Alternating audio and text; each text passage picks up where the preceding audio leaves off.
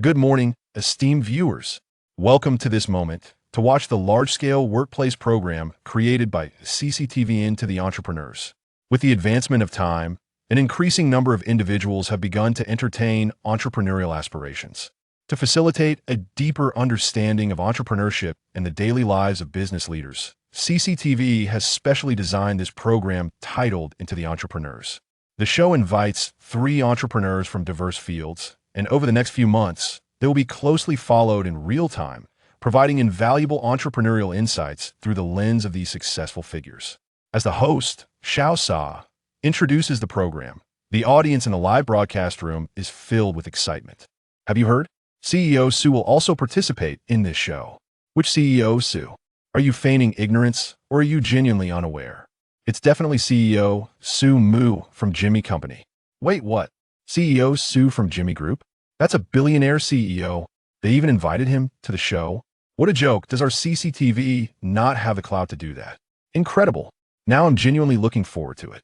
What could the daily life of a billionaire CEO be like? Everyone is likely already familiar with the program's content. After the opening remarks, Xiao Sa promptly announces, "It is now 9 o'clock in the morning, the beginning of a new day. Now, let us follow the camera and into the entrepreneurs." The scene shifts. Inside a luxurious business vehicle, a middle-aged man reclines casually on a leather sofa, crossing his legs, his demeanor exuding the arrogance of someone in a position of power. "Mr. Jia, we will now conduct a brief interview." The atmosphere in the car becomes somewhat serious, and the reporter's tone reveals a hint of nervousness. "All right." Mr. Jia glances at his gold-embellished watch. "But I only have 10 minutes to spare." 10 minutes, the reporter muses. It seems Mr. Jia's daily schedule is quite packed. There's no alternative. Mr. Jia takes a sip of coffee. As a leader of a company, my daily schedule is meticulously planned down to the minute. What time I wake up, arrive at the office, and hold meetings, all these moments are accounted for. Originally, this 10-minute commute to the office should be my time to rest, but if I don't sacrifice it, I fear I won't have any time left for your interview. Gasp. Upon hearing this, not only the reporter, but also the vast audience in the live broadcast room collectively inhaled sharply. If I'm not mistaken, Mr. Jia seems to be the president of the Ling Group with a fortune of billions. Wow. Planning every minute of the day and making even the 10-minute commute meticulously scheduled? That's quite extravagant. This is the stark contrast between ordinary individuals and entrepreneurs unlike me, who spends my days either slacking off or seeking opportunities to do so. And have you noticed? Mr. Jia exudes a strong sense of authority. Just listening to his interview instills a sense of respect. I barely dare to breathe. Of course, after all, he is a billionaire CEO and a leader of a publicly listed company. Without a hint of authority, how could he manage so many subordinates? After watching this interview, the audience in the live broadcast room found themselves somewhat breathless. Mr. Jia's imposing presence was truly overwhelming. Even in casual conversation, every word he uttered conveyed a palpable sense of pressure. With the advantages of status, stature, and wealth, Mr. Jia imparted an air of superiority to the ordinary viewers. Having watched Mr. Jia's interview, I wonder what everyone thinks for me. A phrase involuntarily comes to mind. As Mr. Jia's interview concludes, Xiao Sa continues, that is, with great power comes great responsibility. As the president of a conglomerate and the leader of a company, Mr. Jia's daily itinerary is a race against time. This clearly illustrates that to become an entrepreneur, one must first possess capability, and secondly, one must fully utilize each moment of the day, maximizing the value of every second. Undoubtedly, as a host of CCTV, Xiao SAS summary is remarkably astute, and the audience expresses their appreciation for the insights gained. Without further ado, after concluding the summary, Xiao Sa promptly states, "Next, we shall approach another entrepreneur, the president of Wuyo Media Wang Lei." With this announcement, the scene shifts once more.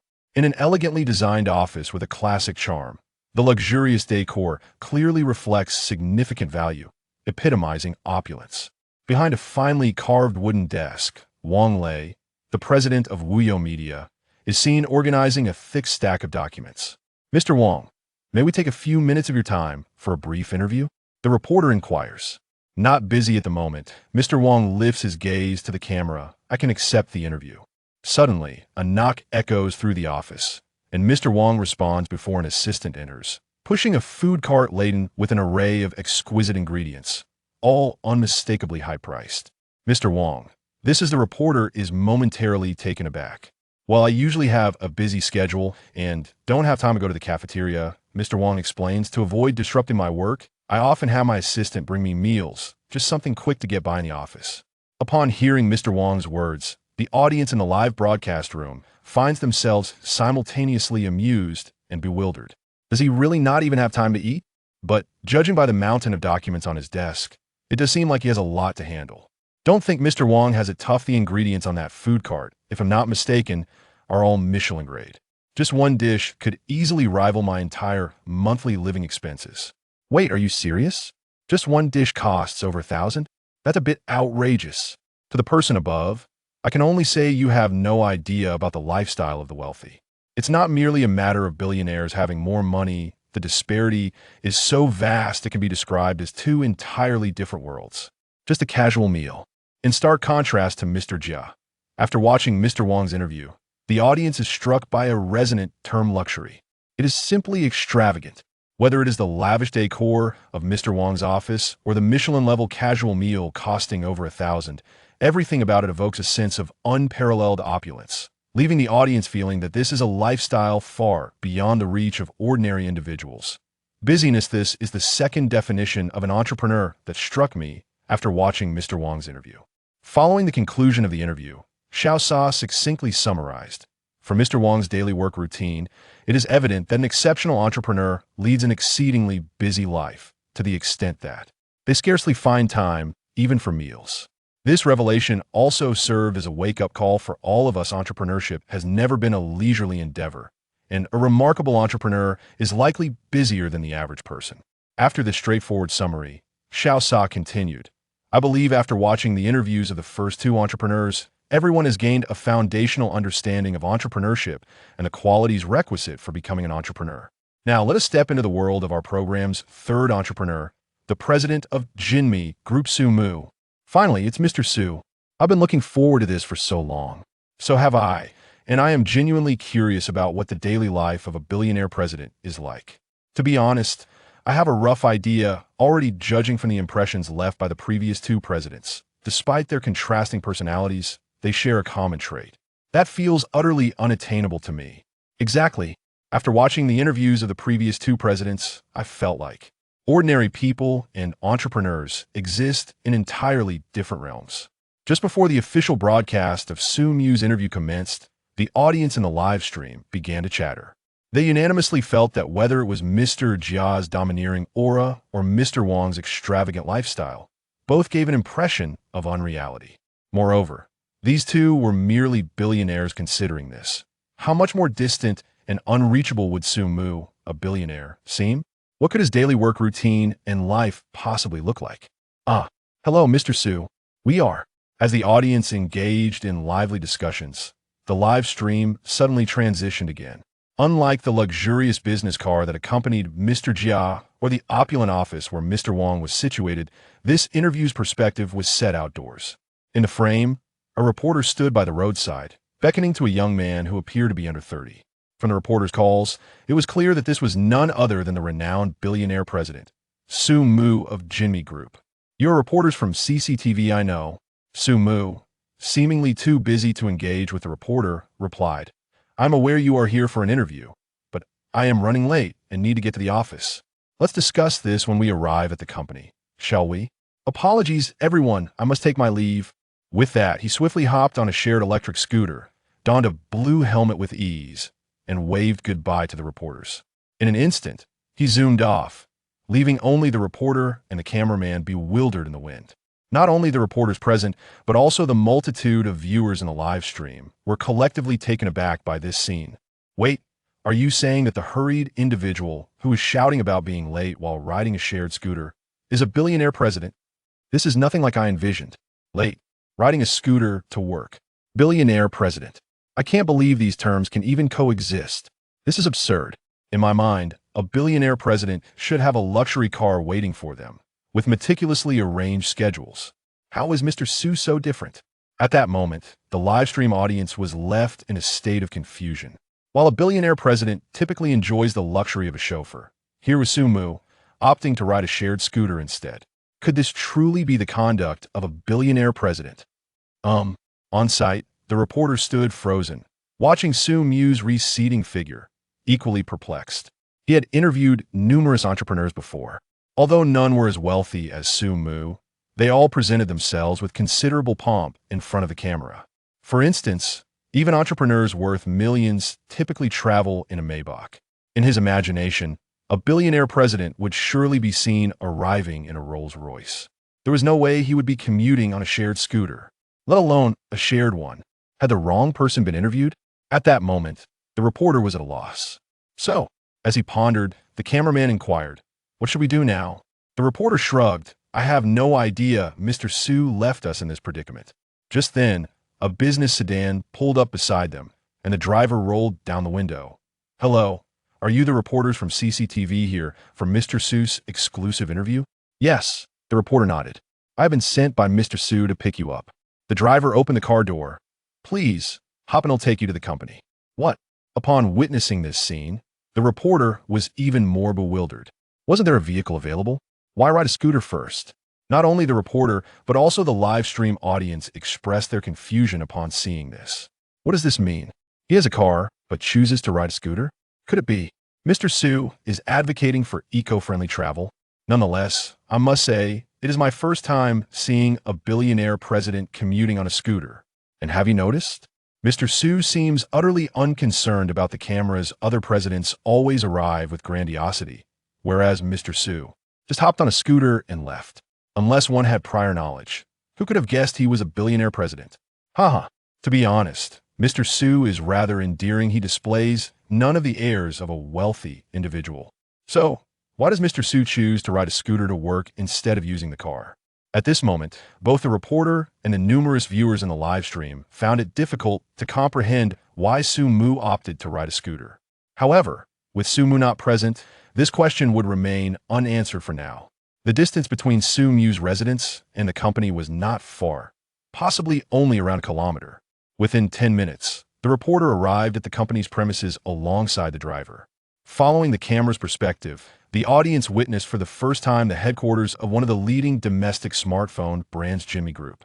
The towering edifice exuded a palpable sense of technology, with a prominent Me logo adorning the top floor, representing a dream company for countless job seekers. This building housed a wealth of talent and boasted cutting-edge technology, with a market value exceeding $1 trillion. But who could have anticipated that the president of such a colossal enterprise would choose to commute on a scooter? "Oh, is that Mr. Su?" Just as the reporter was about to enter the building, he caught sight of a familiar figure in front of a nearby store. "Indeed, that's him," the cameraman confirmed. But what was he doing? However, upon noticing the sign of the store where Sumu was standing, the reporter hesitated. It was a bun shop. Was Sumu buying buns? He found it hard to believe, yet he still approached Sumu's direction. "Dear lady, I truly rushed out without my phone or money."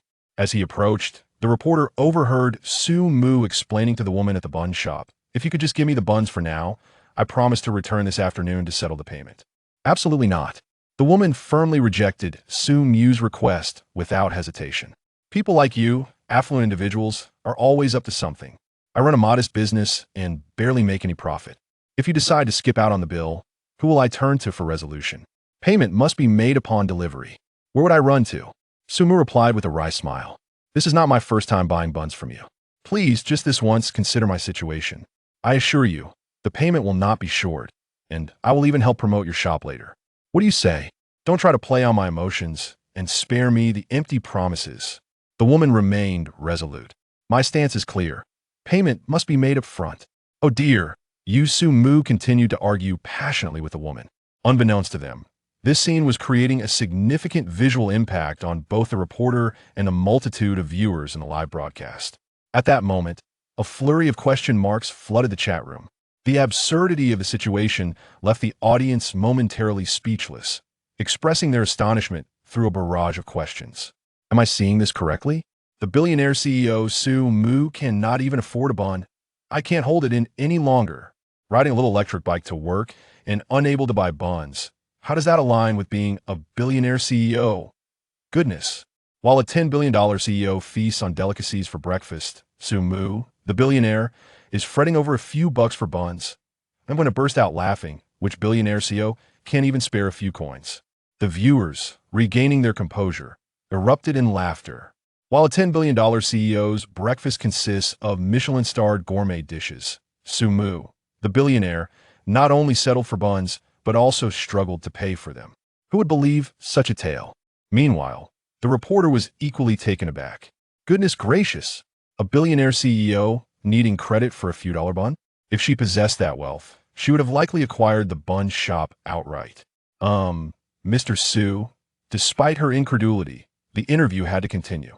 Observing the stalemate between Su Mu and the woman, the reporter felt compelled to intervene, calling out to Su Mu. "Ah Chun, you're just in time." However, upon seeing the reporter, Su Mu displayed no embarrassment. Instead, he seemed to view her as a savior, hastily asking, "Chun, do you have any cash on you? Could you lend me some? I'll pay you back later." Reporter Chun. Camera operator. Audience. Chapter 3. Some CEOs casually spend thousands on a single dish, while others haggle over a 50-cent bun. To be frank, the audience initially believed that Su Mu would exhibit a modicum of restraint after being summoned by the host. After all, he is a billionaire executive, and one would expect him to maintain a certain decorum in front of the cameras. However, to their astonishment, upon spotting the reporters and the cameras, Su Mu not only showed no inclination to rein in his behavior, but instead turned around and asked a reporter for money. Witnessing this scene, the viewers in the live stream burst into laughter. Haha, Su is just too adorable. Not to mention a billionaire CEO. Even I rarely ask anyone for a few bucks these days. Su is truly entertaining, borrowing money and haggling. One might think he is negotiating a multi-billion-dollar project. But it turns out, it's just for a couple of buns, haha. Honestly, at this point, Su gives off a very down-to-earth vibe. Watching his interview feels nothing like the lofty demeanor of other CEOs. Instead, he comes across as quite approachable. Indeed, if you hadn't mentioned that Su is a billionaire, I would never have guessed. He feels so relatable. After a fit of laughter, the audience collectively marveled at how grounded Su Mu truly is, devoid of the pretentious airs typically associated with other CEOs. Whether it was riding an electric scooter to work or borrowing money to buy buns, he exuded a sense of familiarity. Consequently, the viewer's fondness for Su Mu surged significantly. Meanwhile, the reporter, caught off guard by Su Mu and Oppo's request, felt somewhat bewildered. In his perception, a company president would typically handle transactions worth millions. Yet here was Su Mu, a billionaire, asking to borrow a few coins. Was this reasonable? Well, Although perplexed, the reporter silently rummaged through his pockets, only to discover he had a mere 5 yuan in cash. That'll do. Su Mu, undeterred by the amount, accepted the 5 yuan and turned to the vendor, asking, "Excuse me, how much for these?" The vendor glanced at Su Mu and replied, "1 meat bun, 1 vegetable bun, and a cup of soy milk, a total of 5.50. What?" Su Mu exclaimed, "I only have 5 yuan with me. It and Oppo's. A small business. I can't and Oppo's. Haggle," the vendor replied nonchalantly. "Just 50 cents more." Su Mu insisted, "I'll come back later to pay you the rest. Just give me the buns for now, please." Wow, a billionaire CEO personally negotiating, yet unable to strike a deal. Ha ha ha, it's truly laughable. Some billionaires spend thousands on a single dish, while others like this billionaire haggle over 50 cents. Borrowing money, haggling. Really, aside from Su, which billionaire would engage in such relatable antics? This is too amusing. Watching other CEOs' interviews feels like listening to successful individuals share their experiences. But watching Su's interview feels like witnessing the comedic daily life of a quirky entrepreneur. As the viewers continued to laugh, no one anticipated that Su Mu not only sought to borrow money for buns, but would also haggle over 50 cents with a vendor. Fortunately, after some negotiation, the vendor ultimately agreed to sell the buns to Su Mu at a discount of 50 cents. The reporter, observing this interaction, felt a profound sense of astonishment. Firstly, he was surprised that a billionaire CEO like Su Mu would argue over 50 cents with a street vendor. Secondly, he was taken aback by the vendor's apparent stubbornness. After all, Su Mu was a billionaire. It seemed unreasonable for the vendor to deny even 50 cents in consideration. Seizing the moment, as Su Mu walked away with his bun, the reporter discreetly inquired of the vendor, "Excuse me, do you know who he is?" In the reporter Napo's mind, the vendor likely refused to yield even 50 cents due to ignorance of Su Mu's identity. "Of course, he asked the president of Jinmi Group next door." The vendor replied without hesitation. The reporter was momentarily stunned. "You know who he is, so why?" It would have been understandable if the vendor were unaware. However, the fact that she recognized Su Mu as a billionaire and still refused to grant him even 50 cents seemed a tad unbusinesslike. For a vendor like her, establishing a rapport with a billionaire like Su Mu could be a life-changing opportunity. "I get your point," the vendor remarked, noting the reporter's hesitance. Normally, as a business person, encountering such a big boss would mean not just collecting money, but perhaps even offering some food and drinks to build rapport, right? But this guy is different. Casting a glance at Su Mu, who had moved a distance away, she continued, "This guy's character is lacking." Upon hearing this, the live stream audience erupted in excitement. "No way. I can almost smell the gossip brewing. Character lacking? It seems like there's juicy news waiting to be revealed. I knew there had to be a story behind why she wouldn't even spare a few bucks for him. Really? But Su seems quite amiable. He doesn't strike me as the villainous type." To those above, such entrepreneurs are the best at masking their true selves. What you see is merely what he wants you to see. As for what lies beneath, I can only suggest it might be far more sinister than you imagine. The audience was left in disbelief. Could it be that Su Mu, despite his seemingly harmless exterior, was indeed the type of person whose character was so poor that even a few yuan and appos worth of buns was deemed unworthy of being given to him? "Vendor, your statement." The reporter sensed the potential for a major scoop. He quickly signaled the cameraman to shift the focus away from the vendor's face, ensuring her privacy. Once that was secured, the reporter asked, "What exactly do you mean?" "You look like a reporter," the vendor noted, seemingly eager to share. "Let me be straightforward. This guy's been borrowing money, not just today or yesterday. He has borrowed from several shops around here, and he specifically targets elderly vendors." "Frequently borrowing? And only from the elderly? What does that imply? Is he taking advantage of vulnerable groups?" The reporter pressed on. "Of course. We all see him as a big boss, so even if he doesn't mention borrowing, we would often give him food for free. However, but he borrows without ever paying back." The reporter interjected. Considering the vendor's testimony and her earlier mention of Su Mu's questionable character, the reporter couldn't help but connect the dots. Could it be that Su Mu often leveraged his billionaire status to dine on the house at the expense of elderly vendors? Not only the reporter, but the live stream audience also began to draw this conclusion. Is it possible that this Su Mu really does exploit his status, bullying the elderly and indulging in free meals? Wait, isn't Su a billionaire? It is simply impossible for one to take such advantage. A voice from above chimed in. "You must understand, this is not merely a matter of money. It fundamentally pertains to character. After all, some individuals take pride in wielding their power to bully the vulnerable." Goodness, if that is truly the case, then this Su Mu is utterly despicable. The audience had already reached a verdict against Su Mu. However, the next statement from the elderly woman left the crowd in astonishment. "How can that be? Do not speak hastily. Young Su would never engage in such actions." Before the cameras, confronted by the journalist's skepticism, the elderly woman firmly refuted their claims and continued, "Indeed, our intention in offering him complimentary meals was somewhat to forge a connection, but the reality is, this young man is exceedingly sincere. Each time he deferred payment, we never once considered asking him to reciprocate. Yet, after each transaction, he would return with gifts of considerable value, either expensive nutritional supplements or sumptuous fruits worth hundreds. It has always been like this. Without fail, every time he defers payment, we are met with an array of precious gifts in return. Not just me, but all the elderly in this vicinity have received from him.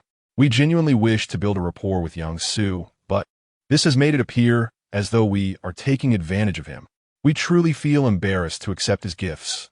Thus, we have collectively decided to refrain from asking him for credit in the future, lest he finds yet another opportunity to bestow us with gifts."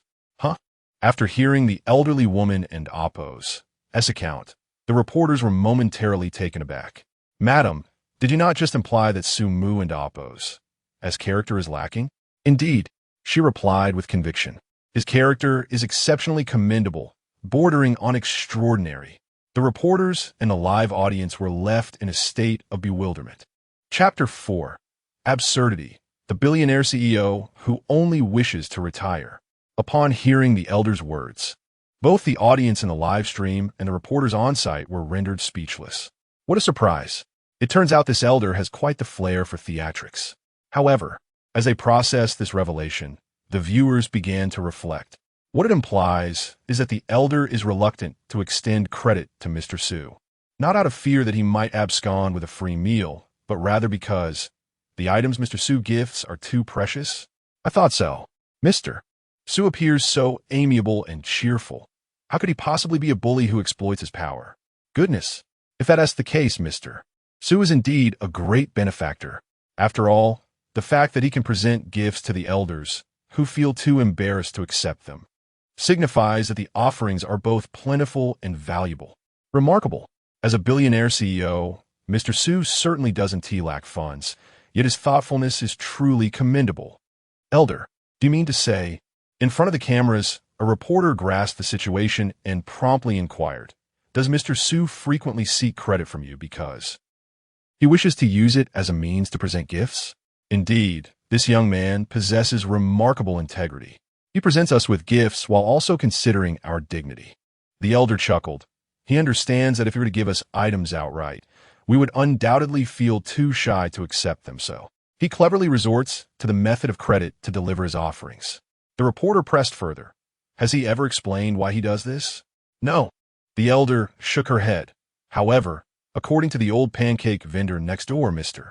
Su is well aware that it's challenging for us elderly folks to earn a living. Thus, even though we set up our stalls in front of his company, he doesn't complain and even occasionally brings us some items. My dear, let me tell you, our primary customers are the employees of Mr. Su's company." At this point, the elder became somewhat emotional. "You see, we old folks are essentially relying on Mr. Su's company for our livelihood. His decision not to charge us for our stalls or to chase us away is already a tremendous blessing. So how could we bear to accept his gifts?" With these words, the audience began to realize an important point. Indeed, this area is a commercial district. How could there be stalls or breakfast shops right beneath a corporate building? Until the elder mentioned it, no one had noticed. But after her narration, the audience finally understood that this situation must be orchestrated by Sumu. There's a saying that goes. Just then, the host, Xiao Sa, interjected with a voice that resonated throughout the live stream. "If I see the elderly in need of assistance, I will certainly step forward to help. Not for any other reason, but so that when my parents grow old, there will be someone willing to help them in their times of trouble." I believe that for Sumu, this billionaire CEO, the concept of money is merely a string of numbers. However, while money has a price, goodwill is priceless. To possess the ability to remain grounded and willing to assist the underprivileged while enjoying immense wealth is a quality that deserves admiration from all of us, especially entrepreneurs. Well said. Xiao Sa's timely summary stirred the emotions of all the viewers in the live stream. Xiao Sa articulated it perfectly. "I assist others' parents in the hope that when my own parents are in need, there will be those willing to lend a hand." This sentiment is utterly valid. So touching. If all entrepreneurs in today's market were like Mr. Su, I would have to fear for my parents' safety when they step outside. And have you noticed? Other entrepreneurs, when they do something minor, shout it from the rooftops, but Mr. Su. If the elder hadn't mentioned it, no one would have known about his benevolent acts. Not for fame or profit. Such pure altruism is truly a rarity in this era, especially among entrepreneurs. In that moment, the audience in the live stream was deeply moved. Although such acts of kindness may not pose a challenge for a billionaire like Sumu, the fact that he, while engaging in billion-dollar transactions, can connect with these elderly individuals and assist them without ulterior motives or aspirations for recognition speaks volumes about his character. Such a quality is indeed priceless. My dear, you're a reporter, correct? In front of the camera, the elder addressed Chun, the reporter, a boss as conscientious as Mr. Su deserves public commendation. Such a wealthy yet compassionate individual is exceedingly rare. Absolutely, you can count on it, Elder. Chun, the reporter, nodded affirmatively. While internally elevating his opinion of CEO, Su moved several notches. Meanwhile, on the other side, Su Mu ambled along, munching on a bun, his thoughts swirling. Time passes swiftly.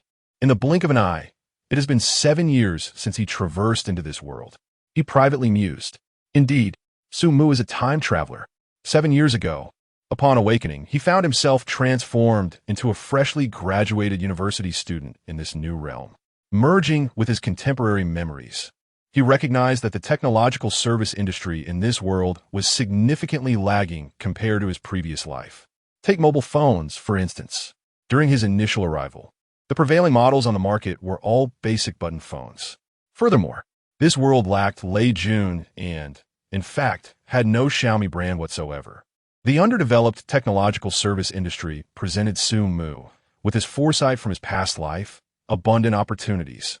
Perhaps he could replicate the successful path of Lei Jun. Without hesitation, Su Mu embarked on this venture. After conceiving the idea, he immediately set his plans into motion. Prior to this, perhaps due to the typical advantages of a time traveler, he discovered that his business acumen was extraordinarily advanced. Initially somewhat oblivious to entrepreneurship, he quickly identified numerous opportunities in the current market upon his arrival. Harnessing both the foresight of his past life and his exceptional business intellect, Su Mu founded Jinmi Enterprises from scratch, mirroring Lei Jun's deep dive into the mobile technology sector. Remarkably, within just under 7 years, he successfully propelled Jinmi Mobile to the forefront of domestic brands, achieving a market value exceeding $1 trillion. That entrepreneurial journey stands as a resplendent testament to success, a remarkable saga that would be revered in any era and by any observer. Under Su Mu's leadership, the team made one sound decision after another, guiding Jinmi from a small workshop to its current status as a leading enterprise. That experience was nothing short of awe-inspiring. Yet, should you ask Su Mu how he feels about this journey, he would unhesitatingly reply, exhausted, utterly drained. Indeed, the 7 years of entrepreneurship have afforded Su Mu financial freedom while simultaneously leaving him utterly fatigued. If you were to inquire about his greatest wish moving forward, he would not respond with aspirations of elevating the company to even greater heights or chasing after the titles of the nation and Oppo's or the world's richest. Instead, he would languidly utter, I simply wish to retire.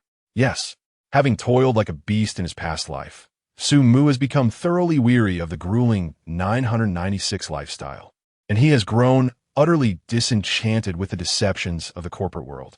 At present, he has amassed sufficient wealth to last several lifetimes, and with no worries about food and drink, he genuinely wishes to indulge in idleness. What? You inquire why, despite possessing the capability, he does not strive for greater success? Absurd. In a past life, he toiled like a beast for the better part of his existence. Having now been granted the rare opportunity to live anew and achieve financial independence, must he return to the yoke of labor? Are entrepreneurs not akin to beasts of burden? Nonsense. They are merely elevated beasts, earning greater sums. Not for him. He solely desires to savor life. This encapsulates Su Mu's current outlook. Otherwise, he would not adhere to a strict schedule of clocking in and out each day. However, as the adage goes, with greater ability comes greater responsibility. Su Mu has expressed a desire to retreat into the background, to become a hands-off manager. Yet, both shareholders and the board unanimously oppose this, pleading with him not to depart. Reluctantly, out of a sense of obligation, Su Mu ultimately remains. Fortunately, his colleagues are lenient, imposing minimal demands on him at work, merely establishing a simple schedule for attendance. Thus, while Su Mu is not a hands-off manager, his situation is not far removed from it. His days at the company are relatively easy and pleasant. President Su. Just as Su Mu was lost in thought, the voice of reporter Chun suddenly echoed from behind. Could I trouble you for a moment? May we conduct a brief interview? No problem, Su Mu replied, pausing and offering a faint smile to the camera. Of course. After all, this is a splendid excuse for a little break. Chapter 5. The billionaire CEO is afraid of being late for work. What an uncommon vocabulary. In this life, Su Mu, in contrast to Lei Busi of the previous existence, possesses a remarkably significant distinction. Unlike Lei Busi, who frequently appeared in the public eye to foster a deeper connection with consumers and understand their needs, Su Mu had a clear vision from the outset of his entrepreneurial journey. He was confident in his method to achieve success, thus dedicating himself to hard work during the entire startup phase. Consequently, unlike Lei Busi, who became a celebrity after his entrepreneurial success, Su Mu, despite his accomplishments, remains relatively unknown.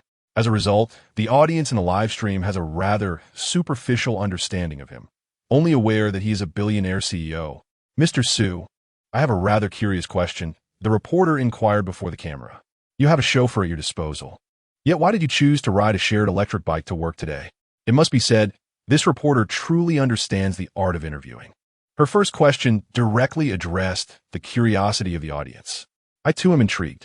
With a luxury car available, why would Mr. Su opt for a shared electric bike? Is it indeed, as someone suggested, a commitment to low-carbon commuting? Could it be possible that Mr. Su has an interest in the shared electric bike industry and is personally conducting research by experiencing the market's electric bike products? Indeed, under the lens of the CEO's persona, the audience unanimously believed that Su Mu's choice to ride an electric bike to work must have a purpose. After all, a billionaire CEO should make a statement when leaving. How could he forego a luxury vehicle for a shared bike? Surely, there must be a significant reason behind this choice. When confronted with the question, Su Mu shyly scratched his nose and replied, "Because I was in a hurry." In a hurry? The reporter pondered and pressed further. So, Mr. Su, does that imply that your work today is quite busy, yet you also have some expectation for the shared electric bike industry? Hence, you took the time to experience it as a form of small-scale research? The reporter and Oppo's line of thought mirrored that of the audience, believing there must be an important reason behind Su Mu's choice to ride the bike. After all, extraordinary occurrences often have underlying motives.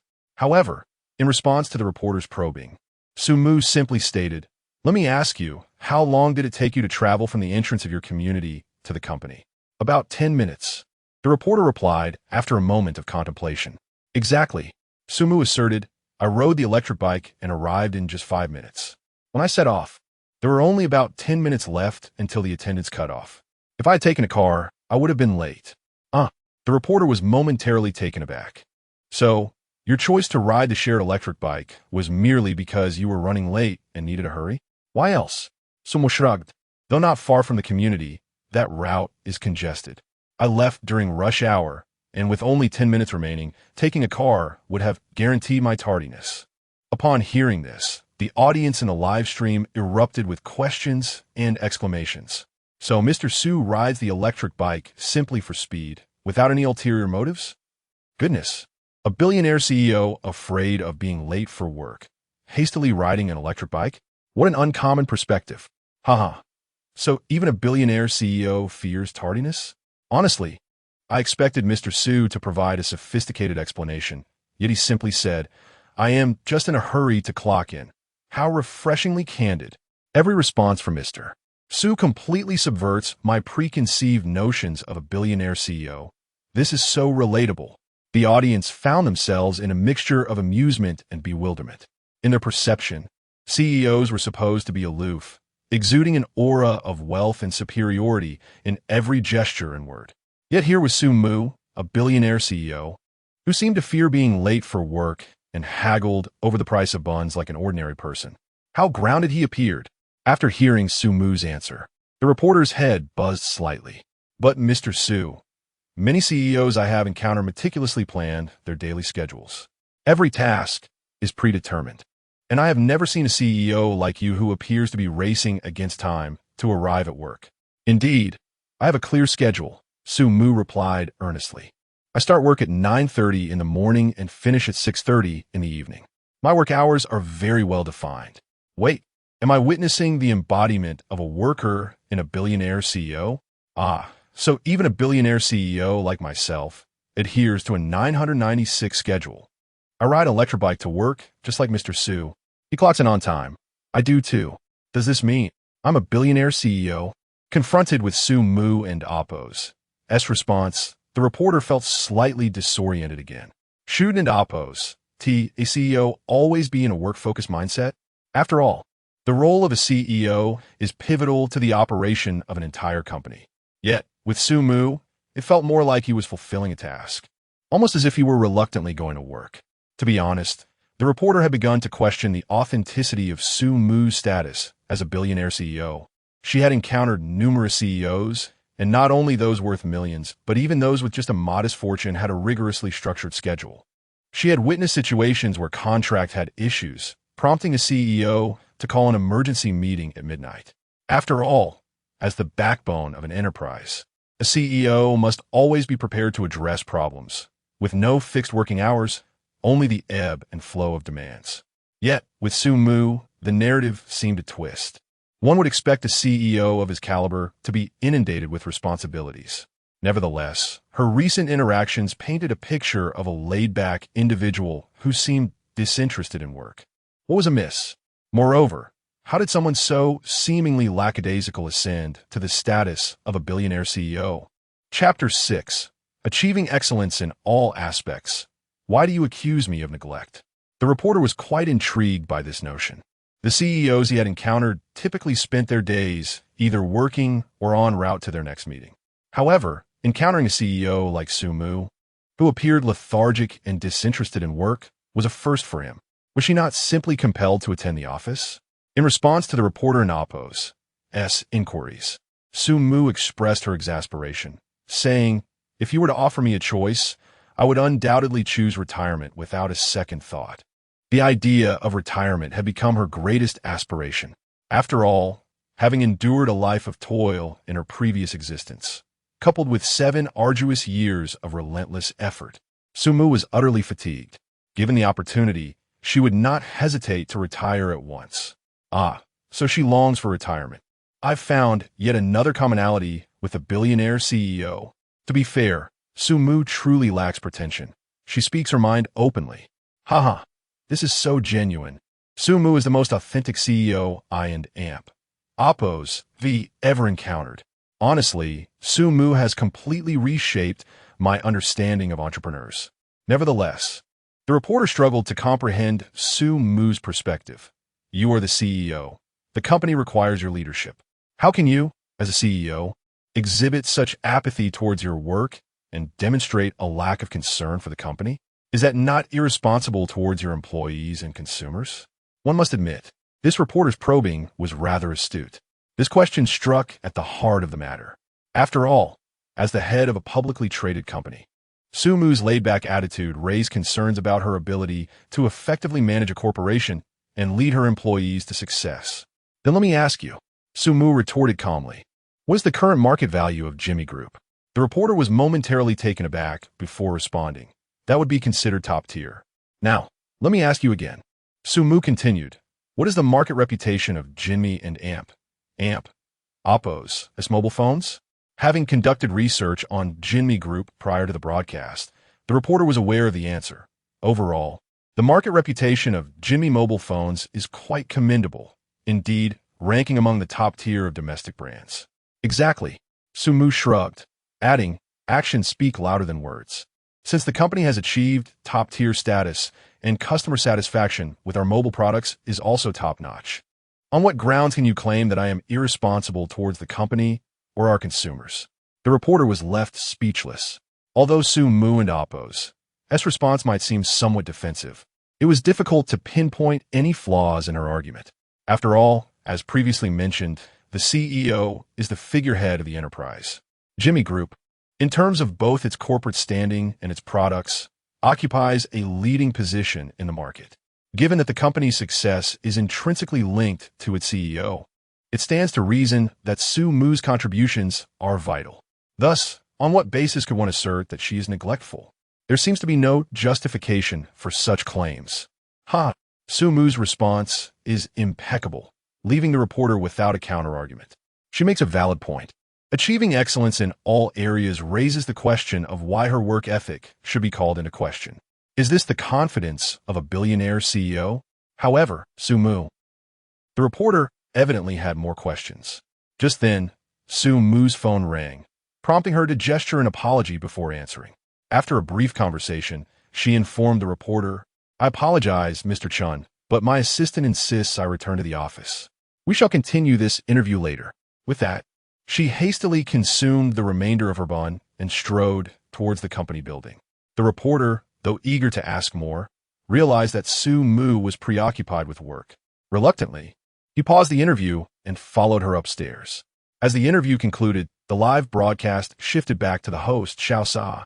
Initially, it seemed they would transition into a summary, but Xiao Sa appeared momentarily flustered, only regaining composure after several seconds to remark, having witnessed Su Mu's interview, "I can only say, she truly embodies the essence of a billionaire CEO. Unlike the other entrepreneurs, if I were to describe her in one word, it would undoubtedly be down to earth, clocking in on time, riding a shared electric bike to work, borrowing money for buns, and haggling over 50 cents. Such mundane occurrences are entirely incongruous with the image of a billionaire CEO, yet they all transpired in Su Mu's life. I must say, despite her immense wealth, she leads a life as unpretentious as an ordinary individual. This quality of remaining true to oneself, untainted by fame and fortune, is indeed worthy of emulation for every entrepreneur. Wow, Xiao Sa is indeed a star host. Even tardiness and slacking off can be portrayed as a positive lesson. However, to be fair, Su Mu is exceptionally down to earth. It's rare for a billionaire CEO to lead such a humble life. I even suspect that Xiao Sa was momentarily at a loss for words, perhaps searching for the right phrasing. After all, who among billionaire CEOs isn't preoccupied with work and haggling over buns? Ha! Su Mu is remarkably relatable. Now, with the preparatory phase for the CEOs concluded, Xiao Sa took a deep breath and continued. Next, let us follow the cameras to observe how the CEOs approach their work. As Xiao Sa announced this, the camera switched to the billionaire CEO, Mr. Jia. Upon the camera's transition, it was evident that Mr. Jia was still engrossed in his tasks. After 5 minutes of diligent work, he finally looked up to address the reporter. "I apologize, but I am indeed quite busy at the moment." "That is quite all right, Mr. Jia. It's normal for a CEO to be busy," the reporter replied before inquiring. "I noticed you spent nearly 10 minutes reviewing that document. Yet your desk is piled high with similar files. Are all of these part of today's workload?" As he spoke, the camera focused on Mr. Jia's desk, revealing a thick stack of documents, appearing to be at least 30 in number.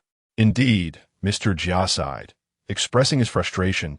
"These documents pertain to the operations of the company, and I must review as many as possible in the next hour because I have a meeting scheduled shortly." "Huh?" The reporter was taken aback. "But with so many documents, an hour seems rather tight." "There is no alternative," Mr. Jia replied. "In the afternoon, I need to meet with an investor, and there are some minor issues in the marketing department that I must address. If I don't complete this review within the hour, I will have to return to the office tonight to finish it." "Well, I must take my leave," Mr. Jia interjected. "I have pressing tasks ahead, so I need to focus on my work."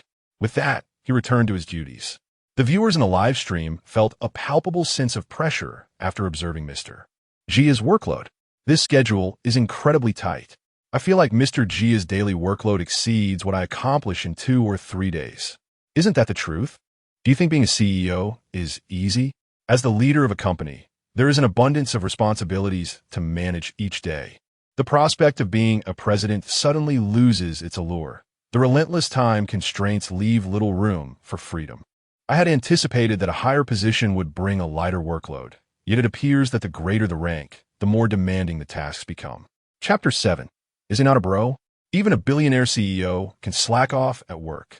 In the wake of gaining insight into General Manager Jia's daily work routine, a significant number of viewers began to develop a sense of resistance towards the position of CEO. After all, a life so tightly packed with obligations and devoid of any semblance of freedom was far from what they envisioned. Amidst the viewers' discussions, the scene transitioned once more to the exclusive interview with the billionaire CEO, Mr. Wang.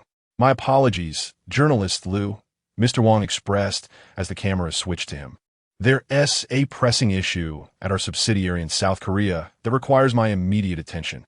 I regret that recording may not be feasible right now. Please interview my vice president temporarily. Rest assured, I will return by tonight at the latest, and we can resume recording tomorrow." Without waiting for a response, he turned and hurriedly exited, clearly indicating the urgency of the situation. Wait, he is off to South Korea just like that? It seems this is quite a significant matter. Seriously? The CEO has an endless array of tasks at the company, and now he has to personally handle issues abroad? Going and returning on the same day? If I recall correctly, flying there takes at least 2 hours, plus the time spent on boarding and waiting. That is a minimum of 5 to 6 hours of sheer exhaustion. Traveling is tiring, and dealing with problems surely takes up more energy. I feel I wouldn't be able to endure such a schedule. After observing the work routines of both General Manager Jia and Mr. Wang, the audience was struck by the arduous nature of being a CEO. Their days were packed with responsibilities, and they often had to fly internationally. The pressure of the job seemed overwhelming. Wasn't it said that higher positions came with lighter workloads? Wasn't it supposed to be that the more one earned, the happier one would be? The audience could see that the lives of these two CEOs were anything but easy. The salary of a CEO must be substantial, yet their lives did not appear very joyous. So, what was the purpose of being a CEO? Was it merely to seek hardship and endure suffering? Thus, the audience's illusions about the life of a CEO were largely shattered. Just then, as Mr. Wang's interview concluded, the camera shifted to the live interview studio featuring Su-mu. Oh no, another solo kill. Is your jungler even playing? Can they not secure a gank? However, in stark contrast to the busy and weary demeanor of the previous two CEOs, the moment the camera switched, the billionaire CEO Su-mu was fervently critiquing the game on his computer screen. What? Are you kidding me? The $10 billion CEO is flying around the globe, while the $100 billion CEO barely has time to speak, and you, the $1 trillion CEO, are playing League of Legends during work hours. Haha. So the $1 trillion CEO plays top lane and rants about the jungler when getting solo killed. Seriously, can't they secure a gank? This is the $1 trillion CEO we're talking about. Slacking off at work? Well, it seems I'm no different from the $1 trillion CEO now. Upon witnessing Su-mu playing games during work hours, the viewers in the live stream erupted in laughter. The $10 billion CEO was en route to handle matters abroad, while the $100 billion CEO was diligently revising documents, even struggling to find time to utter a few words. And here was the $1 trillion CEO indulging in gaming? Was this appropriate? Was this right? Oh no, another loss. I can't carry this team. What terrible teammates. Finally, with the screen showing the explosion of the crystal, Su-mu's 08 Yasuo faced a humiliating defeat in this bronze match. Mr. Su, we are currently recording. Seeing Su-mu so engrossed in gaming, the journalist quietly reminded him. Oh, we're recording. It appeared Su-mu had just realized they were live. He turned to the camera and said, "Dear viewers in the live stream, I must warn you, never play top Yasuo. It truly harms both yourself and your team." Haha. Mr. Su is surprisingly considerate. To be honest, I just watched Mr. Su's gameplay, and how should I put it? I finally found a flaw that surpasses even Mr. Su. Mr. Su, Yasuo is not for you. Take my advice and play Malphite. Given your intellect, you would dominate. I'm going to die laughing. Watching the first two CEOs' interviews was pure stress, and now with Su-mu. It's just absurd. The audience was in stitches, declaring that even the $1 trillion CEO could not resist the allure of Yasuo. Mr. Su's comments left the reporter speechless. The program team had invited Su-mu to share his daily life as a $1 trillion CEO to provide the audience with entrepreneurial insights, learning valuable lessons from his work routine, not to watch him play games. Mr. Su, isn't this supposed to be work time? Noticing the tone was veering off course, the journalist hastily interjected. TSK, even during work, one should balance work and leisure. Su-mu earnestly replied, taking a break to play a game is entirely normal. The reporter looked utterly dumbfounded. But Mr. Su, you've been sitting in the office for half an hour, and aside from playing this game, you haven't done any work. Balancing work and leisure must at least involve some work. You started gaming as soon as you sat down. Where's the balance? This is pure leisure. No, I assure you I have been working. Although Su did not seem to care about the camera, it was evident that slacking off was not quite right. So, in response to the reporter's inquiries, Su began to frantically make excuses. Actually, what appeared to be gaming was actually. Yet, after a moment of hesitation, Su could not come up with a solid justification. After stammering for a while, his gaze landed on the router beside him, and an idea struck him. Actually, I was testing the internet speed. Huh? Su's abstract response instantly sent the live audience into laughter. Mr. Su, if you can't find an excuse, just admit it. This excuse seems a bit too far-fetched. Haha, I never expected Mr. Su to invoke internet speed testing. Honestly, Mr. Su, it would have been better to say you're exploring the gaming industry. Playing games now is to find entrepreneurial goals. Well, the person above, you should become Mr. Su's spokesperson. On the scene, the reporter felt utterly speechless at Su's answer. What? Am I not clever? You're using such a simplistic excuse to brush me off? Mr. Su, as the president of a company, as an entrepreneur, you really should. The reporter attempted to reason with him. Publicly playing games during work hours could negatively impact your employees if word gets out.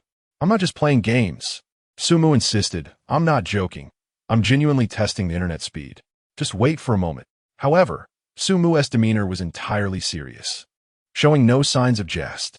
He seemed to remember something halfway through his explanation, gesturing for the reporter to wait, and then he picked up a pen and paper, immediately beginning to jot down notes. Chapter 8. Is it true that one develops a router to ensure an uninterrupted gaming experience? Upon witnessing this scene, the reporter found herself utterly bewildered. Why not simply indulge in gaming? After all, as a billionaire CEO, no one could impose restrictions on your leisure activities. Was this all an elaborate ruse to obscure the truth while feigning busyness? What on earth were you occupied with? The cameraman attempted to capture a glimpse, but was thwarted by Su, who declared it a commercial secret, not to be disclosed. Naturally, the crowd was skeptical. How could a mere game yield commercial secrets? This was nothing short of absurd. What does this mean? I can't quite discern whether CEO Su is merely acting or genuinely engrossed in work. I doubt he is working, given. Look at his computer desktop. Games are still queuing up. How can he possibly be working? Didn't they say CEO Su doesn't care about the cameras? Why is he putting on a show now? Come on, this is a CCTV interview. Surely CEO Su must pretend to be a diligent leader. The audience was equally unconvinced that Su was genuinely working. After all, the League of Legends game was still in the queue on his computer. What work could Su possibly be engaged in? Most likely, he sought to appear as a serious leader before the cameras. Could you possibly divulge what you mean by commercial secrets? The reporter inquired, observing Su, who was busily scribbling notes. Certainly, since you've asked, I shall reveal a bit. While gaming, I noticed intermittent fluctuations in the network. This isn't the first time I've encountered this issue, several times.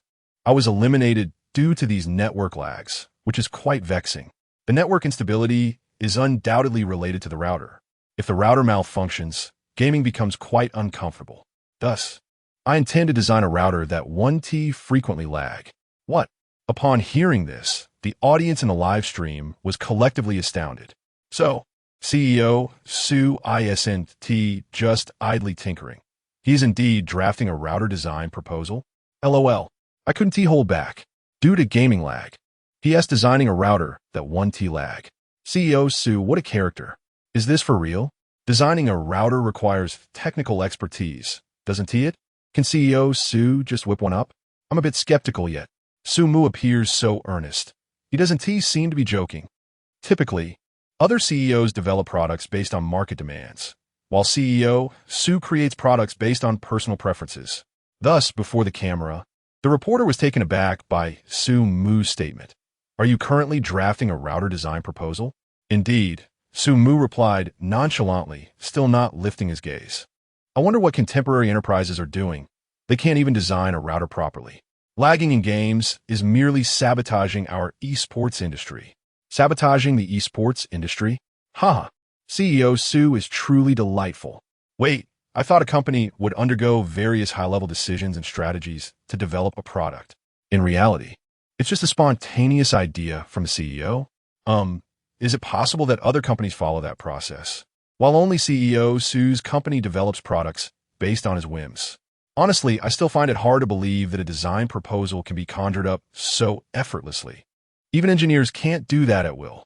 At the scene, the reporter found herself momentarily speechless. She too struggled to believe that Su Mu was genuinely drafting a development proposal. After all, while routers may be small, their development certainly demands a degree of technical knowledge. Yet, you mean to tell me that after losing a game due to lag, Su Mu, in a fit of rage, decided to design a lag-free router on the spot? This seemed rather hasty and implausible. However, just as the reporter remained perplexed, Su Mu set down his pen and called over his assistant. Shaoli, please deliver this proposal to the R&D department and have them expedite the development. To be frank, up until now, both the reporter present and the audience in the live stream remained in a state of disbelief. Mere moments ago, Su Mu was engaged in gaming, and now he had drafted a development proposal, intending to hand it over for production. This was rather outrageous. Yet, in response to Su Mu's command, the assistant Xiao Li appeared unfazed, nodding in acknowledgement before preparing to leave with the freshly penned design proposal. Upon witnessing this, reporter Chen's confusion deepened. Wait, even if the CEO had a sudden inspiration, was the assistant truly going to execute it? Excuse me, CEO Su, she said, overwhelmed with questions. Given the uncertainties surrounding Su Mu's reliability, reporter Chen opted to temporarily part ways with him and catch up with the assistant Xiao Li, who had already stepped out of the office. Xiao Li, could you please wait a moment? Reporter Chen hurriedly approached, accompanied by the cameraman. What's the matter, Reporter Chen? Xiao Li was evidently aware of the interview's context. About that proposal in your hands, Reporter Chen inquired. Are you really planning to submit it to the R&D department for production? Yes, Xiao Li nodded. In our company, design proposals personally handed to us by CEO Su are prioritized above all else. But, do you know how this proposal came about? Reporter Chen found herself at a loss for words. After all, this was an internal company matter, and she had no authority over it. Nevertheless, the intricacies involved were too compelling to ignore, prompting her to ask directly, do you know how this proposal originated? CEO Su designed it himself. Xiao Li shrugged, replying casually. Typically, design proposals that emerge from CEO Su's office are his own development plans. What? The confusion on the reporter's face intensified. Xiao Li and Oppo's response indicated that she had some understanding of the proposal and Oppo's origins. Moreover, from her tone, it seemed this was the first time Su Mu had acted in such a manner. Reporter Chen, I can empathize with your current feelings, Xiao Li remarked. Having noticed Chen's bewilderment, she sighed and explained, initially, I found it difficult to comprehend as well. How could a CEO, who isn't a designer or engineer, spontaneously produce a design proposal at any moment? But unfortunately, that is the reality. Xiao Li exhibited a demeanor of someone who had grown accustomed to it all.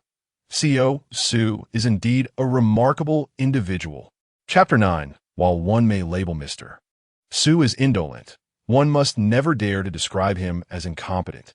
Even though Xiao Li appeared to adopt an attitude of resignation, acknowledging the stark reality, Chen, the journalist, still found it difficult to accept this situation.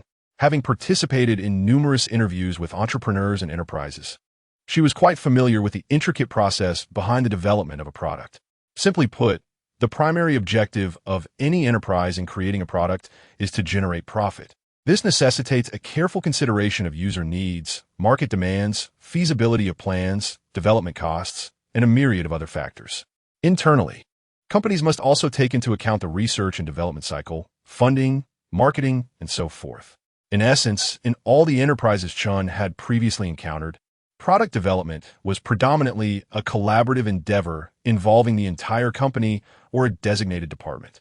Unlike Jinmi, where the president whimsically conceived an idea, hastily drafted a design, passed it to an assistant, and then directly sent it to the R&D department for production. This seemed fundamentally flawed. Assistantly, do you not think? Chen inquired, puzzled.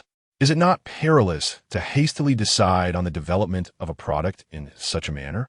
Logically, such a decision would indeed appear rash, with substantial risks involved.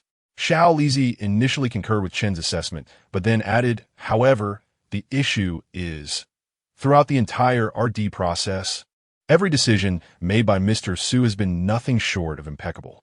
Allow me to illustrate. Xiao Lizi thought that mere words lack persuasive power, so he removed his headphones.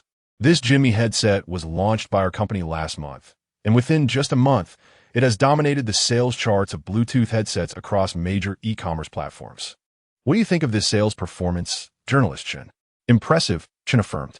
Achieving the top market sales within a month signifies that this is indeed a successful product. However, Xiao Lizi continued nonchalantly. This product was actually conceived during a gaming session when Mr. Su, frustrated by the significant latency of his Bluetooth headset, was eliminated by an enemy before he could even hear their footsteps. In a fit of rage, he spent 20 minutes designing this Bluetooth headset, including the overall design scheme and the aesthetic blueprint. What? The moment Xiao Lizi uttered these words, the viewers in the live broadcast erupted in astonishment. What on earth are you telling me? This Bluetooth headset was designed by Mr. Su in 20 minutes? Surely you jest.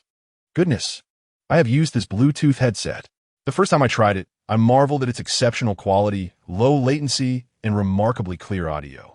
I had assumed it was crafted by a renowned designer, and now you tell me it was Mr. Su who designed it in just 20 minutes? This is truly absurd.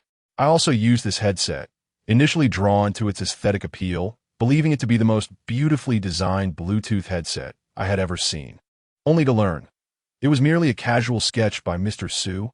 Is this for real? No wonder I found it so easy to hear footsteps while playing CS. It turns out, it was specifically designed by Mr. Su to enhance auditory clarity. The audience collectively stood in disbelief. Many who had experienced the headset were utterly flabbergasted. Who could have imagined that a headset offering unparalleled user experience, minimal latency, and exquisite design could be the fruit of Mr. Su's 20-minute endeavor? Furthermore, it was born out of his dissatisfaction with existing Bluetooth headsets on the market. Remarkably, not only did this headset receive widespread acclaim, but it also ascended to the pinnacle of the Bluetooth headset market. Surely, this cannot be a prank. In the venue, after hearing the assistant's account, the journalist was left equally astounded. A design crafted in such a casual manner not only garnered widespread accolades, but also achieved industry leadership. This was beyond absurd. It fundamentally reshaped Chun and Oppo's understanding of product development. To speak candidly, after their brief interactions, Chun had perceived Mr. Su as a lackadaisical president, one who was indifferent to company affairs and merely coasting along, embodying the essence of complacency. Yet the fact remained, that which he had casually created had propelled the company to industry dominance. Journalist Chun, let me clarify, the assistant seemed to sense Chen's skeptical thoughts. While it is true that Mr. Su has become somewhat lethargic in his work approach over the past few years, do not be deceived by his seemingly idle demeanor, as if he is merely biding time until retirement. The brilliance he possesses when ignited produces insights that are undoubtedly among the finest in the current market. Xiao Lizi spoke with earnestness. Despite sounding like hyperbole, given the seriousness of his demeanor in Mr. Su and AMP, Oppo's remarkable achievement in creating the industry and AMP, Oppo's leading Bluetooth headset, it seemed to be an undeniable truth. However, Chun still struggled to comprehend. Even if Mr. Su is indeed astute, such a languorous disposition is unbecoming of a president. No matter how clever he may be, this lackadaisical attitude could hinder the company's progress. The success of any enterprise is unequivocally tied to the president's strategic vision. Furthermore, as the market is ever evolving, corporate strategies must be continuously adapted. Yet, Mr. Su's current demeanor hardly inspires confidence in his ability to effectively strategize for the company. You are correct, journalist Chun, but you may find this hard to believe, the assistant replied.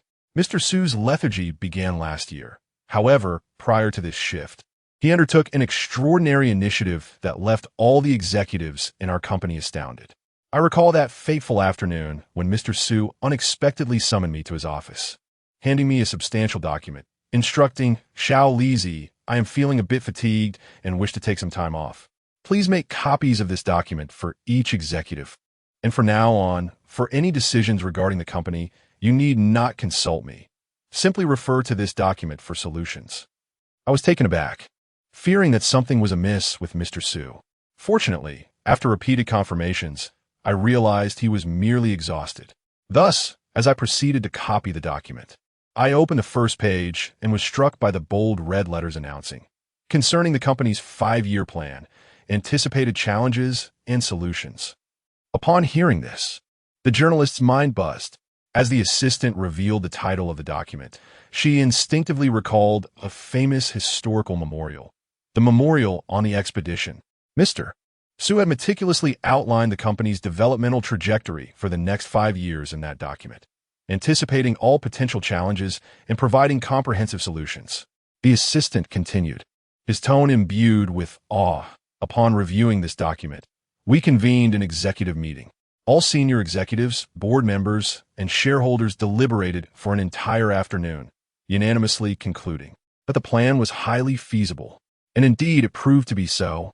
Over the past year, although Mr. Su had stepped back from managing company affairs, the company successfully operated according to the plan he had devised, with everything unfolding precisely as he had predicted. Thus, journalist Chun, is not that General Manager Su is genuinely neglecting his duties or lacks concern for the company. Rather, he has already meticulously charted the course for the company's future endeavors. In conclusion, the assistant lightly smiled and remarked, "Our company has recently taken to joking that while you may claim General Manager Su to be lazy, you can never assert that he is incompetent." Chapter 10. How did the trillion-dollar enterprise educate its employees? At this moment, after listening to Assistant Lee and Appo's account, reporter Chin stood frozen in place, her mind buzzing and her spine tingling with disbelief. She struggled to comprehend that the seemingly idle and lackadaisical Su Mu had, just a year prior, single-handedly devised a grand blueprint for the development of a trillion-dollar enterprise over the next 5 years. This was no ordinary company.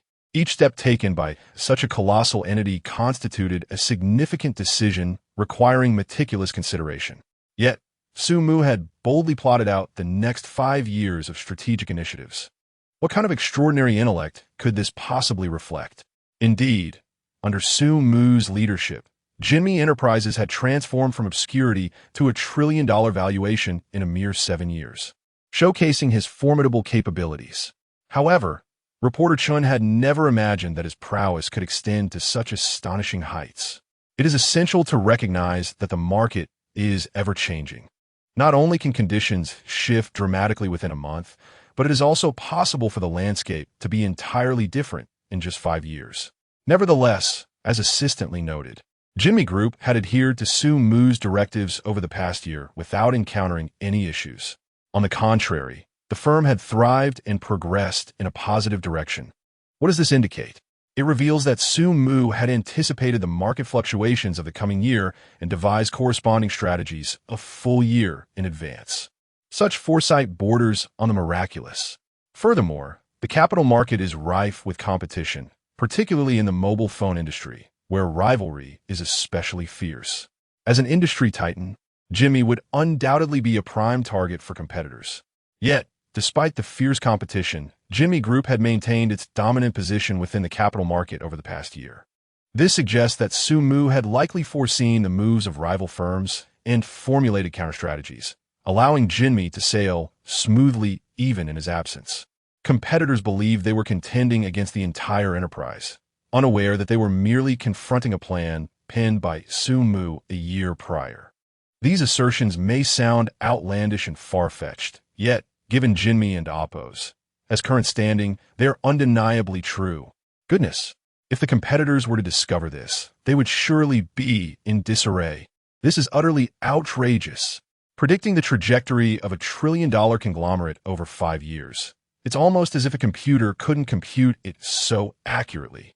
It's truly extraordinary. Yet based on Jinmi's market share, stock performance, and product sales over the past year, all of which have shown growth, it is evident that Su Mu's strategies have proven entirely correct. This situation serves as a stark reminder. Never challenge Su Mu in a strategic game, for by the time you make your first move, he has likely already devised a way to eliminate you. In that moment, the audience marveled at Su Mu's brilliance. To orchestrate a 5-year plan for a trillion-dollar group reflects a level of wisdom and strategy that could justifiably earn him the title of a modern-day Zhuge Liang. Not only was this sentiment palpable in the room, but due to the program's popularity and the discussions generated online. Hashtags such as modern Wulong, contemporary military treatise, and calculating victory before raising the flag surged to the forefront of trending topics. Those who grasped the situation were in absolute awe of Su Mu and Appo's remarkable intellect. Honestly, I find it incredibly difficult to reconcile the image of Su Mu donning a blue helmet and riding a scooter with that of a consummate strategist. One could criticize Su Mu for his laziness, but one cannot deny his aptitude. The assistant's description is spot on. Haha. It's remarkable that despite his wealth and wisdom, Su Mu leads such a humble and grounded life, embodying a rare integrity untouched by vice. Well, just moments ago, I thought Su Mu's daily routine mirrored mine. But it seems I am the true slacker. At last, in this moment, the audience realized that Su Mu was not merely a lackadaisical employee. Rather, he had carved out a leisurely lifestyle through his undeniable competence. Instantly, the viewers no longer envied Su Mu. After all, they struggled to complete their tasks for the next 5 days, let alone accomplish a 5-year plan. While they continued to admire him, envy had dissipated, for it was simply unattainable. Reporter Chun, I have matters to attend to. Assistant Lee's words jolted the dazed reporter back to reality. After he departed, Chen turned to gaze through the glass at Su Mu, who was seated at his desk. She remained incredulous that this seemingly unreliable president had, through sheer intellect, crafted a comprehensive development strategy for Jinmi Group's future. Yet, based on the firm's performance over the past year, this was the undeniable truth. With a sigh, she felt the weight of pressure settle upon her. After all, she had misjudged Su Mu, articulating doubts about his capabilities. Confronting such an exceedingly accomplished entrepreneur, it was only natural to feel a sense of pressure after realizing her earlier misconceptions. Taking a moment to steady her breath, she finally mustered the courage to gently push open the glass door to Su Mu's office. However, upon entering, she was immediately taken aback. Inside, Su Mu was engaged in a phone call. What? You say there and Appo's a kid in the sales department who constantly arrives late and is unmanageable? Even the sales director can't handle him? Bring him to my office. I'll have a word with the lad. Clearly, Su Mu was engrossed in his work. After ending the call, he turned and noticed Chun and Appo's presence, casually waving and greeting her. Oh, Reporter Chun, back again? The audience couldn't help but chuckle at Su Mu's casual demeanor. Wow, Su Mu's friendly tone makes him seem so approachable. Help! What kind of trillion-dollar CEO speaks with such a casual tone? Huh! The grand image of Su Mu I had just constructed in my mind crumbled upon hearing him speak. The contrast is astounding. Who would think that the mastermind behind a trillion-dollar enterprise would have such an informal accent? In truth, prior to entering, the audience held a degree of reverence for Su Mu, influenced by Assistant Lee's narration. After all, an entrepreneur of such caliber would typically be expected to exude an air of sophistication and poise. However, upon hearing Su Mu's remarkably down-to-earth speech, that sense of distance and admiration vanished entirely. The juxtaposition of an elite leader and a casual demeanor left the audience in fits of laughter. Moreover, not only the audience, but also reporter Chen struggled to maintain her composure upon hearing Su Mu speak. According to Assistant Lee's account, an executive of Su Mu and Appo's stature should embody refinement and grace, exuding a sense of otherworldliness. Instead, what she encountered was entirely different. At this moment, the character in Appo's persona plummeted from that of a billionaire CEO to that of a rather carefree individual, leaving behind nothing but scraps of dignity. Indeed, the journalist, Chun, found himself momentarily at a loss for words, awkwardly responding before swiftly shifting the topic. Mr. Su, were you just... Oh, Su Mu explained. A rebellious employee has been consistently tardy and confrontational with the management. Since I have a moment to spare, I decided to summon him and ascertain the situation. Upon hearing this, the audience in the live stream suddenly became intrigued. It appeared that Mr. Su was about to administer a lesson to his employee. Chapter 11. I offer you a chance. Help me reach Diamond, and you want an amp. Appo's. To be dismissed. To be honest, the audience was quite curious about how Su Mu The remarkably down-to-earth CEO would reprimand an employee. After all, in the audience and Oppo's perception, bosses are typically serious figures, regardless of how amiable this CEO might be in private. When it comes to business, he undoubtedly exudes authority. Thus, at that moment, the viewers began to speculate whether Su-mu would adopt the intimidating demeanor befitting a CEO worth billions. A few minutes later, with a knock on the door, the troublesome employee entered the office. From Su-mu's earlier description, the audience learned that this employee was a bit of a rebel, often arriving late and disregarding his supervisor and Oppo's directives. Therefore, prior to the employee and Oppo's entrance, the viewers imagined him as a brash troublemaker, someone who feared nothing and acted recklessly. However, upon entering, the male employee appeared more like a child caught in wrongdoing. He displayed no anger. Instead, he nervously greeted Su-mu, stammering, Mr. Su, hello." His demeanor was one of palpable anxiety.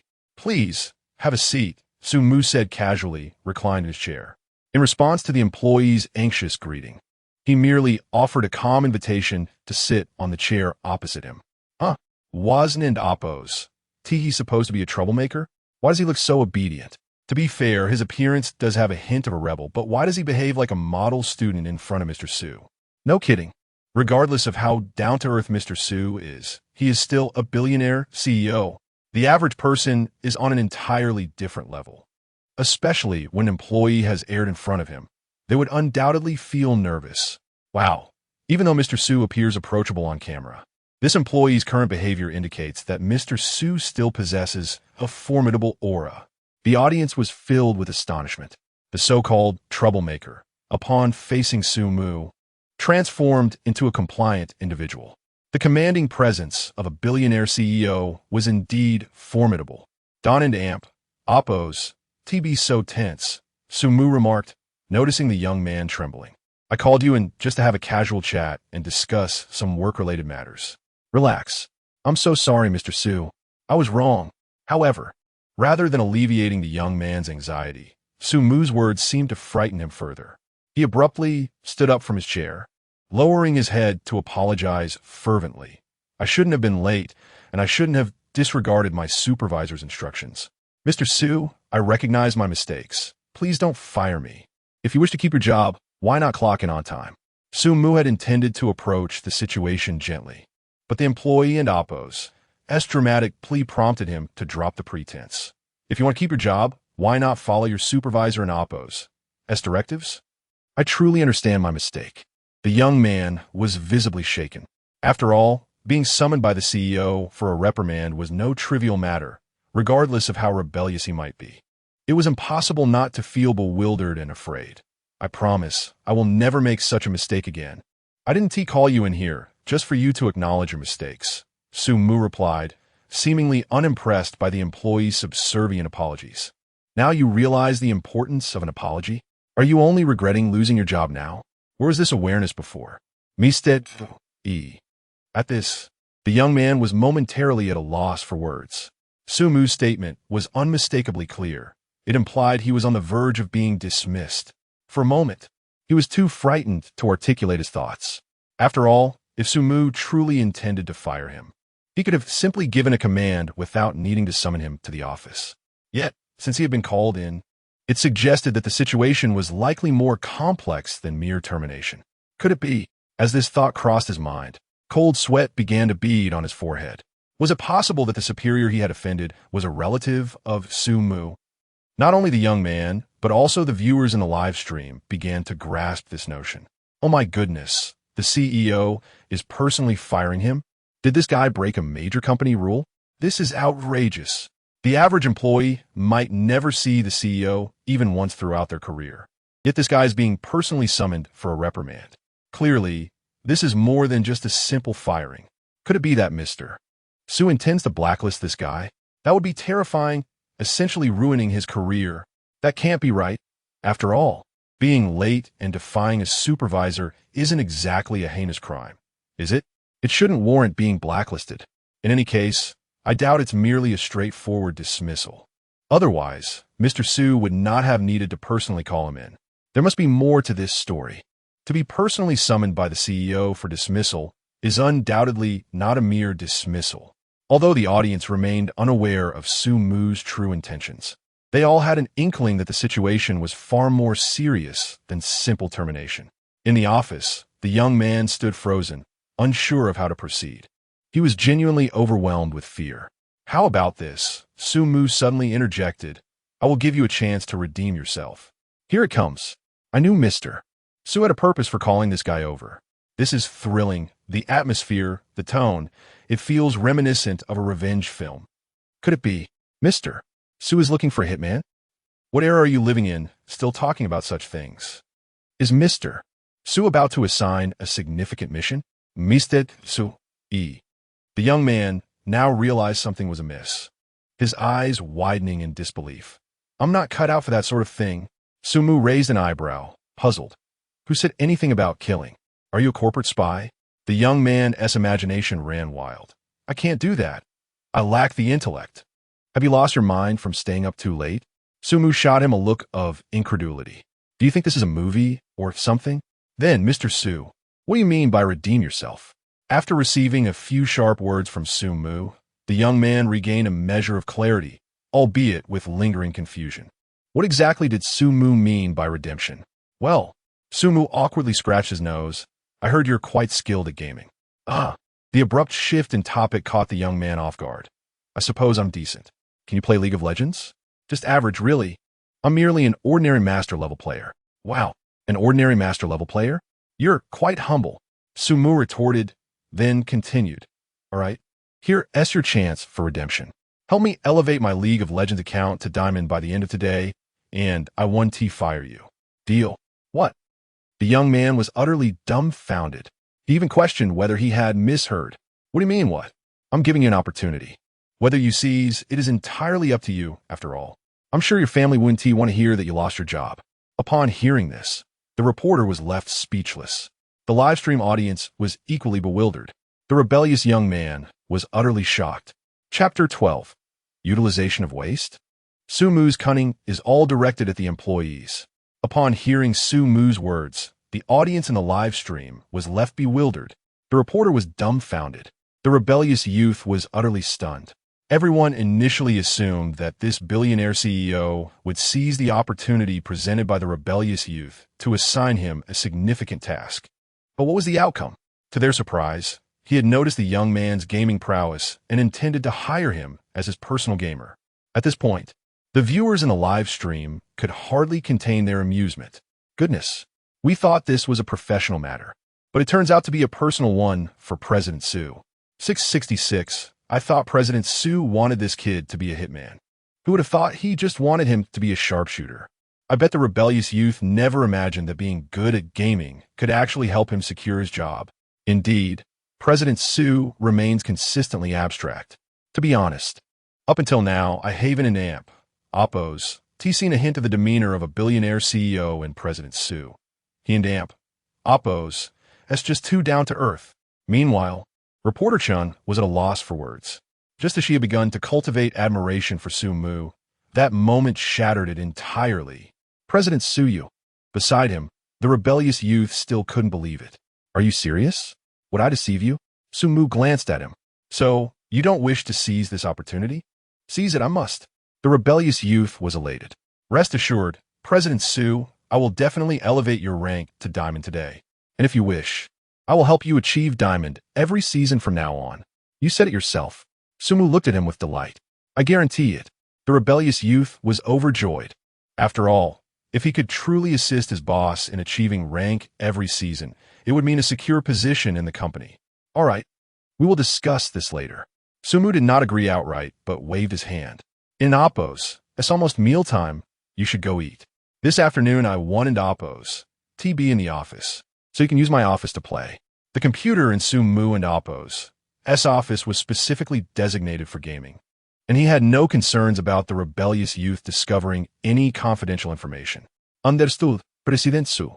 The rebellious youth, having secured his job, left with a beaming smile. "President Su, what you are doing?" After the rebellious youth departed, the reporter approached and inquired, "ISN and Oppos. This a bit too hasty?" "We're in Oppos. That's the haste." Sumu countered. The employee violated company regulations, yet you are not reprimanding him. Instead, Chun remarked, you are allowing him to handle your personal matters as a solution. This approach seems to lack a perspective aligned with the company's interests, and I believe it also fails to serve as a warning to the employee. One cannot phrase it that way. Sumu retorted. First, I'm not addressing him from a company standpoint, whether he is late or defies his superior. Those departments have already imposed corresponding penalties and criticisms. Managing him is the responsibility of his department, and he is not my direct subordinate. Secondly, regarding employee warnings, that is the purview of the HR department, not mine. I sought him out from a personal perspective. Sumu asserted, you see, for an employee who contributes little to the company, should I not find a way to maximize his value? Or rather, utilize this into oppos, waste and oppos. Did President Su just slip up by calling it utilization of waste? Indeed, what a fitting description of utilization of waste. President Su's words are remarkably astute. To be fair, President Su, this billionaire CEO, is certainly not unworthy of his title. He persuades with such logical clarity. Reporter Chun was momentarily rendered speechless by Sumu's convoluted reasoning. Although she understood that the reality diverged from Sumu and Oppo's assertions, she seemed unable to pinpoint any flaws in his logic. Consequently, she had no choice but to shift her inquiry. So, this issue with the rebellious youth, you intend to resolve it this way? Consider it a warning, Sumu replied. This time, I am merely issuing a warning. Should he dare to err again, it would be deemed a conscious mistake, and he would have no grounds for complaint regarding his dismissal. My primary aim in summoning him was to extract whatever value he has before his termination. After all, we cannot waste resources, can we? Wow, I initially thought President Su and Oppo's summoning of this youth was a spontaneous decision, but it seems he had calculated this all along. To end Oppo's, extract value in Oppo's. How clever. After watching this interview, I never expected to witness President Su and Oppo's capitalist side revealed in the realm of gaming. Nevertheless, President Su and Oppo's logic is indeed sound. Recognizing that this youth holds little value for the company, he seeks to extract whatever other value he possesses is quite capitalistic. The reporter's eyelids fluttered. Well, she had certainly underestimated Sumu.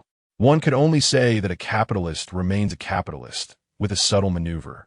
He managed to wring out the last vestiges of value from the employee, although this value did not significantly benefit the company. One could only ponder whether it had been fully extracted.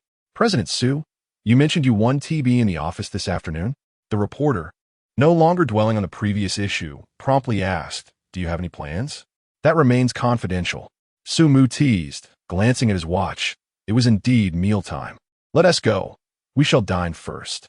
I will take you somewhere delightful. Though Chun presented a serious demeanor on camera, in private, she was quite the foodie. After all, she was merely in her early 20s, a young woman who undoubtedly relished good food. Thus, when Sumu mentioned taking her to enjoy a fine meal, she felt quite eager. In her mind, the delectable dishes referred to by a billionaire CEO must surely be exquisite culinary delights. However, upon arriving at the location, Chun discovered that the delicious food Sumu had mentioned was, in fact, the employee cafeteria of Jinmi. As she gazed at the employee meal spread before her, Chun fell into a brief reverie. Eat. Why aren't you eating? Sumu, oblivious to her thoughts, continued to feed himself vegetables while saying, our employee meals at Jinmi are quite delicious. I personally selected the menu. The delicious food touted by the billionaire CEO turns out to be the employee cafeteria. I truly cannot contain my laughter. President Su has certainly provided me with an abundance of humor today. Breakfast was buns, lunch is cafeteria food. I expected President Su to be down to earth, but I never anticipated him to be this grounded. A billionaire CEO dining on free employee meals while I indulge in overpriced takeout. Therefore, I am greater than the billionaire CEO? To the one above, first, you are speaking nonsense. Secondly, the employee meal is not necessarily cheaper than your takeout. Although he is eating cafeteria food, President Su has even prepared 4 dishes and a soup. Truly, I am moved to tears. Chapter 13. The Billionaire President at the Factory? After a brief lunch break, the esteemed presidents found themselves swiftly immersed in yet another round of bustling activity. In the live streaming room of the billionaire president, Mr. Zhao was engaged in discussions with a shareholder regarding investment matters. However, it was evident that the communication was not particularly smooth. The shareholder harbored certain misunderstandings about Mr. Zhao and Oppos, as company and Oppos, as products. The interaction resembled more of a question-and-answer session than a true dialogue. Faced with the shareholder and Oppos, as challenging inquiries, Mr. Zhao skillfully navigated the conversation, attempting to alleviate the shareholder and Oppos, as concerns. The entire exchange was rife with cunning and intrigue, prompting viewers to exclaim about the complexities of workplace dynamics, wishing to return to simpler rural life. Meanwhile, due to the temporary absence of the 10 billion president, Mr. Wang, the company's vice president took the helm in the live stream. Although merely a vice president, it was apparent that his day was equally filled with demanding tasks. Throughout the half hour that the camera focused on him, he scarcely paused, either reviewing documents or directing operations, engrossed in his work. In summary, both presidents in the segment were thoroughly engaged in their respective high-pressure roles. However, when the camera shifted to the billionaire president, Mr. Su, the scene took a different turn. Let us go. Time to screw some bolts. In the footage, Mr. Su had unexpectedly donned a white dust suit and stood at the entrance of a factory. His expression slightly exhilarated. So Mr. Su, what you mentioned earlier in the office about your afternoon plans is indeed about screwing bolts. Reporter Chun remarked, somewhat speechless. Mr. Su replied, I haven't had the chance to understand the working conditions and status of our frontline employees in a long time. Today, I have some free time, so I thought I'd experience it from their perspective. Isn't this a fresh life experience? It was clear that Mr. Su was quite looking forward to his upcoming journey of screwing bolts. Can't believe it. The billionaire president has left his work to come screw bolts. This is hilarious. Mr. Su seems eager to try everything except his actual work. However, it must be said, Mr. Su, as a billionaire president, is willing to lower himself to experience the lives of frontline employees and understand their working environment. Such an unwavering commitment to one's roots is truly commendable. Is it possible that Mr. Su is merely curious and wants to have some fun, regardless of his motives? Can you find another president with $1 billion assets who still cares deeply for his frontline employees like Mr. Su? It must be acknowledged that although Mr. Su often appeared somewhat whimsical, his approachable demeanor and down-to-earth qualities, despite his lofty position and immense wealth, deeply resonated with the viewers in the live stream. Following Mr. Su's response, even reporter Chen silently gave him a thumbs up in admiration. So, Mr. Su, Chen continued, are we joining you in the workshop? Please don't, Mr. Su. I wish to experience the true working environment and tasks of the frontline employees. If you all follow me with cameras, it will be obvious that I am not one of them. Understanding this, Chen nodded knowingly and then produced a miniature camera. Mr. Su, please take this camera. Its discreet nature will allow it to transmit what you see back to the live stream in real time. We want to accompany you into the workshop. Mr. Su swiftly attached the camera to his chest. I'll come out after I have a general understanding of the situation. You all can manage here for a while. With a wave of farewell to the reporters, he turned and walked into the factory. Mr. Su's impromptu inspection was directed at a quality control workshop, where the inspection of light bulbs took place. The task was quite simple. Connect the bulbs on the assembly line to electricity and check if they lit up properly. It was purely manual labor, requiring little exertion. To be honest, Mr. Su found this experience rather intriguing. After all, whether in this life or a previous one, he had only heard of the term assembly line without ever having the chance to experience it firsthand. Now, this opportunity presented itself as a new life experience. This time, Mr. Su entered the assembly line as an external inspector, so he wouldn't raise any suspicions. His identity badge had already been arranged by his assistant, Xiao Lizzie, allowing him to enter the factory smoothly. At this point, it was still break time. Following the work number on his badge, Mr. Su quickly located his designated area and found the line supervisor. Hello, supervisor. I'm here to assist on the production line today, Mr. Su said, dressed in his dust suit and mask, making it impossible for anyone to recognize him. Of course, even standing there normally, it was unlikely anyone would identify Mr. Su. After all, he had worked diligently behind the scenes for years, leading the company to prosperity while rarely appearing in public. So few could recognize him. What? You ask how a billionaire president could go unnoticed? I challenge you. Can you name the CEO of Udea Electric Vehicles in 3 seconds? Hello, the line supervisor. A young man in his late 20s scrutinized Mr. Su. I haven't seen you before. Are you new? Yes, I'm new, Mr. Su replied with a smile. You can call me Xiao Su. All right, go get ready at your workstation. The supervisor waved casually, unaware of any oddity. If you have questions, just ask your colleagues. We start work in 10 minutes. Okay, got me Xiao Su, ha ha ha. If a supervisor were to see a replay of this segment, he'd be in disbelief. Wow, the employees casually addressing their superior as Xiao Su is quite a twist. To be frank, Mr. Su has no airs about him. In that dust suit and mask, who could tell whether he is Xiao Su or Mr. Su? This is akin to a private visit incognito. Seeing the scene, the viewers in the live stream erupted in laughter, questioning whether Mr. Su had forgotten he was a billionaire president. On site, Mr. Su successfully located his workstation according to the badge records. However, as he walked to his station, he distinctly sensed multiple pairs of eyes fixated on him. It is well known that on these purely manual assembly lines, the workforce is predominantly female.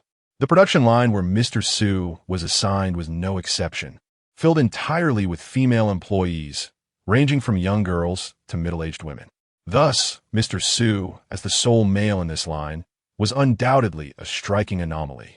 Moreover, at his relatively young age, despite his billionaire status, he was still under 30. Though he maintained a down-to-earth attitude, his aura of success was palpable. Even with the mask obscuring his features, this aura was sufficient to capture the attention of the factory workers. Hey, you're not from our production line, are you? A nearby young factory worker approached him, initiating conversation. Yes, I'm from another department. Sumu responded nonchalantly. I'm just temporarily here to help. Oh, a temporary transfer, Xiao Mei remarked, her expression dimming slightly. I thought you were a new addition to our production line. It doesn't an oppose. Team matter, Sumu chuckled. After all, our ultimate goal is to accomplish our tasks. Whether one is new or temporarily assigned makes little difference. True enough. By the way, I'm Xiao Lu, she said, extending her right hand towards Sumu amicably. What's your name? Just call me Xiao Su, Sumu replied, courteously extending his own right hand in return. However, just as their hands were about to clasp, a booming voice interrupted. Time to get to work. Wrap up any other tasks and prepare to commence. The line leader's sudden shout disrupted their handshake. Work has started? Sumu calculated. He had barely been seated at his workstation for 2 minutes. Weren't they just informed that there were still 10 minutes before the shift began? The break isn't over yet, is it? Get to work when I say so. The line leader retorted sharply. What else with all the unnecessary chatter? Sumu. Live stream audience. Chapter 14. The factory sister revises her resume overnight. Guided $1 trillion CEO. Initially, the audience was immersed in the harmonious atmosphere of friendly communication between Sumu and the factory sister. However, a sudden roar from the line supervisor startled and stunned the viewers. Is it possible that the line supervisor is this bold? In the company of $1 trillion CEO, shouting at him, is this guy looking to get fired? What is this guy barking about? It's not even work hours yet. Even for the sake of efficiency, he shouldn't be so abrasive. Okay, folks, I'm sentencing this line supervisor to death in advance. Su General, you're shouting now, but I hope when I take off my mask later, you want be begging on your knees. The audience was bewildered. Setting aside Sumu and Appo's identity for a moment, it was clear that it was not yet time to start work. Why rush the employees and then yell at them? Come on, buddy. Just because you're a line supervisor, do you really think you're someone important? Such behavior, wielding authority like a feather as if it were a command, immediately repulsed the viewers. On sight, Sumu felt a bit uneasy. Just as he was about to confront this young man, he was halted by the nearby Xiao Lu. Sugu, that's just his temperament. Don't take it to heart. Then, addressing the line supervisor, she added, let us just get to work. You could stand to say less. Oomph. The line supervisor seemed unaffected by Xiao Lu, merely snorting and shooting Su Mu a glare before turning to walk away. Was this how he treated employees regularly? After the foolish line supervisor departed, Su Mu inquired of Xiao Lu, "Is that really the case?" "Not exactly," she replied thoughtfully. "He generally treats us quite well." Before she could finish, a nearby older sister interjected, "That is true, but only toward you." "Huh?" Su Mu sensed some gossip brewing and quickly pressed the older sister for more details. "Can you elaborate?" "No witties, no witties." Xiao Lu hurriedly interrupted. "Just don't let it get to you, Su Ge. Let us exchange contact details later. I'll treat you to dinner sometime." Su Mu was momentarily perplexed, setting aside the matter of contact information. Why would she want to treat him to dinner if there was an issue with the line supervisor? Suddenly, it dawned on him that there might be an underlying connection between the foolish line supervisor and Xiao Lu. "It's fine. I wasn't planning to dwell on it." Su Mu turned his attention away, recognizing that this line supervisor was hardly worth his concern. Nonetheless, he quietly noted the supervisor and Oppo's badge number and the upcoming discussion with the factory manager. Buzzing. At that moment, the transport belt in front of Su Mu suddenly sprang to life. Products began to emerge from the source, and the employees immediately recognized that work had commenced. Despite being a few minutes early, they understood that the production line's activation was a call to action, returning their focus to the task at hand. Su Mu was no exception. Although there had been a minor disagreement earlier, it did not dampen his spirits. He was eager to experience life on the production line. Soon enough, products began to flow toward him. Having familiarized himself with the work process prior to arriving, he still found himself somewhat clumsy, as he had never worked on an assembly line before. Observing Su Mu and Oppo's awkwardness, Xiao Lu couldn't and Oppo's help but laugh. "Let me tell you, that and Oppo's, that's not how you do it." Unlike Su Mu and Oppo's inexperience, Xiao Lu demonstrated remarkable proficiency, her hands moving deftly as she expertly guided him. Su Mu, eager to learn despite the fact that he would likely never engage in such work again after leaving the factory, dedicated himself to mastering the task. Within 20 minutes, under Xiao Lu and Oppo's guidance and Su Mu and Oppo's diligent efforts, his efficiency had noticeably improved compared to his initial attempts. Wow, to be honest, this Xiao Lu is impressive. Not only is her work efficiency high, but she also embodies great team spirit. If she truly is involved with that foolish line supervisor, what a waste. Xiao Lu can update her resume. Guided a $1 trillion CEO. Haha. After today, I bet the factory manager will proactively offer her a cigarette. Su General has truly integrated into the environment. A $1 trillion CEO working on the production line, and I see no sign of discomfort. From managing a leading company to working alongside employees on the assembly line, Su General and Oppo's character suggests he can succeed in anything. In that moment, the viewers in the live stream were astounded. They never expected someone of Su Mu's stature, a $1 trillion CEO, to embrace the assembly line with such diligence, showing no signs of disdain or weariness. Moreover, as a top entrepreneur capable of overseeing an entire company, he humbly sought the insights of frontline workers, demonstrating a genuine willingness to learn. Such a dedicated demeanor, devoid of any pretentiousness, greatly endeared Su Mu to the audience. Indeed, the youthful mind is quite sharp. On sight, as Su Mu's speed and screwing improved thanks to Xiao Lu's guidance, he complimented her. "You really teach well." "It's mainly because you learn fast," Xiao Lu responded, showcasing her emotional intelligence. "Not at all. It and Oppo's because of your excellent teaching." "Nonsense, Suga, you and Oppo's. Clever." The two began to compliment each other in a light-hearted exchange. However, just as they were engaged in their banter, an unpleasant voice rang out once more. "You there at Workstation 1. Go help out." The foolish line supervisor had appeared behind Su Mu, issuing a sudden command. "Su? Seriously? Even the factory manager wouldn't dare address him like that. You've got some nerve." "Factory manager. Oh no. My job." This line supervisor is truly overstepping. Even if Su General doesn't mind, that's no way to address someone. Later, when Su General clocks out, the factory manager will ask, "Su General, are you satisfied with our working environment?" "Su General, please watch the VCR."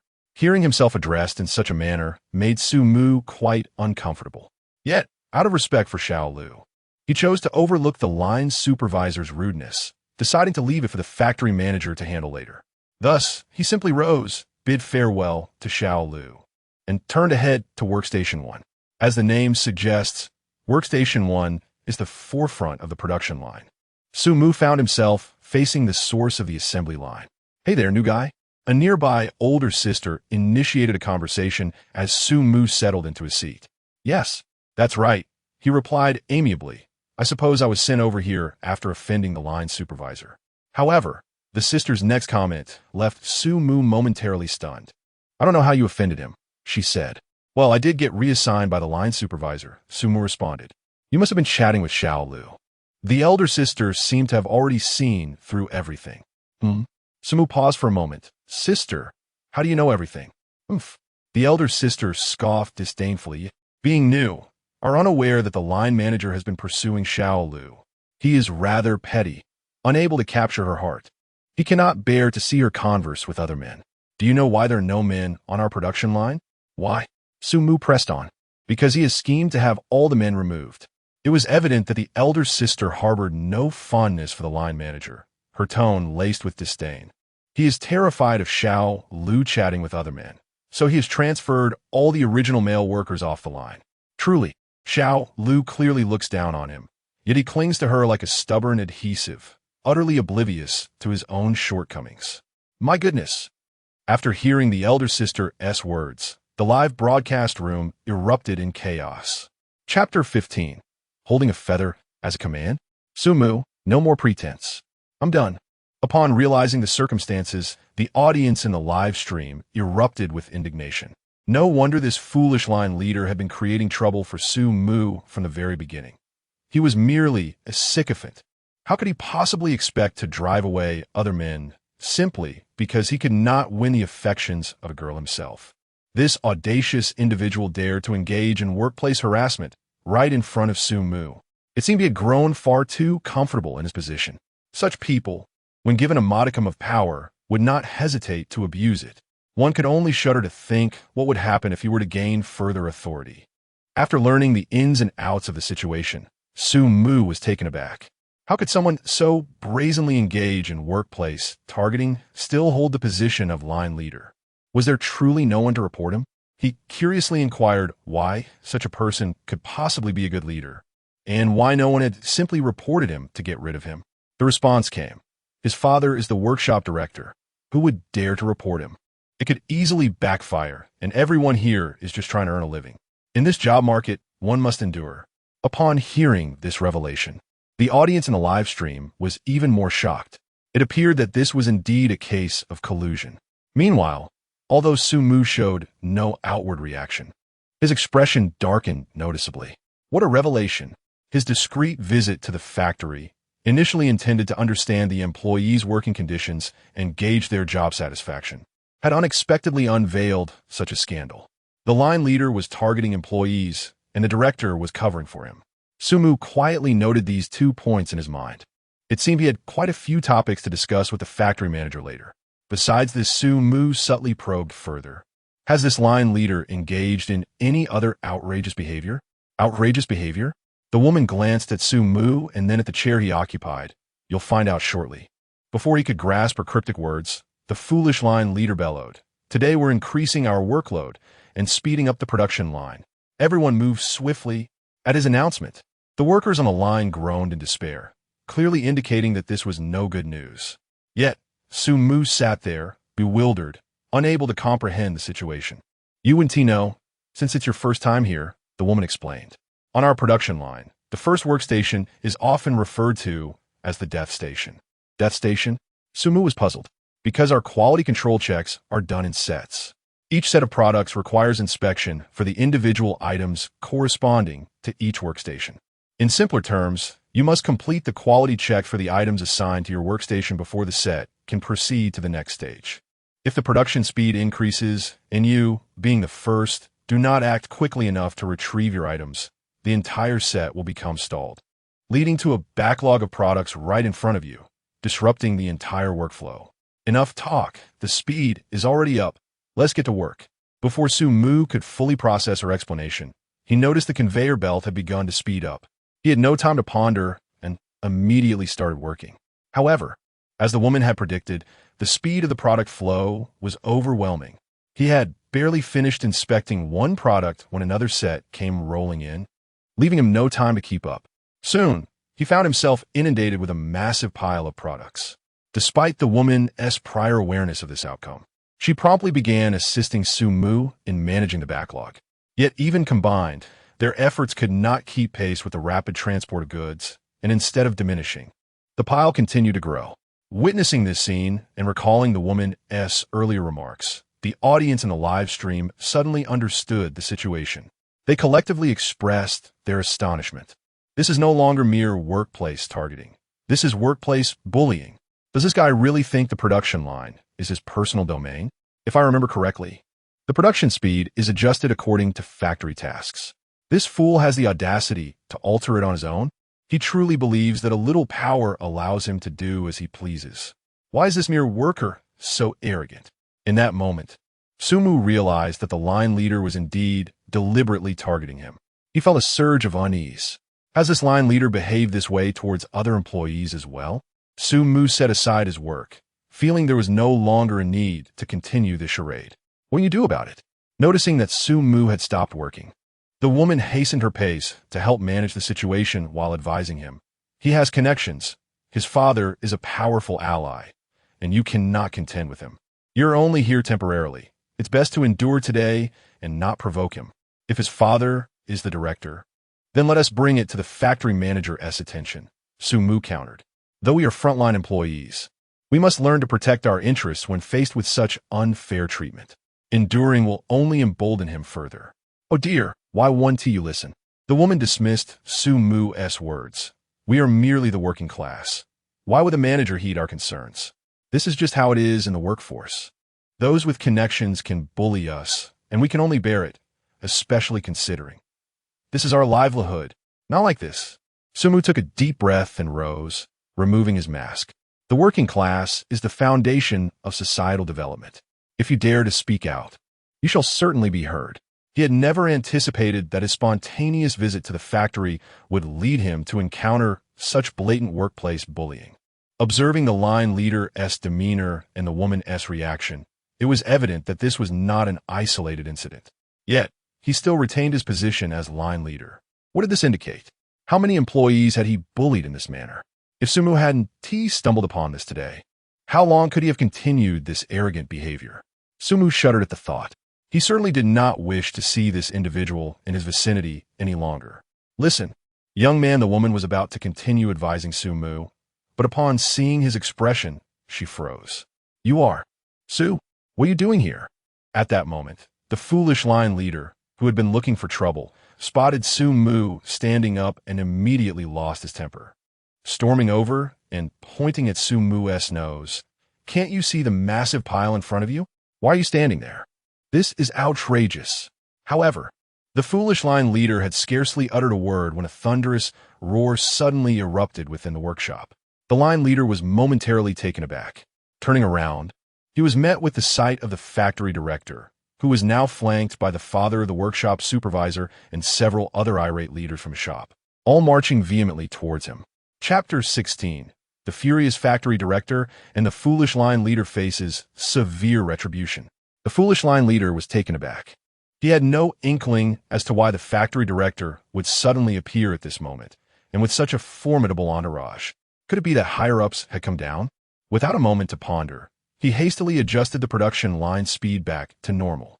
Then, like a servile dog, he approached the director, saying, "Good day, director. I was merely attempting to enhance the factory's efficiency by slightly increasing the production speed." However, the director and the other leaders completely disregarded him, walking past him as if he were a mere dog, heading straight to where Su Mu was situated. "Mr. Su, why didn't you notify me of your arrival?" The director, who had previously worn a stern expression, instantly transformed upon seeing Su Mu, smiling broadly, bowing, and extending his hands in greeting. His demeanor bore no semblance of authority, resembling that of a sycophantic aide. "Director Chun, I was merely concerned about wasting your time," Su Mu replied, shaking the director's hand. Yet his tone was laced with an icy undertone. After all, Director Chun was so preoccupied that he had no time to manage his subordinates. Su Mu could not afford to be a burden. Boom! Su Mu's words struck the director like a thunderclap, leaving him engulfed in a chilling realization. The smile on his face froze instantly. The workshop leaders behind him wore expressions more akin to sorrow than joy. It was disastrous. How could they not comprehend the implications of Su Mu's statement? This was clearly a grave matter. Yet, being the director, he was adept at maneuvering through such situations. After a brief moment of shock, he quickly regained his composure, smiling and exclaiming, "Mr. Su, your presence signifies a major event for our entire factory. I must apologize for my oversight. Please don't hold it against me. I have brewed some fine tea. If you don't mind, I will be honored to share it with you."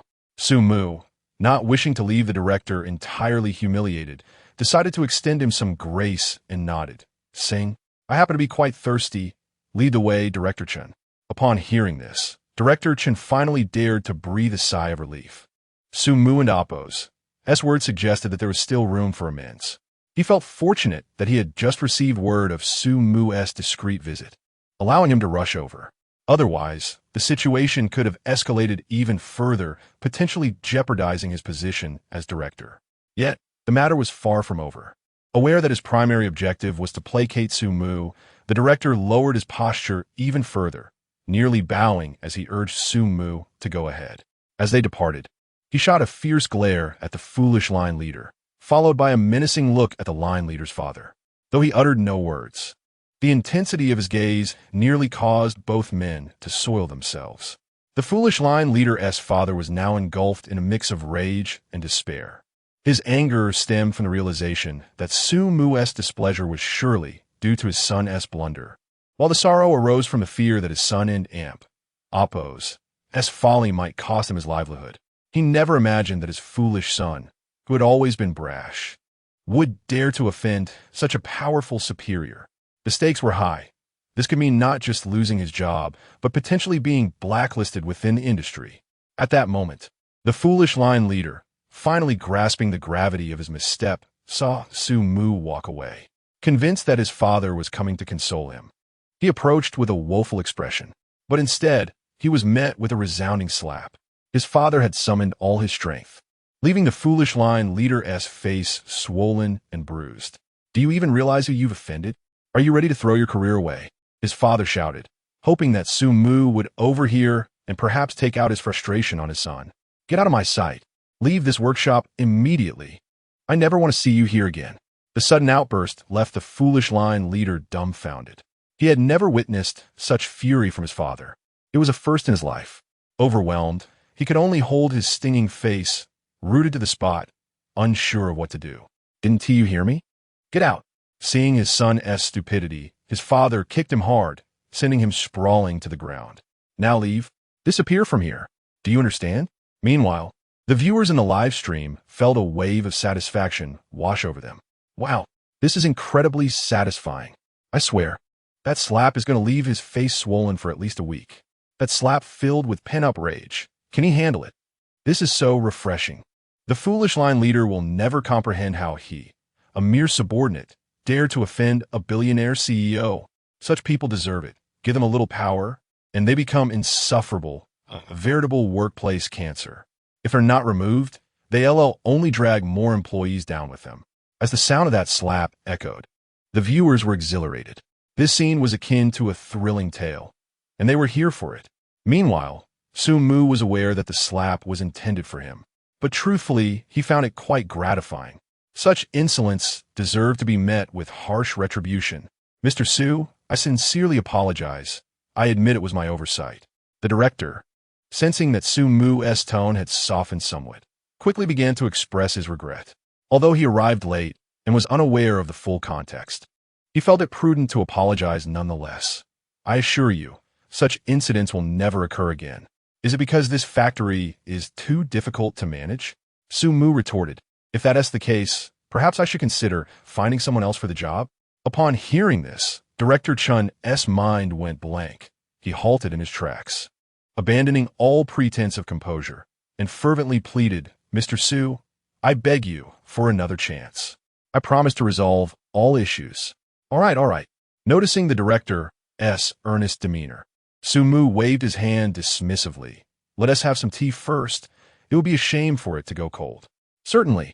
At last, Director Chun was able to breathe a sigh of relief. Mr. Su, this way, please.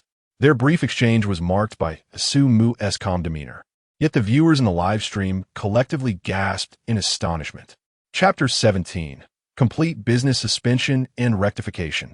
Sumu's rare display of authoritative charisma. The exchange between Sumu and Director Chun, though brief and characterized by Sumu's notably calm, tone devoid of any turbulence, was laden with an underlying chill that did not escape the discerning ears of the viewers with managerial experience. Do not mistake Su General's conversation with Director Chun for mere chit-chat. To put it bluntly, had Director Chun misspoken even once during their brief dialogue, he would likely be replaced by tomorrow. Really? It can't be that dramatic, can it? Aren't they just going for tea? Do you genuinely think it's just a casual tea meeting? In essence, the act of drinking tea in this context signifies an attitude. Su General and Appo's willingness to engage in such a meeting indicates that there are matters still open for discussion. Should Su General find it beneath him to attend, then the situation is indeed dire. It must be said, despite Su General's usual abstract demeanor, when it comes to handling affairs, his presence commands immense respect, as he articulates the sharpest truths in the most subdued manner. Su General's image in my mind oscillates between that of a multi-billionaire CEO and a streetwise rogue. From the dialogue between Su Mu and the director, the audience witnessed Su Mu's adeptness at managing his staff. He wielded the power of his words with understated intensity, creating an overwhelming sense of pressure. This was a stark contrast to the usual, relatable persona of the seemingly approachable Su Mu. At that moment, the viewers in the live stream collectively recognized that Su Mu and Appo's ascent to becoming a multi-billionaire was not merely a product of his high intelligence, but also due to his formidable presence. After departing the workshop, Su Mu was invited by Director Chun to his office for a tea meeting, which extended for several hours. To Su Mu, while the factory's working conditions could be slightly subpar and the equipment less than state-of-the-art, workplace bullying was absolutely intolerable. A casual inspection had fortuitously revealed a troubling instance of workplace bullying. What did this indicate? Was it merely a stroke of bad luck for Su Mu? No. It suggested that such bullying was likely a recurring issue within this factory. A factory that cannot ensure its employees can work in peace has no justification for its continued operation. Su Mu summoned all the factory heads and emphasized the critical importance of employee management and workplace atmosphere, delivering a severe rebuke to Director Chun. He highlighted the foolish line supervisor and his equally foolish father as prime examples. With a stern warning, he declared, "It is evident that the workplace atmosphere in this factory is severely lacking. We will suspend operations for 2 days for a thorough rectification. After 2 days, I expect a comprehensive report on the changes made, and each factory must identify a representative case of misconduct." Let me be clear, this is mandatory. Su Mu was not convinced that the foolish line supervisor was an isolated case. Hence, he issued a firm directive that each factory must identify such individuals to set a precedent. Upon hearing this, the attending factory heads were astonished. A 2-day suspension for such a sizable factory could result in losses amounting to millions. However, as this was a command from their superior, they dared not oppose it. Simultaneously, they realized the gravity with which Su Mu regarded workplace bullying, and they promptly vowed to eradicate such tyranny during the suspension period. Director Chun went so far as to announce a complete overhaul of his factory's leadership. Recognizing that no one could be absolved of responsibility for the bullying behavior displayed by the line supervisor, he also vowed to impose strict penalties on both the line supervisor and his director father, insisting that they apologize and compensate all affected employees. Rest assured, Su General, I will handle this matter with utmost seriousness, Director Chun asserted, his voice resolute, his eyes reflecting genuine fury. With that, Su Mu concluded the meeting, reminding everyone, punishment is not the objective. It is a means to foster better development for the factory. Let us learn from this and guide our establishment toward greater prosperity. As the meeting adjourned, the viewers in the live stream remained in awe of Su Mu and Appo's as commanding presence throughout the proceedings. My goodness, today I truly witnessed what a fully engaged, multi-billionaire CEO looks like. The pressure was palpable. Honestly, when Su General was speaking, I held my breath the entire time. It's hard to reconcile this commanding Su General with the one who rides a shared e-bike to work. To be frank, Su General's efficiency, attitude, and approach to problem-solving are impeccable, truly textbook-worthy. Now I understand why Su General has become a multi-billionaire. Given Director Chen's attitude, both the foolish line supervisor and his equally foolish father are in for a world of trouble. Of course, after causing such a major incident, it would be a miracle if they were allowed to leave the factory unscathed. The foolish line supervisor should be grateful that we live in a society governed by law. After the meeting concluded, the factory heads escorted Su Mu to the office door, exchanging pleasantries before reluctantly parting ways. Although they held the title of directors, opportunities to meet with a multi-billionaire like Su Mu would likely be a once-in-a-lifetime experience. Having bid farewell to the directors, it was now around 5 or 6 in the evening. Su General remarked to the journalist Chun, who had been waiting all afternoon. It seems today's undercover visit encountered some minor issues. The journalist had witnessed the entire afternoon's events through Su Mu's handheld camera. She had to admit that Su Mu's efficiency, methods, and demeanor in addressing issues were unparalleled. She had encountered numerous CEOs, but none had handled their problems with the same finesse as Su Mu. Furthermore, the pressure he exuded in front of the factory heads truly embodied the essence of a multi-billionaire's presence. To be candid, after experiencing Su Mu's commanding aura, Chun felt a certain pressure herself while interviewing him. Who could have anticipated encountering such an absurd situation? If I were an emperor, I would have had such a person executed without hesitation. However, as soon as Su Mu spoke, all notions of pressure, aura, and the arrogance of a multi-billionaire shattered into pieces. How is it that Su General transitions so effortlessly between the personas of a multi-billionaire CEO and an exuberant youth? I can't believe that the commanding CEO I just witnessed has now completely collapsed. Help!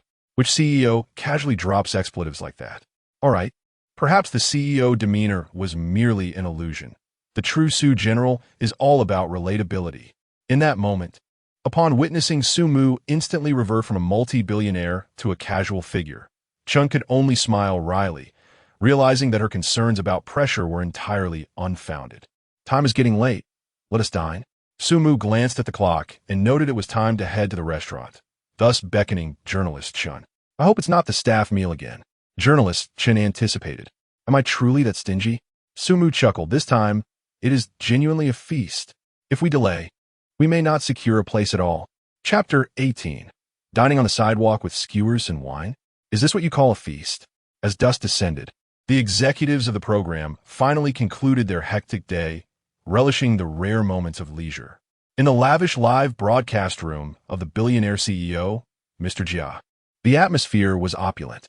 The room was adorned with resplendent decorations and antique furnishings, every inch exuding the allure of wealth.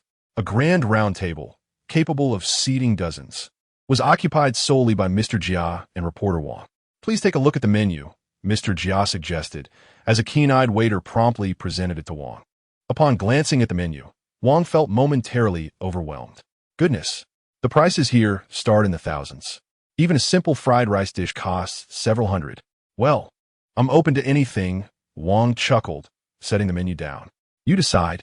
Mr. Jia waved dismissively at the waiter. Just the usual. After the waiter departed, a brief silence enveloped the room until Wang, unable to contain his curiosity, inquired, Mr. Jia, do you typically dine here? Mr. Jia nonchalantly replied, it depends on my mood.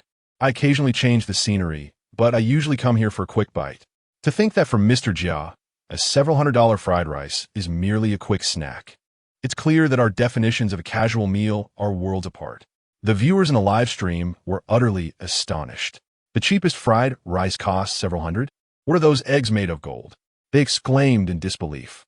Meanwhile, the scene shifted to the live broadcast room of billionaire CEO Mr. Wong. After a day of bustling activity, he returned, and judging by his demeanor, everything had gone smoothly. Mr. Wong and his executives sat joyfully at a lavish banquet, replete with expensive dishes and the finest champagne, one glass worth a month's salary for an average person, and one bottle equivalent to a year's earnings. In summary, after witnessing the extravagant dinners of the first two CEOs, the online audience could only describe them as excessively luxurious. However, when the camera transitioned to billionaire CEO Su Mu, the atmosphere shifted dramatically. Boss, 4 skewers of kidney, 4 skewers of squid, 20 skewers each of lamb, beef, and pork belly, plus 4 bottles of beer and a plate of peanuts. In the vibrant market, amidst the bustling crowd, Su Mu called out to the barbecue stall owner. Got it. You want the usual, right? A bit spicy? Correct, Su Mu confirmed, having changed from his formal suit into a comfortable tank top and shorts. After placing his order, he rolled up his pant legs and settled onto a small stool, eagerly awaiting his meal. Yet, the reporter sitting across from him wore a perplexed expression. So, Mr. Su, this is what you consider a grand feast? The live stream audience erupted in laughter. Delicious food equals staff meal. Grand feast equals street stall. Hilarious. Mr. Su, you're killing me with laughter. My goodness, in a tank top and shorts. Mr. Su doesn't he resemble a billionaire CEO at all? After work, he is even further removed from that image. He even rolled up his pant legs. Does Mr. Su not care about appearances in this live stream? While other billionaires indulge in extravagant dinners, Mr. Su's choice of barbecue skewers seems remarkably down-to-earth. This isn't a grand feast? Su Mu replied matter-of-factly. I usually order just 2 skewers of kidney, but since you're here, I made sure to add a couple more. The reporter, at a loss for words, pondered how to respond. She typically chose a decent restaurant for gatherings with friends, yet here was a billionaire treating her to skewers? Mr. Su, in my opinion, a grand feast should at least be in a pleasant environment. This is outdoors? In a bustling market at a street stall? What's wrong with being outdoors? On a hot day, it feels refreshing. Su Mu shrugged. Besides, with so many people around, it's lively. The atmosphere is excellent. Just think isn't it better than sitting in a private room, staring at each other? Well, that's true, the reporter conceded. Exactly. When you have a good atmosphere, the meal is more enjoyable. It doesn't matter where you eat or what you eat. What counts is that it's satisfying and enjoyable. That's what constitutes a grand feast. Isn't it? Wow, he makes a compelling point. If it's just a couple of people dining, I agree that a street stall has a better vibe than a stuffy restaurant. Indeed, many viewers in the live stream found his reasoning quite persuasive. Chapter 19. The President and Oppos. S meal may not always be exquisite delicacies, but perhaps just spicy grilled skewers. Upon hearing Su Mu's words, although reporter Chun was reluctant to concede, he could not help but acknowledge the wisdom in Su Mu's reasoning. Setting aside his identity as a journalist, he realized that he was not particularly familiar with Su Mu. Moreover, the topic for today's interview had largely been covered. In such circumstances, if Su Mu had reserved a private room, the two acquaintances would undoubtedly find themselves in an awkward silence. However, if they were at a bustling barbecue stall, even if they remained silent, the lively atmosphere would render any discomfort non-existent. Furthermore, Su Mu and Oppos' point was indeed valid. Regardless of the food, a truly satisfying meal is defined by enjoyment, happiness, and fulfillment. If a dining experience is fraught with restraint and discomfort, even the finest delicacies would fail to provide joy. For someone like Su Mu, a billionaire president, money was merely a string of numbers. He did not require extravagant meals to validate his stature. What mattered was the enjoyment and satisfaction derived from a meal. This perspective was entirely reasonable. Reflecting on this, reporter Chen no longer perceived any issues with the roadside stall. Rather, he began to appreciate its charm. Just then, as he was lost in thought, the barbecue stall's servers began to bring out the dishes, including the 4 bottles of beer Su Mu had ordered. Eat quickly while it's hot. Su Mu, eager to indulge, picked up a skewer and took a bite.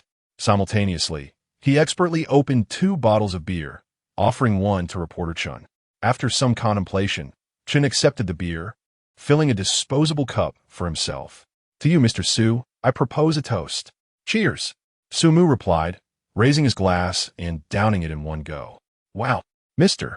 Su is quite the capacity, sipping beer and devouring skewers. One would hardly guess he is a president. It has been proven that a president's meal is not always gourmet, but can just as well be spicy grilled skewers. Ha ha, you up there with your rhymes. Are you preparing for exams? Honestly, I find it incredibly pleasant to be around someone like Mr. Su, capable, wealthy, yet devoid of any pretense. If I had a friend like that, I'd gladly drive a luxury car and live in a villa. Why are you both eating and taking drinks? After a couple of drinks, reporter Chen's inhibitions faded. Do you often eat like this? Occasionally, Su Mu replied, his lips glistening with grease. After all, street food can cause stomach issues. It's not something you can indulge in regularly. Reporter Chen was momentarily taken aback. If it causes you trouble, why do you still eat it? Because it and Appos. Es delicious. Su Mu explained. Haven and Appos. Till you noticed how flavorful this barbecue is? Though not particularly healthy, I must admit, only street vendors can achieve this unique flavor. You won't find it in any restaurant. Indeed, the taste of his barbecue was remarkable. As a food enthusiast, Reporter Chun had savored numerous culinary delights, yet none could compare to the sheer satisfaction of this barbecue. It wasn't merely about how delicious it was. Rather, there is a certain exhilarating quality to eating from a street stall.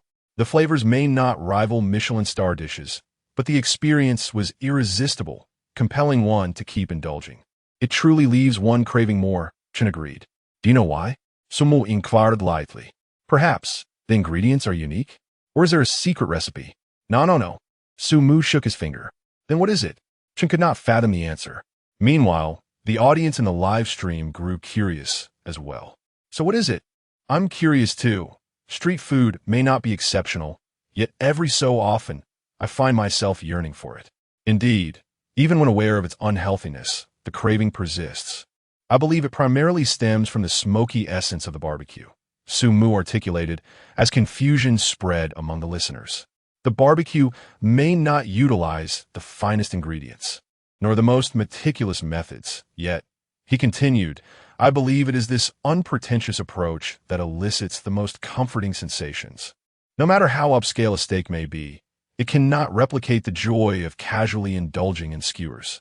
No matter how refined the ingredients or expert the preparation, nothing compares to the aroma of smoke mingling with the essence of life itself. It is akin to dining in a lavish restaurant. No matter how exquisite or pricey the meal, it cannot surpass the comfort of home-cooked vegetables. The reason is simple. It lacks the smoky essence, the vitality of daily life. In other words, the warmth of home. Upon hearing Su Mu's explanation, the audience in the live stream experienced an epiphany. Wow, Mr. Su's analysis seems remarkably insightful. Absolutely. No matter how fine a restaurant may be, it cannot replicate the comfort of home-cooked meals. Restaurants often emphasize technique, which paradoxically diminishes the essence of home-style cooking. A lack of homely flavor. Mr. Su articulated that beautifully. How could the meals prepared by hired chefs ever compare to those lovingly crafted by a mother? In that moment, the audience was astonished, not only by the reasonableness of Su Mu's analysis, but also by the fact that phrases like smoky essence, homely flavor, and vitality of life could emerge from the lips of a billionaire president. After all, to the audience, the lives of the wealthy seemed entirely detached from the essence of everyday life. Take CEOs like Mr. Jia and Mr. Wang, for instance. Could a plate of fried rice worth hundreds embody the essence of life? Could a bottle of wine, priced in the thousands, encapsulate the warmth of home? When luxury becomes the norm of material existence, life becomes utterly divorced from the simplicity of everyday experiences. However, Su Mu, as a billionaire president, had not allowed his material existence to be tainted by wealth. Rather, he savored the essence of life, articulating sentiments that resonated deeply with the common populace. One must ask, with such grounded qualities, which other president could achieve the same? Chapter 20. Introducing Su Mu to a six-figure income job at this moment. The audience's admiration for Su Mu had reached its zenith. On site, after listening to Su Mu's analysis, reporter Chun found herself momentarily dazed. She could hardly fathom that such down-to-earth remarks could emanate from the lips of a billionaire CEO. Having interacted with numerous executives of varying statuses, she noted that they all regarded luxury as a norm. To them, money had seemingly lost its value. Even a CEO worth merely $1 million would consider a meal starting at $10,000. In stark contrast, the billionaire Su Mu displayed a surprisingly unpretentious attitude towards material needs. Whether commuting on a shared electric bike, working alongside employees to assemble machinery, or savoring street food, it was evident that Su Mu prioritized spiritual fulfillment over lavish living. In essence, he embraced comfort without the pursuit of materialism. This remarkable inclination to lead a humble life, despite his immense wealth, is indeed a noble trait in an era where money wields significant influence and temptation. Well said. At that moment, a portly middle-aged man suddenly approached Su Mu with a raised glass. "Young man, your words resonate profoundly. I find myself compelled to indulge in this barbecue every so often, simply enamored by its flavor. Those around me often question why, with my wealth, I choose to dine at street stalls. Yet, I can never articulate the reason for this craving. But today, after hearing your insights, I finally grasped it. It's not merely a longing for barbecue, but a desire to experience the warmth of life here." The middle-aged man, adorned with gold and jewels, clearly exuded affluence. As he spoke excitedly, he raised his glass towards Su Mu, saying, "Come, young man, let me toast to you." Su Mu graciously accepted, lifting his own glass with a smile. "To be recognized by you is an honor." They clinked their glasses and drank heartily. "Young man, judging by your demeanor." The man appraised Su Mu before glancing at the camera nearby. "You and Appos, either an internet celebrity or a star, right?" Upon hearing this, Su Mu became intrigued. "Why do you say that?" "To be frank with you," the man said as he settled comfortably beside Su Mu, "I am a talent scout, and I have nurtured numerous stars. I noticed you immediately. Your aura is distinctly different from the average person. Given that you're filming, I deduce that you must either be a social media influencer with millions of followers or at least a second-tier celebrity." His words left the audience in the live stream astounded. Reporter Chun was equally taken aback, and even Su Mu himself felt somewhat bewildered. What a twist! To encounter a talent scout while enjoying barbecue, and now to be mistaken for a celebrity? It seemed rather absurd. Goodness, this humble barbecue stall is truly a treasure trove. From now on, I'll dine at street stalls with utmost respect. Who knows who might be sitting next to me? The portly middle-aged man is actually a renowned talent scout, and the young man in the tank top is a billionaire CEO. The stall owner can hardly fathom that he is serving such distinguished individuals. "Sir, you have misunderstood." Su Mu replied with a modest smile. "I am neither a star nor an internet sensation. I am simply not a celebrity? Then that and Appos. That's even better." The man interrupted. "As I mentioned, I am a talent scout, having cultivated many stars. I can assure you, based on your charisma and appearance, that with a little training, you could easily debut as at least a second-tier celebrity. What do you say? Are you interested in teaming up with me? I guarantee a starting annual income of at least $1 million. Upon hearing this, the audience erupted in laughter. "Huh, $1 million starting salary? Sir, you must be underestimating Mr. Su. Mr. Su, grateful for the fruitless offer. $1 million a year? I doubt Mr. Su even glances at such paltry ventures. Ha ha. This man truly believes Mr. Su was a budding star." On site, reporter Chun could barely contain her amusement. It was remarkable how, while enjoying barbecue, Su Mu attracted collaboration offers. One could only be grateful that he chose entrepreneurship. Otherwise, he might be relegated to a life of modest earnings. "Do you genuinely believe I could become a star?" Su Mu inquired earnestly. "Absolutely." The man patted his chest, assuring him, "With my experience as a talent scout, I cannot possibly be mistaken. You, my friend, have the makings of superstar." As Su Mu pondered his response, a luxurious extended Rolls-Royce suddenly pulled up beside the barbecue stall. In the bustling city, such a prestigious vehicle naturally drew attention, and all eyes turned toward the distinguished figure emerging from the car. "Wow, a prominent figure has arrived. I can't believe my first encounter with a Rolls-Royce is at a street stall. Look, the person stepping out is the vice president of Jinmi Company. Indeed, is the VP here for barbecue too?" Due to Su Mu's preference for avoiding the limelight, all previous media appearances have been handled by Chun Bing, the vice president of Jimmy Company. Consequently, Chun Bing's recognition far exceeded that of Su Mu, leading to the irony that the company president could dine inconspicuously while the VP attracted immediate attention. Isn't that Mr. Chun? The portly man beside Su Mu recognized Chun Bing, his surprise evident. What is such an esteemed figure doing here in the bustling city?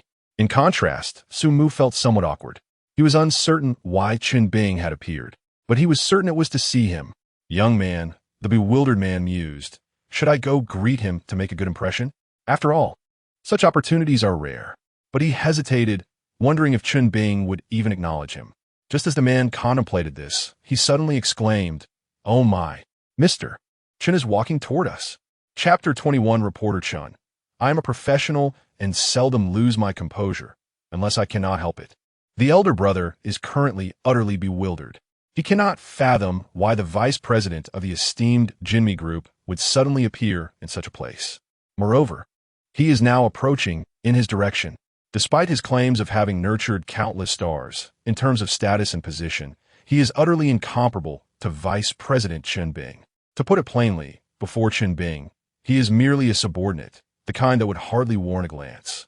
At this moment, the elder brother is exceedingly anxious. He can only hope he is mistaken, that Chun Bing is not heading towards him. Otherwise, he truly does not know how to respond. Mr. Su, you certainly make it quite a challenge to find you. However, the worst of his fears materialized. Chun Bing not only approached their table with a group, but also proactively greeted Su Mu. Mr. Su, the vice president of Jinmi Group actually addresses this young man as Mr. Su. Who then is this young man? At this instant, the elder brother's mind is in a whirl. Hello, Reporter Chun. Chun Bing did not notice the elder brother's panic. After exchanging pleasantries, he turned to him and inquired, and this is my newly acquainted elder brother. Su Mu introduced with a smile. He's quite a nice fellow. We hit it off well. Oh, the elder brother, upon hearing this, hurriedly stood up. No wonder you were able to articulate such profound insights earlier. You are indeed Mr. Su of Jinmi Group. It is an honor to meet you, and likewise, Mr. Chun, it is a pleasure. With a touch of anxiety, he raised his glass and downed 3 cups in quick succession. Suddenly, he recalled having heard tales of Jinmi Group's president, an accomplished individual who, not yet 30, single-handedly established Jinmi Enterprises and boasts a fortune exceeding 100 billion.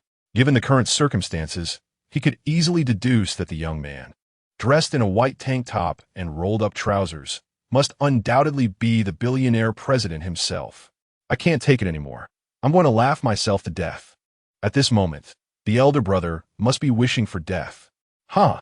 Did the elder brother just sit up suddenly from bed? Is he unwell? Who sends out a billionaire president in a tank top, shorts, and flip-flops? The elder brother noticed the aura of Su Mu but failed to perceive his true wealth. I seriously suspect the elder brother came over just to entertain us, out of sheer boredom. I'm rolling on the bed from laughter.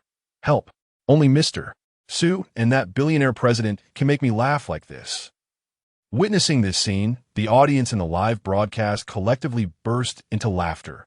No one anticipated that a simple barbecue could be delivered with such theatrical flair. Meanwhile, Su Mu and his companions quietly observed the elder brother's antics. Chun Bing, utterly perplexed, had yet to utter a word, wondering why the elder brother was suddenly gulping down drinks. Su Mu, with a look of resignation, thought to himself, after finally managing to enjoy a barbecue and encountering a fellow who could engage in conversation, why did you have to show up, Chun Bing? Mr. Su, Mr. Chun, I have a matter to attend to. After downing 3 cups, the elder brother, breathless, decided to make a hasty exit. I will take the liberty of settling the bill for both of you. Enjoy your meal. Having said that, he left in a hurry without looking back. Hey, elder brother. Seeing him rush off, Su Mu quickly called out, please leave your contact information. Next time, let us discuss my debut. Upon hearing this, the elder brother nearly stumbled. Goodness, he had just called the billionaire president brother in front of Chun Bing and committed such a faux pas. How could he dare leave his contact information? He feared Su Mu might use the number against him. Puff. As the elder brother departed, The ever-restrained reporter Chun could no longer contain his laughter. I apologize, Mr. Su. Reporter Chun, I am professionally trained and usually do not laugh, unless I truly cannot help it. Goodness, even a professional reporter was brought to laughter, Mr. Su. Remember to reimburse the fine. Who can remain composed? Anyone who watches this without laughing must be clinically depressed. Is it amusing? All I see is a desperate talent scout. Mr. Su, what is happening? In the midst of the chaos, Chun Bing was completely oblivious, wearing a bewildered expression. Let us get to the point, Su Mu said, exasperated, waving his hand. He had hoped for a pleasant barbecue, but now, with Chun Bing's unexpected and ostentatious arrival, he wondered how he could ever return to this barbecue stall. My apologies, Mr. Su. I did not intend to disrupt your enjoyment. However, Chun Bing, sensing Su Mu's agitation, offered an apology. I have a contract that requires your attention. It is rather urgent, and considering tomorrow is your day off, I thought to come by. Fine. Sumusai din resignation. Next time, do let me know in advance. Avoid such surprises. I did notify you. Didn't he answer? Chun Bing replied with a rueful smile. Huh.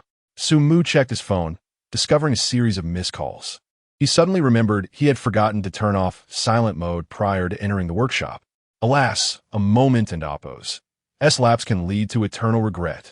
Realizing that the meal was now in jeopardy, especially since the arrival of Chun Bing had caused many patrons to leave or bury themselves in their food, creating a noticeably tense atmosphere, Su Mu decided it was time to depart. It seems we've had enough to eat. Let us review the contract in the car. Before leaving, Su Mu made a point to approach the stall owner. My apologies for disrupting your business. It was my oversight in not arranging my work properly. Please close up early today. Upon saying this, the owner's phone chimed. Wealth Treasure received 100,000. Goodness. Owner, this is too much. The barbecue stall owner was utterly stunned. He initially thought Su Mu wanted him to close early because he was dissatisfied with the meal. Instead, Su Mu had handed him a generous sum. This was more than enough to sustain him for an entire month without needing to open the stall. Yet, he hesitated to accept such a large amount, feeling uneasy about it. What's the problem? Su Mu smiled. Next time I come, you needn't charge me. That will suffice. The stall owner, after a moment of contemplation, finally nodded. Very well, Mr. Su. Rest assured, whether you come or your friends do, just let me know, and I will ensure you receive the best service. Agreed. Su Mu waved his hand. Take care, owner. Chapter 22. The greatest 2 minutes in the history of domestic entrepreneurship. The former days of Su Mu. Witnessing this scene, the audience in the live stream expressed their profound sentiments. I never imagined that the largest sum Su invested today was not for himself. Honestly, Su's manner of spending is truly impressive. If only he could spend on me. Hey, I can hear your calculations from Mars. To be fair, Su really demonstrates a strong sense of responsibility. Due to President Chun and Oppo's presence, a group of guests was frightened away. And his prompt compensation not only shows respect for the boss, but also responsibility towards Jinmi. Indeed, had Su not made this payment by nightfall, rumors would have circulated online about how Su Mu, the president of Jinmi, jeopardized others' businesses. The audience unanimously praised Su Mu's adept handling of the situation, recognizing his thorough considerations. Once back in the car, Su Mu discerned the significance of the contract before him. Thus, he began to peruse it attentively. President Chun, would you be open to an interview? While Su was occupied, reporter Chun sought an opportunity to interview Chun Bing, the second in command of Jimmy Group. After all, there were numerous intriguing topics to discuss with this vice president. Certainly, President Chun nodded in agreement. If memory serves, 7 years ago, you resolutely relinquished your position as president of a certain company to co-found Jinmi with President Su, correct? Reporter Chun inquired. What methods did President Su employ to persuade you to abandon a prestigious presidency and embark on this entrepreneurial journey from scratch? The most compelling topic regarding Chun Bing undoubtedly revolves around his decision 7 years prior to resign from a coveted presidential role to join Su Mu in entrepreneurship. It is crucial to note that the presidential position 7 years ago was far more precious than it is today. Moreover, at that time, Su Mu was merely a fresh university graduate, devoid of resources or finances. Under such circumstances, how did Sumu manage to convince a company president to forsake a lucrative position and venture into the unknown alongside him? The audience in the live stream grew increasingly curious. This is indeed perplexing. If I recall correctly, President Chun was working for a highly sought-after company at that time. To abandon a high-paying job and follow a fresh graduate into entrepreneurship requires not only courage, but also mental preparation for potentially losing everything. To be honest, if it were me, I would never take such a risk. After all, if it fails, there would truly be nothing left. Thus, I'm all the more intrigued about how Sumu managed to persuade President Chun. Faced with the reporter and Oppo's inquiry, President Chun initially hesitated, lost in brief contemplation, seemingly reminiscing about that moment. In truth, President Su did not employ any particular tactics. After all, as you all have observed during your time with him today, Sumu is not as cunning as one might expect. Upon hearing this, the audience readily concurred.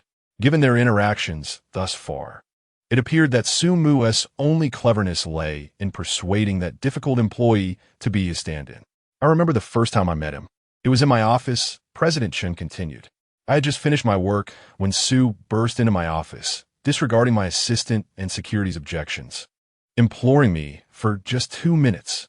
I recognized he had sought me out, and since I had nothing pressing at that moment, I was caught up in his fervor and agreed to give him those 2 minutes. Little did I know, this impulsive decision would alter the course of my life. As he recounted this, President Chun and Oppo's thoughts drifted back to that sweltering summer 7 years ago, to that nostalgically decorated office, and to the passionate youth before him. I had anticipated that Su would pitch me a product, solicit my investment, or submit a resume. However, after I granted him permission, he wasted not a single word. He immediately seized a blackboard I had been using and began to elaborate on his entrepreneurial vision. At first, I did not take him seriously. I even discreetly timed him as he spoke. In that era, entrepreneurship was a daunting endeavor, and I presumed he was merely an impulsive young man. However, as I listened, President Chun's tone shifted to seriousness. I realized the situation was far from simple. As he delineated his plans, there was no superfluous chatter. His words were concise. And although he spoke rapidly, I could comprehend every word. He wrote as he spoke, displaying a level of poise and clarity that was astonishing for someone of his age. Yet, that was not the crux of the matter. The essence lay in the fact that, in under 2 minutes, with nothing but his voice and a blackboard, he unveiled a grand entrepreneurial blueprint before me. The business model, the entrepreneurial mindset, truly, I had never encountered anything like it before. After swiftly conveying the most impactful information, he took another 10 seconds to introduce himself and left me with a business card, then exited without a backward glance. As he stepped out, I glanced at my watch and realized, 2 minutes to the second, from the moment he entered until he concluded and departed, every second counted, and he had effectively communicated everything he wished to express. Gasp! Upon hearing this, the audience in the live stream collectively inhaled sharply. This is just like a scene from a movie where the protagonist makes an entrance. So impressive. I can only imagine the astonishment on President Chen's face when he checked the time. Incredible. His sense of timing is truly remarkable. If he exited precisely at the 2-minute mark, it indicates that he had calculated his timing even before he began speaking. While I may not know the specifics of Su's pitch, the fact that it compelled a president to forsake his post and follow him speaks volumes about the magnitude of his plan. Unbelievable. If given just 2 minutes, I would barely have managed to articulate my thoughts. Yet Sumu managed to sway a president. Listening to Chun Bing's account, the audience was utterly captivated. Even though they could not physically experience that scene, they could palpably feel the tremendous impact through Chun Bing's narration. It would not be an exaggeration to assert that if Chun Bing could meticulously recount Sumu's 2-minute pitch, that fleeting span would undoubtedly be deemed the most monumental 2 minutes in the history of domestic entrepreneurship. Chapter 23. The shock of central television leaders and Xiao Sa's high praise for Sumu upon hearing General Manager Chen's account. It was undoubtedly Chen, the reporter, who felt the most astonished. As a professional host, Chen understood better than anyone the challenges inherent in timed speeches. Moreover, according to General Manager Chun and AMP, Oppo's description, when Su-mu delivered his narrative, he not only lacked a timer, but also spoke entirely without notes. This meant that while articulating his thoughts, Su-mu had to meticulously construct each sentence in his mind while simultaneously calculating time, ensuring clarity of speech, coherence, and even allowing time for self-introduction and departure. The complexity of this undertaking was such that even the seasoned reporter Chun could hardly envision himself accomplishing it. Such a level of discourse demands not only a clear logical capacity and a strong sense of time, but also the ability to convey a plan profound enough to impress a CEO. In Chen's estimation, it seemed that very few anchors at the station could achieve such a feat. Success has no shortcuts, only relentless dedication. At that moment, Xiao Sa, who had been absent all afternoon, suddenly chimed in from Su-mu's live broadcast room. While the audience saw Su-mu as relaxed and at ease, they remained unaware of the countless hours of sweat and arduous struggle he had endured to attain his current status, wealth, and lifestyle. In the live broadcast room, Xiao Sa and AMP, Oppo's tone was filled with admiration. Delivering a completely extemporaneous speech without a timer, coupled with precise time management and formidable expressive capability, was a significant challenge even for a seasoned host like me. Yet, Su-mu flawlessly showcased his talents during his first encounter with the CEO. Although we could not witness the exact nature of Su-mu's speech that day, it was evident from General Manager Chen's prominent position that Su-mu's presentation was undoubtedly impeccable. To all the entrepreneurs and aspiring individuals in front of the screen, there is no need to envy Su-mu's current carefree life. For the sacrifices he made behind the scenes far surpass anything you can imagine. In reality, Xiao Sa's role in this segment was merely to host the pre-broadcast warm-up. To put it simply, Xiao Sa had already concluded his duties, as this segment had long since moved beyond his involvement. However, just as General Manager Chun recounted his past with Su-mu, the leaders at Central Television, touched by Su-mu's legendary journey, summoned Xiao Sa back to the studio for an impromptu conclusion. They felt that such a remarkable narrative could not simply be brushed aside in an interview format. It deserved a proper acknowledgement, even if merely a spontaneous decision. As Xiao Sa concluded, the audience in the live broadcast room was filled with emotion, despite Su-mu's seemingly leisurely demeanor now. The sacrifices he made over the past 7 years during Jinmi and Oppo's evolution from inception to its current scale were truly unimaginable. The phrase, 1 minute on stage requires 10 years of effort behind the scenes, echoed in their minds, leaving them in awe of the daunting efforts Su-mu must have exerted to achieve such a remarkable speech. I could almost envision Su-mu practicing alone at home, rehearsing in front of the mirror, refining his speech content, meticulously calculating time. Just thinking about that process exhausts me. Indeed, even someone as intelligent as Su-mu knows that success is not merely a matter of chance. I officially declare Su-mu as my idol. Thus, Chen the reporter, having composed himself, posed the question, General Manager Chun, was it Su-mu's speech that illuminated his brilliance and potential for success, prompting you to resolutely join him in entrepreneurship? Yes, but it is not entirely so, General Manager Chun reflected, considering Jinmi and AMP, Oppo's present accomplishments. Su-mu's initial plan was remarkably successful. However, at that time, the plan was far beyond my comprehension, even exceeding the understanding of that era. The unknown represents uncertainty. Chun continued, slowly lifting his gaze to the starry sky outside, lost in reminiscence. After Su-mu's departure, I spent half a month analyzing his proposal.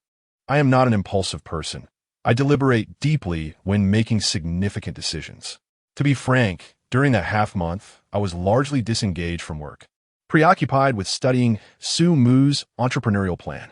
His proposal was flawless, impeccable in every detail. While I knew I had only received a distilled version, I pondered over it for half a month without uncovering a single reason to dissuade me from pursuing it. The plan was so perfect that I felt I could participate without hesitation.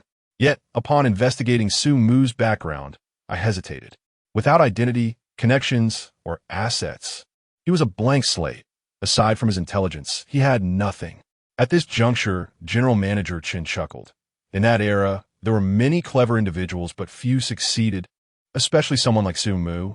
Starting from absolute zero, the odds of success were exceedingly slim. Therefore, my doubts about his identity made me contemplate withdrawal.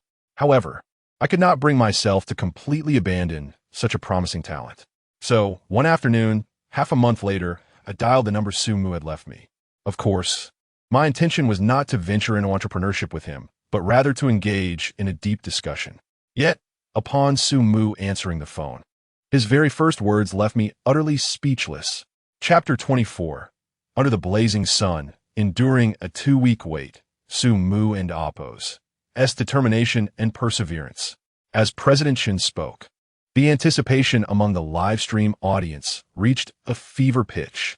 Everyone was eager to uncover the means by which Su Mu managed to persuade President Chen, who had expressed skepticism about this entrepreneurial venture. What exactly did he say? In front of the camera, reporter Chen almost instinctively posed a question. Her curiosity piqued. What words could have left President Chen, the then CEO, momentarily dumbfounded? When I called, Su Mu answered almost instantaneously. President Chen continued, I hadn't Appo's even spoken yet when I heard Su Mu directly say, and Appo's. President Chen, have you made up your mind?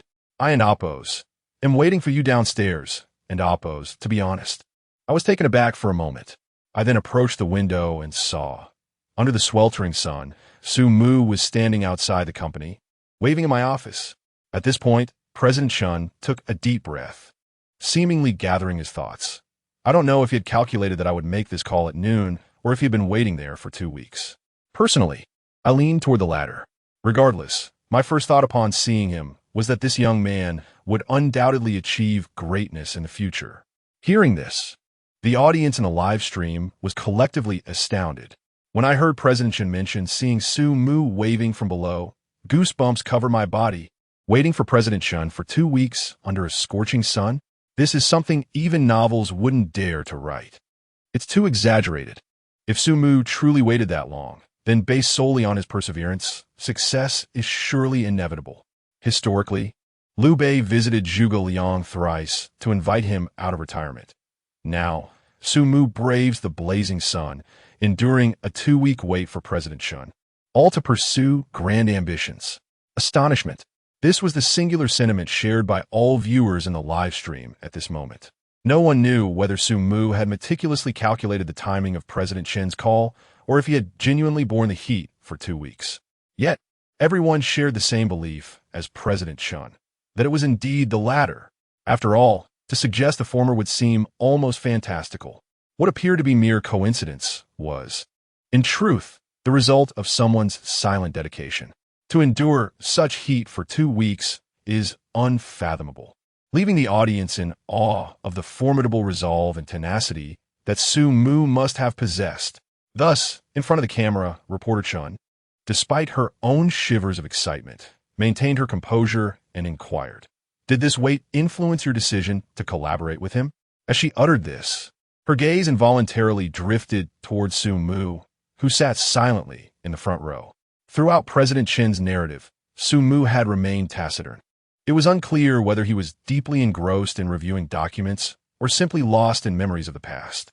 The true decision to collaborate with Su Mu came only after a profound exchange, President Chen explained. However, witnessing that scene made me realize that Su Mu would undoubtedly become a remarkable leader. He chuckled. In retrospect, all my assumptions were correct. With that, President Chen and Appo's reminiscence came to a close. Through his reflections, both the live stream audience and reporter Chen gained a renewed understanding of Su Mu. It turned out that this seemingly carefree young man had endured such arduous struggles during his entrepreneurial journey. Years later, reporter Chen posed another question. Have you figured out why Su Mu appeared at the company that day? Was it a premeditated move, or did he truly wait under the sun for 2 weeks? President Chen smiled. The specifics, I suppose, you would need to ask Su Mu about. His implication was clear, yet Su Mu remained unresponsive. Hidden from view in the extended luxury vehicle where neither President Chen nor reporter Chen could discern his actions. Where is Su Mu? Can he provide an answer? I genuinely wish to know. Didn't he say Su Mu was diligently reviewing documents? Perhaps he is too busy to participate in the interview. But honestly, if Su Mu truly waited for 2 weeks, what kind of resolve did he possess? Would he really continue to wait indefinitely?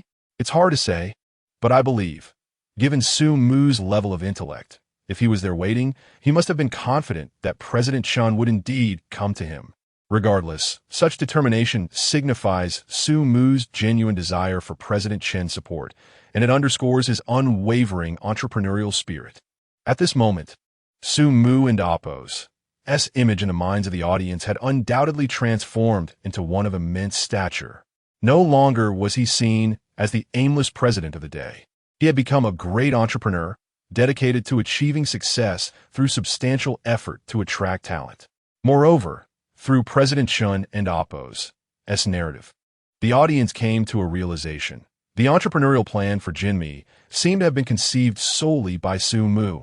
Otherwise, any minor flaw would have failed to sway the then CEO, President Chun, indicating that the success of Jinmi was entirely within Su Mu's strategic foresight. My goodness! Upon this realization, the audience was struck anew by Su Mu and Appo's brilliance. At a mere fresh graduate age, while contemporaries were still seeking stability in their roles, Su Mu had independently devised a groundbreaking entrepreneurial plan for a cutting-edge mobile industry enterprise. What a staggering intellect! No wonder Su Mu was able to draft Jinmi's 5-year development plan ahead of time. It seems Jinmi has always followed Su Mu's vision. Remarkable.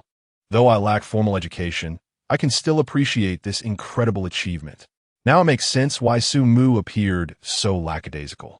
After 7 years of relentless effort to develop Jinmi to this scale, he certainly deserves a break. This is exhilarating.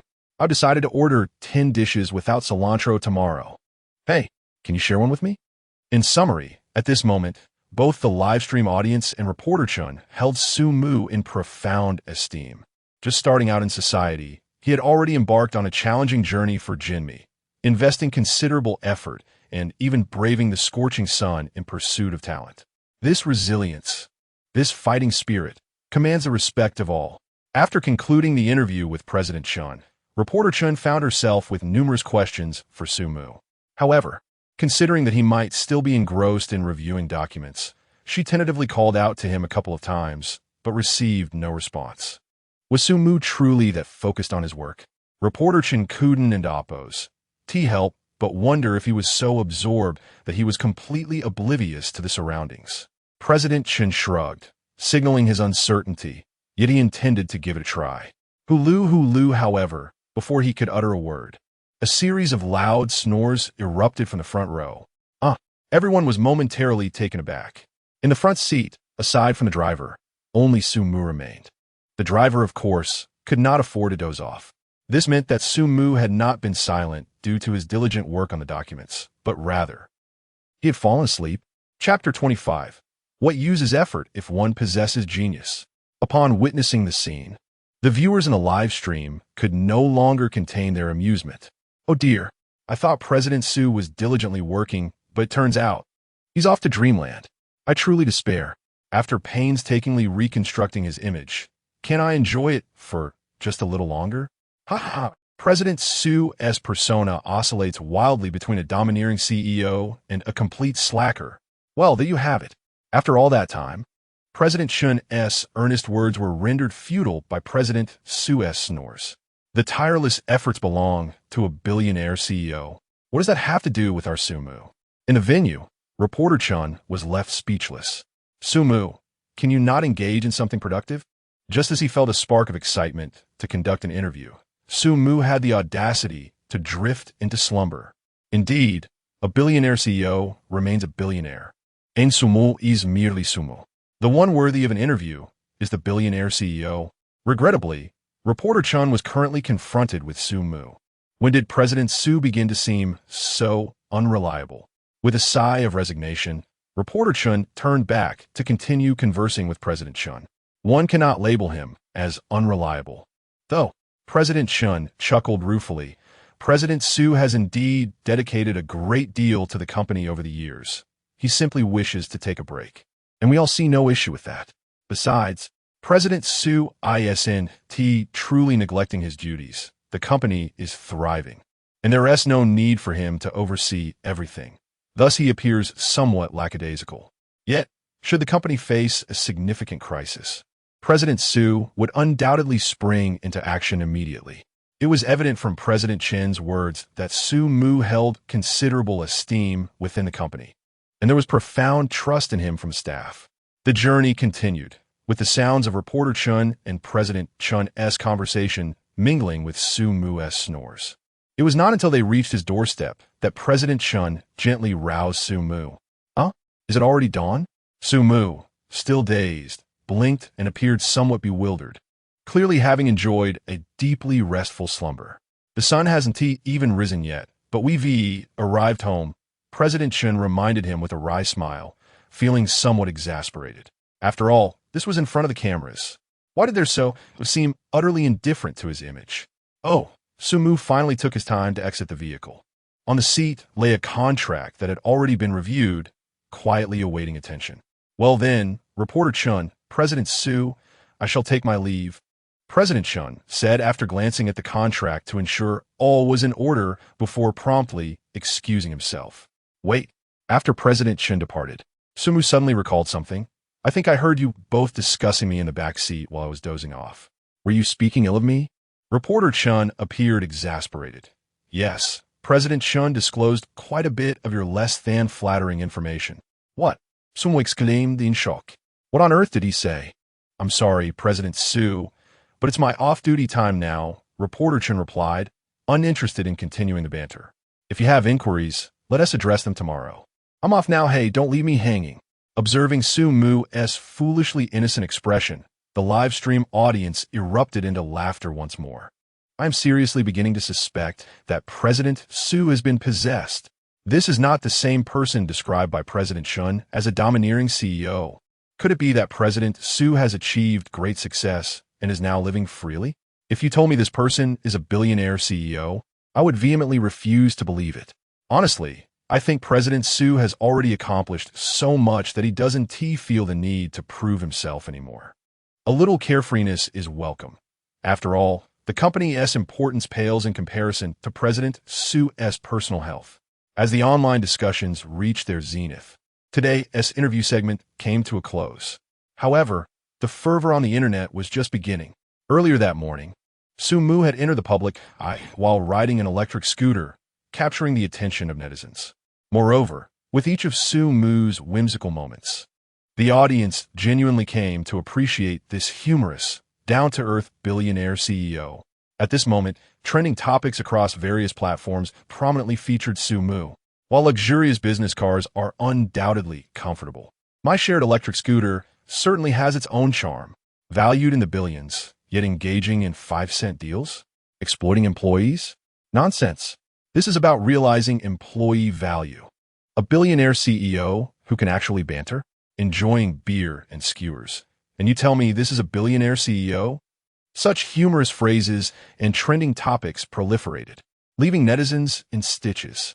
I never expected that President Su would first gain widespread fame not for his CEO status, but for his antics. Ha ha. See? This is the mark of true talent. Achieving fame not through the company, but through his own charisma.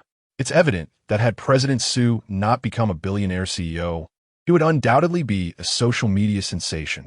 Who else but President Su could make me laugh like this as a billionaire CEO? Among these trending topics, the most discussed was undoubtedly Secretary Lee's revelations about Su Mu earlier that morning. No one could fathom how this seemingly lackadaisical president had, a year prior, meticulously planned the company and Oppo's developmental trajectory for the next 5 years. Once this news broke, it left not only netizens astonished, but also a multitude of corporate leaders and CEOs in a state of disbelief. What? You mean to tell me that my competition isn't Su Mu or the executives at Jinmi, but rather a meticulously crafted plan from a year ago? Absurd. This was utterly outrageous. That night, while Su Mu enjoyed a peaceful slumber, many CEOs, particularly those competing with Jinmi, convened emergency meetings to engage in thorough discussions regarding this matter. After all, Mu had devised a future 5-year plan for Jinmi a year prior. What did this indicate? It illustrated Mu's exceptional grasp of the market and his commanding insight into the company's future development, reaching a terrifying level of competence. With this in mind, could they not glean insights into Mu's success by analyzing Jinmi's previous strategic layout and Mu's prior business acumen? Regrettably, after an entire night of deliberation, not a single individual in those companies could uncover the secrets or learn the essence of Mu and Oppo's success. Is it possible that Jinmi is merely boasting for the cameras? That Mu lacks any real capability? One executive could not restrain himself from questioning. You fool! Who dares to boast under the watchful eye of the central authority? Another executive quickly countered. Moreover, from what I know, Mu has indeed been rather idle this past year. Yet Jinmi's stock price has consistently risen, and its market value continues to soar. Whose achievement is that? Keep analyzing if you must. Ultimately, the president of a particular company decisively declared, for Mu to have propelled Jinmi's growth to its current scale in just 7 years, with personal wealth reaching billions. There is certainly much to learn from his approach. Research. I demand rigorous examination. This president, adhering to a relentless pursuit of knowledge, believed that with enough study, they would undoubtedly be able to glean valuable insights from Mu's success. However, what he could never fathom is that Mu, in such a brief span of time, achieved remarkable success not solely through his own diligence, but rather due to the extraordinary business acumen he possessed after his journey through time. If Mu were aware of this fact, he would undoubtedly scoff and retort, to put it plainly, my dear brother, if hard work and sweat were truly effective, then wouldn't and Oppo's my efforts be rendered futile? Chapter 26. Is cigarettes, alcohol, and milk an appropriate gift? It turns out the billionaire CEO is quite humble at home. In summary, that evening, Mu's popularity online rivaled that of A-list celebrities, allowing more people to recognize this exceptionally talented and down-to-earth CEO. As discussions among netizens continued, the morning of the following day arrived. At the live broadcast of the billionaire CEO, Mr. Wang, the expansive green fields basked in gentle sunlight as he, accompanied by a team equipped with professional gear, arrived at the golf course. The previous day's exertions had indeed left Mr. Wang somewhat fatigued, prompting him to grant himself a day off. Golf, a sport that tests one and Oppo's control over strength, saw Mr. Wang introduce himself briefly to the camera before striking a pose, swinging his club with precision towards the distant flag. With great force, he swung. The sound of the club colliding with the ball echoed, sending the white golf ball soaring into the sky, tracing a perfect parabolic arc before descending accurately towards the target. Mr. Wang's shot was nothing short of spectacular. The power he exerted was remarkable. Truly, Mr. Wang excelled in both business and golf. Nearby, a group of company executives showered him with praise.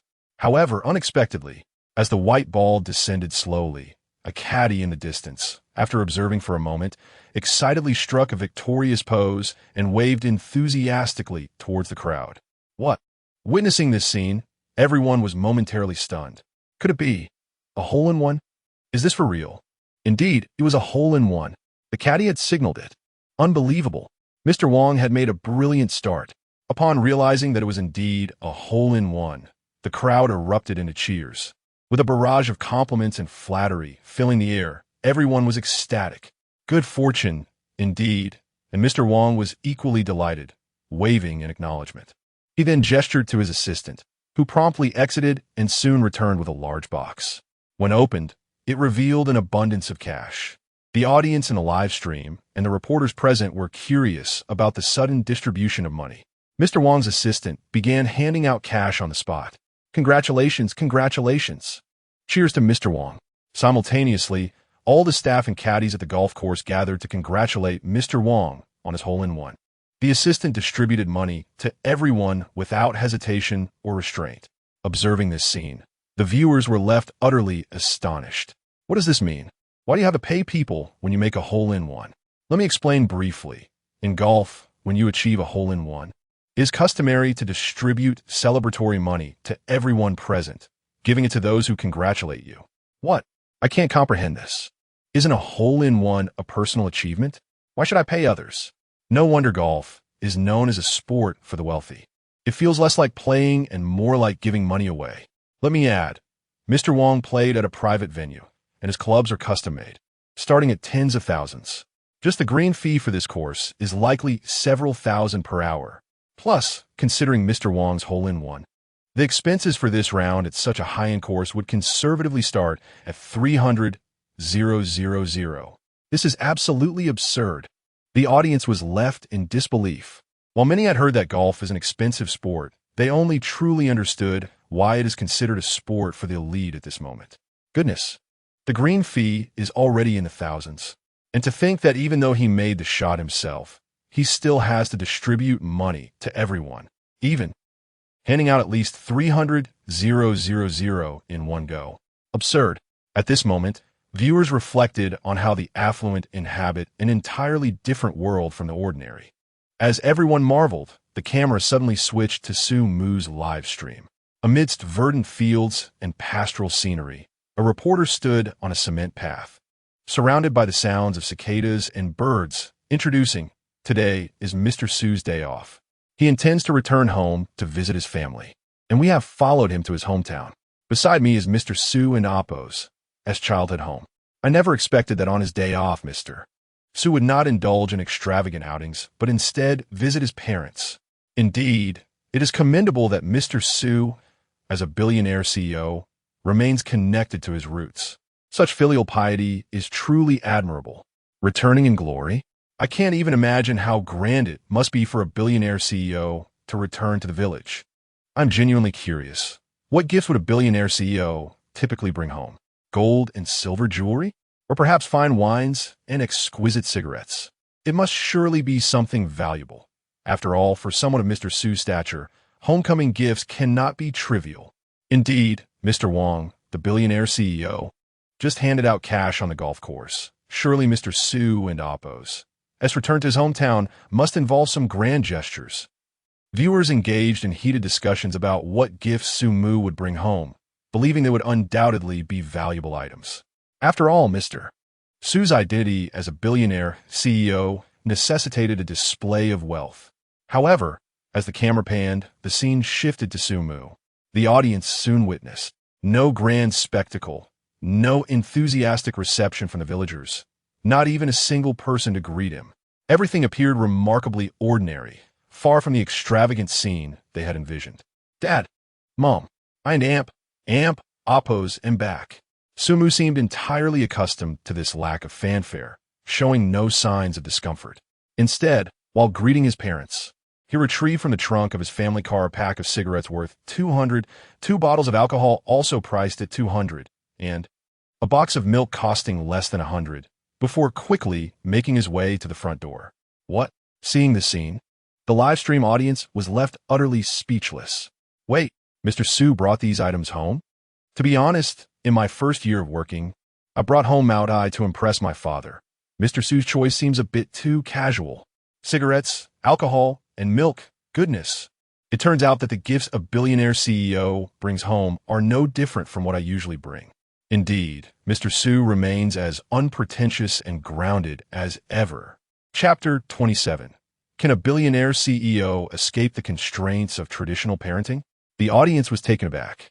In their minds, a billionaire like Su Mu returning to his hometown should have been met with cheers, fireworks, and a long procession at the village entrance. After all, having produced such a talent was a matter of pride for the entire village. It seemed implausible that his return would be so understated. Furthermore, a billionaire CEO visiting a golf course would typically display extravagance and generosity. Yet here was Su Mu, a billionaire, returning home with only humble gifts, which felt excessively modest and lacking in prestige. Upon reflection, it made sense. Given Su Mu's wealth, his parents could have anything they desired, rendering elaborate gifts unnecessary. Indeed, bringing such items home was rather customary, stripped of the CO and Appo's aura. Gifts merely convey goodwill, and Su Mu and Appo's thoughtfulness was already commendable. Moreover, Su Mu had always been low-key, and it was plausible that this visit was a spontaneous decision, making the villagers unaware of his return. There was no need for ostentation. as Sumu had no need to prove himself anymore. As the discussions unfolded, the audience began to appreciate Sumu's unpretentious demeanor.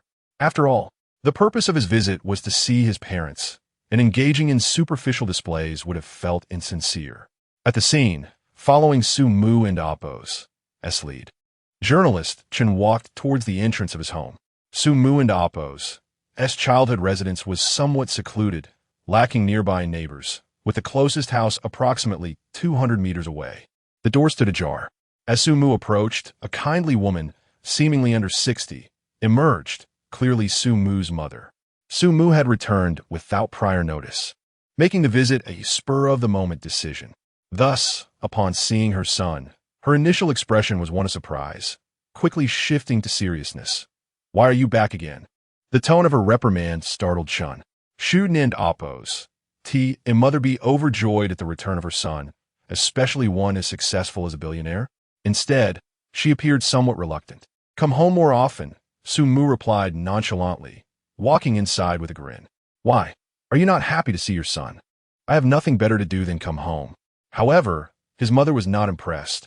"Are you really that idle? Don't you have your own affairs?" "My return to see you is my greatest concern," Sumu retorted with a smile, undeterred by his mother's continued admonishments. "By the way, this is Chun, a reporter from a central station." Chun politely greeted Sumu and Appo's mother. "Hello, Annie. I am Su and Appo's accompanying reporter. You can call me Xiao Chun." To be honest, Chun felt more pressure facing Sumu's mother than interviewing Sumu himself, given her seemingly unfriendly demeanor since their first encounter. "Hello, Xiao Chun," she exclaimed, her attitude suddenly transforming. Not only did she greet Chun with warmth, but she also took his hand, saying, "What a lovely young lady. You and Appo's already become a central station reporter at such a young age? Quite impressive." The viewers in the live stream were left in shock. Isn't the difference in treatment too obvious? "Sumu, I'm not even worth a pinch of salt. This is hilarious." She treats her son with disdain, but is all smiles for the reporter. Is she performing a play? The scene left Chen utterly bewildered. Why the abrupt change? Why was Sumu, her own son, treated with such disdain, while Chun received a warm welcome? Just then, Sumu and Appo's father emerged from the house, greeting his son with a simple, "You're back?" At this point, the audience was even more confused. After all, Sumu was a billionaire. Shouldn't he receive a royal welcome upon returning home? Instead, his parents treated him as if he were a stranger. Even more perplexingly, Sumu and Appo's mother seemed to be kinder to the reporter than to her own son. "Mom, what in Appo's is for lunch?" Sumu asked, seemingly indifferent to the peculiar atmosphere. "I'm Appo's starving. I can make something myself." His mother and Appo's expression soured again. "You can and Appo's just come back unannounced and expect me to whip something up. If you and Appo's were going to cook, do it yourself." Sumu shrugged and headed for the kitchen. "Hey, get back here," his mother called out, suddenly anxious. "Do you even know how to cook? Don't burn the place down. The fridge is empty. Go to your second aunt's house and bring her over for lunch. Last time, we didn't even invite her for a meal after she helped us. This time, let us extend the invitation. And call your uncles and aunts too." The audience chuckled at the notion that the entire village seemed to be related to Sumu, and Appo's. It true that in a village, everyone is somewhat connected? Village life is lively. Just a call can gather a whole table of people. Unlike the city, where you have to make reservations just to eat together. As they walked along the rural path, Chen asked, "So, are we being kicked out?" "Don't put it so harshly," Sumu corrected him. "We're merely on a mission." "Su, I have a question," Chen continued. "It seems your parents and Appo's attitude towards you is not very warm. They and Appo's Regis tough on the outside but soft on the inside." Sumu chuckled. "They genuinely care, but their way of expressing it is rather unique." "Indeed, it is quite unique. It seems your mother hardly treats you like her own son. Perhaps the older generation struggles with expressing affection. They care deeply, but tend to criticize instead." So it's a form of suppressive parenting, a common educational approach in our country. Goodness, I thought only my parents would lecture me. Who knew even a billionaire like Sumu would face the same parental pressure? "Since you have the means," Chen ventured, "why not bring your parents to live in the city?" "They would and Appo's. T agreed to that." Sumu sighed. They were still working just a few years ago, insisting they wanted to be self-sufficient. I had to persuade them to retire, but moving to the city? They would never agree to it. Rural life has its own charms. Reporter Chun quickly supplemented. A leisurely and vibrant environment, in contrast to the clamor of urban life, is indeed more conducive for retirement in the countryside. This perspective is quite understandable, after all. Sumu also remarked, they have spent their entire lives here, and suddenly asking them to relocate would undoubtedly require adjustment. Thus, after their objections, I refrained from further discussing the matter. And so it was. As Reporter Chun and Su Mu conversed, they continued to walk forward. Oh, is that not Xiao Su? As they strolled, they unexpectedly encountered an elderly individual who, from a distance, began to greet Su Mu with great warmth. Chapter 28. Absurd. The billionaire CEO returns to the countryside to gather pig grass. Unclear. Su Mu recognized the elderly man immediately and swiftly approached with a smile. How you been lately? As robust as ever. Uncle Air replied with a grin upon seeing Su Mu, exchanging pleasantries before turning to Reporter Chun.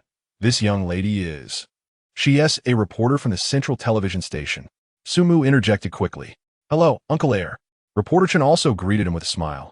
You can call me Xiao Chun. After a few more polite exchanges, Uncle Air suddenly remarked. You should have let us know in advance when you returned. I'll head back now and ask your Aunt Air to prepare a meal. Come over for lunch. No. Su Mu hurriedly replied. My mom said that you and Uncle San should come to our house for lunch. They've already begun preparations, so you needn't trouble yourself. Oh, is that so? Uncle Air pondered for a moment. Then I must hurry back and ask Aunt Air to help. With that, he started to head home. Uncle Air, Su Mu asked one last question. Have you seen Uncle San? He is up ahead gathering pig grass. Uncle Air pointed in the direction and then quickly made his way home. The simplicity of rural life. The first instinct upon hearing about a meal invitation is to offer assistance. Indeed, rural folk are inherently sincere. Whenever someone invites us over for a meal, my mother always goes to lend a hand well in advance. In the countryside, the essence lies in mutual support. There are rarely any disputes over interests, and assistance is given without monetary considerations. This genuine camaraderie is something one cannot experience in the city. No wonder Su's parents are reluctant to live in the city. How could they sever decades of emotional ties? Moreover, did you notice?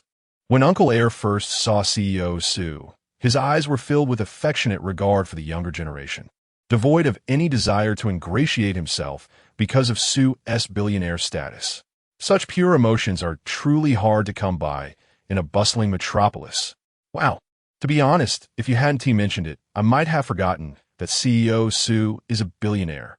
At that moment, the live stream audience was profoundly touched by the peacefulness, tranquility, and the villagers' sincerity of rural life. It's no wonder that as people age, they yearn to return to the countryside. This absence of conflicts over interests and the pure friendships shared among one another is genuinely appealing. The countryside is wonderful. Even Reporter Chen couldn't help but exclaim, when I grow old, I too shall return to rural living. Following Uncle Air's direction, Su Mu and Reporter Chen soon spotted Uncle San on a small hillside by the roadside, diligently gathering pig grass. However, the patch before them, although not steep, posed a slight danger for the elderly Uncle San, especially with a large basket on his back. Oh dear, Uncle San, don't move, Su Mu called out, hastening forward to assist him and quickly helped him down. Little Su has returned? Uncle San exclaimed with delight, looking at Su Mu with immense joy. When did you come back? Just returned. Su Mu replied with a smile, then added, Uncle San, you shouldn't gather pig grass like this anymore. It's quite dangerous. If it's too much trouble, I can send someone to bring you a few 100 pounds of feed, so you won't have to gather pig grass all day. That won't do. Uncle San firmly rejected. Feed doesn't yield good pork. It has to be pig grass. Oh, then please find a flat spot to gather it, not this hillside.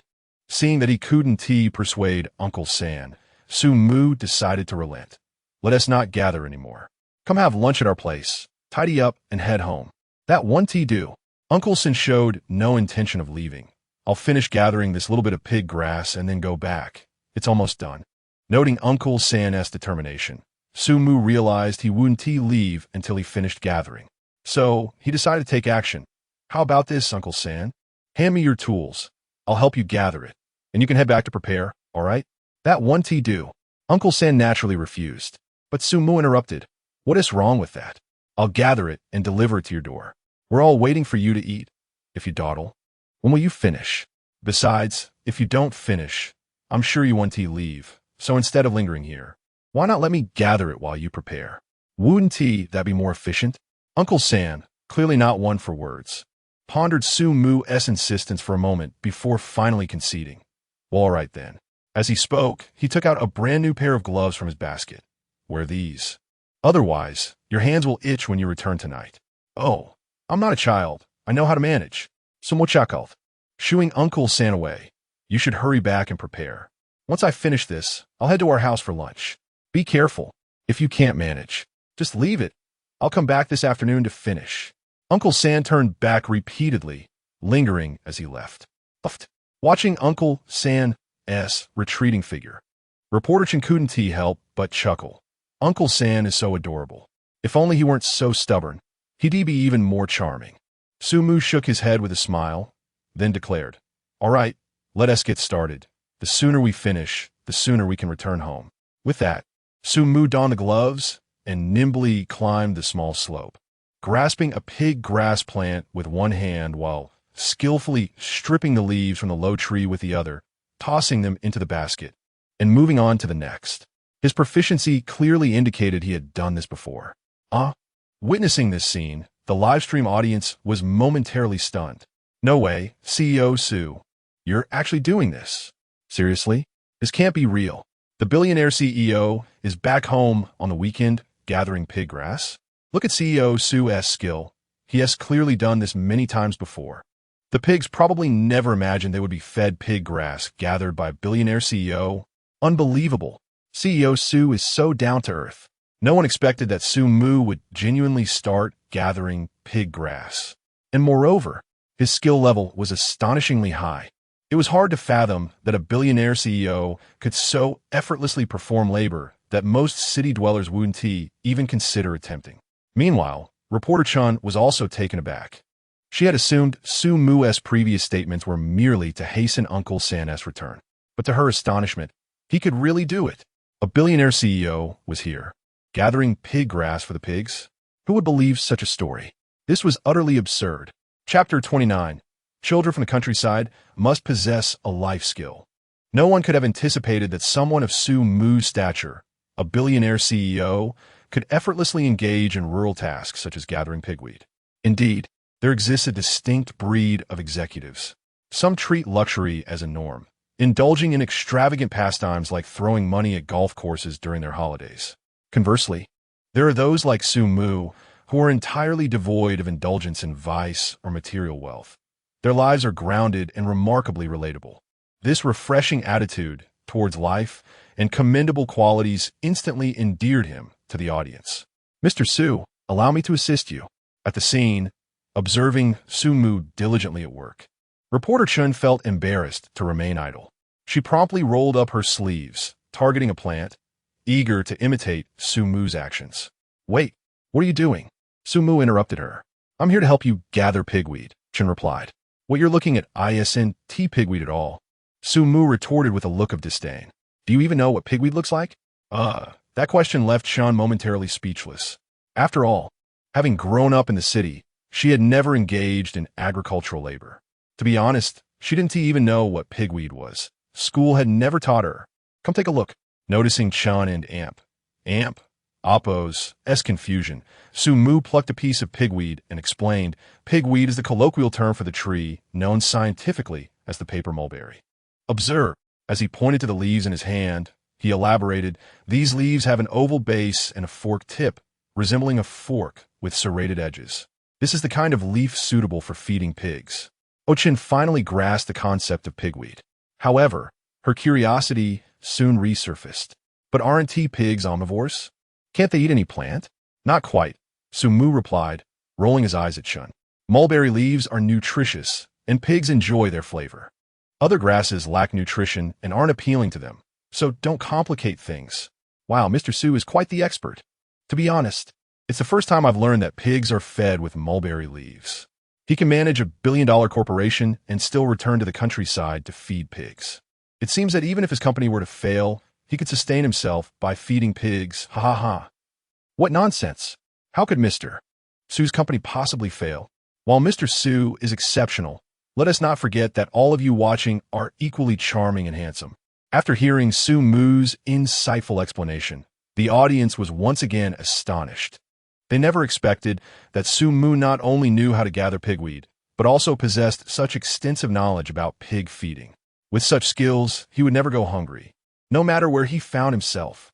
If worst comes to worst, you could just play on the side, Su Mu remarked, a hint of disdain in his voice.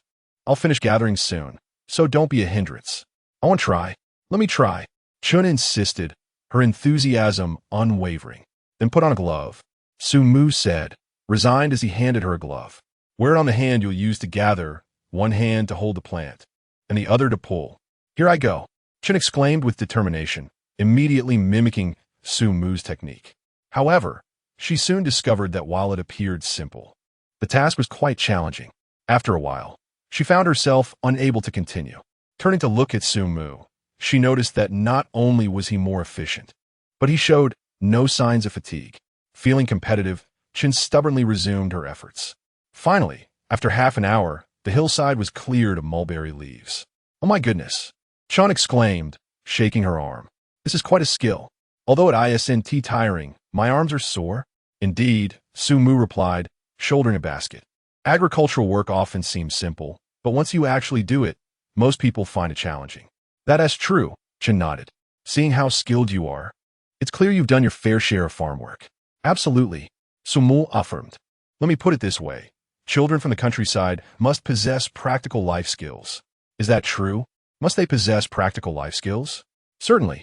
For instance, children raised in the countryside generally know how to cook for themselves. That's indeed the case.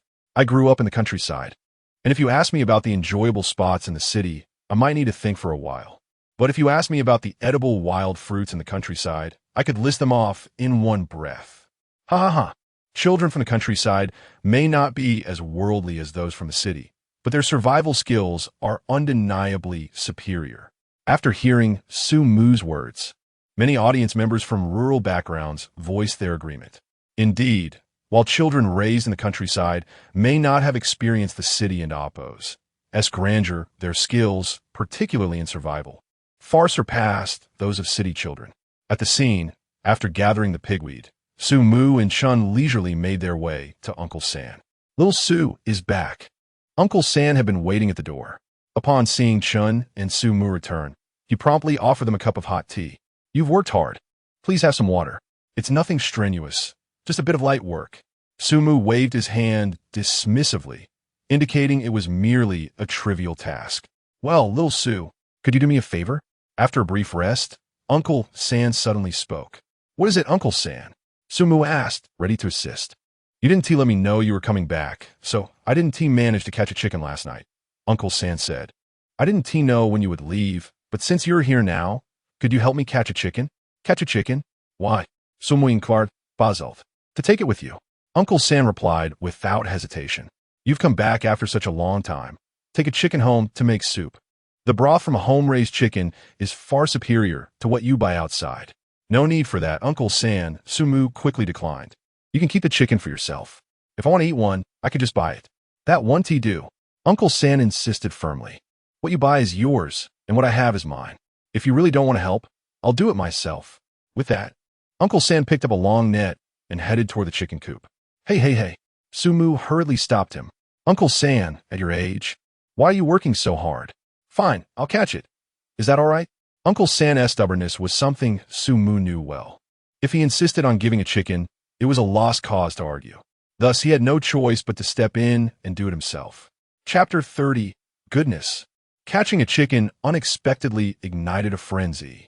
However, it wasn't in Oppo's long before complications arose. Chickens are nimble and agile creatures, making them notoriously difficult to catch. It is well known that in rural areas, the best time to catch chickens is at night, as they suffer from night blindness, ensuring a higher success rate. The predicament now, however, was that it was broad daylight. My brother Kuin was employing every evasive maneuver imaginable, while Sumu found himself utterly incapable of capturing even a single one. Amidst a commotion of flapping wings and clucking, after yet another failed attempt with the net, Sumu bent over, resting his hands on his knees, panting heavily. Damn it, catching a chicken is truly no easy feat. He turned to Uncle San and exclaimed, "Uncle San, let us come back at night to try again." But Uncle San promptly rejected the idea. "What if you sneak away at night? I need help out. We must catch a chicken today." Defeated by the stubborn old man, Sumu had no choice but to roll up his sleeves and prepare for another attempt. The audience in the live stream was in stitches. Goodness, while other CEOs are busy working, here's Su, caught up in the chaos of chicken catching. It's hilarious. He can handle billions in orders, but can't manage to catch a single chicken. What a joke. My brother Kuin has practiced for 2.5 years. Does he think he could be easily caught? I advise Su to give up. Attempting to catch a chicken in broad daylight is quite the challenge. Uncle San is truly going to great lengths to deliver this chicken. Su, why don't we? In the midst of the chaos, journalist Chun was watching Sumu being outwitted by a chicken. Just as she was about to speak, Sumu interrupted. "Enough of the formalities. Come help me catch it." Huh? Chun was taken aback. Interviewing a chicken might yield interesting content, but asking her to catch one?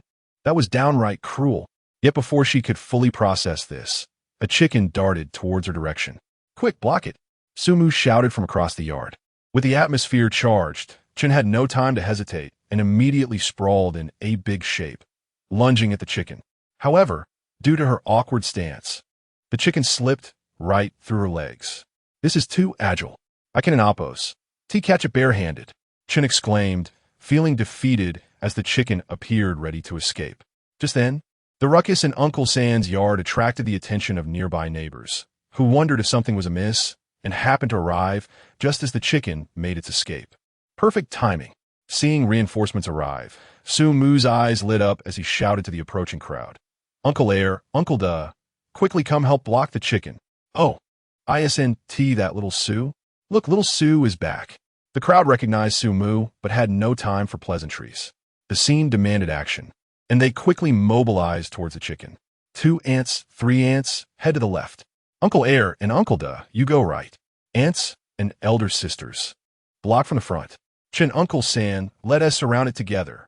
Sumu swiftly organized the group, loudly strategizing as everyone sprang into action, creating a formidable blockade around the chicken. Seizing the opportunity, Sumu charged forward with his net. It has nowhere to escape.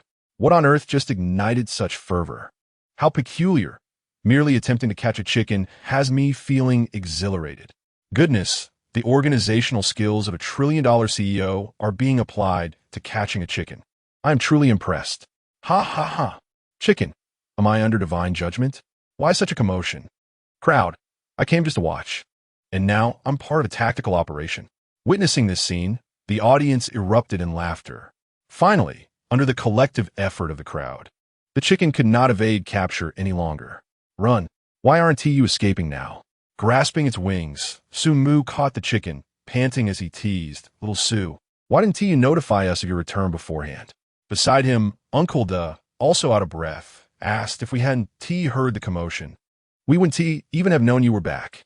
"Oh, come on." Sumu chuckled. "My return isn't a grand affair that requires advance notice." "That's different." Uncle Air interjected. "Your status has changed, and if we don't welcome you back, people might say we're disrespecting Mr. Su. If you keep saying that, I might not come back at all." Sumu replied jokingly, understanding their light-hearted banter held no malice. After some pleasantries, Sumu checked the time. It was nearly mealtime. With everyone finally gathered, he waved his hand and led them all back home. Upon arriving, with help from Aunt Air and Aunt San, a feast was nearly ready to be served. The gathering was lively, with everyone pitching in, creating a warm and bustling atmosphere. Observing this scene, the livestream audience expressed their delight at the family ambience. The sight of everyone coming together in harmony was simply heartwarming. Soon, the meal was ready, and just before eating, the audience anticipated that with Sumu, the trillion-dollar CEO, present, his relatives might exhibit some restraint. However, when it came time to eat, they discovered that not only was there no awkwardness, but they also eagerly asked Su Mu about mundane matters, his work, daily life, and whether he had found a girlfriend. Despite Su Mu's lofty status, the concerns expressed were reflective of familial care, demonstrating that even a wealthy CEO was not exempt from the traditional inquiries of relatives. The atmosphere at the dining table is simply delightful. I wish I had such a group of relatives. Indeed, it's rare to witness such a harmonious family gathering. Goodness, even a trillion-dollar CEO is subjected to questions about work and romance. Haha, it proves that no matter your status, you cannot escape traditional family inquiries. These traditional questions are not derogatory. After all, to relatives, career and marriage are significant life events, and asking about them shows genuine concern for your well-being. In a serene atmosphere, the meal concluded joyfully. However, after dinner, the aunts and other relatives did not rush to leave. Instead, they helped Su Mu's mother clean up before finally bidding farewell. "Little Su, next time you return, you must give advance notice," insisted Aunt Air before leaving. "It's been ages since I had you over for dinner. Next time, you must come to my house, understood?" "Understood." Su Mu laughed, saluting Aunt Air, prompting a wave of laughter from the crowd. Chapter 31. This child Su Mu has been remarkably astute since childhood. When will he return home? After bidding farewell to a multitude of relatives, Su Mu and Appo's mother set aside her benevolent demeanor and brusquely inquired of him. "Mother, why are you being so harsh?" Su Mu replied, feeling somewhat aggrieved. "When are you going back?" Su Mu's mother insisted resolutely. "I'll leave after dinner." Su Mu hastily responded. "Having lunch and then dinner?" Su Mu's mother continued her sardonic tone. "You certainly have no shame. Isn't it because your cooking is simply delectable?" Su Mu retorted, fully immune to his mother's verbal jabs. "If it comes to it, I shall hire you as my chef, and you can cook for me every day." "Enough, enough." Su Mu's mother waved her hand in refusal. "Serving you is more arduous than serving your father. No amount of money would entice me. You are quite selective. Many would gladly cook for me if given the chance." Su Mu pouted, rising to his feet. "I and Appo's. I'm going for a stroll. Chun, you might as well wait here." "Very well." Chun, the reporter, discerned Su Mu's intention to evade the camera and nodded. "I happen to have some questions to ask your mother. Then you two converse." Su Mu clapped his hands and departed, saying, "I'll just take a little walk." "Xiao Chun, come sit here."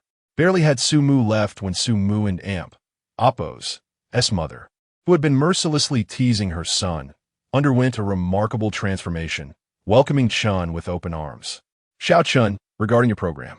Soon after, Su Mu and Appo's mother asked, "Can it be seen on television?" "Indeed," Chun affirmed. "We are broadcasting live. You can see it on the central channel right now." As he spoke, Chun picked up the remote control, turned on the television, and switched channels. Before long, Su Mu and Appo's mother found herself on screen, being interviewed. "Oh, Lao Su, come quickly. I'm on television." Upon seeing her own image on the screen, Su Mu's mother felt a rush of excitement. This demeanor was a stark contrast to the stern mother who had just been mocking Su Mu. "Such a fuss over nothing," Su Mu and Appo's father remarked with a calm demeanor, though his expression betrayed a hint of excitement. "How wonderful it is. Now we can see what Su Mu is up to every day." Suddenly, Su Mu's mother sighed wistfully. This remark caught Chen off guard. Hadn't Su Mu's mother been disparaging her son moments ago? Now she seemed to be concerned for him. Was it truly a case of a sharp tongue, but a soft heart? "Annie, may I ask you a few questions?" Curiosity unexpressed remains forever a mystery. Thus Chun took the opportunity to delve deeper. "Of course." Su Mu and Appo's mother noted the channel number and switched off the television, preparing for the interview. "You have watched Su Mu grow up. Could you tell us what kind of character he has?" Him. Su Mu Appo's mother paused, reelecting briefly. A smile of happiness slowly spread across her face.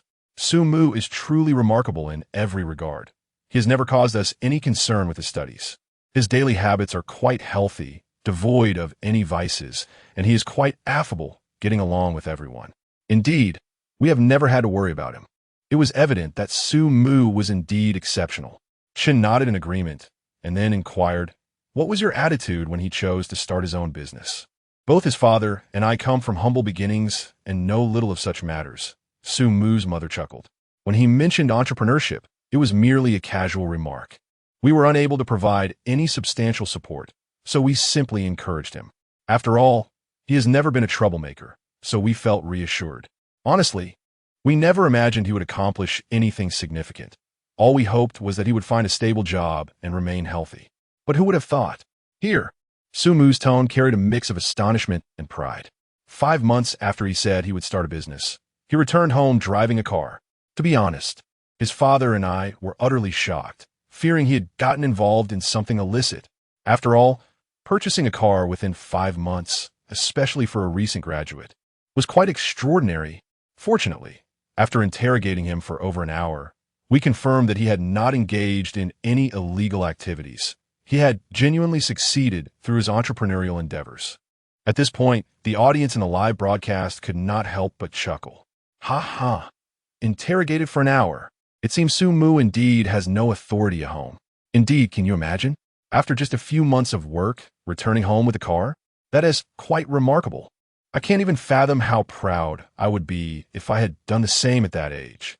As his business flourished and profits multiplied, Su Mu's mother continued. Initially, we were more worried than happy. He was so young and had achieved such great success. We feared he might go astray. During that period, we frequently visited him in the city, wanting to see the company he kept and his daily habits. On that front, you can rest assured, Auntie, Chen replied. Su Mu's lifestyle is exceedingly healthy. How so? Well, he commutes to work on a shared electric scooter, dines on employee meals, occasionally indulges in street food, and his only form of entertainment is playing video games. It's hard to imagine him going astray. Perhaps it is also due to the successful upbringing by his parents that Su Mu exhibits such strong values and maintains a simple lifestyle. Indeed, Su Mu's mother expressed with satisfaction, "This child brings us such peace of mind." As the conversation continued, Chun sensed the moment was right to inquire further. Were you always this strict with Su Mu? Upon hearing this question, the audience in the live studio perked up with keen interest. Chapter 32. Touching the entire internet. The kind intentions of Mother Su. The question posed by reporter Chun indeed struck a chord with the audience's curiosity. Upon Su Mu's return early in the morning, viewers began to ponder over this matter. Logically speaking, with such an outstanding son as Su Mu coming home for the weekend, his parents should be overjoyed. At the very least, one would expect a cheerful atmosphere. Yet, from the moment Su Mu returned, his mother has worn a consistently gloomy expression. Rather than joy, it seems as though she wishes he had not come back at all. Why is that? It shouldn't be. How should I put it? I feel that Auntie genuinely cares about President Su, yet why? Is her attitude so harsh? Indeed, did you not notice that when discussing President Su's past, and he was all smiles? It clearly indicates her fondness for him. So why this demeanor now? I wonder if this is truly what they call suppressive education. No matter how pleased or fond she might be deep down, her outward demeanor is solely critical. But Annie doesn't appear to be the type with outdated views. She seems quite open-minded. Then why? The audience in the live stream was left perplexed. In response to the reporter's inquiry, Su Mu's mother pondered briefly before saying, "My attitude towards Su Mu has actually been quite good. After all, this child has never troubled me much, and I haven an amp, Oppos, been strict with him." Huh. Upon hearing this, the viewers were even more bewildered. Hasn't she been pressuring Su Mu since he returned home? Is that what she calls not being strict? Thus, reporter Chun, unable to comprehend, inquired further, "Has your attitude towards President Su always been like this?" "Certainly not." "Oh, I get it, little Chun. You are asking why I've been wearing a long face all day when seeing Su Mu, right?" Upon hearing reporter Chen's question, Su Mu's mother immediately grasped what was being asked. "Exactly." Reporter Chen nodded eagerly. "To speak frankly, I actually don't wish to maintain this attitude." Upon hearing this, Su Mu and Oppos, mother sighed, "But what can I do? If I don an Oppos, give him a bit of a sour face, he will come home at every opportunity." Although we are aware that we cannot intervene in Su Mu's work, we fundamentally refrain from inquiring. However, this year, he has returned home at every chance. And even when he finally gets some rest, he is still running back and forth. Just watching him makes me feel exhausted. As she spoke, Sumu and Appo's mother sighed again. I understand that Sumu worries about us and wants to check on us frequently, fearing we might encounter problems. But you see, we have never provided any assistance regarding Sumu's work. Now, he is wasting his precious rest time running back and forth because of us. ISN and Amp, Appo's, that akin to us holding him back? Her expression was one of profound disappointment. As a mother who wouldn't Amp, Appo's, cherish their son visiting home often? Yet, we are even more concerned that our presence might hinder his work. He has such a large company to manage and is already overwhelmed. Now he has to divide his thoughts worrying about us. Thus, I thought that if he frequently comes home and I adopt a slightly harsher demeanor, perhaps he would become annoyed and refrain from visiting so often. It is simply a matter of necessity. Upon hearing this, after learning the truth behind Sumu and Appo's mother and Appo's actions, all the viewers in the live stream felt a chill run down their spines. So that is how it is. I'm sorry, Annie. I misunderstood you earlier. Sob. Because she fears hindering her son's work, she deliberately presents a dismissive demeanor. Annie truly has the best intentions. No wonder she raised such an outstanding son. It seems Auntie possesses a profound understanding. I'm so touched. I truly envy this family atmosphere. At this moment, after hearing Sumu's mother's narrative, the viewers were deeply moved. No one had anticipated that such a touching reason lay behind this matter. The audience finally understood that Sumu and Appo's mother and Appo's apparent rejection was, in fact, a means to alleviate her son's burdens. A son, despite holding a high position, remains deeply concerned for his parents. A mother who, in order to avoid troubling her son, deliberately adopts an attitude of resistance. The mutual care between this mother and son is indeed heartwarming. At the scene, after listening to Sumu's mother's account, reporter Chun felt a lump in her throat. She had never expected such an answer. Auntie, your worries are unfounded, she said. President Su is exceptional. He manages the company excellently, and even if he takes time to visit you, it will not hinder his work. Therefore, Auntie, you need not worry. Just be happy. I am not unhappy, Sumu's mother replied with a smile. I simply do not wish for him to fret over us, nor do I want him to squander his valuable rest time on us old folks. Oh dear, I almost forgot. Just as reporter Chun was about to continue persuading Sumu's mother, she suddenly recalled something and quickly said to her, Little Chun, I'm sorry, but I just remembered something and can't chat any longer. I truly apologize. No, Auntie, it's I who have interrupted you, reporter Chun quickly replied. Please go about your business. All right. After explaining the situation to reporter Chun, Sumu and Appo's mother called out to the interior of the house, summoning Mr. Su. Stop playing. Sumu isn't here, so let's tidy up a bit and prepare some things for him to take home tonight. Saying this, the couple began to bustle about. It appeared they were preparing some food and drink for Sumu to take with him when he left. They are specifically cleaning up while President Su is absent, fearing he might see it. Uncle and Annie are simply adorable. I even suspect that Auntie invited such a large gathering at noon to cook for President Su, yet she was afraid Sumu would see through her intentions. That is possible. It truly might be the case. They clearly love their son dearly and are genuinely happy to see him return home, yet they must feign rejection. Uncle and Annie are truly going to great lengths for President Su. At the scene, observing the busy uncle and auntie, reporter Chun found herself at a loss. To be honest, she desperately wished to bring Sumu and his mother together for a proper conversation, to find a reasonable solution. Rather than, each time Sumu returns, Auntie deliberately repels him. Although Sumu clearly doesn't mind these actions, over time, if misunderstandings arise, it could indeed lead to regrettable consequences. No, I must think of a way. Reporter Chin felt she could not sit idly by. Chapter 33. It is not that there is too much to contain. It is that the love of parents overflows. Unfortunately, throughout the entire afternoon, Reporter Chun did not catch sight of Sumu, despite devising several plans in her mind. The crux of the matter remained that without Sumu's presence, her plans had nowhere to unfold. Finally, as evening approached, Sumu returned. However, he was not alone. He was accompanied by a group of familiar faces from earlier that day. Indeed, it was the same group, neither more nor less. Sumu's mother had not intended to host another meal that evening, but upon learning that Sumu would be leaving later, everyone insisted on sending him off. Moreover, they did not come empty-handed. Each person brought ingredients with them.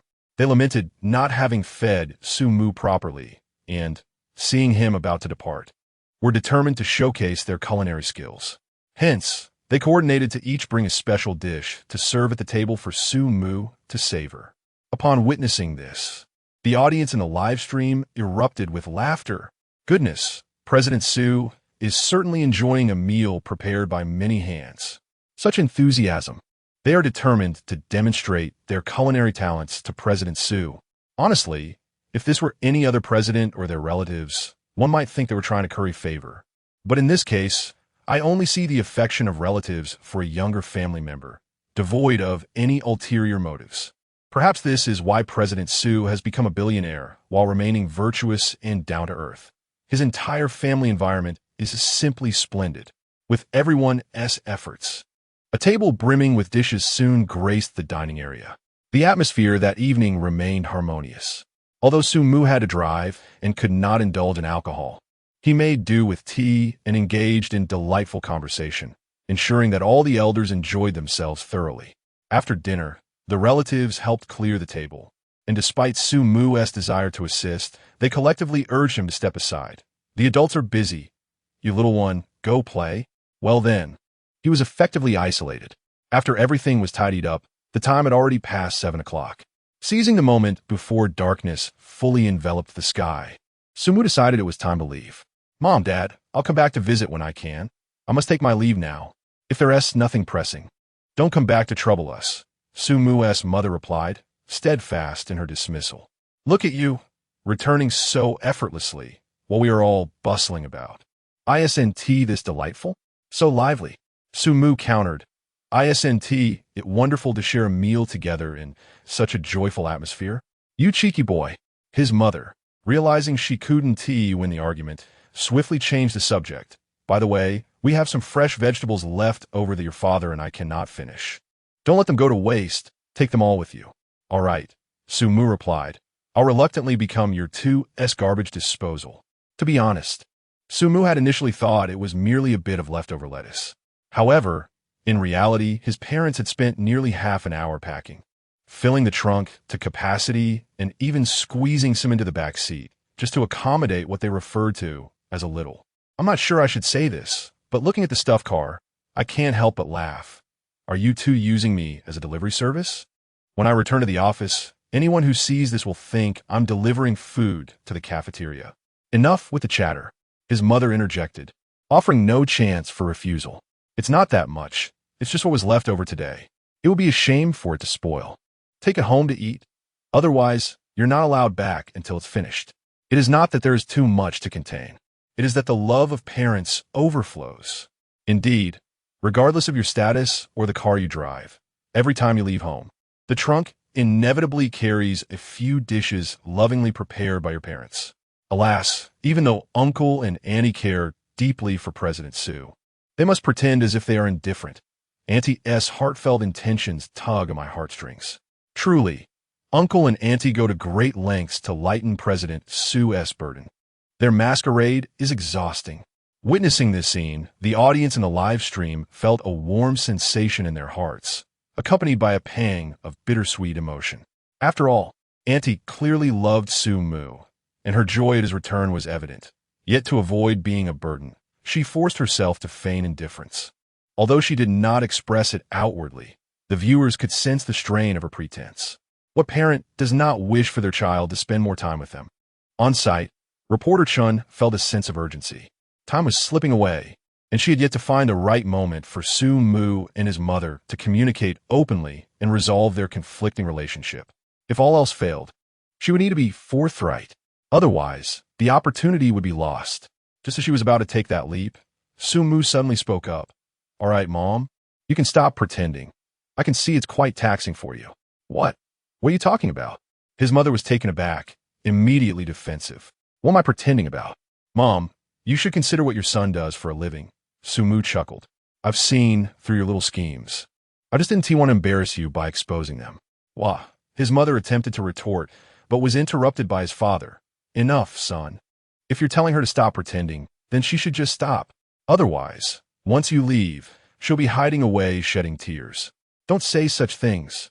After being called out, Sumu's mother felt her face flush with embarrassment. I have never secretly cried.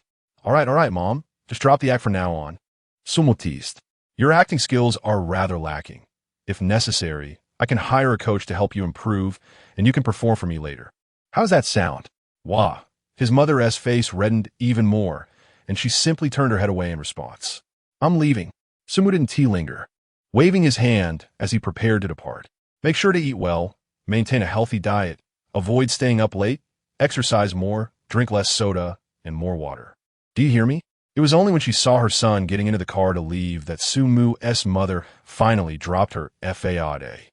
Leaning against the car door, she earnestly began to advise her son. Listen, Xiao Chun told me that I can now monitor your daily activities on television. You must not let me catch you developing any bad habits or associating with the wrong crowd. Otherwise, when you come back next time, you may find you cannot enter the house. And don't work too late. Staying up late is detrimental to your health. As if opening a floodgate, Sumu's mother continued to rattle on, her words flowing for over 10 minutes without a single repetition. All right, Mom. You should consider a career in stand-up comedy. Your eloquence is truly wasted otherwise. Sumu thought that if he didn't intervene, his mother might continue until dawn. All right, that's enough for now, he concluded.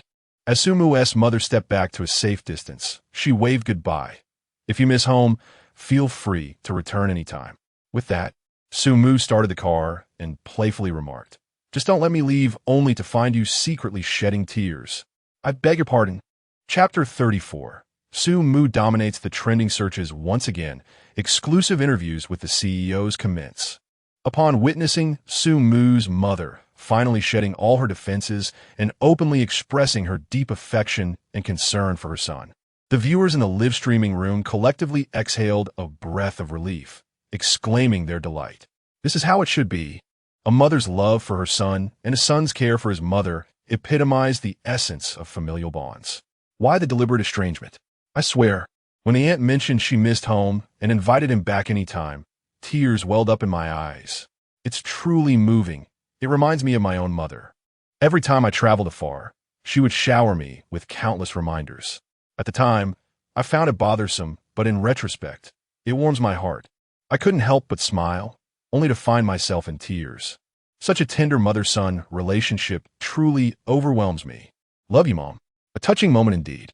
I and Oppos am inspired to treat the university students tonight. In the car, accompanied by the soothing evening breeze outside, reporter Chun felt a warmth in her heart. She had been pondering how to dispel the biases held by the aunt. Little did she know, Sumu had already seen through it all. After all, it makes sense. Setting aside Sumu's inherent intelligence, what son could truly misunderstand his mother? Can a mother truly disguise herself before her son? Ultimately, reporter Chun felt a sense of happiness for the aunt. Henceforth, she would no longer need to wear a facade. How delightful. Sumu's hometown was not far from the city, just a drive of under 2 hours. However, upon arrival, it was already past 9 in the evening. Noticing the late hour, they decided to conclude the day's interviews. After a busy day, it was a perfect curtain call. Nevertheless, due to the surging popularity and discussions surrounding Sumu from the previous day, today's events had added even more memorable moments. Therefore, that evening, Sumu inevitably became a sensation across the internet once more. Shocking. The billionaire CEO returns to the village to feed pigs. Billionaire CEO back to the village to find chickens? Returning in glory? No, just free labor. Each abstract, yet relatable trending search term was inundated with comments. Wow, not only does CEO Su know how to cultivate mulberry trees, he even feeds pigs. I'm dying of laughter, while other billionaire CEOs are experiencing life. CEO Su is back in the village feeding pigs. Finding chickens is quite abstract. Before clicking, I thought it was a major scoop, but upon entering, it's purely scandalous. By the way, what is up with my brother? To be fair, CEO Su is the most down-to-earth and relatable billionaire I have ever encountered. Huh? If one were to identify the most heated discussions among these trending topics, it would undoubtedly revolve around Sue Moo's mother. Honestly, I thought having such an exceptional son would keep the parents grinning from ear to ear, yet who knew they would be so anxious? It breaks my heart. CEO Sue's parents view themselves as burdens. It proves that no matter how outstanding a child is, the pressure on parents can be immense. As a mother, I find it hard to comprehend Sue Moo's mother's mindset. Not providing any assistance at work, feeling apologetic for adding even a hint of trouble to her child. When you're wealthy, friends cling to you daily, yet only parents strive to ensure you don't worry about them. Truly, the heart of parents is pitiable. Sue Moo and Appo's mother and Appo's attitude towards him revealed the authentic sacrifices made by a humble rural parent for their exceptional child. Consequently, countless parents among the online community were brought to tears, not providing help to the child, so finding ways to avoid adding to their worries. In a heartbeat, Sue Moo's mother's dedication to her son became a quintessential case study for contemporary parents. Many exclaimed, "No wonder she raised a billionaire CEO." While this quality is not necessarily to be emulated, it is indeed worthy of admiration by all parents. In summary, that evening, the internet was once again dominated by Sue Moo, accompanied by a notable presence of his mother. Time swiftly moved to the following day. The life of a CEO is perpetually busy. As it was the third day of the column's launch, the editorial team decided to arrange a special interview with the three CEOs to delve deeper into their entrepreneurial insights and advice for contemporary entrepreneurs. At this moment, in the live streaming room of billionaire CEO Wong, the reporter initiated the formal interview. "Mr. Wong, may I ask, based on your entrepreneurial experience, which aspects do you believe are crucial for success?" This question, subjective as it may be, elicited deep reflection from Mr. Wong, who replied, "In the fashion industry, for instance, if one wishes to venture into this field, it fundamentally requires a brick-and-mortar approach and brand development. For the physical route, the key factors are location, product quality, and customer service. Notably, location is paramount for physical businesses." During the interview, Mr. Wong shared a wealth of practical insights drawn from his success. However, given the complexity of the subject matter, many viewers found themselves bewildered. Nonetheless, these experiences proved invaluable to those contemplating entrepreneurship. Meanwhile, in the live streaming room of billionaire CEO Jia, the reporter posed a question. "Mr. Jia, what are your thoughts on the current entrepreneurial landscape in our country?" "This is something I have indeed studied," Mr. Jia began, recounting his story. "In other countries, a person opened a gas station and became successful. Subsequently, someone opened a car wash next to it, and it too thrived. Soon after, convenience stores, auto repair shops, and restaurants sprang up nearby, all flourishing. A decade later, that area transformed into a small town. But here in our country," Mr. Jia chuckled helplessly, "if you open a gas station and succeed, soon you'll see a second, third, and fourth gas station popping up around you. This reflects the current state of entrepreneurship in our country. Too much imitation." Upon hearing Mr. Jia's analysis, the audience in the live streaming room expressed their agreement. It must be said, compared to billionaire CEO Wong, Mr. Jia and Appo's narrative was indeed more accessible and engaging. However, this allure was limited to the storytelling phase. Once he delved into technical jargon, he once again lost most of the audience in a sea of complex terminology.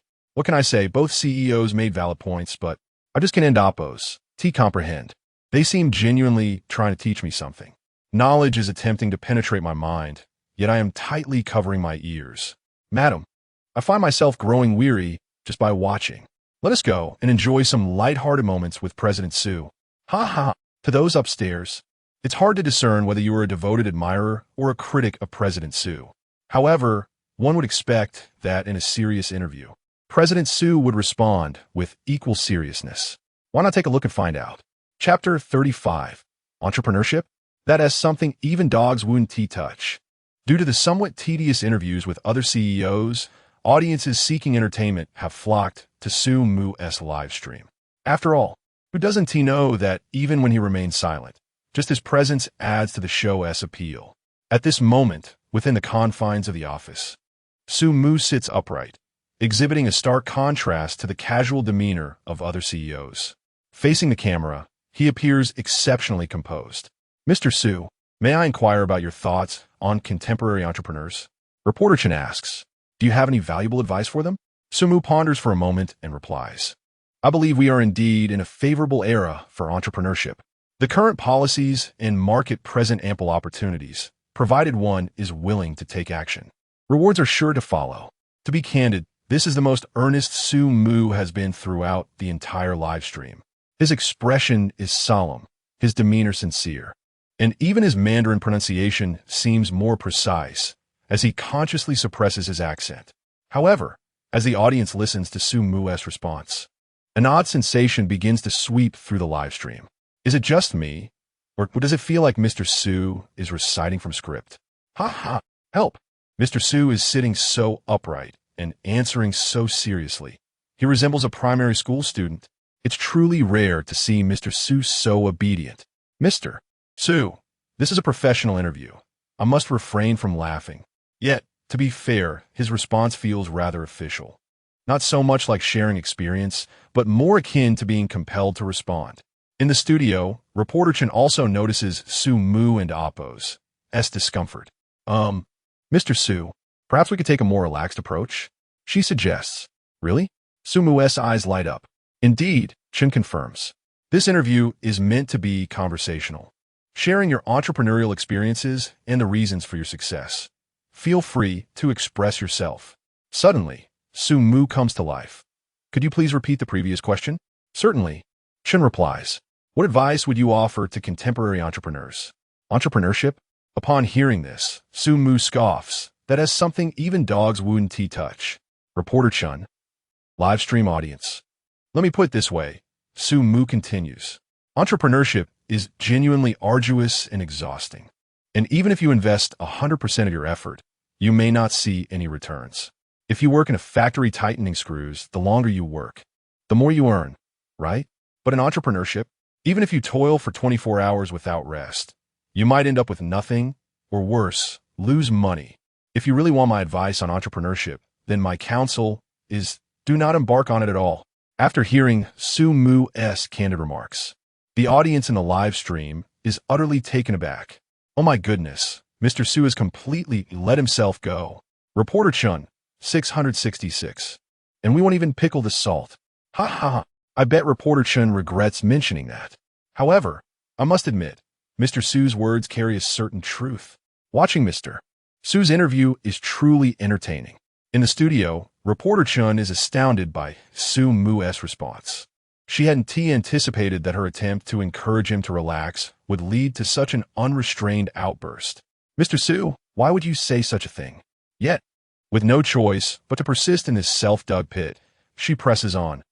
Isn't it true that many entrepreneurs encourage aspiring business people to be proactive? That's merely alarmism. Sumu retorts unabashedly. As I've stated, entrepreneurship is a path where even your efforts may yield no rewards. You have countless options that guarantee returns. You can choose any profession, and as long as you work hard, success is assured. So why take the risky path of entrepreneurship? That's a valid point. It truly is reasonable. You could earn a steady income from a job. Why choose the uncertain and potentially loss-laden route of entrepreneurship? I must say, Mr. Su's understanding is indeed profound. Indeed, any profession offers rewards for effort, but in entrepreneurship, one could toil in vain and end up with nothing. Yet, many have succeeded. Reporter Chen counters. The experiences of these successful individuals can help reduce the risks for aspiring entrepreneurs, and such wisdom can significantly increase the chances of success. Let me illustrate. Sumu contemplates. Encouraging someone to pursue entrepreneurship is akin to buying a lottery ticket with a billion-dollar jackpot, and then urging everyone to participate by claiming that purchasing a ticket guarantees a chance to win. Is that realistic? Do you think that that's realistic? At a loss for words, Reporter Chen struggles to respond. The reality is that achieving success in entrepreneurship is a venture with an exceedingly low probability of success. Do not assume that merely following in the footsteps of successful entrepreneurs will lead to your own success, for the market is ever-changing, as are consumer demographics. Each day brings a new landscape. How can one expect to succeed by mimicking others? Furthermore, even if you succeed in entrepreneurship, it does not guarantee security. If mismanaged, A business may still face the risk of bankruptcy. What does this imply? It means that even if your efforts yield rewards, those rewards may very well evaporate one day. As Su-Mu grows increasingly animated, he declares, when you work for someone else, the money you earn is unequivocally yours, and you can allocate it as you please. But in entrepreneurship, even if you profit, that money isn't and oppos, necessarily yours. You must share it with shareholders and investors, and it's even possible to lose everything entirely. So I ask you, what is the purpose of entrepreneurship? Why pursue it? Isn't it far better to secure stable employment, earn a steady income, and work diligently without worry or risk? Oh my, oh my, oh my. After absorbing Su-Mu's theories, the live stream erupts once again. Chapter 36, Su-Mu and Oppos. Remarks set the entire directorial team ablaze. In this chapter, Su-Mu and Oppos' poignant statements resonated profoundly, each word a gem of wisdom. Although his expressions were evidently more pessimistic compared to the other two presidents, it was precisely these starkly authentic words and insights that captivated the audience present. Su-Mu is absolutely right. Work diligently, and you shall earn. Strive earnestly, and rewards will follow. So, why take on the risks of entrepreneurship? He articulated. For instance, I have a colleague who worked tirelessly for over a decade, saving diligently. Yet when he ventured into entrepreneurship, he lost everything and suffered significant financial losses. Despite the show's intent to encourage entrepreneurship, one cannot ignore that Su-Mu's advice struck deeper and resonated more genuinely than the convoluted theories and specialized knowledge shared by the others. Indeed, while the other two presidents responded from a vantage point of success, Su-Mu viewed the matter from the perspective of ordinary entrepreneurs. If one can earn a stable income through employment, why then risk the uncertainties of entrepreneurship? Su-Mu and Oppos' candid counsel enlightened many in the live audience, leading them to reconsider their paths. Although reporter Chen's role was to elicit more entrepreneurial advice from Su-Mu and ignite the viewer's enthusiasm for entrepreneurship, she found herself hesitant at this moment. She recognized that Su-Mu's statements were devoid of fault. Is it not true that entrepreneurship entails substantial risk? No matter how hard one strives, the specter of failure looms large. Why not seek stable employment, earn a steady income, and pursue a secure path? Is entrepreneurship a right or wrong choice for the average person? After listening to Su-Mu, Chen personally leaned towards the latter. After all, the thought of losing years of hard-earned savings is a daunting prospect, and the economic strain from a failed venture could be overwhelming. At this moment, Chen found herself at a loss when she should have refuted Su-Mu's arguments. The director's voice echoed in her earpiece, urging her to challenge him. As the live discussion was reaching a fever pitch, the pressure was palpable as the production team realized the need to retain viewer interest. The assistant director noted that Chun was struggling to find a suitable counterpoint. In a high-profile interview, such as this, each question must be well-founded and logical. Even in opposition, it should be grounded in Su-Mu's statements. However, it was evident that Chun was swayed by Su-Mu's compelling words, leaving her at a loss for a high-quality rebuttal. In the midst of this tension, Chun, despite her momentary confusion, utilized her interviewing experience to navigate the dialogue, signaling for assistance from the production team. Meanwhile, the directors found themselves equally perplexed, as their expertise lay not in entrepreneurship. The directors acknowledged the validity of Su-Mu and Oppos' assertions. Though they had not ventured into entrepreneurship themselves, they understood the risks inherent in both fields. Director Liu had experienced failures, yet the lower costs of directing allowed for greater leeway than that afforded to a typical entrepreneur. The reality is that many aspiring entrepreneurs from modest backgrounds cannot afford multiple failures. The stakes are simply too high. Thus, Liu could empathize with the challenges of entrepreneurship and appreciated the weight of Su-Mu's words. Faced with such compelling arguments, finding a counterpoint seemed an insurmountable challenge. However, just as the production team was grappling with this dilemma, a middle-aged man burst through the door, his expression one of indignation. "This Su-Mu is spouting nonsense," he declared vehemently. Chapter 37. Encouraging entrepreneurship? How is it different from promoting gambling? This statement immediately captured the attention of everyone in the director's room. Director Liu turned to see that the speaker was none other than the renowned contemporary economist, Yang Dalai, affectionately known as Elder Yang. To ensure the professionalism of the program, the production team had specifically hired several economists and scholars specializing in entrepreneurship observation and research to provide expert insights. Elder Yang was one of them. The risks of entrepreneurship and ways to mitigate them are, after all, a complex discipline, if one is unwilling to bear even a modicum of risk. What prospects remain for them? Elder Yang was clearly displeased with Su Mu's response, deeming it alarmist. Director Liu had not anticipated that Su Mu and Appo's remarks would attract Elder Yang and Appo's attention. However, Yang and Appo's demeanor suggested a desire to engage Su Mu in a battle of wits. What a fortuitous coincidence. They had yet to find a counterpoint to Su Mu and Appo's assertions, and Elder Yang and Appo's appearance was like a timely gift. Elder Yang, perhaps you could guide the interview? Director Liu urgently hinted.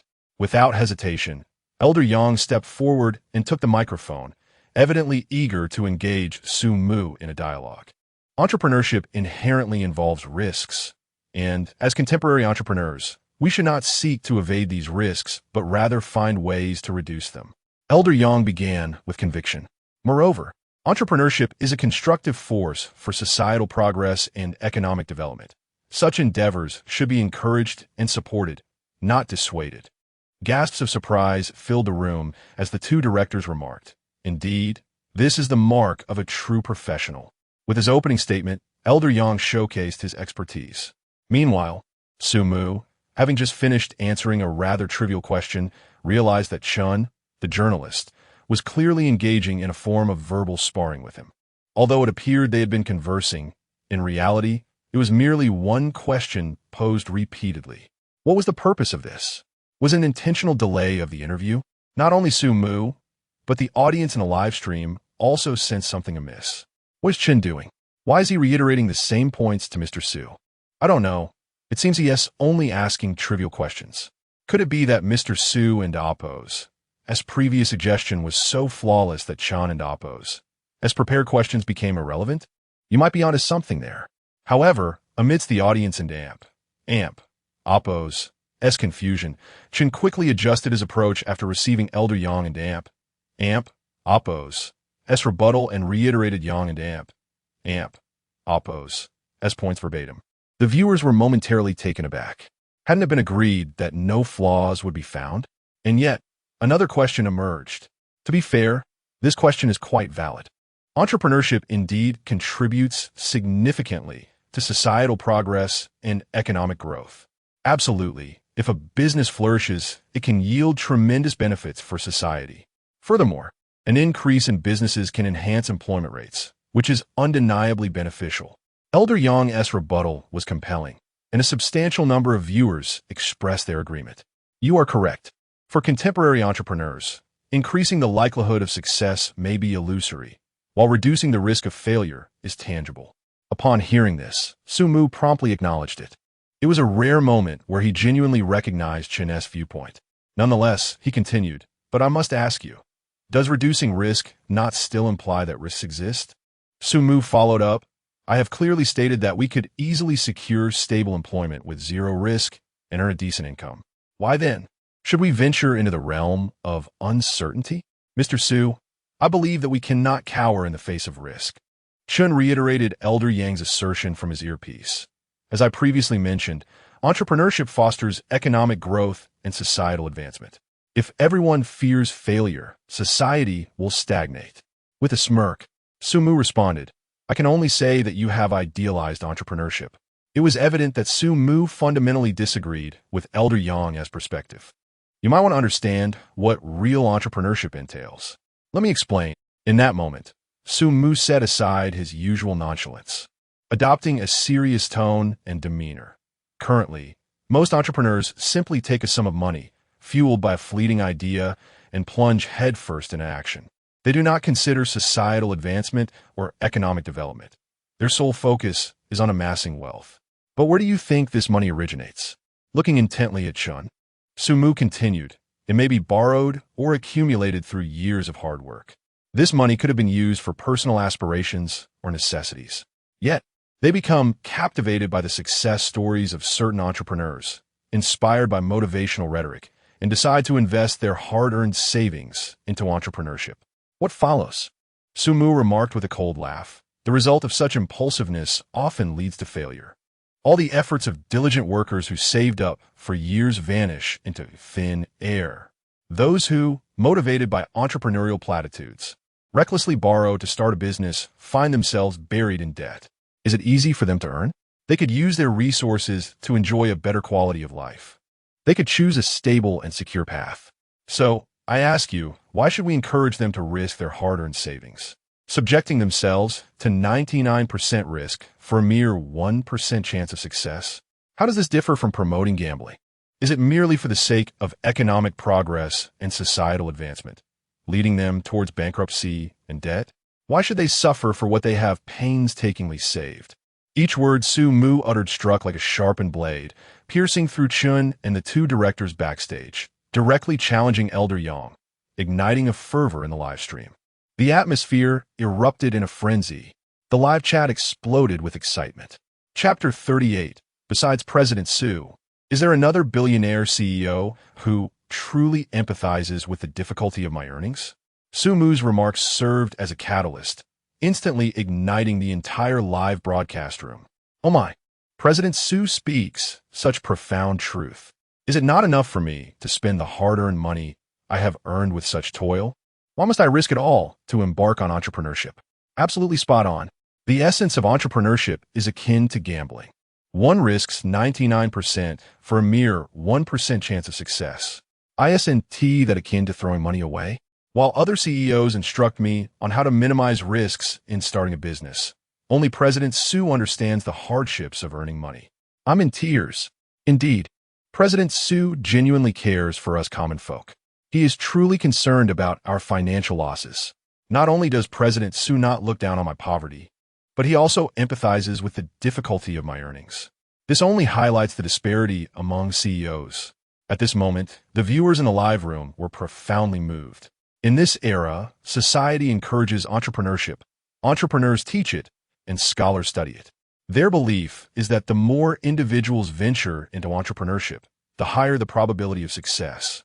For indeed, quantity can lead to quality. They seldom consider the consequences of entrepreneurial failure and often regard it as a commonplace occurrence.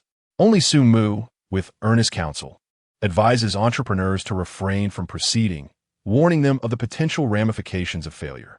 Moreover, as a billionaire CEO, he stands in solidarity with entrepreneurs, empathizing with their struggles in earning a living, fearing that they might deplete their years of savings through entrepreneurship. This genuine attitude instantly garnered Sumo countless admirers, not just among the live room audience, but also in real time. Chun, the reporter, gazed at Su Mu with a newfound admiration. Though, due to the nature of the program and the director and Oppo's arrangement, she was obliged to challenge Su Mu's statements. However, she had sincerely come to acknowledge his views, for they were undeniably authentic and heartfelt. Other entrepreneurs, when faced with camera interviews and inquiries about entrepreneurship, invariably flaunt their knowledge and past achievements, all the while masquerading their boasts as guidance for aspiring entrepreneurs. To speak frankly, as Su Mu noted, the market is ever-changing. Can their advice and past successes truly assist contemporary entrepreneurs? This is indeed a matter of contention. However, after absorbing the motivational platitudes of these successful individuals, it is inevitable that a wave of aspiring entrepreneurs will feel compelled to embark on their own ventures. Yet, these successful personalities only revel in showcasing their acumen, neglecting to address the risks of entrepreneurship. This results in a significant number of entrepreneurs, inspired by their words, impulsively diving into ventures, only to ultimately face ruin, depleting their savings and possibly incurring debts. Entrepreneurship inherently possesses a low probability of success, as Su Mu aptly pointed out, akin to gambling. Nonetheless, all these entrepreneurs and successful business figures are conscious of the risks. Yet only Su Mu bravely articulates these truths, warning aspiring entrepreneurs of the dangers of failure. Those entrepreneurs who, before the camera, only seek to display their knowledge and boast of their experiences, relish the vanity the spotlight affords them, wholly disregarding the potential risks their words may impose on a multitude of aspiring entrepreneurs. In contrast, although Su Mu's statements may be unpalatable and might dampen the entrepreneurial fervor of many, they are the most direct, genuine, and valuable counsel for aspiring entrepreneurs. Flattering remarks do not constitute advice. They merely reveal one's sense of superiority. Only Su Mu's words truly offer assistance to entrepreneurs, enabling them to confront reality. In the director's room, Director Lu and Assistant Director Zhang exchanged glances filled with satisfaction as they watched Su Mu on screen. To be candid, their intention in establishing this program was indeed to provide aspiring entrepreneurs with insights into the authentic daily lives of successful business leaders. However, throughout the recording thus far, aside from observing the hectic work, lavish lifestyles, and proud postures of CEOs like Jia and Wang, viewers had gleaned little knowledge. Only Su Mu has maintained a down-to-earth persona before the camera, entirely devoid of any ostentation. If the portrayals of the other two CEOs reflect what life is like after becoming an entrepreneur, Su Mu's narrative conveys the essential qualities one must possess to thrive in entrepreneurship. From beginning to end, Su Mu has exemplified through his actions that even in wealth and power, one must not indulge in excess nor let materialism cloud their judgment, but rather maintain a humble spirit and refrain from ostentation. Now, Su Mu has utilized the sharpness of his words and the clarity of his expression to awaken countless entrepreneurs, urging them to temper their impulses and remain cognizant of the inherent risks of entrepreneurship. As a billionaire CEO who remains concerned for the common people, this quality, in the eyes of directors Lu and Zhang, is truly commendable. To have secured the participation of a leader like President Su for our program feels like a fortuitous treasure. Assistant Director Zhang could not help but exclaim, "It is indeed an honor for our program to have President Su serve as a role model for aspiring entrepreneurs." Director Lu nodded in agreement. At this moment, in the eyes of both directors, the presence of Su Mu already exemplified the true value of this program. Collectively, we have consistently emphasized the communal aspect of entrepreneurship. How can one place such weight on personal losses? Yet, even so, Elder Yang appeared dissatisfied with Su Mu's perspective, continuing to voice his dissent. Observing this, Director Lu swiftly curtailed the on-site discussion. After all, Su Mu's statements had already provided ample educational value and impact. Further rebuttal was unnecessary. Continuing might not only undermine the positive atmosphere, but could also lead viewers to perceive the production team as intentionally creating controversy, potentially backfiring. Thus, Director Lu halted Elder Yang's continued objections, reminding him, "Elder Yang, our interview time is limited. If you have further points to express, we would be glad to invite you again for future discussions." It must be said, as a seasoned director, Lu adeptly concluded the interview while avoiding any offense to Elder Yang. However, Elder Yang persisted, "No, you must arrange a segment for me. I need to publicly correct his erroneous views to prevent misleading the audience." With that, he turned and left, reiterating before exiting, "Hurry and arrange the segment. We cannot allow him to mislead more people." Once Elder Yang departed, Directors Lu and Assistant Director Chun found themselves momentarily at a loss for words. What could they say? They were uncertain whether Su Mu's entrepreneurial perspective was right or wrong. They only knew that it offered considerable assistance to current entrepreneurs. What to do? Deputy Director Chun found himself in a quandary. Old Yang's opinions were evidently in stark contrast to those of General Manager Su. What to be done? Perhaps they could arrange a storyboard and let them contend for themselves. Director Lu, equally at a loss, remarked, "After all, we cannot offend either side. Let's consider this." After some contemplation, Director Lu continued, "We do have several experts at our disposal. We could assign a few to attend the storyboard session with Old Yang.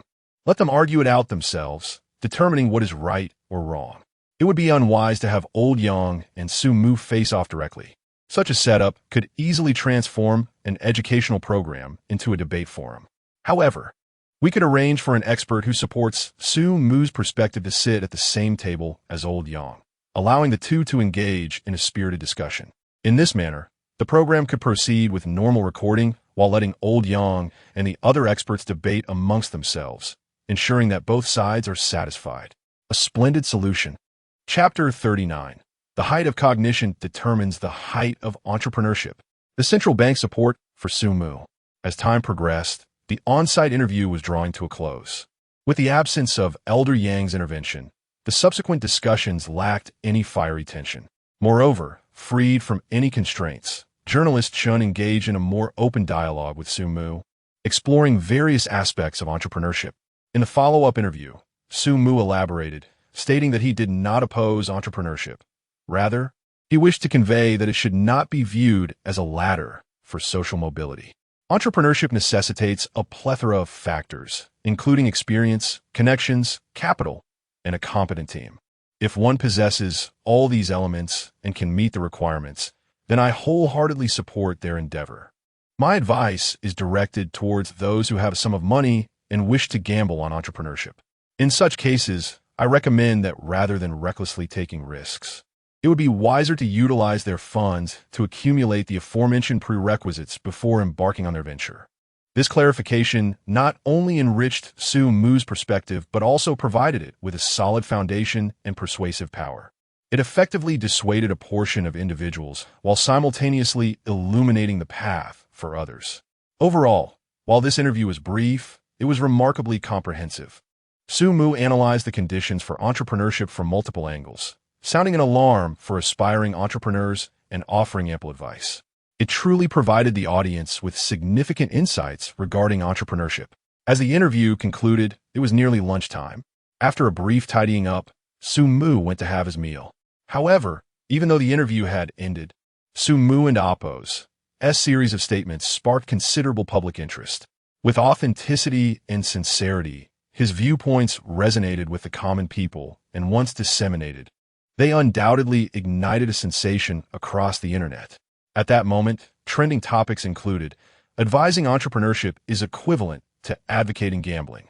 Billionaire CEO's advice to entrepreneurs: do not start a business. Entrepreneurship? That is something even dogs avoid. Numerous trending discussions about Su Mu dominated the social media landscape. The cautions he provided regarding entrepreneurship received widespread acknowledgement from netizens. Su Mu's reasoning is undeniably sound. Connections, capital, teams, and experience are indeed essential prerequisites for entrepreneurship. In truth, it is far more prudent to utilize one's hard-earned savings to build these foundational elements rather than gamble on a mere 1% chance of success. Su Mu's insights have proven to be remarkably profound. After all, how else could he have become a billionaire CEO? His perspective is strikingly astute. Furthermore, just an hour after the interview concluded, a post from the central bank elevated the discussion surrounding Su Mu to an even greater height. The level of awareness dictates the potential for entrepreneurial success. In this post, the central bank expressed its strong endorsement of Su Mu and Appo's views during the interview, offering valuable advice and warnings to aspiring entrepreneurs. The release of this post further amplified Su Mu and Appo's already considerable online presence. Incredible. The central bank personally acknowledged CEO Su. Now, those mindless advocates of entrepreneurship must be feeling quite humbled. To be honest, entrepreneurship is inherently challenging. Yet some experts portray it too glamorously, leading those with funds to mistakenly believe that starting a business guarantees profit. I am precisely the person you refer to, who had some money and ventured into entrepreneurship. Honestly, I deeply regret not hearing Su Mu and Appo's advice sooner. Years ago, with $200,000 in hand, I eagerly followed the advice of those experts and entrepreneurs and impulsively entered the restaurant industry. Not only did I lose everything, but I also ended up owing $100,000 and am still working to repay it. The factors Su Mu mentioned, experience, connections, capital, and a team, are indeed critical. I share a similar experience. Years ago, with a bit of money, I hastily ventured into wholesale thinking I had enough. However, when an issue arose with the goods, I needed additional funds to replenish stock. I cobbled together what I could, but I fell short by $20,000, which ultimately cost me 200,000. I thought to myself, if only I had sufficient capital, but now it seems it is too late to lament. In summary, today and Oppo's S interview and Sumu and Oppo's S insights have guided many individuals contemplating entrepreneurship towards a more appropriate and realistic development path, while also providing a reflective benchmark for those already on their entrepreneurial journey. It can be said that in just a brief interview, Sumu has inadvertently safeguarded the financial well-being of numerous aspiring entrepreneurs. As time swiftly passed, it was now afternoon. After finishing his meal and taking a brief moment to regroup, Sumu, accompanied by journalist Chun, arrived at the entrance of a car dealership. "Mr. Su, are you here to purchase a vehicle?" Journalist Chun inquired, intrigued. "What vehicle would I buy?" "I already have one," Sumu replied, shaking his head. He then added with an air of mystery, "I have something significant to attend to today." "Something significant?" Chun queried, curiosity piqued. What business could one have at a car dealership aside from buying a car? After several hours of intense discussion, the audience, having finally calmed down, was equally curious. Could it be that CEO Su is contemplating entering the automotive industry and is here to learn about manufacturing? For learning about manufacturing, one should visit a car company, not a dealership, which merely sells vehicles. What could he possibly be doing here? Is this dealership one of his ventures? And is he here to oversee operations? That is unlikely. I've never heard of CEO Su being involved in the automotive sector. What is he up to then? At that moment, both journalist Chun and the viewers in the live stream were filled with curiosity. However, Sumu maintained an enigmatic demeanor, refusing to answer any of Chen's questions. He simply donned a mask, walking calmly into the dealership while saying, "I have already contacted the manager of this dealership, so please keep your distance from me to avoid revealing my identity." With that, he strode directly into the dealership. What could this mean? Is he acting as a corporate spy? Journalist Chun was left in a fog of confusion. Could it be that the billionaire CEO is personally engaging in corporate espionage? Chapter 40. Thinking that President Su was here for the cars. One would never have expected he was actually focused on sales. As the interview came to a close, the other two presidents immediately delved into their afternoon tasks. In the conference room of the billionaire president, Mr. Wang, company executives gathered under his leadership to commence a meeting. The atmosphere was exceedingly serious, with all executives displaying utmost diligence, their eyes collectively fixed on Mr. Wang, who occupied the main seat, not daring to slacken in their attentiveness.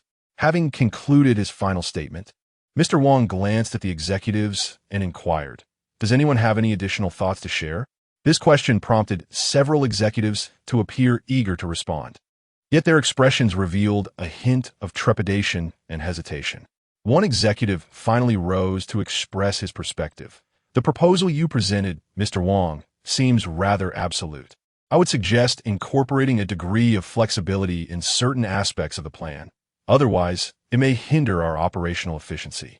Following his remarks, the other executives nodded in agreement, indicating that this sentiment resonated with their own thoughts.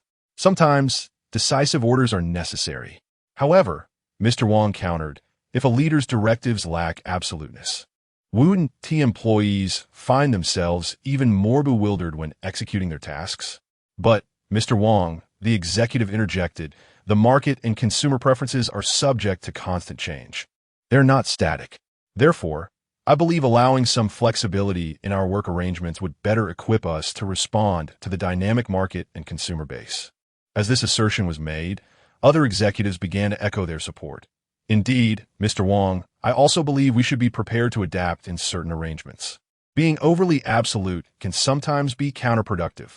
Please reconsider." I believe Vice President Lee raises valid points. It became evident that the executives were not entirely satisfied with Mr. Wang's proposed work arrangements. "Hold on." At that moment, Mr. Wang rapped the table, signaling for silence. Adaptability is the responsibility of a leader. Work directives must be absolute. If you approach each task with apprehension, how can you expect employees to comply? I will take your thoughts into account, but for now, we shall proceed as I have instructed. Remember, Mr. Wang's tone was resolute, his gaze icy. The plan I presented is an order, not a topic for debate. You are merely responsible for execution, and I will adjust as necessary. With that, he rose and left without a backward glance. It was clear that Mr. Wang had no intention of considering the executives' and Oppo's opinions. Observing this scene, viewers in the live stream began to express their thoughts. Honestly, I feel Mr. Wang is rather impervious to feedback. Indeed, as a leader, being unable to heed the opinions of executives seems quite arrogant. But then again, who can argue with a president? That still doesn't justify completely disregarding the executives and Oppo's suggestions. Mr. Wang's rigid directives, to put it bluntly, seem somewhat presumptuous. Still, he and Oppo's as the president, and the company has thrived under his guidance. Such unwavering confidence in his decisions is somewhat understandable. Viewers' comments regarding Mr. Wang's attitude were mixed. Some believe that, as the president, he must have confidence in his capabilities and not be swayed by the suggestions of executives. Others argued that even a president should be open to the insights of executives, for it is through collective wisdom that progress is achieved and superior plans are devised. Meanwhile, in the live stream of billionaire President Su Mu, reporter Chun had been at the car dealership for nearly an hour. During this time, Su Mu, dressed casually and wearing a mask, ambled around the dealership as if he were an ordinary customer. From the moment he entered, a well-dressed male salesperson began to enthusiastically promote the dealership and Oppo's automotive offerings to Su Mu. Engaging with the salesperson, Su Mu discussed various topics concerning automobiles and pricing, resembling a genuine customer in pursuit of a vehicle. What is President Su up to? He has nearly explored the entire dealership and shows no signs of leaving. Could it be that President Su intends to purchase cars in bulk? I have no idea, but that salesperson and Oppo's attitude is commendable. Despite Su Mu and Oppo's prolonged visit without any intent to buy, the salesperson has maintained a cheerful demeanor throughout. I can almost see the salesperson's lips drying out from all the talking. Salesperson, oh no, is this person really here for me? Reporter Chan was filled with questions, but, regrettably, Su Mu had instructed him to remain silent to avoid revealing his identity. After another half hour, Su Mu approached the exit, preparing to leave. Sir, shall we exchange contact information? After nearly 2 hours of continuous dialogue, the salesperson's lips were parched, yet he maintained a polite smile as he suggested, let us arrange a time to meet. I'll treat you to a meal, and we can discuss further. Perhaps we should skip the contact exchange for now. Su Mu shook his head and replied, to be honest, I'm not particularly interested in the cars you have here. Viewers in the live stream reacted with disbelief. After nearly 2 hours of conversation, he concludes with a statement of disinterest. That's just brutal. I can't help but wonder if President Su is intentionally toying with this salesperson. Salesperson, should I just leave then? Though I sympathize with the salesperson, I can't help but find this situation amusing. Well, I don't know why President Su is behaving this way, but it does seem a tad unethical. Realizing he might have been led on, the salesperson nonetheless retained his excellent service demeanor. Responding with a smile, I'm still very pleased to have assisted you in selecting a vehicle. What? Wow, that's what I call exemplary customer service. I could never have anticipated such a response. Low emotional intelligence. I wasted 2 hours talking to you. High emotional intelligence. I was glad to assist you. This level of emotional intelligence is impressive. This must be a top-tier salesperson. Upon hearing the salesperson's reply, viewers in the live stream were utterly astonished, exclaiming that this salesperson was undoubtedly of championship caliber. Chapter 41, Absurd. The billionaire CEO actually seeks to learn. At the scene, Su Mu displayed no reaction to the emotionally intelligent remarks made by the salesperson. Observing this, the salesperson continued, if the boss does not mind, here is my business card. Should you wish to inquire about a specific vehicle, even if it is not from our dealership, I can certainly provide some assistance. As he spoke, the salesperson handed Su Mu a postcard. Su Mu took it, glanced at it briefly, and nodded, saying, I shall take my leave now. Goodbye, boss. The salesperson stood at the door, watching Su Mu depart. After exiting, the already puzzled reporter Chun approached Su Mu and inquired, are you conducting market research? Or are you intentionally making things difficult for him? He was spending time explaining a couple of points to you, and yet you openly expressed disinterest in his products. This is clearly a rather unpleasant behavior. Chen's confusion made him wonder if Su Mu had a personal vendetta against the salesperson. What do you mean by making things difficult? Don't use such harsh words. Sumu corrected him. I'm learning something. Learning? What are you learning? Chun and the audience in the live stream were taken aback. Are you learning how to be unpleasant or how to break someone's spirit? Sumu explained. The salesperson is the top seller here. Chun nodded in understanding. If he weren't the top seller, he might have already resorted to insults. I was learning sales techniques from him. Sumu then uttered a statement that left Chun and the live stream audience momentarily stunned. Learning sales. So Sumu is here to secretly learn from him. No wonder he was pretending to be an ordinary person. He must have feared his identity would be recognized, and thus wouldn't he reveal his true skills. It turns out Sumu was waiting here all along, with the salesperson treating Sumu as a client. He, in turn, is here to glean insights. Upon realizing this, the live stream audience reacted swiftly. It made sense why they could converse for so long. Sumu was not there to buy a car, but to learn the craft. However, I must say, Sumu's attitude towards learning is truly commendable. He even disguised himself as a passerby to avoid any shift in the salesperson's demeanor upon recognizing his identity. Indeed, it is quite rare to see a billionaire CEO, like Sumu, seeking knowledge from a mere salesperson. This humility and eagerness to learn is exceedingly uncommon. The difference between a billionaire CEO and a 10 billion CEO is striking. The latter thinks of himself as the best, while the former remains open to learning. Realizing this, the audience was left in utter astonishment. No one expected that Sumu, a billionaire CEO, would actively seek out a salesperson with a monthly salary of only a few thousand to learn from him. It is not an exaggeration to say that this is akin to an ancient emperor seeking guidance from a blacksmith on metalworking or from a chef on culinary arts. This humility and willingness to learn instantly impressed the audience, leading them to reflect on how Sumu could attain such heights of success. Thus, reporter Chan found it hard to believe. Sumu, what you just mentioned is that you sought out the top salesperson to learn from. Well, Sumu corrected, but I'm not stealing knowledge. I am learning openly. You just didn't realize it. Chan responded, how can I put this? Before coming here, I thought you might be here for business discussions or acquisitions. I even considered the possibility of you being a spy. Yet, I never would have imagined that you were here to learn sales techniques. This is truly remarkable. In her experience, it is typically the CEOs who teach their employees. But a billionaire CEO learning from employees is something she had never encountered before. Sumu, you possess the capability to lead an entire company. Do you really need to learn from a salesperson? Chun questioned skeptically. Don't place too much weight on the title of CEO, Sumu replied, shaking his head.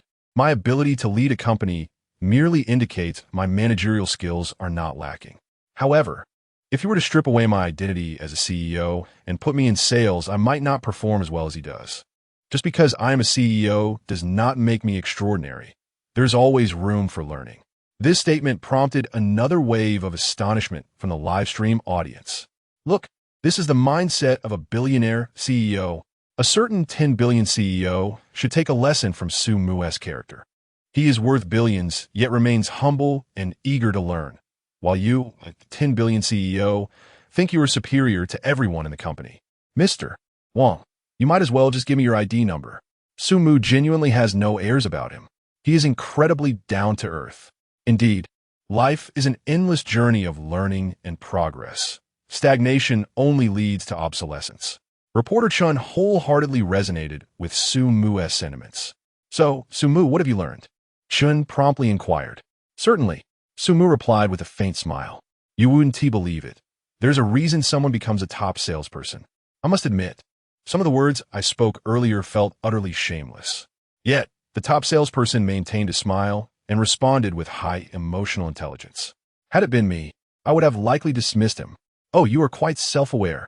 Chun thought to herself before continuing. So, Sumu, is there a particular purpose behind your learning sales techniques today? Chun believed that someone of Sumu's stature must have a reason for learning something, though it could also be simply out of boredom. Correct. In fact, I have been asked to host a new product launch in a few days because my company thinks I have been too idle, Sumu explained. I have never done sales before, so I have no choice but to sharpen my skills at the last minute. In this life, having activated his extraordinary talents, Su Mu possessed a business acumen that transcended his era, along with entrepreneurial thinking that was ahead of its time. To put it plainly, failure was a term that simply did not exist in Su Mu's entrepreneurial lexicon. Thus, in the past, Su Mu had dedicated all his energy to the development of his company, rarely appearing in public and never attending a launch event. The upcoming product launch would mark Su Mu's first appearance at such an event. How should one describe it? For Su Mu, entrepreneurship posed no pressure. Yet presenting at a launch and introducing products was undeniably a fresh challenge for him at this moment. Chapter 42. While other CEOs are deeply concerned about their companies, Jimmy Enterprise seems to be the one worrying about their CEO. Upon hearing the news that Su Mu would attend the press conference, the audience in the live stream erupted with excitement.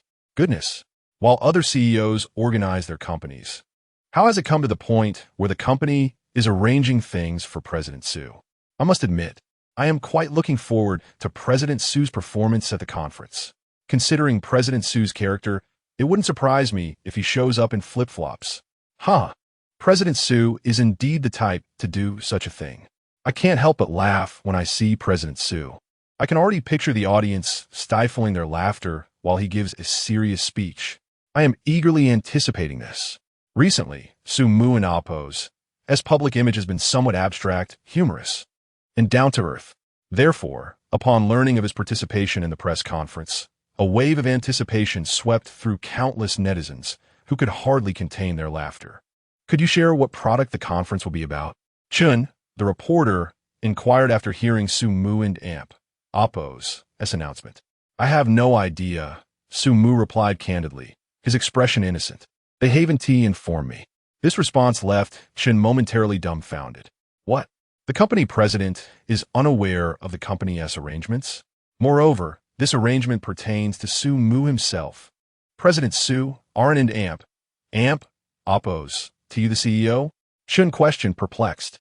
Aren't Appo's, to all company arrangements supposed to be approved by the CEO?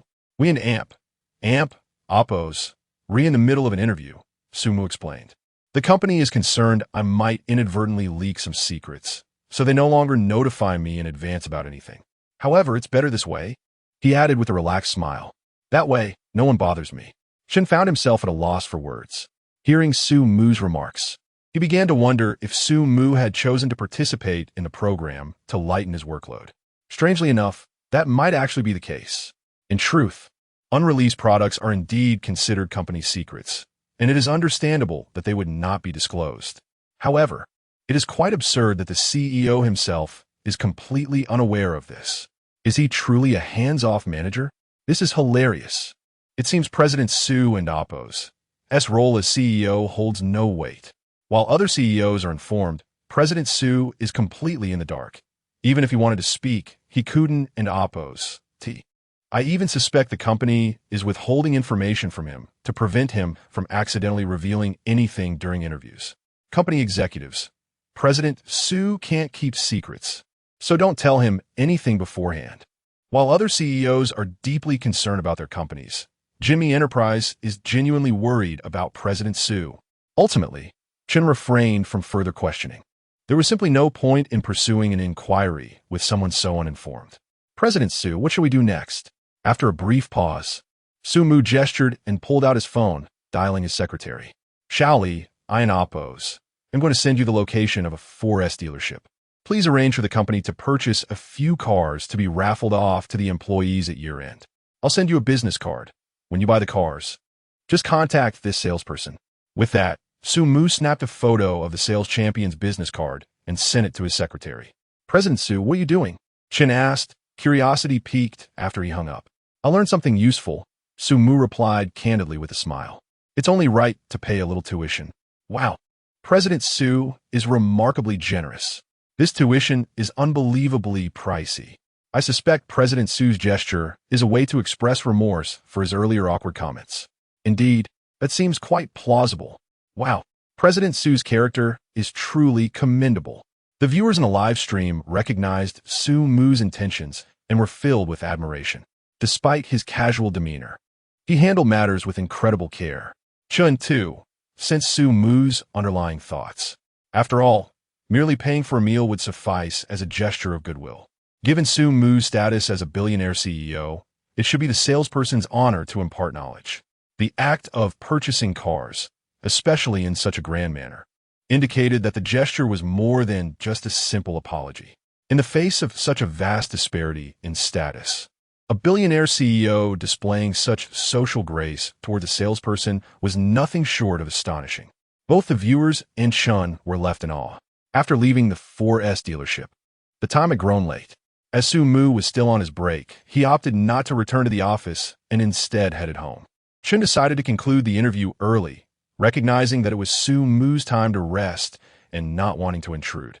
Today's interview with Su Mu was filled with highlights. Whether it was his sharp insights on entrepreneurship in the morning or his humble quest for knowledge from the sales champion in the afternoon, both sparked considerable discussion online. Several topics about Su Mu once again surged to the top of the trending list. Among these, the most talked about was undoubtedly the news of Su Mu attending the press conference. In the public's perception, press conferences have always been viewed as serious affairs, as they directly impact the sales of new products. Companies typically approach such events with utmost caution. However, Su Mu and Oppo's recent appearances have projected an image that is casual, abstract, and relatable. To put it plainly, Su Mu does not come across as a CEO, but rather more like a comedian. Watching Su Mu's interview feels less like an educational program and more akin to a variety show. Thus, the collision between Su Mu's humorous persona and the serious atmosphere of the press conference has left many netizens eagerly anticipating the delightful sparks that may ensue. Honestly, watching President Su at the press conference gives me the feeling of seeing a relative on television. Haha, I completely agree. President Su is just so relatable. I feel like President Su's mere presence will create great entertainment. I suspect everyone will be focused on him rather than the press conference or the products. Who cares? I've never watched a press conference before, but I definitely want to see President Su's. My feelings for President Su are quite special, to put it simply. I want to bear his child. Hey, I share that sentiment. Shall we set aside some time to discuss how to achieve that? Wow. This is a comment section, not a free-for-all. Chapter 43. Which billionaire CEO refuses even a penny gift? That evening, the entire internet was abuzz with discussions regarding Su Mu and Oppo's imminent participation in the press conference. Hundreds of millions of netizens eagerly anticipated the event. In summary, the upcoming press conference hosted by Jean had, at that moment, become a focal point of national attention. The following morning, as the clock struck 9, the three CEOs embarked upon another busy day. At this time, the Entrepreneur Walk column initiated a live, interactive Q&A session with the three CEOs. As the name suggests, this segment allowed viewers to pose questions to the CEOs in real time through the live chat. It was an opportunity for the audience to engage closely with the CEOs. In a live stream of the Billionaire CEO, a viewer asked Mr. Wong how he began his entrepreneurial journey. The reporter inquired, "Is it convenient for you to share how you started?" Mr. Wong pondered for a moment before responding, "That's a long story. If you're seeking entertainment, time does not permit. If you seek advice, I would recommend you abandon that thought." He lifted his teacup, taking a delicate sip, exuding an air of superiority. "Even if I told you, you wouldn't be able to replicate it. It's better to stay grounded and walk your own path." This statement from Mr. Wong ignited a wave of dissatisfaction among the viewers in the live stream. In the past, even if viewers felt discomfort by such remarks, they would likely refrain from voicing it, as a billionaire CEO was indeed an entity beyond the grasp of ordinary people, and looking down upon them seemed natural. However, the emergence of Su Mu changed everything. Upon witnessing a trillionaire CEO lead a remarkably humble life, the audience could no longer tolerate the lofty demeanor of other CEOs. Of course, the trillionaire CEO displayed no airs whatsoever. Why should a billionaire CEO act superior? In contrast to Mr. Wong's arrogant demeanor, Mr. Jia, the billionaire CEO, adopted a more subdued approach, though only slightly. During the interview, he adorned himself in gold and silver, and his office was opulently decorated, presenting an image of grandeur. While he interacted with viewers with a degree of humility, he still emanated an aloof, untouchable aura. However, when the camera focused on Su Mu, He joyfully acknowledged a viewer who had sent a gift. "Thank you, big brother, for the little hearts. Wishing you a prosperous journey and all the best." The viewers erupted with delight. "Ha ha, Sumu is so adorable. Sumu, thank you for the small tokens of appreciation. If I remember correctly, those little hearts cost a dime each. I've given small gifts to some streamers, and they wouldn't even glance at them. But with Sumu, not only do you receive gratitude, but also a personal blessing from a trillionaire CEO. What does it mean when there's no comparison? A billionaire looks down on those earning $5,000 a month, while a trillionaire personally thanks for a dime gift. Sumu truly has no pretensions." The audience was taken aback. No one anticipated that Sumu would not only express gratitude for such a seemingly insignificant gift, but also offer a heartfelt blessing in return. Who would have thought that a gift valued at merely a dime could elicit such a response from a trillionaire CEO? Amidst the scene, Sumu was busy engaging with the audience, thanking them for gifts and interacting with viewers, leaving reporter Chen somewhat bewildered. Her task was to facilitate a smooth live interaction for the CEOs, as the production team feared they might struggle with the live format. Yet at that moment, it was evident that Sumu was not the least bit uncomfortable with the interactive session. He was thoroughly enjoying himself. Originally, this segment was designed to give the audience a closer look at the CEOs, but it seemed to have transformed into an opportunity for Sumu to connect with the viewers. Chun felt increasingly redundant. Her presence was merely a distraction to Sumu and Appo's performance. Sighing softly, she decided to let things unfold naturally. With nothing to do, what else could she do but sit back? Suddenly, she noticed a particularly engaging comment in the chat. Seizing the opportunity to create discussion, she asked Sumu, "I see someone in the chat mentioned that they find Jean Mi's phones quite expensive. Could you address this question directly?" The audience reacted immediately. "Wait, expensive?" Among top domestic smartphone manufacturers, Jean Mi and Appo's phones are actually the most cost-effective. Exactly.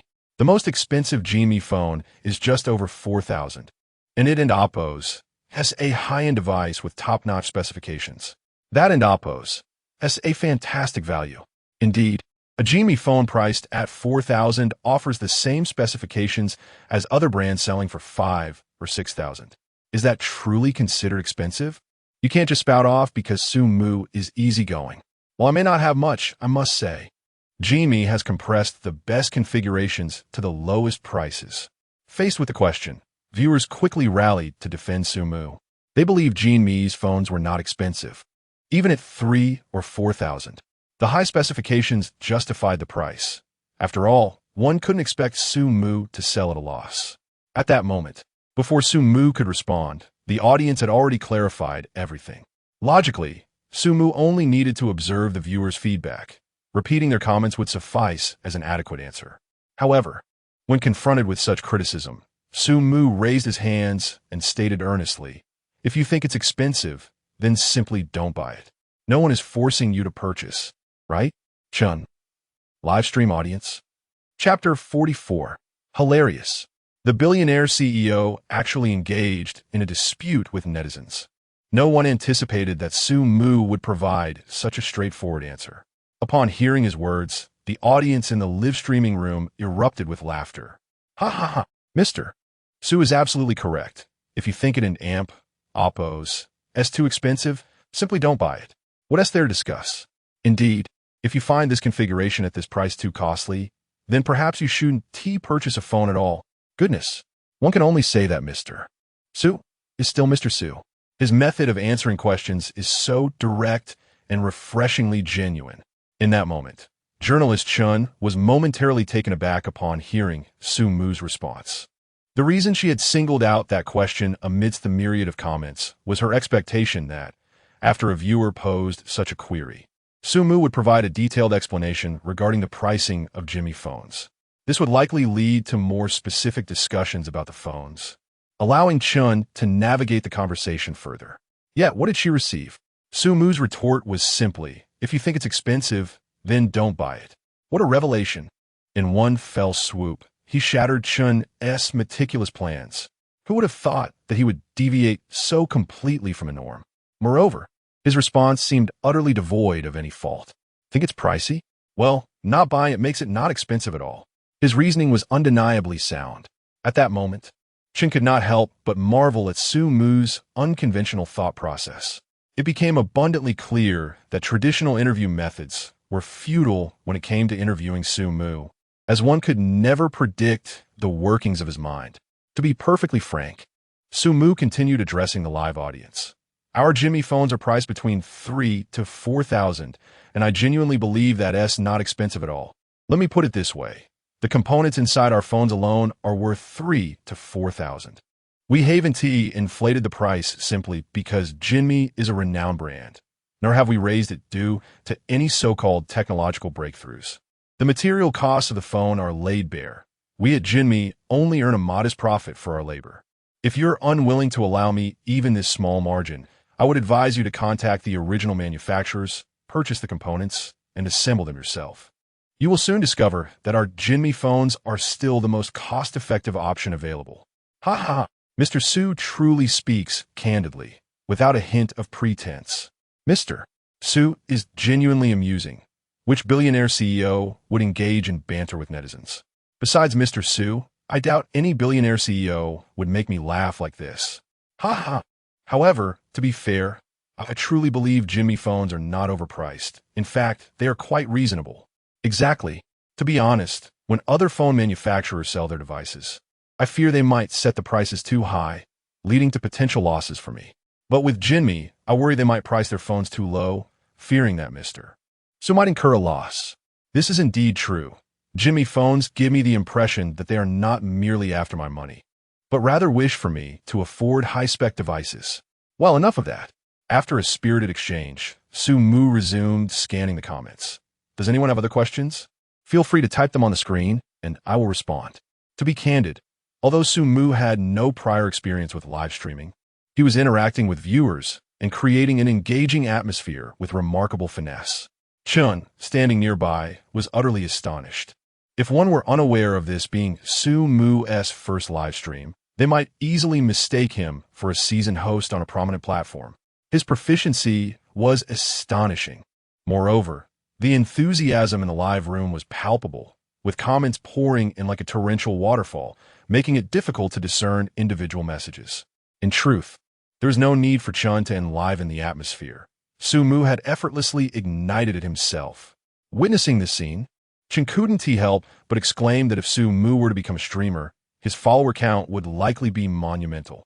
He truly had a knack for entertaining. I noticed a viewer's comment that caught Su Mu's attention after he carefully scanned the barrage of messages. A viewer expressed their admiration for Jinmi products and inquired whether Su Mu could develop a drone, as they were eager to purchase one. In response to the query, Su Mu pondered briefly before stating, "To be honest, we at Jinmi currently have no plans to develop a drone. However, since you brought it up, I will certainly consider your request." Having addressed the question, Su Mu continued, "Since we're on the topic, I'd like to share that we are planning to initiate a project called the Wish List.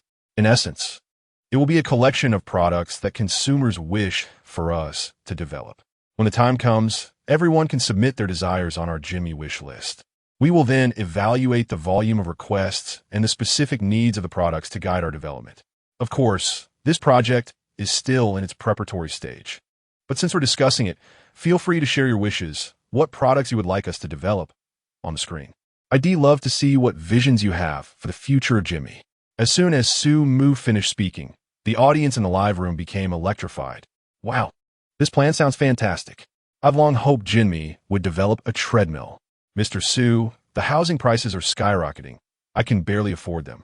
Could you consider entering the real estate industry and help lower those prices? Mr. Su, don't you think that for such a powerful nation as ours, having only 3 aircraft carriers is rather insufficient? I hope you can develop one and reduce the price of aircraft carriers." Mr. Su, to be honest, I have admired Jinmi for a long time, yet I've never had a girlfriend. Could you develop a Fiji cup so I can enjoy my favorite brand while engaging in something I love? The previous commenter is truly something else. Ha ha ha. This comment section is utterly surreal. As the saying goes, the audience of an abstract streamer consists entirely of abstract netizens. Consequently, after Su Mu's announcement, the wishes expressed in the comments were quite outrageous, even explosive. Fortunately, Aside from this lively group, many others sincerely articulated the products they wished Jinmi would develop. The flood of comments was overwhelming. I found it challenging to keep up with the rapid barrage. How about this?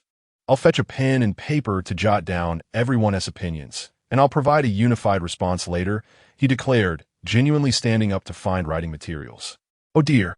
Upon witnessing this, Chen hurriedly stepped forward to intervene. Mr. Su, I can handle this for you. You should focus on the live stream. To be honest, the moment Chen heard Su Mu's previous statement, she intended to rise and assist him in finding paper and pen. After years in the workplace, she could discern that when a leader makes such remarks, it typically signals a request for someone nearby to assist, rather than an actual desire to carry out the task themselves. Thus, upon hearing Su Mu's words, reporter Chun instinctively assumed that Su Mu was referring to him. However, he was utterly unprepared for the fact that Su Mu, after speaking, simply stood up and proceeded to search for the items himself. Goodness. Reporter Chun began to question whether Su Mu had yet acclimated to his role as president. After all, is it common for a billionaire CEO to personally seek out office supplies? Chapter 45. Despite his immense wealth, why does Mr. Su lead such a humble life? The live audience was collectively astonished upon witnessing this moment. Goodness, Mr. Su truly handles everything personally. While other CEOs might ask for a pen and paper, Mr. Su goes to fetch them himself. He really exhibits no pretense at all, not to mention other CEOs. Even our school principal would call a student to fetch supplies if they forgot something. Mr. Su, whose worth is exponentially greater than our principal's, still chooses to engage personally. This is genuinely devoid of any leadership arrogance. I can hardly imagine how fortunate the employees must feel to have a boss like Mr. Su. This seemingly trivial action by Su Mu garnered an overwhelming amount of praise from the online viewers, accustomed to CEOs who command their employees at will. Witnessing Su Mu personally attend to even the minutiae was a refreshing departure from a norm. At that moment, viewers exclaimed, "This is what a true leader looks like." However, in person, Su Mu appeared unfazed by such matters. When reporter Chun offered to assist, Su Mu graciously expressed his gratitude, entirely devoid of the aloof demeanor typical of many CEOs. "Mr. Su, allow me to help you with the statistics," Chun said after retrieving the paper and pen. "You can continue engaging with the audience while I compile the information." "Thank you, Chun," Su Mu replied once more, redirecting his attention back to the live stream. "Chun will need a bit of time to compile the statistics. Let me address some other inquiries for now." Soon, Su Mu noticed a comment. "Mr. Su, given your wealth, why do you lead such a simple life? Are you uninterested in spending money?" As he contemplated the question, Su Mu took a moment to gather his thoughts. "Indeed, I am quite curious about this matter myself. Mr. Su is evidently wealthy, yet his lifestyle appears no different from that of an average person. I believe it stems from personal pursuits. Some individuals seek a lavish lifestyle when they earn money, while others, like Mr. Su, simply desire a more relaxed and free existence. Indeed, it seems that Mr. Su is unconcerned with material possessions. For him, money is merely a means to achieve a liberated lifestyle. One might say that those who lead simpler material lives often possess a richer spiritual world. Mr. Su's mindset must be profoundly elevated, and his perspective on money vastly different from that of ordinary people. The audience speculated that Su Mu's simplicity, despite his wealth, likely stemmed from a lack of high expectations regarding material life. Wealth does not necessarily equate to extravagance. Simplicity and ordinariness can be quite satisfactory. At that moment, even reporter Chun set her pen and paper down, intrigued by the enigma of Mr. Su, whose demeanor bore no resemblance to that of a wealthy individual. Was it possible that he truly had no interest in spending money? "Let me clarify something," Su Mu began, noticing the audience's conjectures. "I am not disinterested in spending. Rather, I tend to spend quite liberally." The audience was momentarily taken aback. What did he mean by spending liberally? Was it the 3 yuan for a shared electric bike each morning? Or perhaps the few dozen yuan for skewers and beer? Or even the hundreds he might bring home as gifts for his parents? Reflecting, they recalled that the largest sum he had spent recently was the 10,000 yuan he paid to the barbecue vendor. Could it be that Su Mu had hidden extravagant expenditures? Could it be possible that Mr. Su appears frugal on the surface, but spends lavishly behind the scenes? Now that you mention it, this is quite plausible. I've seen many wealthy collectors who dress modestly, but have priceless antiques at home. Indeed, collecting antiques can be quite costly. What if Mr. Su secretly enjoys this hobby? Who knows? The lavish spending Mr. Su refers to must be something beyond ordinary comprehension. Speculation ran rampant among the audience. Was it conceivable that Su Mu's funds were not spent on himself, but rather on collecting antiques or indulging in other expensive hobbies? Wait, hold on. Please don't jump to conclusions. Su Mu interjected as he noticed the wild speculations. I do not collect antiques. I wouldn't even touch them. However, he continued, I do have some expensive hobbies. Expensive hobbies? The audience and Oppo's curiosity piqued once more. After all, there are countless ways to indulge in costly pastimes with enough money. Even a toothbrush or a set of dishes could cost a fortune. Perhaps Mr. Su has a penchant for gold items? Is there a chance his furniture is made of solid gold? Or maybe he is involved in high-end research, like building rockets or developing advanced robotics. Knowing Mr. Su's character, it's likely he spends money on gaming equipment. I even suspect that any accessory for the computer in his office could easily cost tens of thousands. Goodness, this is getting increasingly absurd. All right, enough with the guesses. Please stop. Su Mu regarded the audience and Oppo's wild theories. He even spotted a comment suggesting that Mr. Su secretly owned a small island complete with an army. He quickly clarified, when I mention expensive hobbies, I mean constructing things. Constructing things? This statement elicited another wave of excitement among the audience. Please don't misunderstand. I'm not referring to erecting skyscrapers or underwater fortresses.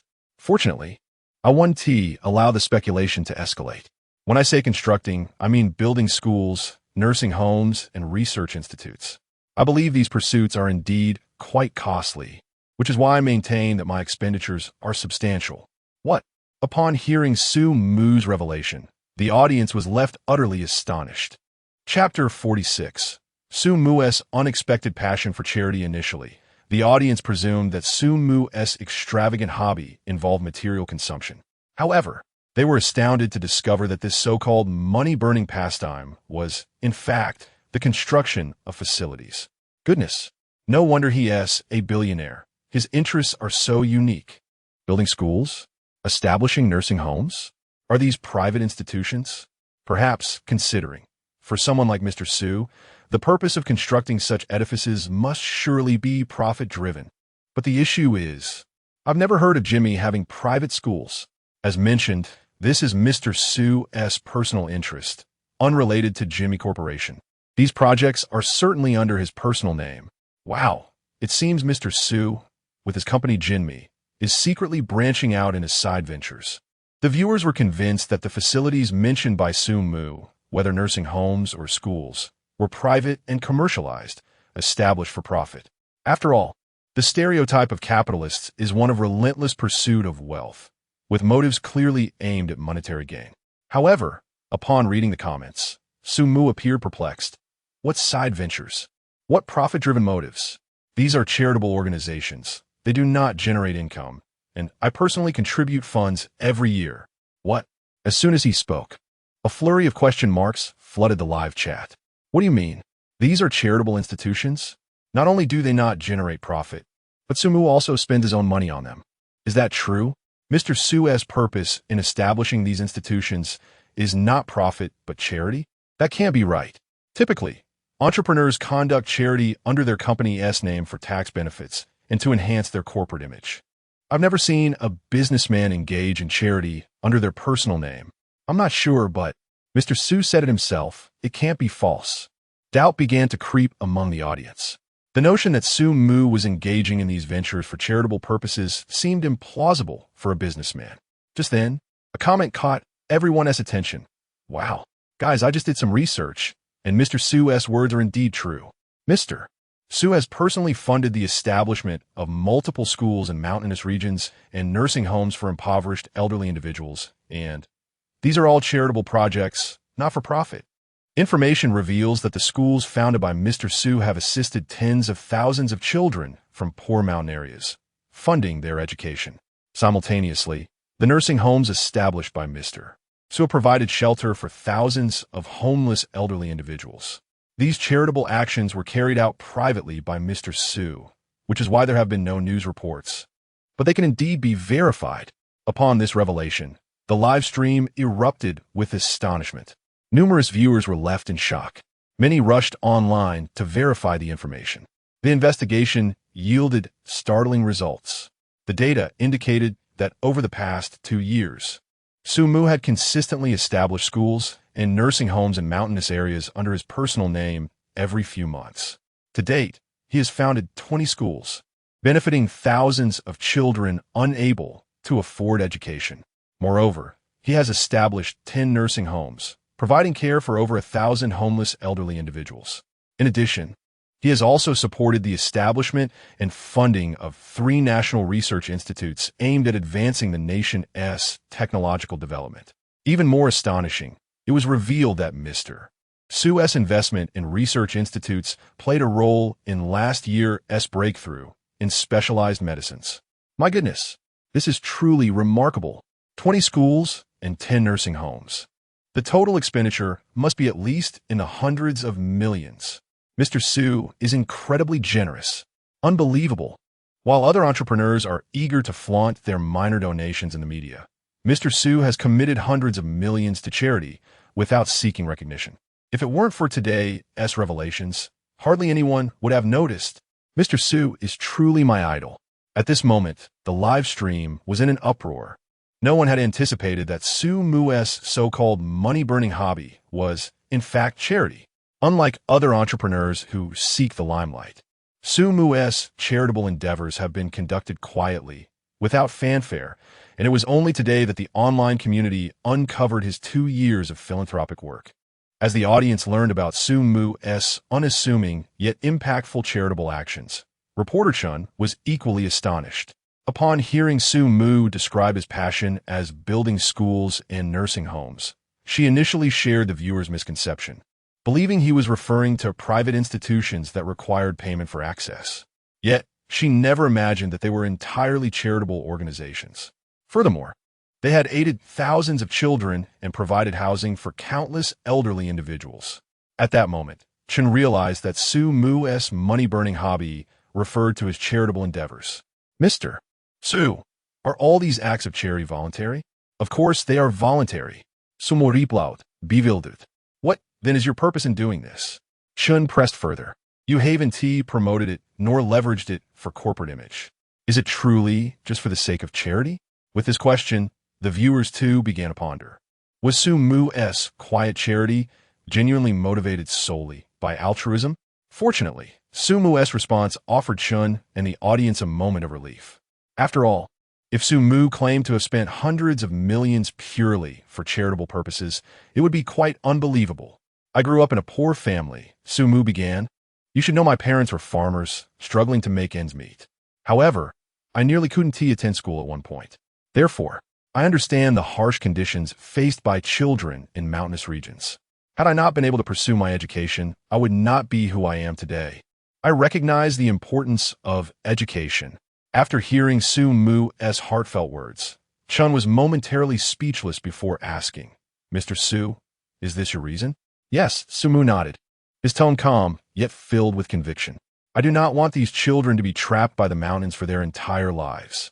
Seeking gifts, requesting 5-star reviews. Chapter 47. It seems reasonable for my tech company to develop high-tech rocket launchers. As soon as Su Mu uttered these words, the audience in the live stream collectively gasped, feeling a shiver run down their spines. Initially, they assumed that Su Mu's reasoning might pertain to his personal interests. After all, the audience's stereotypical view of entrepreneurs is that their actions are primarily driven by profit. Thus, they projected this impression onto Su Mu, believing that his rationale was no different from that of other capitalists, all of whom are primarily motivated by financial gain. However, to their astonishment, Su Mu exhibited an extraordinary sense of selflessness, pledging over 100 million for charitable causes, solely to provide a refuge for the homeless elderly and to ensure that impoverished children could access education. This is precisely the image I have of wealthy individuals. Honestly, I have always harbored disdain for capitalists, but Su Mu has truly transformed my prejudice. To not want the children in the mountains to be confined by their circumstances for a lifetime. Goodness, what a lofty mindset it takes to act with such altruism. Elevated. Su Mu has genuinely raised this discourse to an unprecedented level. At this moment, it has transcended into art. At that instant, every viewer in the live stream was thoroughly captivated by Su Mu's charismatic persona. As an entrepreneur who shuns fame and fortune, he has quietly invested millions in the charitable sector over the past 2 years. In the eyes of the audience, Su Mu's stature has transcended the mere definition of a businessman. Meanwhile, journalist Chun was equally astonished. She had never anticipated that such a spontaneous interaction could unveil such a significant topic. At the same time, her admiration for Su Mu intensified. As a billionaire president, he leads a simple and grounded life, devoid of material desires, yet he secretly invests vast sums into philanthropy. Such qualities are undeniably noble and commendable. Why is the barrage of comments scrolling by so rapidly? I can hardly discern the messages. However, unlike the commotion in the live stream, Su Mu appeared to regard this affair as trivial. Rather, he seemed more focused on the viewers' comments.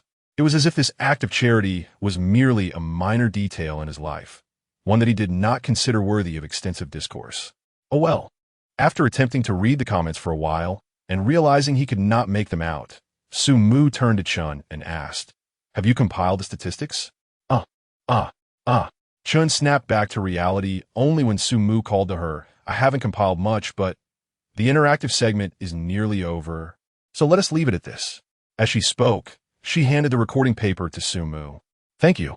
Su Mu instinctively expressed his gratitude before glancing at the statistical sheet. "Let me see. Gold rice sanitary napkins? Well, how should I put this? This does not fall within our business scope, and we may not consider developing this anytime soon. However, I will take note of it. Next, gold rice automobiles. This is even further from our domain. One might even call it pivot. Moreover, the automotive industry is exceedingly challenging to penetrate, so we have not contemplated this project at this time." As Su Mu detailed the audience and oppos, requests one by one, the viewers gradually shifted their focus back to the project Su Mu was discussing. However, after reviewing the suggestions, he found that the fans' demands largely did not align with Gold Rice's business scope, resulting in most entries on the statistical sheet being politely declined by Su Mu. Yet, this was understandable.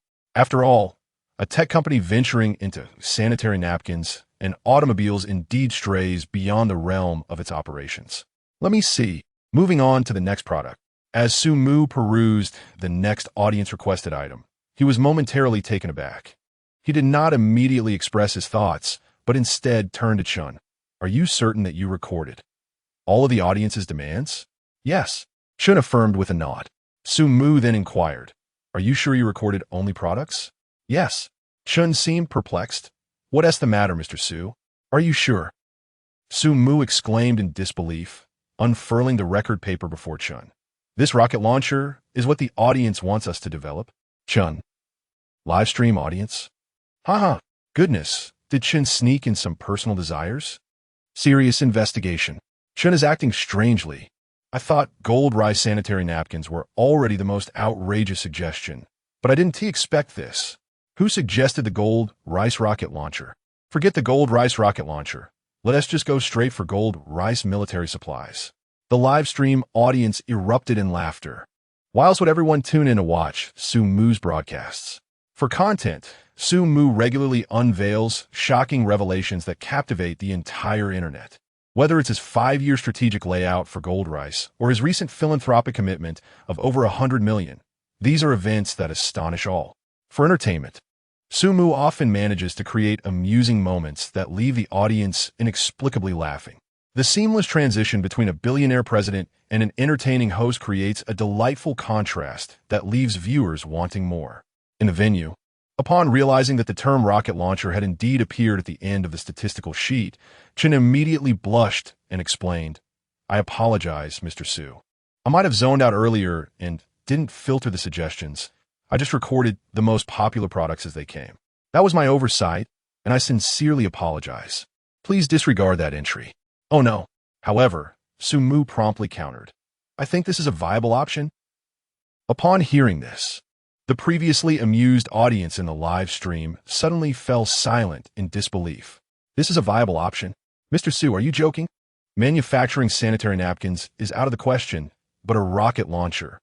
Now, that is feasible. Is it truly acceptable for a tech company to develop a high-tech rocket launcher? Is this for real? Mr. Su, will you provide after-sales service? If I were to use a Gold Rice rocket launcher to rob a bank and got caught, would Gold Rice's after-sales be able to bail me out? Getting bailed out is out of the question, but the likelihood of joining you inside is rather high. Chapter 48. The Ordinary People in Material Life. Giants in the eyes of mountain children. Mr. Su, please don't jest. Unlike the playful banter of the live stream audience, Reporter Chen's expression shifted to one of alarm upon hearing this. For such matters should not be trifled with. But wasn't it you, Reporter Chen, who started the joke?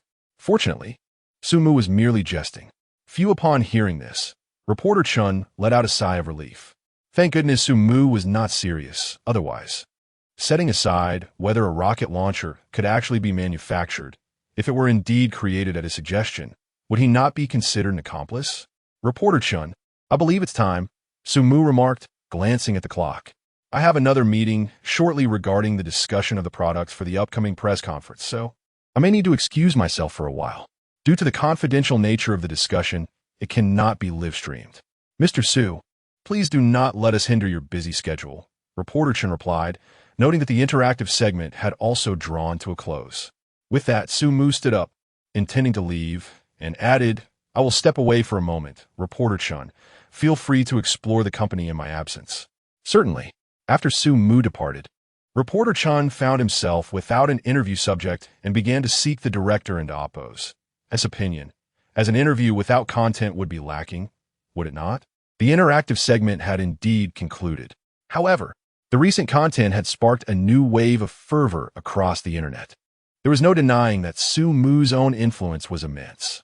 Over the past 2 years, he had quietly dedicated himself to charitable endeavors, assisting numerous children in mountainous regions to pursue their education and helping countless homeless elders find refuge. Furthermore, he had made significant contributions to the scientific research sector, providing effective support for the advancement of national technology. These points alone were quite captivating topics of discussion. Thus, at this moment, the trending hashtags began to flood the internet. Ordinary people in material life, giants in the eyes of mountain children. I do not wish the mountains to confine them for life. The billionaire president and Oppo's extravagant hobby. The surge of attention was astonishing. I could hardly believe that a man as unassuming as Mr. Su, who lived humbly and even below the standard of most ordinary individuals, was spending billions on charity. It was truly remarkable. He sought no fame or fortune, simply aiming to aid the underprivileged. Mr. Su's noble character is something that other executives could aspire to emulate for a lifetime. Unclouded by wealth, he remains humble and virtuous. Mr. Su embodies the perfect image of a president in my eyes. It is no wonder that despite his billion-dollar fortune, he exudes neither arrogance nor opulence, but rather warmth and approachability. Upon witnessing the trending topics, netizens offered Mr. Su high praise. However, as the adage goes, fame brings controversy. With the exposure of Sumu's charitable endeavors, a new trending topic quickly emerged, capturing the attention of a multitude of netizens. The content of this topic was, Great Benefactor?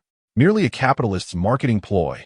In this post, the author made malicious comments regarding Sumu's charitable actions, alleging that the so-called charitable events were simply a means for him to craft a benevolent persona in front of the camera. Many curious onlookers were swayed by this post, expressing sentiments such as, Indeed, I cannot fathom why so many gullible individuals would believe this. Always remember, capitalists are driven by profit. There exists no noble quality. I even suspect that Mr. Su and Oppo's humble lifestyle is merely a fade. Disgusting. To fabricate a persona is one thing, but to exploit charity, to elicit sympathy, is truly repugnant. If he genuinely wished to do charity, why must he announce it before the cameras? Isn't it just an attempt to polish his image? In summary, influenced by this post, a wave of netizens began to question Sumu. As the disparaging threads against him gained traction, a flurry of marketing accounts emerged, seizing the opportunity to post negative content about Sumu, often without any understanding of the original context, simply echoing the biased opinions they had encountered. Indeed, as the saying goes, fame breeds controversy. With Sumu and Oppo's significant visibility, any discussions surrounding him garnered rapid attention. Consequently, a plethora of derogatory posts about Sumu soon cluttered the trending list. Using charity as a plot to craft an image? Utterly disgraceful. The billionaire president's charitable deeds? Do not be deceived. Every act of kindness before the camera is a carefully orchestrated scheme. Thus, numerous rumors regarding Sumu began to circulate wildly online. Witnessing the unbridled vitriol directed at Sumu, his fans could no longer remain silent. Oh my goodness, are these marketing accounts devoid of logic? Mr. Su's charitable acts occurred 2 years ago, and the interview was just a few days past. How can this be twisted into a narrative about crafting an image? If your reasoning is flawed, seek treatment. Mr. Su only revealed his charitable actions in response to a question from a netizen. And that has nothing to do with image crafting. Marketing accounts should simply cease to exist. If any of these trend followers had observed Mr. Su's demeanor on camera, they would never utter such nonsensical remarks. Trend followers, could you kindly refrain from attacking without basis? Or is this simply a directive from your masters? In their fervid desire to vindicate Sumu, many of his supporters began to compile and edit clips from the recent interview, showcasing the events that unfolded.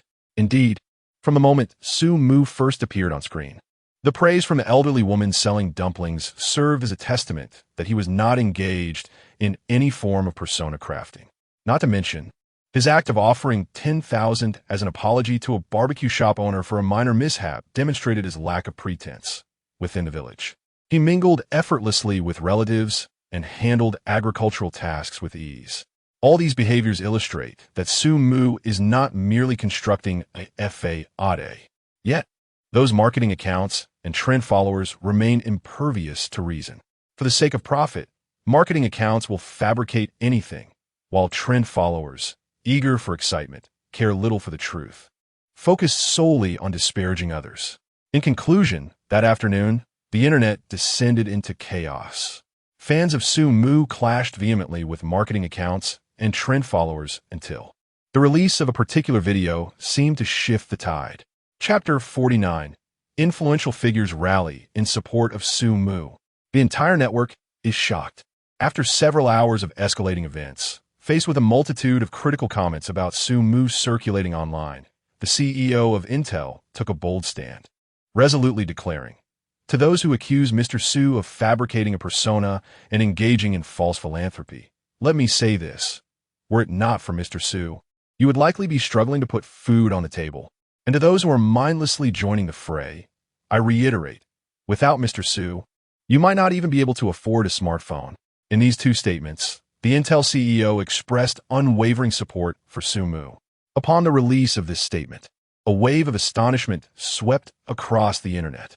It is important to note that Intel is currently one of the foremost companies on the global stage, and the CEO's worth ranks among the highest in the world. No one anticipated that such a prominent figure would publicly confront online rumors, firmly aligning himself in support of Sumu. Oh my, even the top leaders in the tech industry have stepped forward. Mr. Su truly has clout. Impressive. Mr. Su himself has yet to respond, yet the Intel CEO has already come to his aid. Absolutely right. Were it not for Mr. Su's investment in Douyin, the rapid development of new media would have been inconceivable. These marketing accounts will be left without a livelihood. What? Douyin was invested in by Mr. Su? Are you not aware? Mr. Su is the largest shareholder of Douyin. Without his support, Douyin would never have reached its current scale. What an astonishing revelation. This is the first I've heard of it. As the Intel CEO's comments circulated, another explosive revelation regarding Sumu erupted online. It turns out that Sumu is the largest shareholder of the immensely popular new media platform, Douyin. To illustrate Douyin's current popularity, it suffices to say that in modern smartphones, One might lack search software, live streaming apps, or entertainment applications, but it is unfathomable to be without Douyin. At the very least, 90% of smartphone users undoubtedly have Douyin installed. After all, Douyin encompasses a comprehensive array of functions, including search, entertainment, information, and social networking, rivaling the likes of WeChat in its prominence. Yet, no one could have anticipated that this groundbreaking application was backed by Sumu. Wait a moment. Have you noticed? Right now, Douyin doesn't yield any results regarding Mr. Su's rumors. Indeed, moreover, when I search for Mr. Su, Douyin only recommends positive videos, with no disparaging content in sight. What is happening? Does the influence of Intel and Oppo's CEO extend this far? One post has silenced all marketing accounts? Is it possible that Douyin has taken action? After all, Mr. Su is their major shareholder. Strangely enough, that does seem plausible. At that moment, a group of netizens suddenly realized that although rumors about Sumu were rampant online, as a titan of the contemporary internet and a hub for news media, Douyin was inexplicably devoid of any rumors regarding Sumu. What could be the reason behind this? Simultaneously, within Douyin Group, the CEO, Zhang, was livid. What are you doing? How can you allow such blatant slander against Mr. Su to trend on our platform? Is there no discernment of right and wrong? In the president and Oppo's office, Zhang, seething with anger, shouted into the phone, "Within 10 minutes, I want every rumor about Mr. Su eradicated from our platform." After hanging up, his fury did not abate. He could hardly believe that, as the largest shareholder and a savior for the company, rumors about Sumu were trending on their platform. How could this be tolerated? He recalled that day when Douyin was on the brink of collapse due to financial constraints, and Sumu appeared like a savior, providing the funds that would alter the company's fate.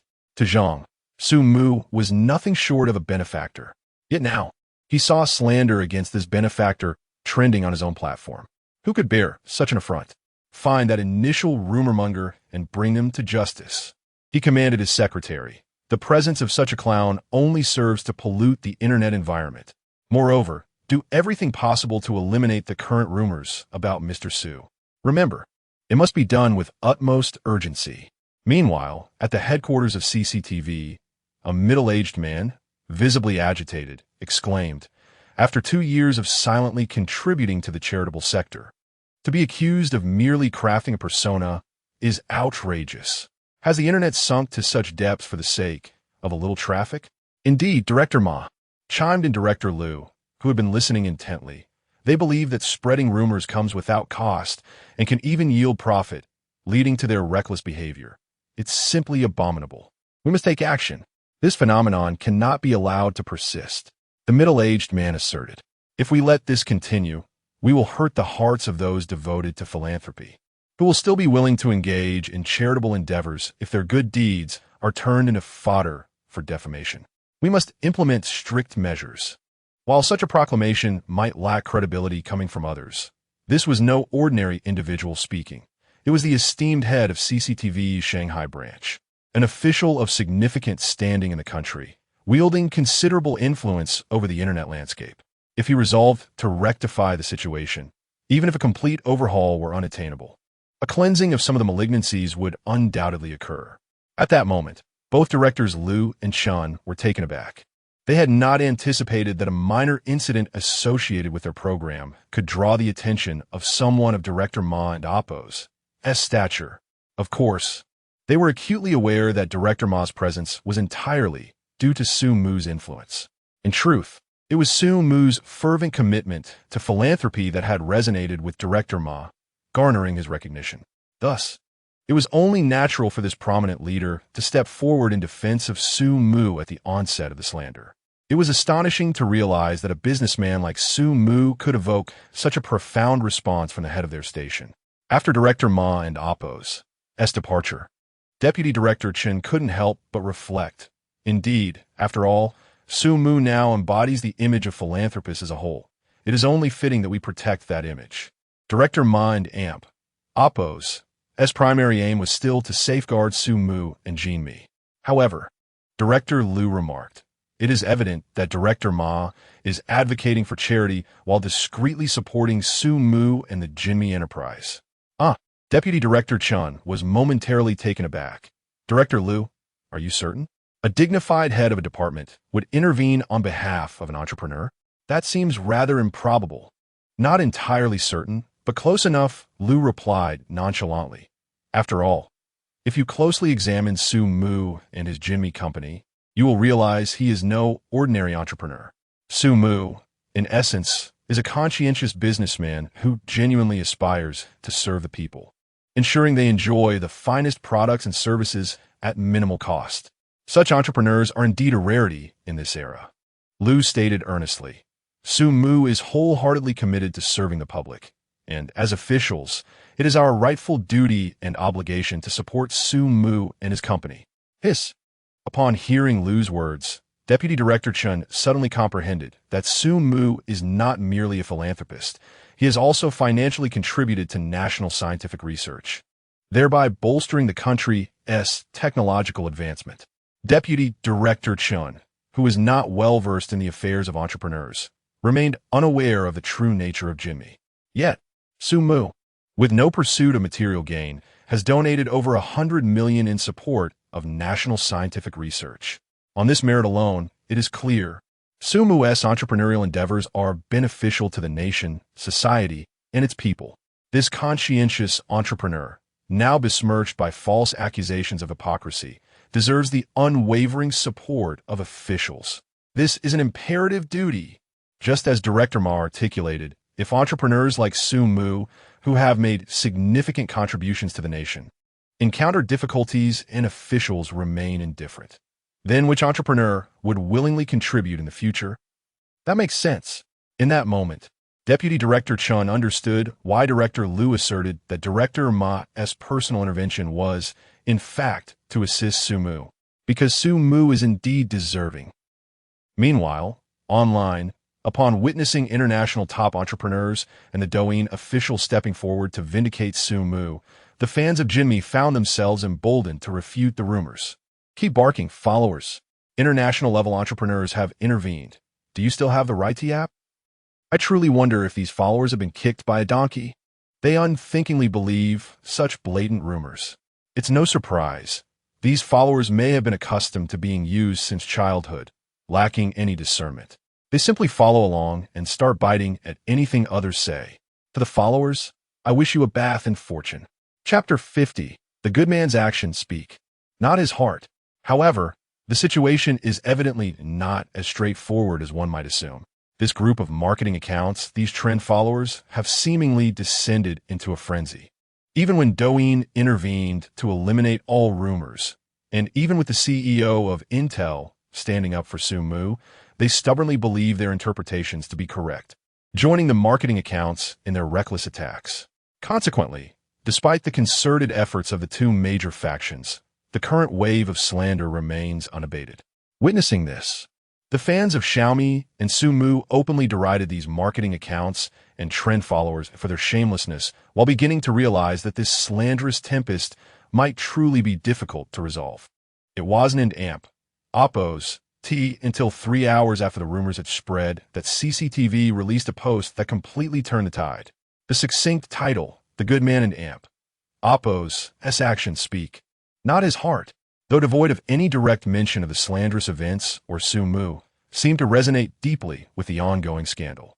If the title served as a metaphor, then the content of the post was an unequivocal declaration. In this post, CCTV once again highlighted all of Su Mu's charitable endeavors, meticulously enumerating the schools, nursing homes, and research institutes funded by him over the years. Furthermore, it provided a comprehensive overview of the research outcomes generated by the institutes he established and the societal benefits they rendered.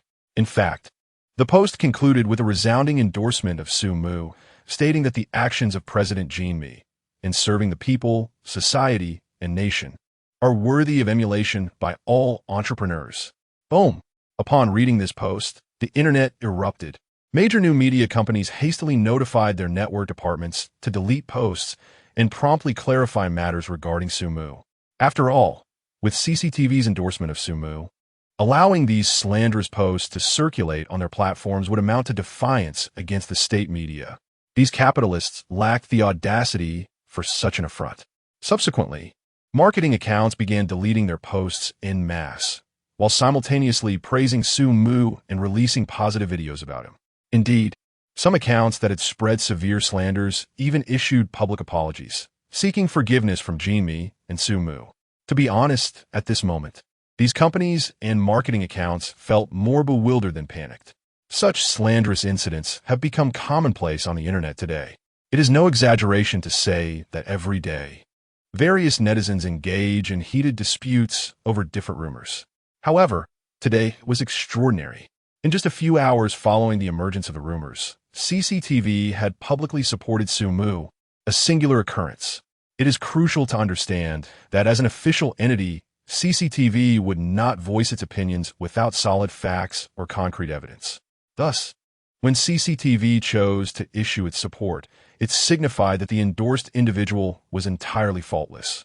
Upon witnessing this, the previously anxious fans of Xiaomi and Sue Mu erupted in joy. After all that barking. The trend followers turned around to find their master had already knelt. Why are the trend followers silent now? Do they not relish their vocalizations? It's hilarious. If you lack intelligence, perhaps you should refrain from commenting on matters. Otherwise, you might end up slapping your own face. Tell me, does it hurt now?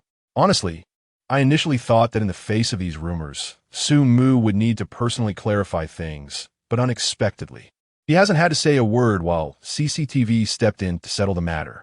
Incredible. This is my first time witnessing CCTV personally intervene to quell such online rumors.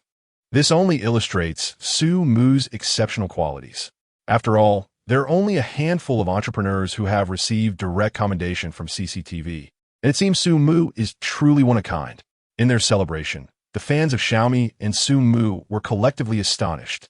That CCTV chose to highlight Sue Mu in a dedicated post serves as a testament to his excellence, now officially recognized. In summary, this slanderous tempest, which lasted less than 4 hours, concluded with CCTV's personal intervention, marketing accounts issuing apologies, and various platforms extolling Sue Mu. Meanwhile, Jinmi Company S. Sue Mu, having just concluded a meeting, exited the conference room feeling somewhat unwell. Goodness, discussing product launches for 3 or 4 hours. Aren't it amp, oppos. We exhausted? Vowel stretching, sumu grumbled, ultimately. We still failed to finalize anything. What a waste of time. Upon hearing this, the executives trailing behind him wore grim expressions. The truth is, their intention in having Sue Mu attend the launch meeting was not merely to occupy his time, but rather to keep him connected with the company, fearing that prolonged absence would create a disconnect.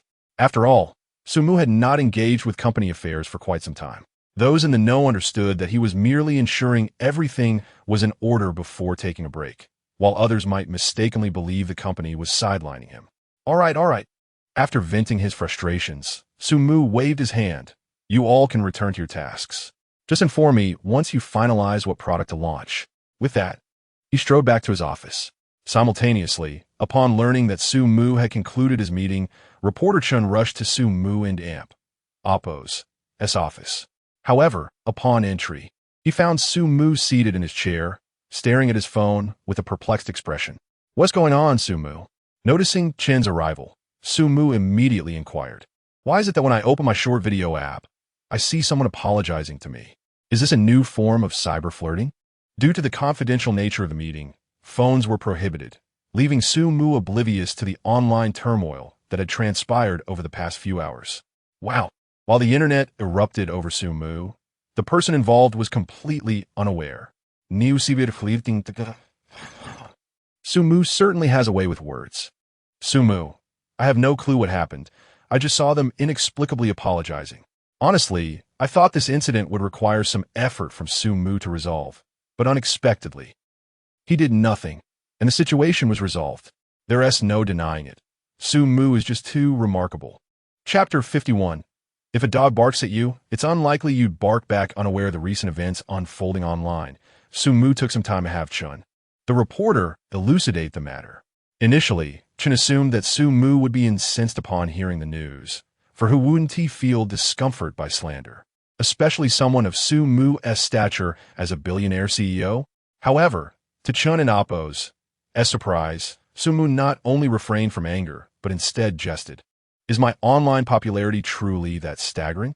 Such trivial matters can easily trend? He mused. Perhaps I do possess the makings of a celebrity. Chun was bewildered. Isn't it the norm for CEOs, when besmirched, to seek out the source of the defamation? Why are you contemplating a potential career in stardom? The audience erupted in laughter, appreciating Sumu's lightheartedness. It was clear that he held an aspiration for fame. Some suggested that if all else failed, he should venture into the entertainment industry and establish a media company to elevate himself to star status. Yet, Chen pressed on, perplexed by Sumu's nonchalance. This situation, while seemingly minor, involves malicious marketing accounts tarnishing your reputation. If not addressed promptly, it could adversely affect your standing and even the entire Jimmy Corporation. To Chun, it was evident that Sumu should not adopt such a cavalier attitude toward the issue.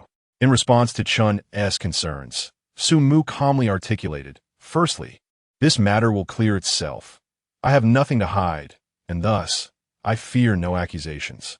Secondly, it has not materially impacted me, so I see no need to engage. It's akin to a dog barking at you. You could insult the dog, but that changes nothing. However, should the dog bite, you are entitled to defend yourself." Upon hearing Sumu's analogy, the audience could no longer contain their amusement. They remarked on how vividly he personified the dog, equating the mindless barking of marketing accounts to mere noise, unworthy of response. Sumu's perspective revealed a profound clarity. Engaging with such detractors only served to amplify their reach. Instead, he proposed a strategy of silence until the moment called for a decisive rebuttal, one that would be legally fortified. The viewers were in awe of Sumu's composed and strategic mindset. They lamented that the authorities had acted preemptively, wishing instead to witness Sumu exacting retribution upon the marketing accounts. Chun, after absorbing Sumu's insights, felt a mix of admiration and relief that the official intervention had come. If not for their timely action, this could have spiraled into a complex situation. Fabrications are notoriously difficult to address, and even after resolution, I would still bear the brunt of the loss. In any case, I am grateful for the support from the authorities, Sumu expressed sincerely to the camera, recognizing the significant backing he had received. Following this, Chun inquired further. Regarding the initial incident, Intel's CEO promptly defended you. Do you share a close relationship with him? Or is there a story behind this? Somewhat chuckled. You're referring to Lao Luo. We do share a good rapport. He has a sense of integrity. However, specifics are not for me to disclose. You might want to ask him directly someday. The audience was intrigued by the mention of Lao Luo, a notable figure in the tech industry. Realizing that Sumu had connections with influential personalities, Chun, eager to delve deeper but constrained by Sumu's reticence, resolved to seek out Lao Luo for further insights. Lastly, Sumu, how do you intend to respond to the recent apology posts from these marketing accounts? This query reignited the curiosity of the audience, eager to hear Sumu and Appo's thoughts on the matter. Chapter 52. A Narrow Escape? The time has not yet come. With the inquiry posed by reporter Chun, the audience collectively found themselves engulfed in curiosity. How should Sumu respond to the apologies from those who had spread malicious rumors about him? Should he opt for silence or deliver a scathing rebuke? In truth, he owed them a debt of gratitude. However, when Sumu finally spoke, he left the viewers in the live stream utterly astounded. What was he saying? Thanking them? What could that possibly mean? At the scene, reporter Chun was equally perplexed. Mr. Su, why express gratitude to them? Of course, I must thank them. Sumu replied with a smile. Without the post they disseminated, I would not have garnered such immense attention. Their slander has even led to official commendation directed solely at me, has it not? Reporter Chun was momentarily at a loss for words. How should one respond to such an assertion? Indeed, Sumu's statement held a measure of truth. This incident of defamation had undeniably propelled Sumu into the limelight, sparking widespread interest across the internet and dominating trending lists on various platforms. The traffic generated had surpassed that of even top-tier celebrities. Moreover, had it not been for the scandal today, Even if the authorities had initially intended to commend Su Mu, the opportunity would have been lacking. This scandal inadvertently provided the officials with a chance to publicly acknowledge Su Mu. Yet the underlying issue remained. These marketing accounts harbored malicious intent. Faced with these ill-natured entities, Su Mu chose to confront them with a smile. Was this not excessively benevolent? Well, I suppose Mr. Su has a point, but thanking them seems a bit much. Upon reflection, it is not entirely unreasonable. After all, while their motives were nefarious, the outcome for Mr. Su has been decidedly positive. Whatever the case, the matter has been resolved. The attitude is inconsequential. Better to let bygones be bygones. From the audience and AMP, Oppos, as perspective, Su Mu's preference for a peaceful resolution likely stemmed from a desire to avoid unnecessary complications.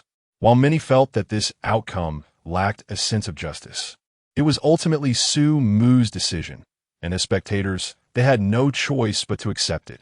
However, unbeknownst to both the viewers in the live stream and reporter Chen present, after making this statement, Su Mu picked up his phone and sent a message to his secretary. As the evening drew near, the interview content began to draw to a close. It would not be an exaggeration to say that the internet had been dominated by Su Mu today. In the morning, news of his charitable endeavors had gone viral, even garnering direct support from the central authorities.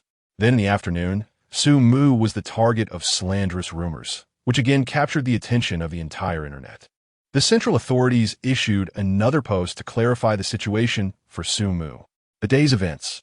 With 2 consecutive posts from the authorities and the sensational nature of Su Mu's situation, had catapulted him to unprecedented online fame. With Su Mu's amiable response to the defamatory marketing accounts in the afternoon, those who had previously slandered him breathed a sigh of relief. After all, a friendly acknowledgement equated to Su Mu accepting their apologies. At this moment, the hashtag President Su of Jinmi Speaks Out surged to the top of the trending topics.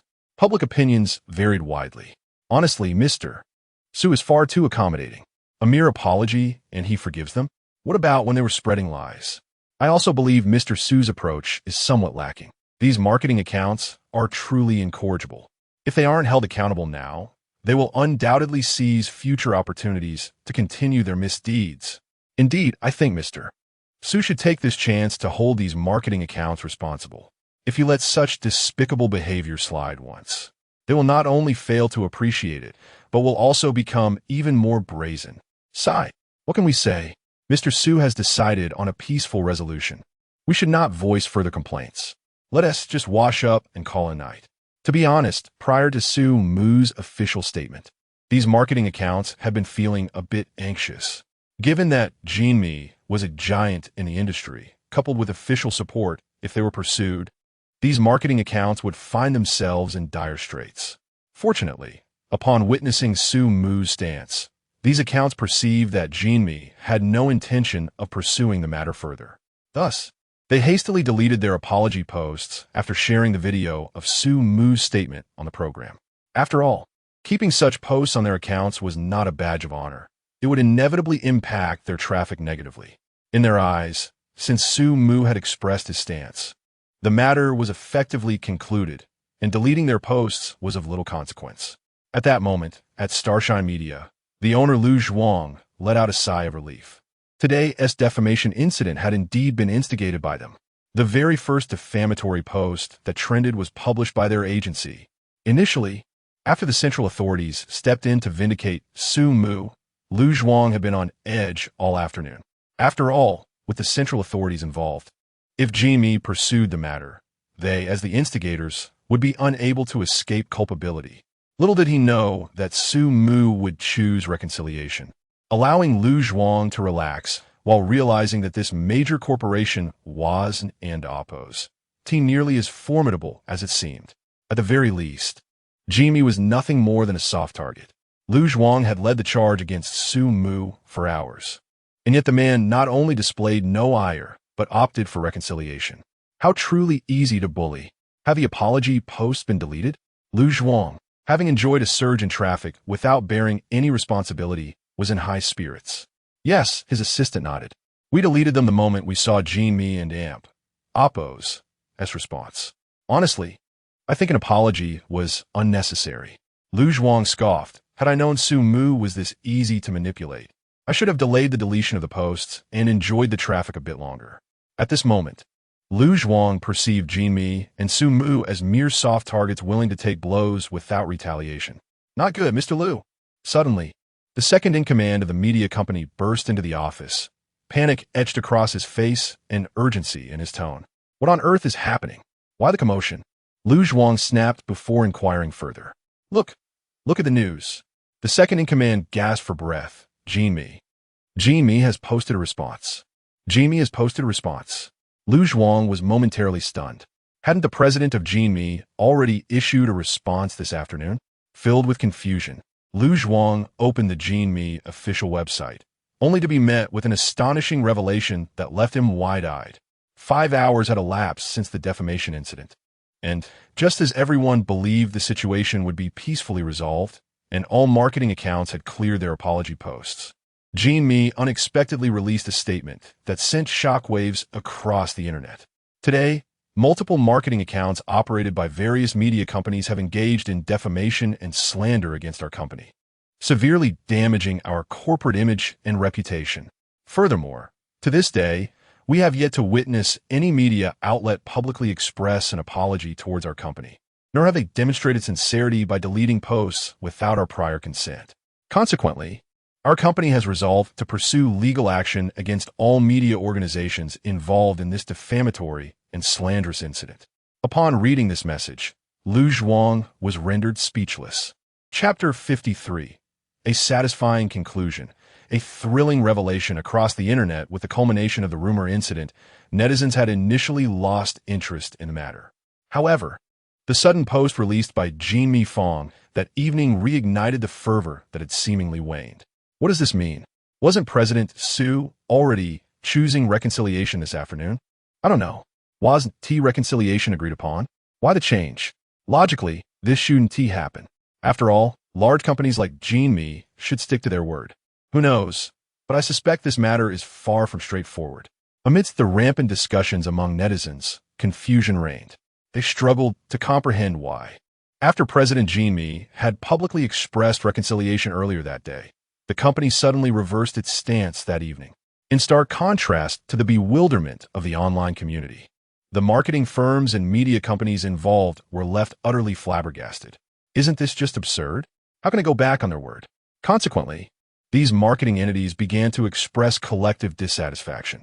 Guangbang Media, you claim our apology lacks sincerity? It was your president who declared reconciliation this afternoon, prompting us to delete our posts. Why accuse us of insincerity? Day Media, is this how big companies handle issues? The president states reconciliation, yet the company turns around to deny any apology? ISNT this blatant bullying? Guangzhou Media, a publicly listed company engaging in such duplicity. How can you expect consumers to trust your brand? In summary, at that moment, all marketing firms involved in the rumor incident stood united in their opposition, accusing Jin Mi of inconsistency. As for the supporters of Jin Mi and Su Mu, they remained steadfast in their allegiance, asserting that the initial rumors stem from these very marketing entities. Nevertheless, a significant portion of bystanders believed that Jin Mi's behavior was indeed inappropriate, just as the online community was embroiled in debate. Jin Mi's official account released another post that sent waves of excitement through the internet once more. In response to the aforementioned viewpoints, we wish to clarify that President Su Mu and Oppo's remarks earlier today were solely his personal opinions and do not reflect the company and Oppo's stance. Should there be any dissent, feel free to confront us directly. This announcement left the online community in a state of shock. What? The president and Oppo's personal statements are unrelated to the company? What kind of logic is this? Before the viewers could fully process this revelation, someone unearthed President Su Mu's statements from earlier that afternoon, leading to an astonishing discovery. None of his words had referenced Jin Mi at all. Facing the camera, Su Mu had articulated 3 key points. First, his gratitude to the marketing firms. Second, his appreciation for the traffic they had brought him. And third, he acknowledged that without these firms, he would not have received official recognition. Each point was distinctly personal, lacking any mention of the company and reflecting only his individual perspective.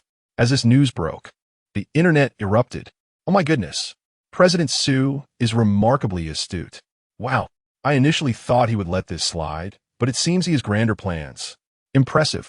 Initially, the marketing firms could have simply issued an apology, but now, Sumu's comments mean they must face accountability. I knew President Su would never disappoint us. Well done. Those deceptive media outlets are in for a reckoning. Meanwhile, at Xinhuang Media, chaos ensued as Lu Zhuang anxiously questioned his legal advisor. Is there any point to attack? No, the legal advisor replied, having scrutinized Su Mu and Oppo's remarks multiple times. His statements were purely personal, and the online traffic generated did not benefit Jimmy, so a connection cannot be established. The official commendation was directed solely at Su Mu, not the company. Furthermore, his charitable actions were personally funded, with no company involvement.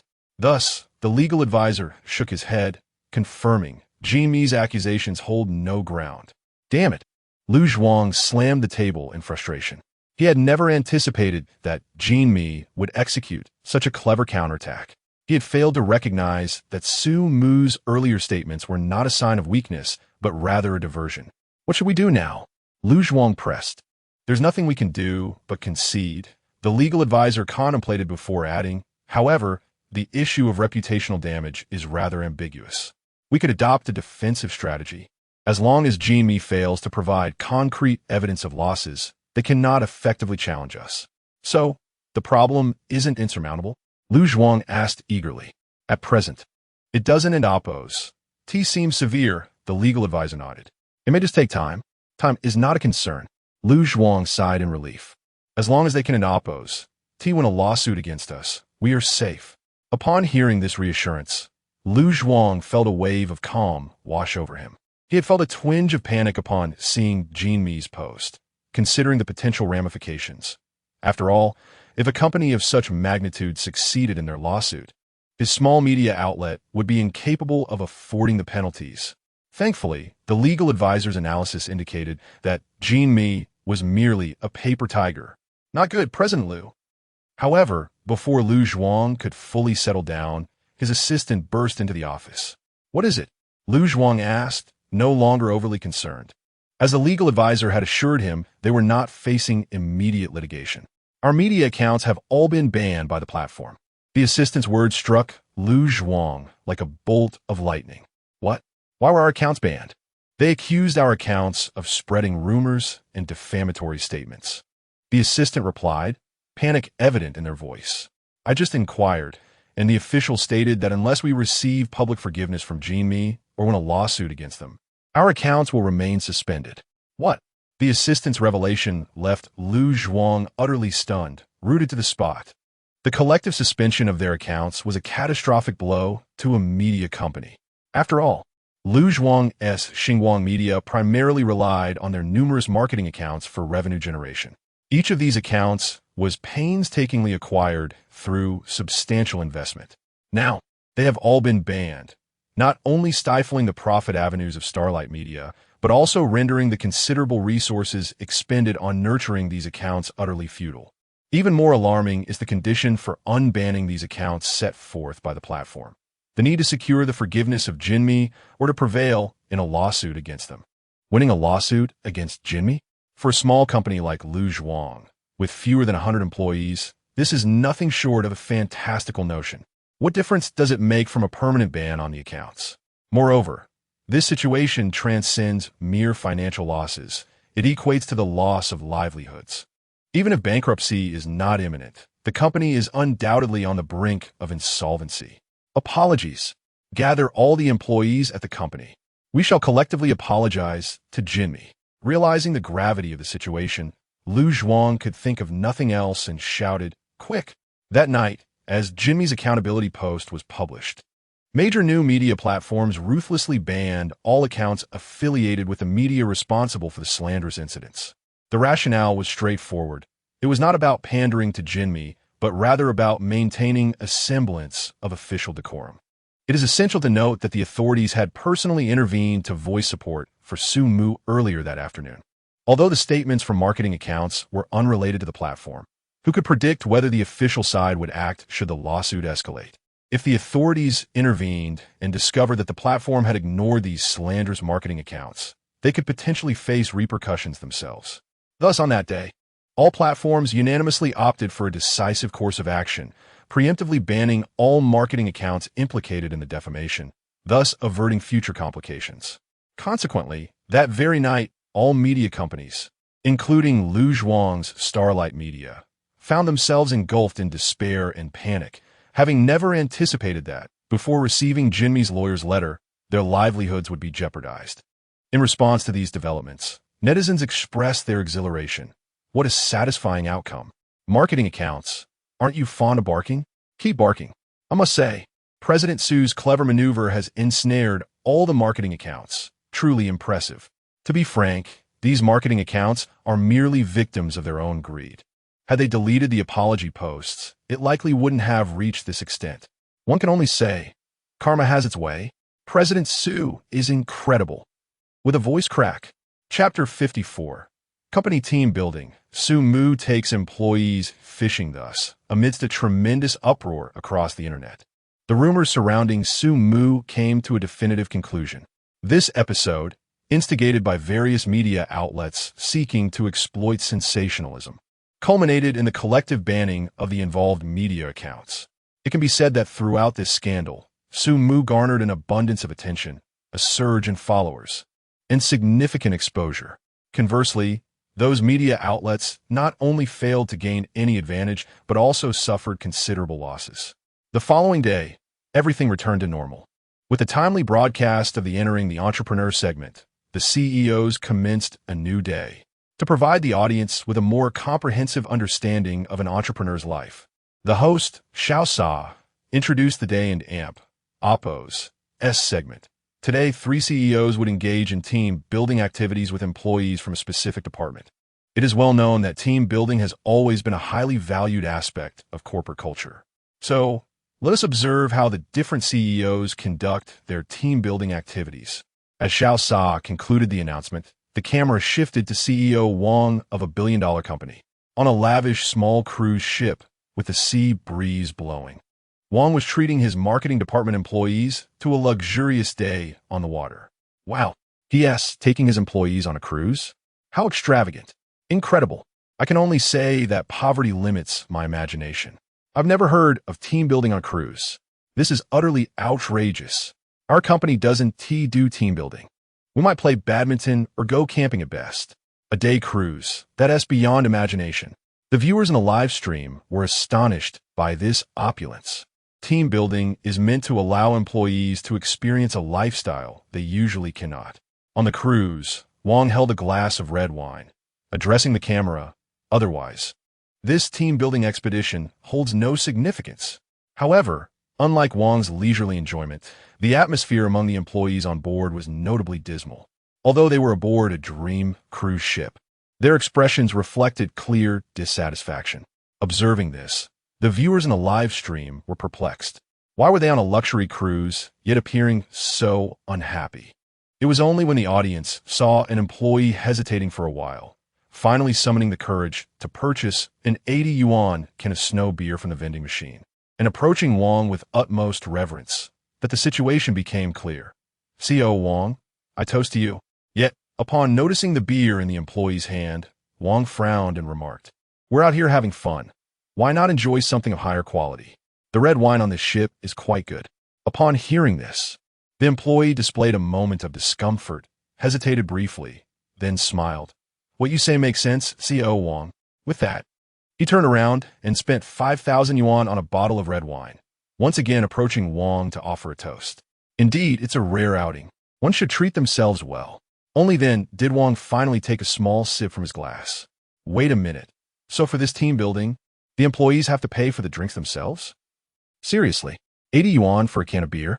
ISNT that daylight robbery. Primarily, the employees clearly don't want to waste money on drinks, but with the CEO present, they have no choice but to offer toasts and spend unnecessarily. I finally understand why the employees are unhappy. Being forced to waste money is disheartening for anyone. At this point, the audience finally comprehended why the employees were frowning. The cheapest beer cost 80 yuan per can. After toasting the CEO, they were expected to buy 5,000 yuan bottles of wine to toast again. Was this truly team building? It felt more like they were being exploited. Witnessing this scene, the viewers in the live stream began to empathize with the employees aboard the cruise. The camera then switched to the live stream of CEO Jia, who presided over a markedly different atmosphere. In contrast to Wang's forced consumption, Jia's team-building event took place on a vast playground, where wooden targets were lined up and Jia was demonstrating archery techniques to the employees. CEO Jia, you truly deserve to lead. Your explanations are enlightening. Indeed, CEO Jia, you're a trailblazer in work and an exceptional figure in life. CEO Jia, you're too talented for entrepreneurship. You'd surely win championships in archery. After hearing Jia's guidance, the employees began showering him with exaggerated flattery, their compliments bordering on insincerity. However, Jia relished the atmosphere, eschewing humility and instead boasting about himself. The viewers in the live stream reacted with incredulity. This is an outrageous display of flattery. Is this team building or just a grand exhibition of sycophancy? Honestly, this atmosphere, rife with insincerity, is quite uncomfortable to witness. For someone like me, who struggles with words, such an environment is genuinely unbearable. While Jia's team building lacked the mandatory expenses seen with Wang, the atmosphere of employees chasing after praise felt disingenuous, leaving a sour taste. Some viewers even expressed that if company team building resembled this, they would prefer not to participate at all. Just then, the camera shifted to the live stream of the trillion-dollar CEO, Su Mu. In a remote area, Su Mu led a group of employees to a fish pond that had been drained, leaving only a vast expanse of silt and shallow water. Brothers and sisters, do we have the confidence to clean out this fish pond today?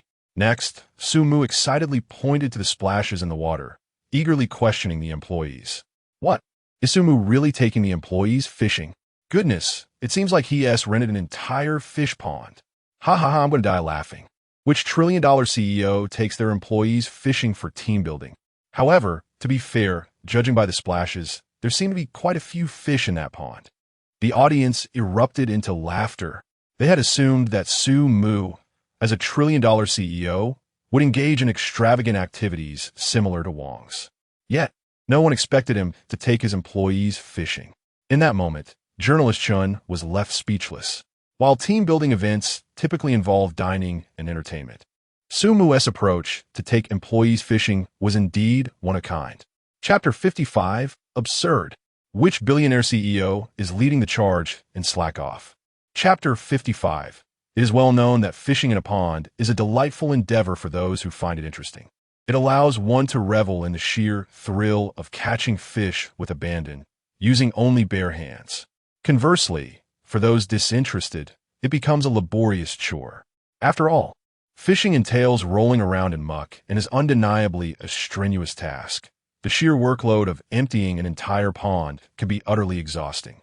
Thus, upon witnessing Su Mu leading the company employees to the fishing site, the audience was both astonished by the novelty of this team-building activity and concerned about the employees' willingness to participate.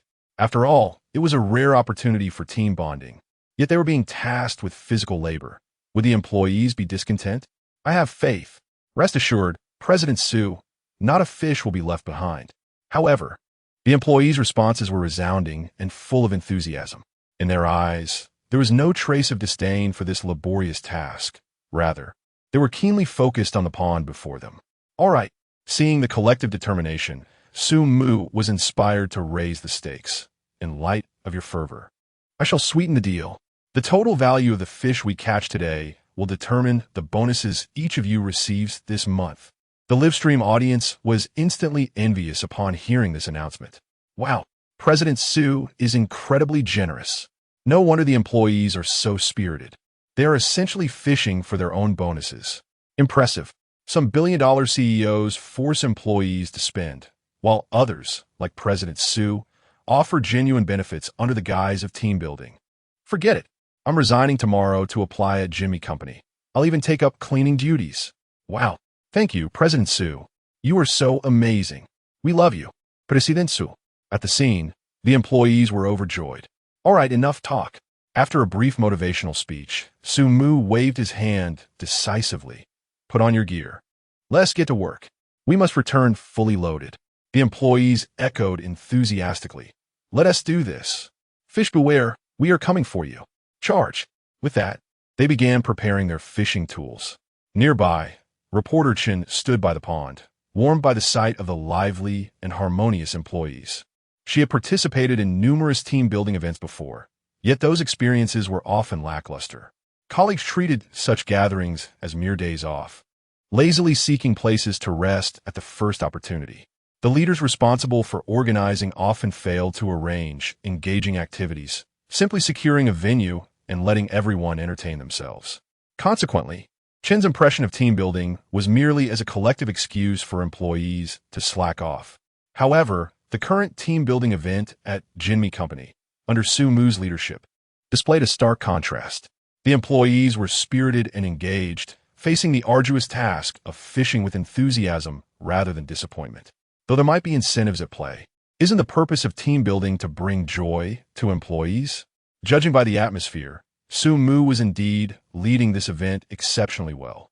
Frankly, were it not for the constraints of her position, Chen would have eagerly joined them, not for the monetary rewards, but simply to partake in the camaraderie. Have you all noticed? The overall harmony and atmosphere among Jinmi Company employees are remarkable. It feels as though they share a bond of friendship, rather than mere colleague relationships. Additionally, the employees exhibit no apprehension or resistance towards President Su. They interact with him as equals. This dynamic, where employees and leadership engage without barriers and enjoy each other's company without any semblance of workplace tension, feels exceptionally comfortable. President Su truly knows how to motivate his employees. Everyone appears so joyful. I tell you, from this alone, it's evident that President Su must maintain a down-to-earth demeanor at the company. Otherwise, the employees wouldn't interact with him so freely. Upon witnessing this scene, the livestream audience was equally moved. After observing the previous two CEOs leading their teams, they felt quite resistant. On one hand, the CEO's elevated status made employees feel restrained, inhibiting genuine enjoyment. On the other hand, employees naturally sought to impress their superiors, leading to a facade that undermined the intended relaxed atmosphere of team building. All in all, after viewing the earlier team-building events led by the two CEOs, the audience was decidedly averse to participating in such activities with their own leaders. However, upon witnessing Su Mu engaging with his employees, their perspectives underwent a dramatic transformation. Unlike the aloofness of the other two CEOs, Su Mu interacted with the employees without any pretense, seamlessly blending in with the group. The employees, too, exhibited no sycophantic behavior towards Su Mu. Instead, they shared a warm camaraderie. This interaction style, combined with the jovial atmosphere and the additional employee benefits Su Mu had promised, left the live-stream audience envious. After several minutes of preparation, around a dozen employees donned their water boots and gloves, ready to venture into the water. Where's President Su? Just then, Reporter Chen searched around but could not spot Su Mu. Perhaps he found a place to hide from the sun. It's quite scorching out. Is President Su not going into the water? I doubt he will. This event is primarily for the employees, and as the CEO, he likely won't interfere. Indeed. Besides, the pond is filled with mud. Getting in would be messy. As a billionaire CEO, he must be cautious about maintaining his image in front of his employees. Moreover, since he has promised that the fish caught will be converted into bonuses, having already contributed financially, it seems unlikely he would exert himself physically. The livestream audience speculated that Su Mu was likely seeking shade from the sun. Chen also considered this possibility and decided to call Su Mu to inquire about his whereabouts. However, just as she took out her phone, a familiar voice rang out nearby. "Brothers, follow me." Turning towards the sound, Chen was astonished to see Su Mu at the edge of the pond, at the forefront of the group of employees, donning fishing attire. With a rallying cry, he charged directly into the muddy pond. Chapter 56. In the eyes of employees, there is no flattery for the president. only a desire to catch fish. Upon witnessing this scene, the audience in the live stream collectively felt a buzz in their heads. Goodness, just moments ago, it was said that the billionaire president should maintain an image before the employees, yet the very next second, he charged straight into the muddy ground.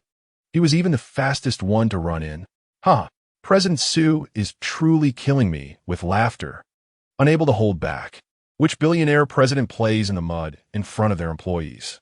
Goodness, President Sue is treating his employees like friends. Actually, this is quite good. With the president leading the atmosphere, the employees have nothing to hold back.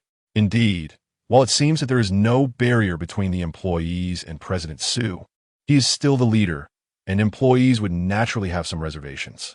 But if the leader takes the lead, then there is nothing to worry about. This team-building atmosphere is simply fantastic. On-site, journalist Chun was also somewhat speechless. What could she say? She had accepted Sue Mu and Amp, Oppo's carefree personality, but she never expected it to be this carefree. After all, he is a billionaire president. Other billionaires maintain a commanding and oppressive presence before their employees. But Sue Mu? He directly led the employees into the mud pit, completely devoid of any presidential demeanor, leaving only the scent of mud. Wait! Suddenly, journalist Chun realized something. President Sue has jumped into the fish pond. How are we supposed to conduct the interview? Beside her, the cameraman, though reluctantly, could only manage a wry smile. We can only follow him in. This. Looking at the muddy pond, journalist Chin's face displayed clear resistance. The cameraman felt even more despondent. It was already challenging to walk in the mud. If he had to go in while carrying the camera, it would be pure torture. I can feel the reluctance of journalist Chun and the cameraman through the screen. Cameraman, oh no, it's coming for me. In contrast to the laughter in the live stream and the despair of Chun and the cameraman, Sue Mu's side was bustling with employees who began to toil diligently. At present, although the water in the fish pond had been significantly drained, it was not entirely dry. Some shallow areas remained. While fishing in shallow water is easier than in deep water, it certainly does not mean it is without difficulty. The employees, evidently lacking fishing experience, struggled for several minutes without catching a single fish. Why are the fish so slippery? They can't be caught at all. Furthermore, the mud is too runny, making movement inconvenient. Who knows how to catch fish? Come share your experience. I can't do it. I haven't caught a single one yet. The employees were at a loss. Some even began to doubt whether it was indeed possible to catch fish by hand. What are you all dawdling for? Hurry up and catch some. Just then, Sue Mu casually tossed a fish he had just caught into the net. When he turned around, he saw the bewildered expressions on the employees' faces and called out, "You want to get a bonus if you don't catch any fish." Hearing this, one employee was about to mention that it was impossible to catch fish by hand. However, upon glancing up, they noticed that Sue Mu's net already contained several large fish. The employees' heads buzzed with astonishment. How did their boss manage to do that? Seeing the employees hesitate, Sue Mu, without lifting his head, focused on a large grass carp in the water. With a swift motion, his hands, akin to mechanical arms, grasped the fish firmly and, with a powerful thrust, tossed it into the net. His movements were fluid, precise, and decisive. He then raised his gaze to the employee. "What do you want to say?" Suddenly, all the employees present fell silent. What could they say? They wanted to express that it was impossible to catch the fish by hand. Yet before they could even voice their thoughts, Sue Mu had already caught another fish. What were they supposed to say? Puff. Meanwhile, journalist Chun, who had reluctantly donned her gear and joined the cameraman in the pond, witnessed this scene unfold. Instantly, the audience in the live stream burst into laughter. Wow, President Sue's fishing technique is remarkably skilled. Impressive. With such fluidity in his fishing, it seems President Sue has done this quite often. I'm dying of laughter.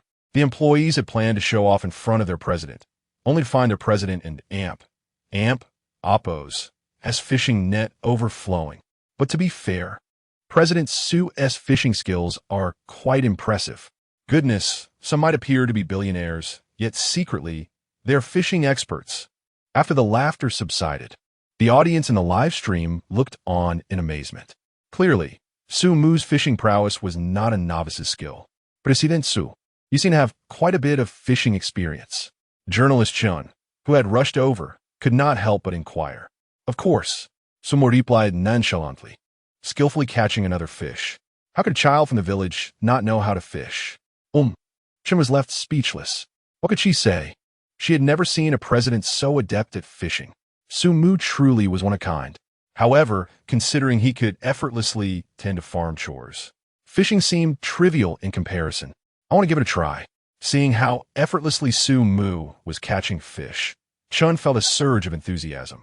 She couldn't resist reaching for a flopping fish at her feet, but the moment she touched it, due to its slippery nature and her lack of strength, it slipped away. All right, journalist Chun resigned herself. It seems President Su is right. Rural work looks simple, but is quite challenging. After a period of exploration, the employees gradually found their rhythm. Their efficiency in catching fish significantly improved. The fish pond itself was not large, spanning less than 2 acres, but it contained a substantial number of fish. The pond owner had previously stocked it with many fish fry and had never fished before. They had simply been allowed to grow. Indeed, the pond was filled with fish, many of which were quite sizable, with each catch weighing at least 5 pounds. President Su, how much did you pay for this pond? One employee, having fished for a while and noticing the abundance, couldn't help but ask. It seems like there must be thousands of pounds of fish here. Well then, just keep catching them. Sumu did not answer the employee's question. The more you catch, the more your bonus will be this month. Good. Upon hearing about the bonus, the employees' eyes lit up, and they no longer felt tired. Instead, they worked even harder to catch fish. Seeing this, the audience in the live stream erupted in laughter once more. It's clear that at this moment, in the eyes of the employees, the fish in the pond are worth more than President Su. President Su is genuinely approachable. He jokes with the employees, showing none of the airs of a big boss. From tending to pigs, to catching chickens, to fishing, it feels like President Su. This billionaire is completely unrelated to the title of president. This atmosphere is simply extraordinary. In the eyes of the employees, there is no trace of flattery towards their boss, only a fervent desire to catch fish. Chapter 57. A fish pond of 2 acres for 10,000? What a deceitful pond owner. The atmosphere during the live fish-catching event was increasingly lively amidst the laughter. To the surprise of the audience in the streaming room, Sumu had been fervently fishing from the very beginning, displaying more enthusiasm than the employees themselves. Logically, since Sumu had previously declared that the fish would serve as bonuses for the staff, he could have easily neglected the fishing task altogether, as the fish would ultimately not benefit him. However, in reality, Sumu's interest in fishing surpassed that of anyone else, and he remained cheerful throughout, as if he too were entitled to the rewards. Witnessing this scene, the audience couldn't help but chuckle. It's evident that President Su truly enjoys fishing. What a character! With a net worth in the billions, his hobby is fishing. President Su is remarkably down-to-earth. I and Oppos am thrilled to share the same interest as a billionaire CEO. President Su is indeed making strides on the path of a billionaire. After the laughter subsided, curiosity peaked among the viewers regarding the cost Sumu had incurred to lease this fish pond. When it comes to leasing a fish pond, the most intriguing aspect is whether one stands to gain or lose financially. Essentially, leasing a fish pond means purchasing the rights to fish from that specific area, where all caught fish belong to the lessee. The lease price is a fixed amount set by the pond owner. If the total value of the fish caught exceeds this fixed rate, then it is indeed profitable. Otherwise, it results in a loss. Thus, the audience was eager to ascertain whether Sumu's venture was financially advantageous or detrimental. Given that this pond spans no more than 2 acres and we haven't seen more than 10 pounds of fish so far, I believe the lease price should be around 3,000. That depends on the quantity of fish. I estimate there must be roughly 1,000 pounds in this pond. Based on that, the owner must have quoted over 3,000. Agreed. I also think the price should be above 3,000, but unlikely to exceed 4,005. If it truly is around 3,000 and he can catch about 1,000 pounds, then President Su stands to profit. The viewers collectively deduced that the leasing cost of this fish pond should hover around 3,000. However, this price was merely conjectural, with the exact figure remaining unknown. President Sue, the audience is quite curious about how much you spent to lease this pond, inquired reporter Chun, having noticed the viewers' inquiries. Unsurprisingly, her question elevated the viewers' interest. Not much, just 10,000. However, Sue Moo's response left the audience utterly flabbergasted. What? 10,000? You spent 10,000 on a pond less than 2 acres? Goodness, I leased 30 acres for only 50,000. President Sue spent 10,000 for 2 acres. This is clearly a scam. I suggest President Sue report this incident. The audience in the streaming room was astounded. They had initially presumed that leasing this pond would cost at most 3,000, only to discover that Sue Moo had paid a staggering 10,000. Furthermore, after fishing for quite a while, they had only caught some worthless grass carp. Even if they managed to catch 1,000 pounds, it would still be a loss. Not to mention, the fish in the pond were all slender and clearly had not been properly raised. The pond itself was filled with sludge, indicating it had been neglected for quite some time. In truth, even 3,000 seemed exorbitant for such a pond. Yet Sue Moo had paid 10,000. In the wake of Sue Moo's revelation, the employees were equally taken aback. Although they lacked experience in leasing fish ponds, they were not entirely ignorant. After all, they had seen numerous videos online. They quickly realized that their boss had been taken advantage of. President Sue, you must be joking. 10,000 for such a small pond? One employee remarked, unable to believe it. Sue Moo seemed unfazed, replying, 10,000 is merely 10,000. After all, we are primarily here for enjoyment, Aran and Appos. Tiwi? Upon realizing that their boss was not joking, the employees began to feel uneasy. Setting aside the pond's size, the poor condition of the muddy environment and the size of the caught fish made the quoted price of 10,000 seem utterly outrageous. Their boss and Appos' choice to lease the pond likely stemmed from a desire for a fun team-building experience rather than financial concerns. However, upon learning the details, the employees quickly grew resentful towards the pond owner. Sue Moo's indifference to the money did not give the owner the right to charge exorbitant prices. This pond owner truly lacks conscience, charging 10,000 for this dilapidated pond. President Sue's indifference to money is one thing, but the pond owner's unscrupulous pricing is certainly questionable. Why aren't the employees doing anything? Their boss has been cheated, and yet they remain passive. No wonder the owner has avoided appearing in person. Perhaps he fears retribution. The viewers, enraged by the situation, felt a growing attachment to Sue Moo after watching the live stream for so long. Consequently, upon hearing that he had been scammed, they became infuriated. We must confront the pond owner and demand an explanation. Yes, if it weren't Appos, for the team-building event, I wouldn't Appos to even be interested in fishing this miserable pond for free. The owner dares to charge 10,000. An explanation is necessary. Amidst the anger, the employees began to discreetly discuss the matter among themselves. Sue Moo had provided them with a benefit, and now that they saw him being taken advantage of, they felt compelled to confront the pond owner. Reporter Chen was somewhat puzzled by the unfolding drama. She had no personal interest in leasing fish ponds. Her role was merely to ask questions on behalf of the audience. Thus, at this moment, she had no particular thoughts on the matter, only a thirst for water. President Sue, do we have any water left? Water? Sue Moo glanced at the shore and noticed that the water they had brought was already consumed. He then asked the group, does anyone have any water left? Upon hearing this, the employees exchanged glances and ultimately shook their heads in unison. The water had run out. President Sue, I could go buy some, one employee suggested. Forget it. Chen quickly waved her hand in refusal. The store is quite far. It would be too much hassle to go and return. Since the pond was nestled deep within the mountains, the group had walked quite a distance to arrive. Few households resided nearby, let alone any stores. A round trip could easily take over an hour, and Shin felt uncomfortable imposing on anyone. It was precisely because of the remote location that they had to carry the water manually, leading to insufficient supplies.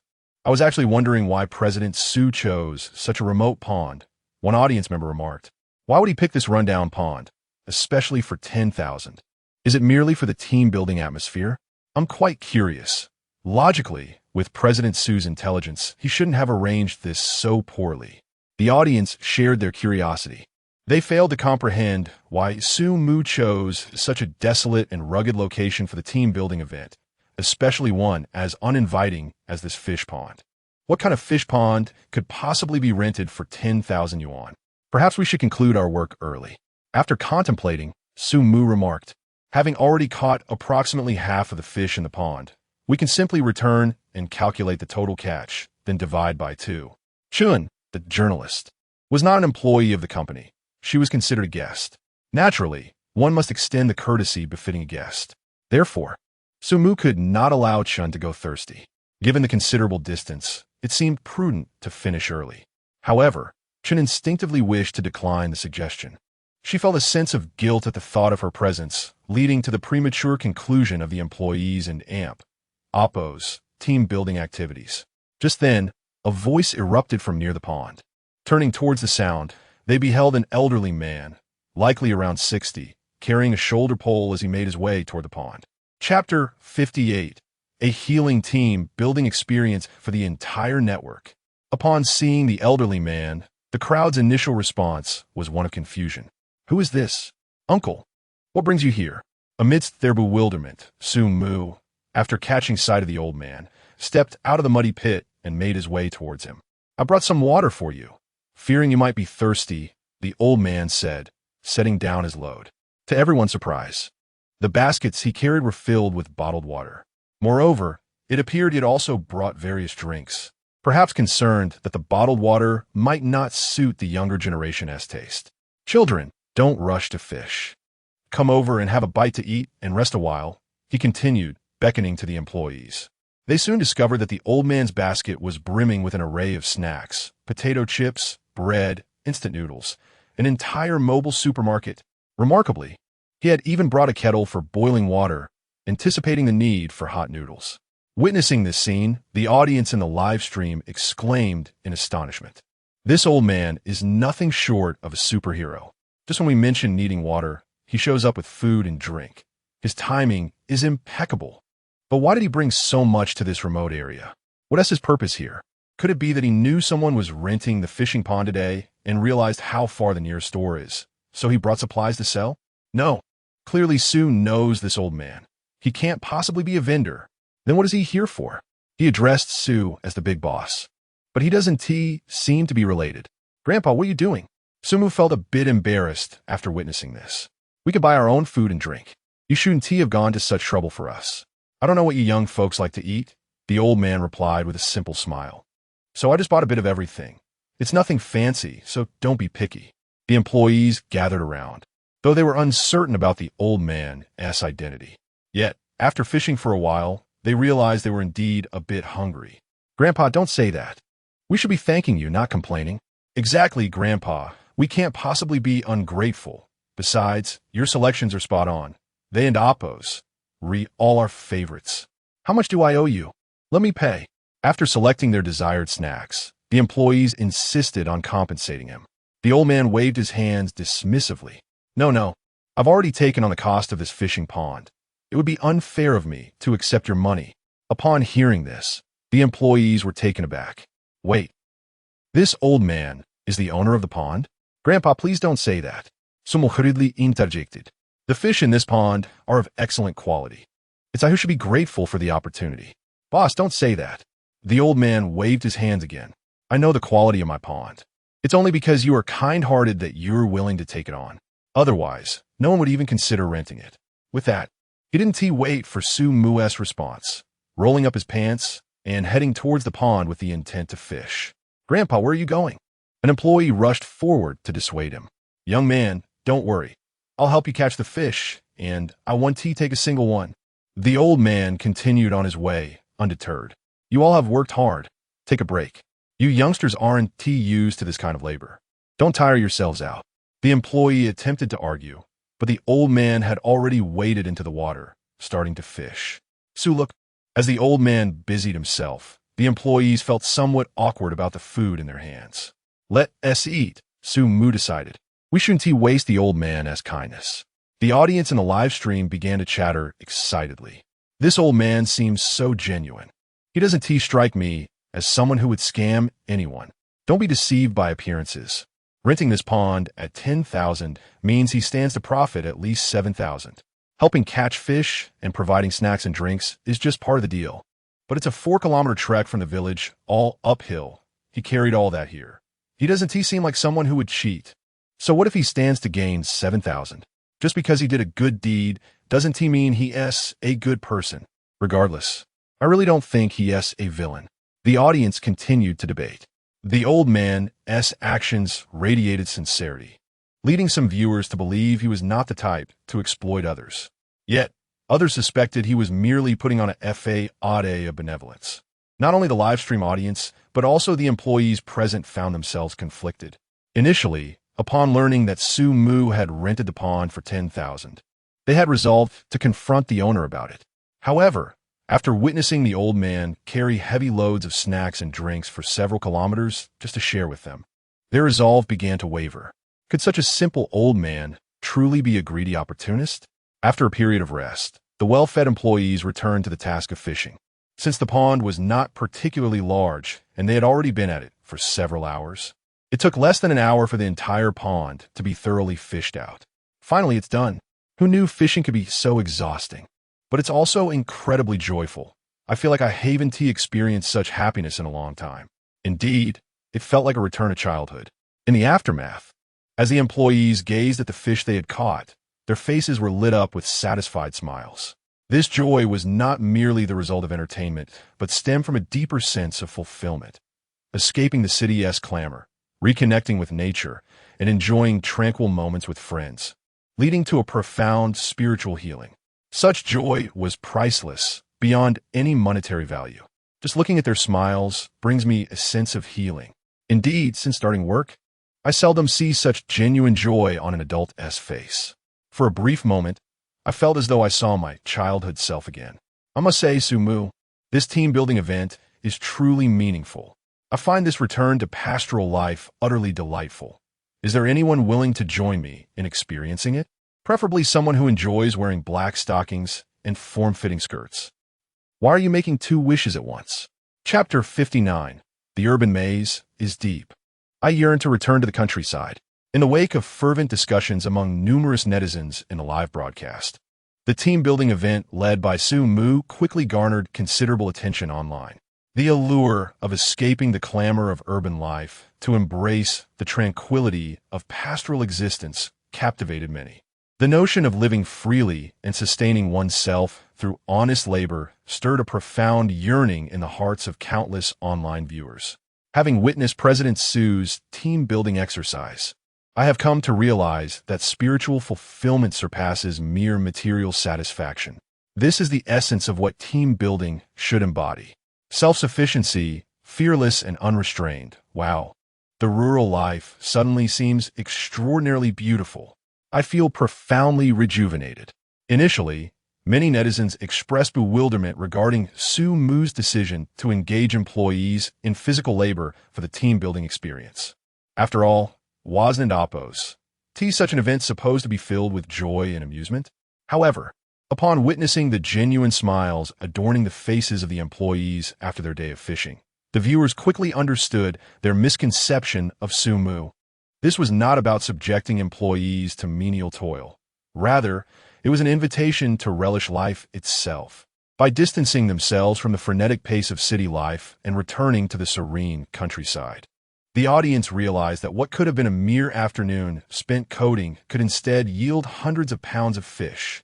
There were no constraints of the 996 work culture, no burdens of workplace pressures, and certainly no treachery of corporate politics.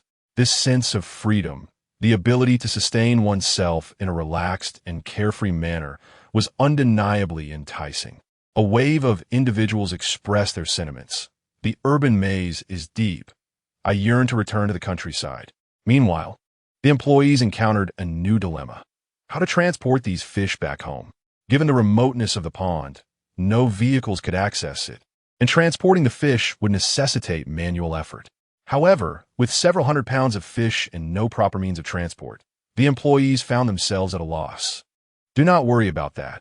I have made arrangements, Su Mu reassured them. I will call someone to handle the fish. You all can simply head back. Upon hearing that they would not need to carry the fish, The employees sighed in relief. After spending an entire afternoon fishing, they were utterly exhausted and incapable of moving the catch. As Sumu prepared to make the call, he was interrupted by the pond and Appo's owner, who insisted, "With such a modest catch, there is no need to hire anyone. I can help you transport it." Everyone present was momentarily taken aback. The pond owner was offering to assist with such a substantial haul? Was he not a reincarnation of Yigong? Just then, a shout rang out from the pond's edge. Turning around, they were surprised to see 5 elderly gentlemen, clad in simple attire, each bearing a shoulder pole. "All set, all set," the pond owner exclaimed. "Come over and help yourselves." "Very well." The elderly gentleman promptly approached the scene, greeting Sumu and the others with friendly smiles as they began to place the freshly caught fish into their baskets. "Excuse me, sir, but what are you doing?" Sumu inquired. "Do not worry about the fish, young man," one elder replied with a smile. "We, a few old friends, will help you transport them. You all should head back first. We will follow shortly. Oh, by the way," the elders seemed to remember something and added, "if you are concerned about us, you can send someone to keep an eye on the fish. We assure you we have no ulterior motives." "Not at all, sir. You misunderstand," Sumu quickly clarified. "I have already arranged for someone to transport the fish. There is no need for your assistance." Of course, Sumu was not worried about the elder's intentions. He was simply taken aback by how considerate the pond owner was, ensuring that the fish would be transported without hassle. "Do not let our age fool you. We are still quite vigorous," another elder chimed in. "Rest assured, we will ensure every single fish is safely delivered to you." "Do you think I harbor ill intentions towards your fish?" teased the pond owner's companions, light-heartedly bantering as they swiftly began packaging the fish. "Please do not fret," the pond owner added. "I have already said that this pond is yours to enjoy. It would be unfair to you if I did not lend a hand. I would not want to lose sleep over it tonight." The viewers in the live stream were moved by the elder and Appo's words. This pond owner truly seems like a good-hearted man. Indeed, he provides food and drink while also helping to transport the fish. He certainly does not resemble a greedy landlord. Is it possible that the real opportunist is not this gentleman, but rather his family? Could it be that the pond was leased to Sumu by the elder's son, and the elder feels compelled to make amends? In the midst of this, Sumu observed the elder's genuine demeanor and decided not to protest further. After all, the elder had made his intentions clear. To refuse would come off as ungrateful. Thus, he allowed the elder to continue filling the baskets with fish. The employees, recognizing Sumu's tacit agreement, eagerly joined in to assist. With their collective effort, the fish were soon packaged. The haul was not particularly large, with each of the 6 elders filling a basket, perfectly completing the task. Is President Su truly allowing these gentlemen to help with the transportation? While they offered, it does seem somewhat inappropriate for a group of young people to rely on elderly gentlemen for such labor. I can understand, considering they're volunteering their help. But this is a live stream. I fear it might be misconstrued and maliciously edited by some unscrupulous marketing accounts. As the situation unfolded, the viewers began to hesitate. Was it truly appropriate for a group of young people to stand idly by while the elders shouldered the burden of transporting the fish? "Boss, you all go ahead," the pond owner urged. "We are a bit slower. Do not let us delay you." With that, he bent down to lift the burden onto his shoulders. "Please take a rest, sir. Allow me to carry it for you." Just as the elderly gentleman was about to rise and shoulder the burden, a voice unexpectedly resonated. Chapter 60. The billionaire president actually knows how to carry a load. Among those present, one employee, donned with spectacles and possessing a slender frame, epitomized the typical programmer. Yet, in this moment, he boldly stepped forward to assist the elderly man in shouldering his burden. "Oh no, this isn't appropriate." The elderly man naturally declined, stating, "We agreed that we, the old brothers, would carry it. We appreciate your goodwill, but you must accept our intentions." Sumu interjected, silently giving a thumbs up to the employee, then continued, "It's simply one in Appo's due to refuse." The elderly man remained resistant, insisting, "You are the bosses. It is improper for you to carry. Besides, that load conservatively weighs at least 100 gene. You city folks can't handle it." "How about this?" Sumu proposed. "We'll take turns. We'll carry it for a stretch, then let you gentlemen take over." Otherwise, it feels wrong for such a group of young people to let you elderly ones toil alone while we do nothing. This argument caused the elderly man to waver. Come now, if you can lift it, how can a young man like me not manage? Observing this, the bespectacled employee seized the burden without a second thought and placed it upon his shoulders. This employee has great potential. Perhaps Sue should consider giving him a raise. A raise? I suggest promoting him directly. As I suspected, Sue would never truly let the elderly bear the load. Indeed, the caliber of employees reflects the quality of the leadership, as evidenced by the spectacle of the glasses wearer seizing the load. The overall competence of Jinmi Company's workforce is commendable. Upon witnessing Sue Moo's decision not to impose the burden upon the elderly, the audience collectively exhaled in relief. Truly, Sue Moo never disappoints when it comes to integrity. However, just as the viewers were reflecting on this in the live stream, the bespectacled employee, filled with confidence, bent down to hoist the load, declaring, "If you can do it, what can stop me?" Yet, when he exerted himself, he found that the baskets remained immovable. What is happening? Is my strength insufficient? He attempted again, pushing with renewed vigor, yet the baskets remained steadfast. Doubt began to creep in. Perhaps his stance was incorrect. This time, he adjusted his posture, centering his weight on his legs, and, once more, exerting all his might. The baskets still did not budge. How can this be? I refuse to believe this.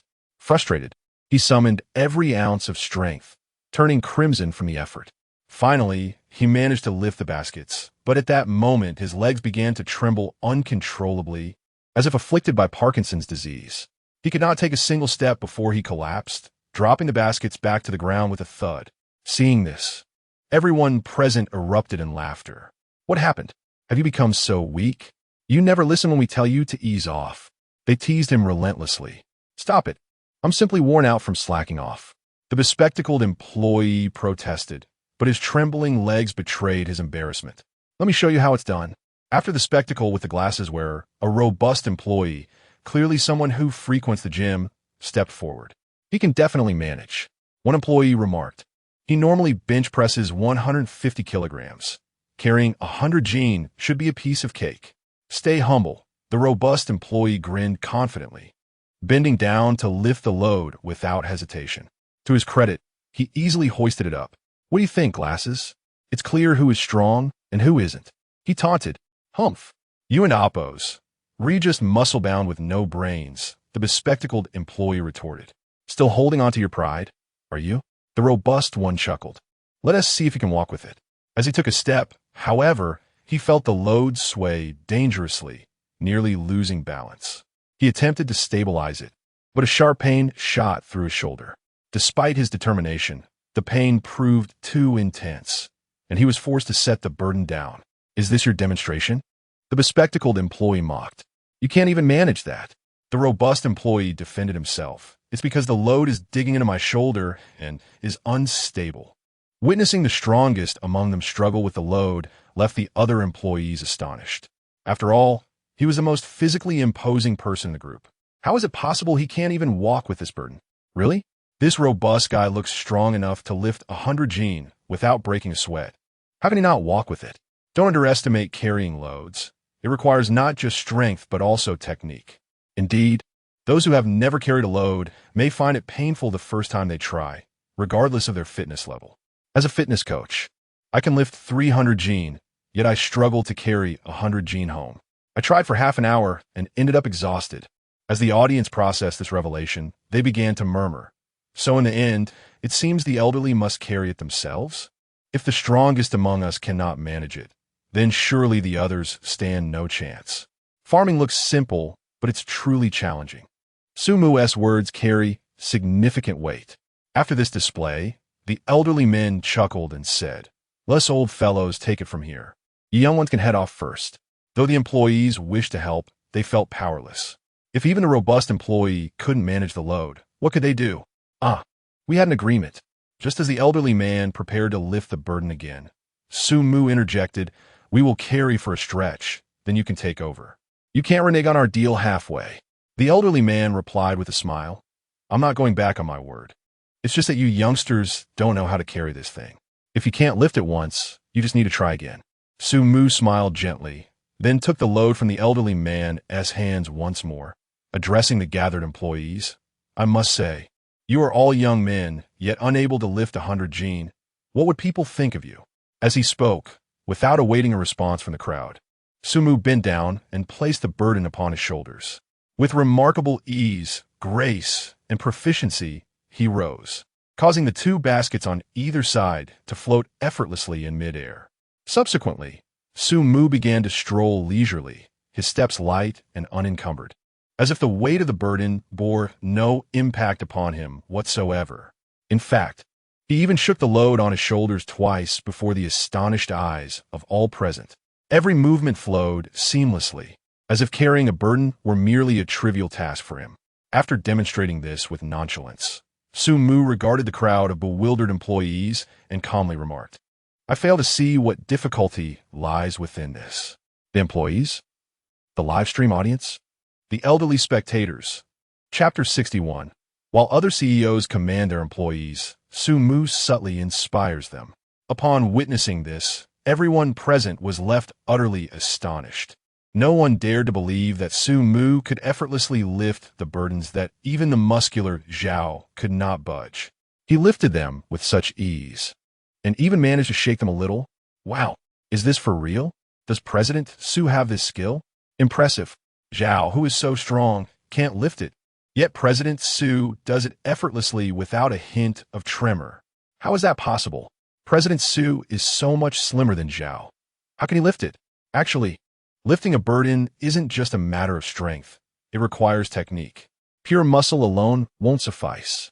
Indeed, only those who have tried lifting burdens know how difficult it really is.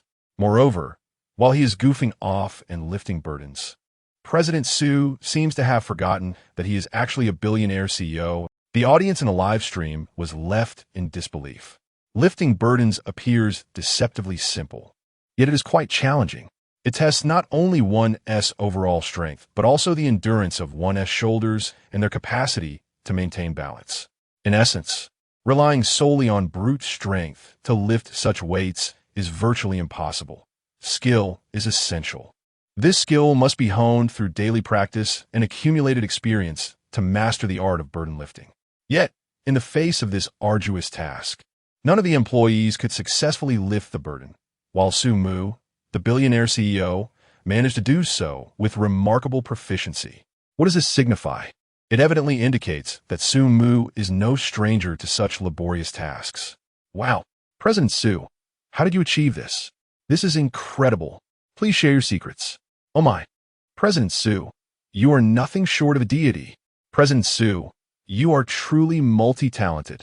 At that moment, the employees were collectively astonished to see Sumu lift the burden so effortlessly, showering him with admiration. This was not mere flattery. It was genuine awe at Sumu's abilities. After all, they were incapable of such feats, and even Zhao, who regularly exercised, found it nearly impossible. Yet Sumu accomplished it with such ease. Their admiration was undeniable. Beside them, reporter Chun was equally dumbfounded. Although she was unaware of the specific difficulties involved in lifting burdens, the previous reactions of the employees clearly indicated a high level of challenge. Moreover, this task is typically grueling, one that most people cannot endure. Yet, here was Sumu, a billionaire CEO, not only succeeding, but doing so with remarkable ease. This was truly astonishing. With his immense wealth, Sumu was not indulging in a life of leisure. Rather, he seamlessly engaged in this laborious task. Who would believe such a tale? Wow, this young man is impressive. On the other side, several elderly men watched in awe as Sumu effortlessly maneuvered the burden. This lad has some serious strength. Lifting burdens? This young man has some skills. If anyone understood the difficulty of lifting burdens, it was undoubtedly these elderly gentlemen, who had spent years in agricultural labor. It is exhausting. The weight of several hundred pounds on their shoulders remains a challenge, even for them. Yet this young man, not yet 30, lifted it with such ease, surprising them immensely. It is not that the youth lack capability. Rather, in their experience, contemporary young people rarely engage in agricultural work, let alone a wealthy CEO like Sumu. Yet here he was excelling at it. Big boss, please place the burden down. Don't break it. The pond owner, an elderly man, followed closely behind Su Mu the moment he lifted the burden, fearful of any mishap. To be honest, when Su Mu shook the burden a few times, it nearly gave the pond owner a heart attack. Do not underestimate him. Su Mu continued lifting the burden, maintaining his composure as he remarked, "What is difficult about this weight?" He then turned to the employees and stated, "I'll be on my way. If you can't lift it, don't worry. The old man is far stronger than you." With that, he strode ahead without a backward glance. "President Su, you must not look down on us. I acknowledge the strength of the elderly, but I am not weak either. Today, I will lift this burden. Let us go, brothers. We cannot disgrace President Su." Su Mu's final words before leaving invigorated the employees. If their CEO could lift the burden, why couldn't they? Instantly, those who had previously given up began to try lifting the burden again. It remained arduous and painful, yet the employees persevered, driven by the need to uphold their boss's honor in front of the elderly men, the cameras, and the audience. After all, if their own CEO could do it, why should they not be able to? Let us do this. Such passion. I've never seen burden lifting evoke such fervor, more inspiring than a fiery speech. It's clear that the employees do not wish to lose face in front of their boss. Honestly, President Su's leadership skills are truly impressive. Without issuing a single command or reprimand, he has managed to galvanize all the employees. Indeed, this is not coercive leadership, but leading by example, inspiring employees through his actions, an exemplary display of leadership. In the midst of this, reporter Chun felt a surge of emotions. To be candid, among the many team leaders she had encountered, Su Mu truly stood out as the most approachable. There is an unspoken rule among leaders. One should not become too familiar with employees, lest they lose their authoritative presence. In other words, employees should fear you. Once that fear dissipates, employees may not adhere strictly to task completion. But is this truly the case? Take the current burden-lifting scenario as an example. Initially, the employees were reluctant to engage. Yet now, each one is energetically participating, even enduring pain, to successfully lift the burden. Isn't this adhering to task completion? Did Su Mu issue any commands to assert his authority? Did the employees harbor any fear of him? Absolutely not. The employees' enthusiasm is entirely attributable to Su Mu's ability to lead by example, inspiring them through his actions and instilling a sense of determination to succeed. Frankly, reporter Chun thought she had witnessed many exceptional leaders and highly capable individuals. Yet, in comparison to these leaders, Su Mu was evidently in a league of his own. There is no compulsion in assigning tasks to employees. Rather, it inspires them to accomplish their work with remarkable enthusiasm. How can this be articulated more specifically? While other executives rely on their authoritative position to direct their staff, Su Mu seems to wield a different approach, one that captivates and, more aptly, uplifts the spirit. Chapter 62. Earning money is just a profession. Farming is true living. In summary, Su Mu's benevolent leadership over his employees instantly garnered widespread acclaim across the internet. Numerous netizens exclaimed, while other CEOs toil tirelessly, Su's brilliance shines through with a single thought. At the scene, invigorated by Su Mu's motivation, the employees were determined to shoulder their burdens with all their might. Initially, the atmosphere was filled with lamentations and cries of despair. However, as they gradually acclimatized, a considerable number of employees began to find their footing. De Zhuang, after some practice, was soon able to walk smoothly. Although the other employees did not match De Zhuang's speed, they too managed to take tentative steps, and the group slowly fell into a rhythm. Nearby, aside from the fish pond owner who had accompanied Su Mu, the other elders observed the scene with great satisfaction. This is how the youth should be. It's been ages since I've seen young people work so diligently at carrying burdens. One elder even patted De Zhuang on the shoulder, saying, "Young man, you seem to have a knack for this. Would you be interested in learning to farm with me?" Never mind, old man," De Zhuang quickly declined. "I'm not cut out for that." Meanwhile, watching the employees, each carrying their loads and slowly making their way home, reporter Chun decided to bid farewell to the group and pursue Su Mu. Without a burden upon his back, Chun moved quickly, Initially, he thought that Sumu, burdened with nearly 100 pounds, wouldn't be able to go very far, and he would soon catch up. However, after several minutes of chasing, he still had not caught sight of Sumu. Is Sumu really moving this fast? He wondered in disbelief. Chen had been jogging and had covered nearly a kilometer, yet he still could not catch up with Sumu.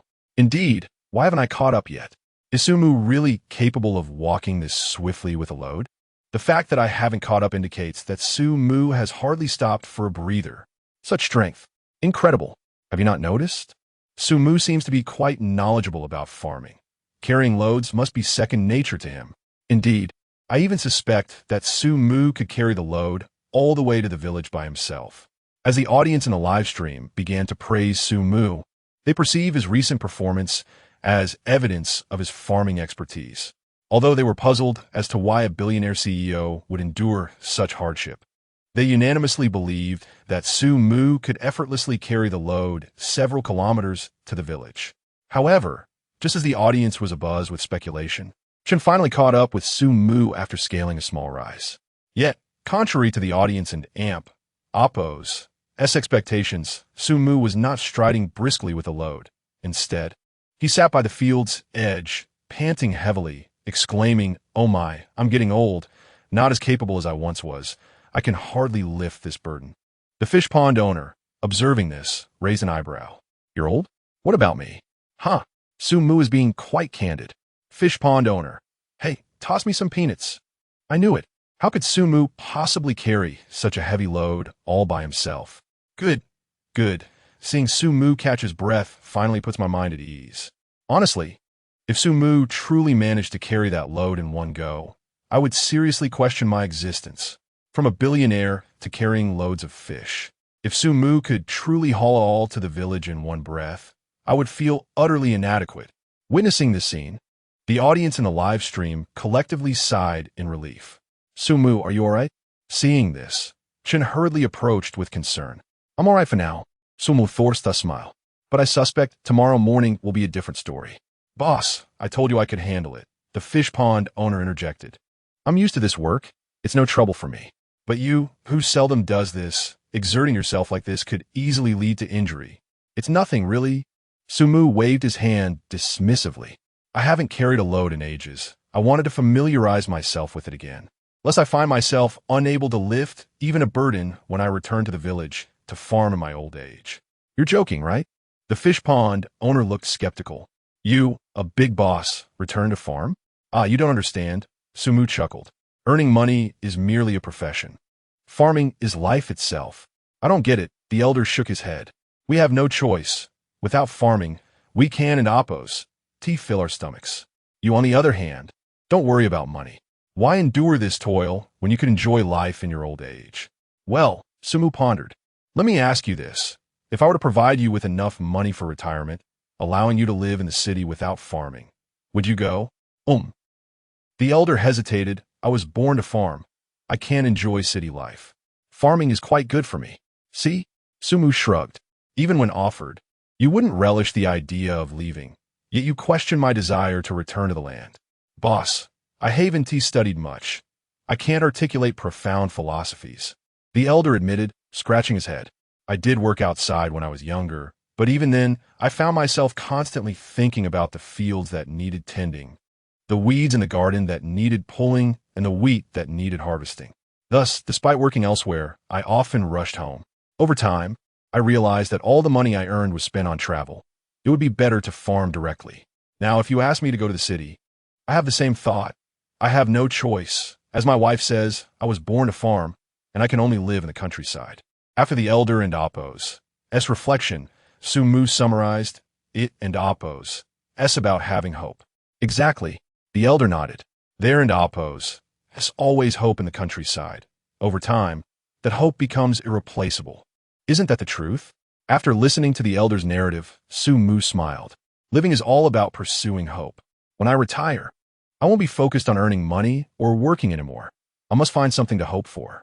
With that, Sumu gently reclined on a patch of grass, gazing at the sky turning a golden hue, returning to the land that nurtured me, hoping for seeds to sprout and livestock to grow, enriching life through labor, bidding farewell to the clamor and enjoying a peaceful old age.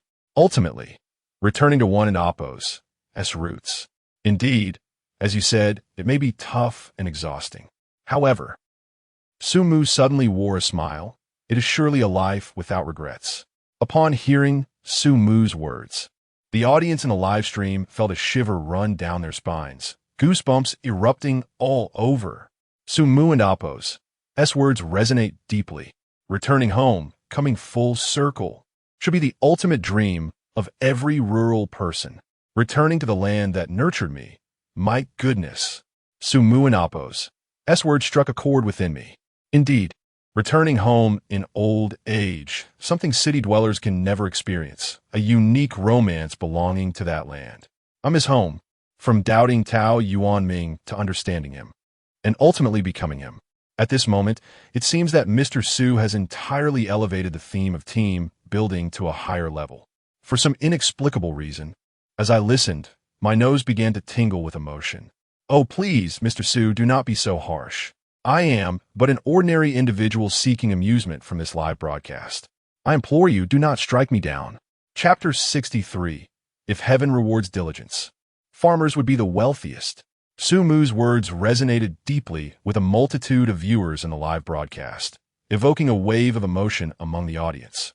The eloquence of the big boss was palpable.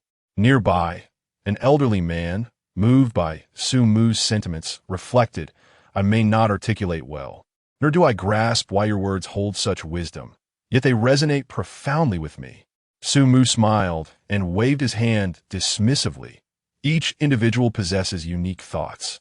My words may resonate with farmers like you, but city dwellers would likely deem me a masochist. Laughter erupted as the old man beamed with amusement.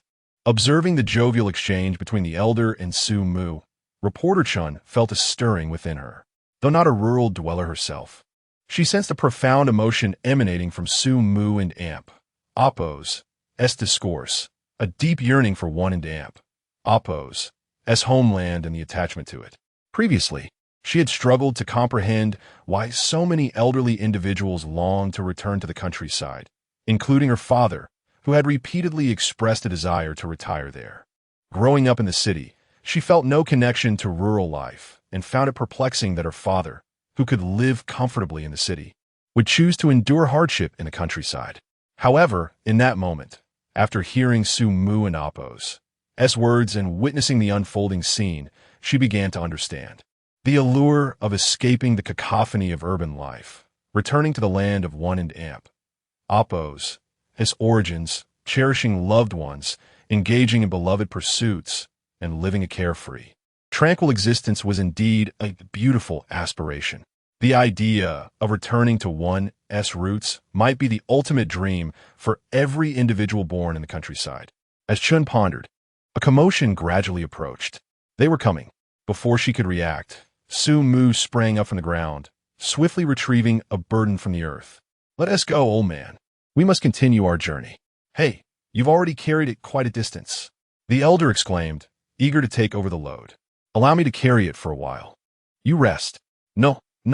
Sumu insisted. I was just boasting to my employees.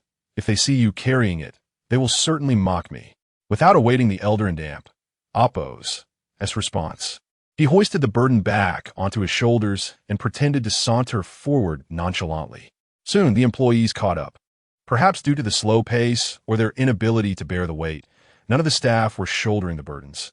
It was entirely the elders who bore the loads. Nevertheless, the employees busied themselves by pairing up to assist the elders, alleviating their burdens. As they climbed a dirt slope and saw Sumu still shouldering his load, they exclaimed in astonishment, Wow, Su, you can carry that for so long?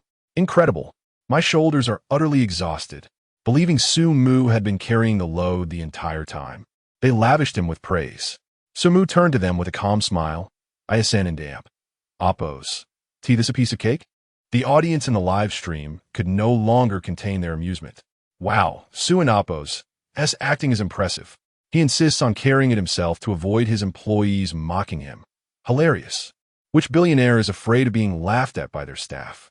I even suspect Su was trying to find a hidden spot to rest while walking so fast. I'm amazed. I was just crying. My mom thought something was wrong, but then she saw me laughing and wondered if I had lost my mind. Sue always manages to make me laugh when I'm crying, and vice versa. After the light-hearted interlude, everyone resumed their journey, with the elders carrying the burdens. Their pace quickened significantly.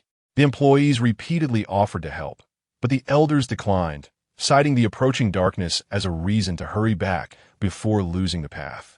Witnessing this harmonious scene, Chen paused upon reaching a dirt incline, gazing back at the approaching group. "What is wrong, Chen?" the cameraman inquired, puzzled.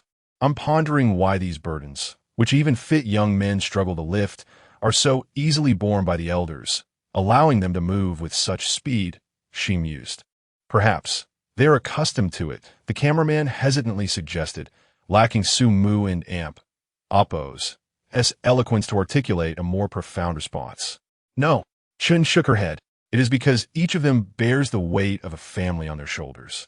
The cameraman was bewildered by her sudden reflection, unsure of how to respond.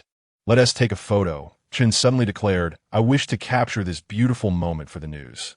Absolutely. This was within the cameraman's expertise. He raised his camera, capturing a stunning image. In the photograph, Su Mu led the way. Despite the heavy load on his shoulders, he maintained a facade of joviality before his employees.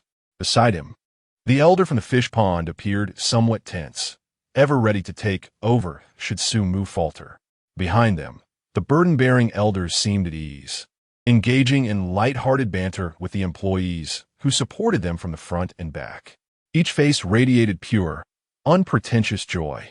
The golden hues of the late autumn sunset illuminated their faces, while the rural ambience, coupled with the gentle evening breeze, added vibrancy to the scene. Upon witnessing this authentic depiction of farmers at work, the viewers in the live stream were profoundly moved. Youth cannot lift the burdens these elders have carried for years. Farming is genuinely arduous.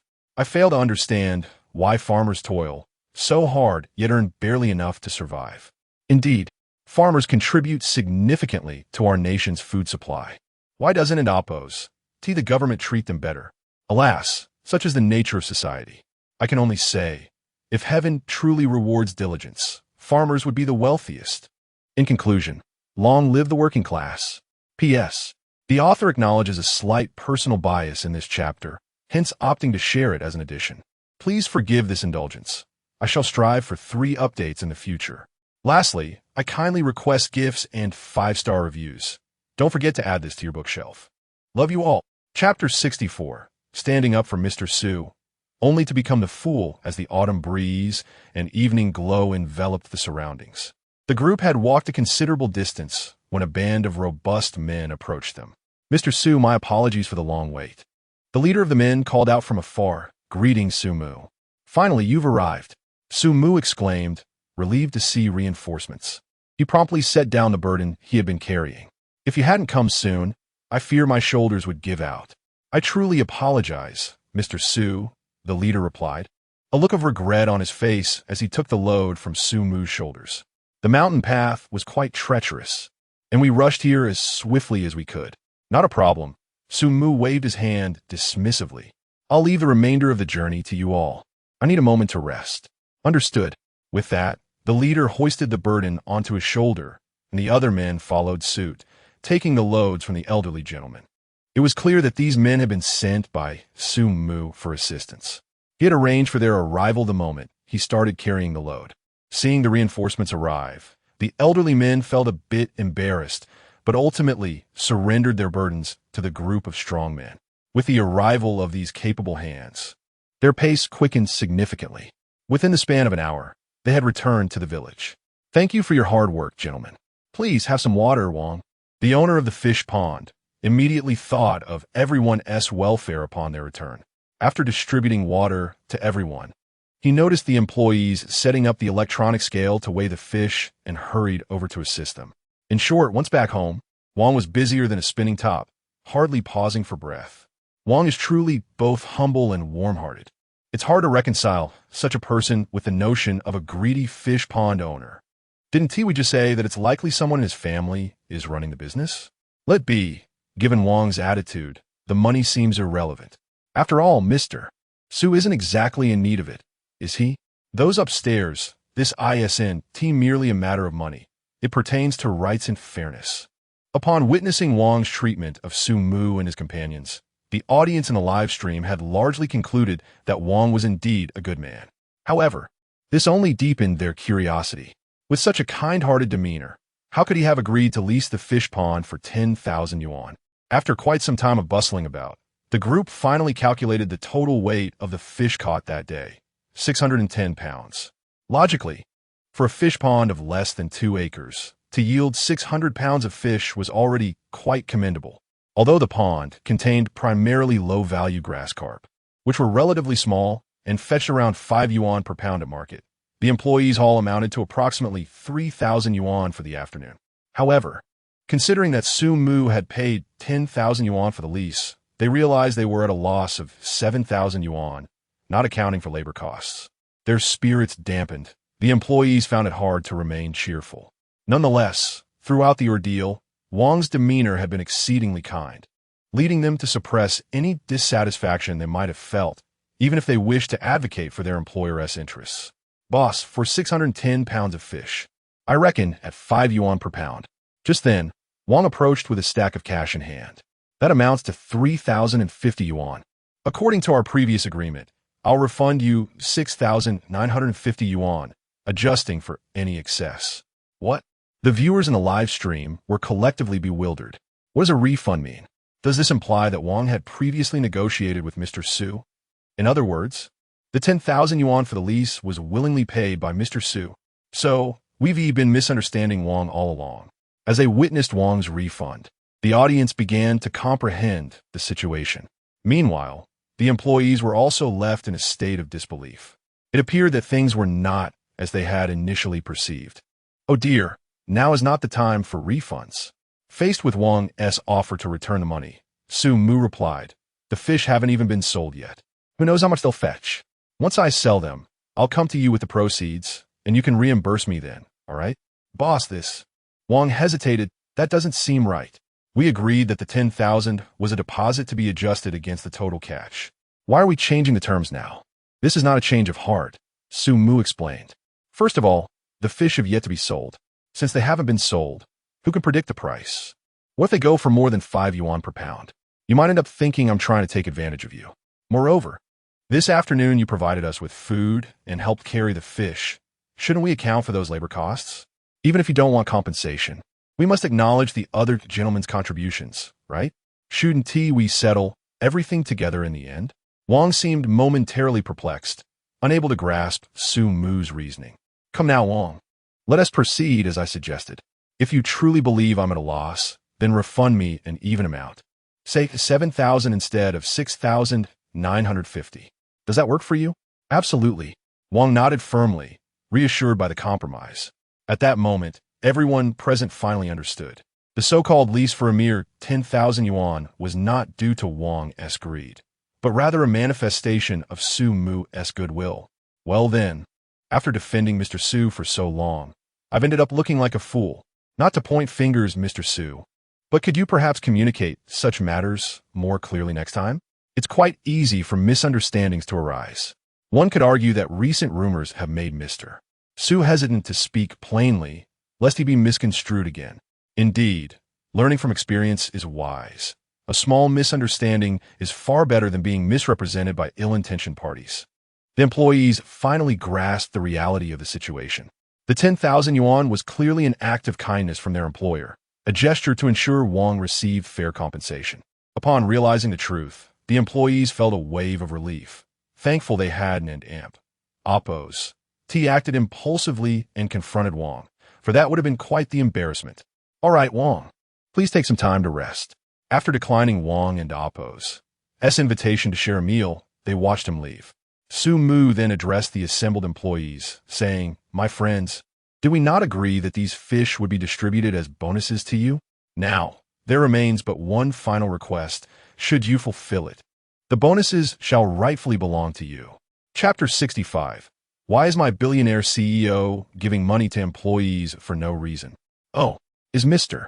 Su about to reveal his true intentions? I knew it. How could Mr. Su possibly give money to employees without a reason? Let me guess.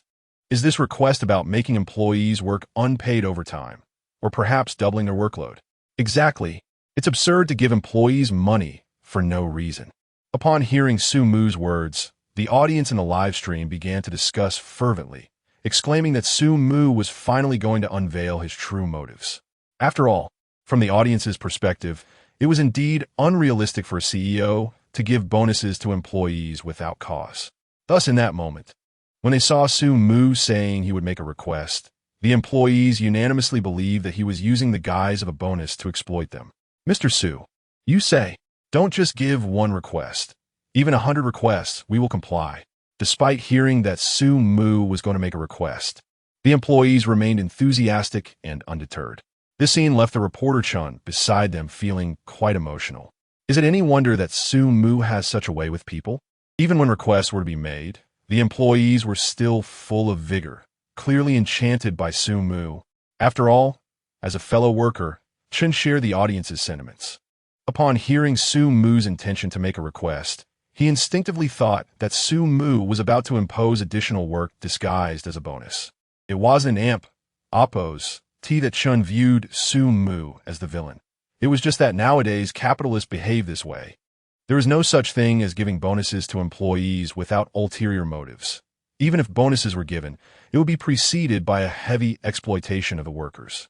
Everyone, listen closely, this request is. However, just as Chun and the live stream audience were lost in their thoughts, Su Mu suddenly uttered a statement that left them utterly stunned. Distribute all these fish to the villagers of this village. The bonuses will be dispersed once the distribution is complete. At this declaration, the audience in the live stream collectively stared in disbelief. Are you kidding me? Is this what you call a request? Wait a minute. Shouldn't this request involve working unpaid overtime for a month or something similar? Mr. Su, don't joke around. What kind of request is giving away fish? Impossible. Absolutely impossible. In response, the audience's first reaction was one of complete incredulity. At the scene, reporter Chun was also left in a daze. The request was for the employees to deliver fish to the villagers. What sort of request is this? Mr. Su, are you certain? Moreover, the employees present, after hearing Su Mu and Oppo's words, were equally incredulous. Goodness, they had prepared themselves for unpaid overtime, and instead, Mr. Su is asking them to distribute fish. Is this right? This isn't how the script is supposed to go. What are you waiting for? Hurry up. Observing the bewildered employees, Su Mu scolded. What is the matter? Don't you want bonuses? You want them, right? Of course you want them. Ensure the task is completed. Rest assured, Mr. Su, I will guarantee that all the villagers will have fish to eat tonight. Upon hearing Su Mu and Oppo's admonition, the employees finally dared to believe this was indeed true. Consequently, they began to mobilize, carrying fish from house to distribute. Witnessing this scene, Chun was left with a myriad of questions. Is Su Mu genuinely planning to give money to employees for no reason? Are they truly going to give away all the fish caught this afternoon for free? With a mind full of uncertainties, reporter Chan approached Su Mu and inquired, are you really planning to consider the bonuses as part of their salary for this month, after they finish distributing the fish? Of course not. In response to this question, Su Mu immediately denied. How could it be counted as part of this month and Oppo's? As salary? That makes sense. I knew it. How could a capitalist give away money without reason? So this is just the first step of Mr. Su exploiting the employees. Not counting it as salary, but distributing it over 30 installments, right? Chin sighed with relief upon hearing Su Mu and Oppo's denial. Thankfully, he clarified, otherwise, she would have seriously contemplated whether to switch jobs. Then, Mr. Su, Chun continued to ask, in what form do you intend to distribute the bonuses? Once they finish delivering the fish, I'll transfer it directly. However, Su Mu made another astonishing remark. Upon hearing this, even the experienced reporter Chun lost her composure. What do you mean? A direct transfer? She immediately pressed further. You just said it wouldn't be distributed this month, right? When did I say it wouldn't be distributed this month? Su Mu replied innocently. I merely mentioned it wouldn't be counted as part of this month and Oppo's salary because that would require accounting, which is cumbersome. It's much more convenient for me to transfer it directly later. Chen found herself momentarily speechless. Why was Sumu not following the script? Logically, even if capitalists do give bonuses, there should be a series of prerequisites. It shouldn't be that bonuses are distributed without heavily exploiting the employees first. Yet here was Sumu directly giving the bonuses. Where was the exploitation? The oppression? Mr. Su, are you truly giving money to employees without reason? Chen's language processing system momentarily faltered, prompting her to directly ask. I'm not giving it without reason. Sumu shrugged. The fish were caught by the employees themselves. They exerted effort, and I'm rewarding them with bonuses. This is only fair. Chun. Well then, Reporter Chun was genuinely at a loss for words. Goodness. Isn't catching fish a team-building activity? Offering bonuses under the guise of team building is not fundamentally different from giving money to employees without reason. All right, perhaps I was narrow-minded. It turns out, there really are bosses who give money to employees for no reason. Chun remained silent, consumed by envy. Not just Chun. I'm envious too. Who wouldn't be envious? I toil endlessly at my company, while my boss nitpicks at every little thing. Meanwhile, the employees at Jimmy enjoy a day of fishing and then get money from their boss. Who would envy that? At this moment, my desire to switch to Jimmy reached an all-time high. The audience in the live stream collectively felt a wave of envy. No one expected that Sumu could indeed give money to employees without reason. At the scene, the village was small, and the villagers lived in close proximity. Thus, within about half an hour, the employees had delivered fish to every household. Mr. Su, there's still over 200 pounds of fish left. Given the village's small population, even after delivering a considerable amount, there were still around 200 pounds of fish remaining. Take it back to the company. Sumu, feeling too lazy to continue the fuss, instructed, deliver it to the cafeteria and let the cafeteria staff add it to your meals tomorrow. Mr. Su is so generous. Wow. Mr. Su is simply too good to us. Love you, Mr. Su. The employees cheered once again upon hearing this. Without delving into other matters, it is evident that today, the employees have generously bestowed upon Sumu an abundance of emotional value. They all activated their payment codes. A delighted Sumu proclaimed, I shall reward you all. Thank you, boss. After showering Sumu with praises once more, the employees eagerly approached to collect their rewards. Witnessing this scene, the audience in the live stream could hardly contain their envy. At that moment, their desire to transition to Jinmi had seemingly reached its zenith. Chapter 66. Truly a billionaire president. What ambition. In this moment, the audience in the live broadcast room was not merely envious, but rather astounded by Sumu's grand vision. Indeed, Sumu's perspective was truly expansive. Not only did he organize such a meaningful team-building event, but he also sought every possible way to provide benefits for his employees. Logically speaking, since Sumu had arranged for the employees to receive bonuses from the fish they caught, he had every reason to refrain from participating in the fishing himself, avoiding the need to get his hands dirty. Yet remarkably, Sumu not only assisted his employees in fishing for an entire day, but also insisted on carrying the load home, even when the employees could no longer bear the weight and handed it over to the older gentleman. Sumu steadfastly maintained his own burden. While there may have been an element of showmanship involved, one cannot deny that Sumu was indeed hands-on. Furthermore, after laboriously catching fish all afternoon, Sumu selflessly gave the fish directly to the local villagers. He did not even consider keeping the surplus for himself, choosing instead to arrange for it to be served in the cafeteria as an additional meal for his employees. Such a vision is truly unparalleled. To be candid, with such grand aspirations, I genuinely believe that Mr. Su has every reason to succeed. Today, Mr. Su and Appo's charisma has been vividly displayed. His allure is so powerful that I finally understand why he felt confident enough to draft a plan that entrusted the entire company to his employees. With this kind of vision, if I were one of Mr. Su's employees, I would undoubtedly give my all. This is the epitome of what a leader should embody. Absolutely impressive.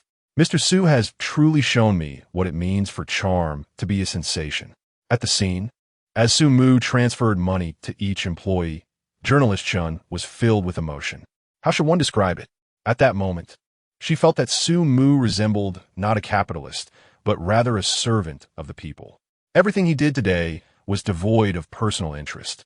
He distributed the fish as bonuses, helped the elderly carry their burdens, and gave the fish to the villagers, allowing them to profit while he incurred a loss. All of this highlighted the nobility of Su Mu's character. If I were to evaluate seriously, I would say that someone like Su Mu is a figure I always believed existed only in books. Have you all received your payments? After confirming that the transfers were complete, Su Mu expressed his gratitude once more. Thank you again, Mr. Su. From now on, your matters are my matters. The employees responded, expressing their appreciation while showering Su Mu with compliments.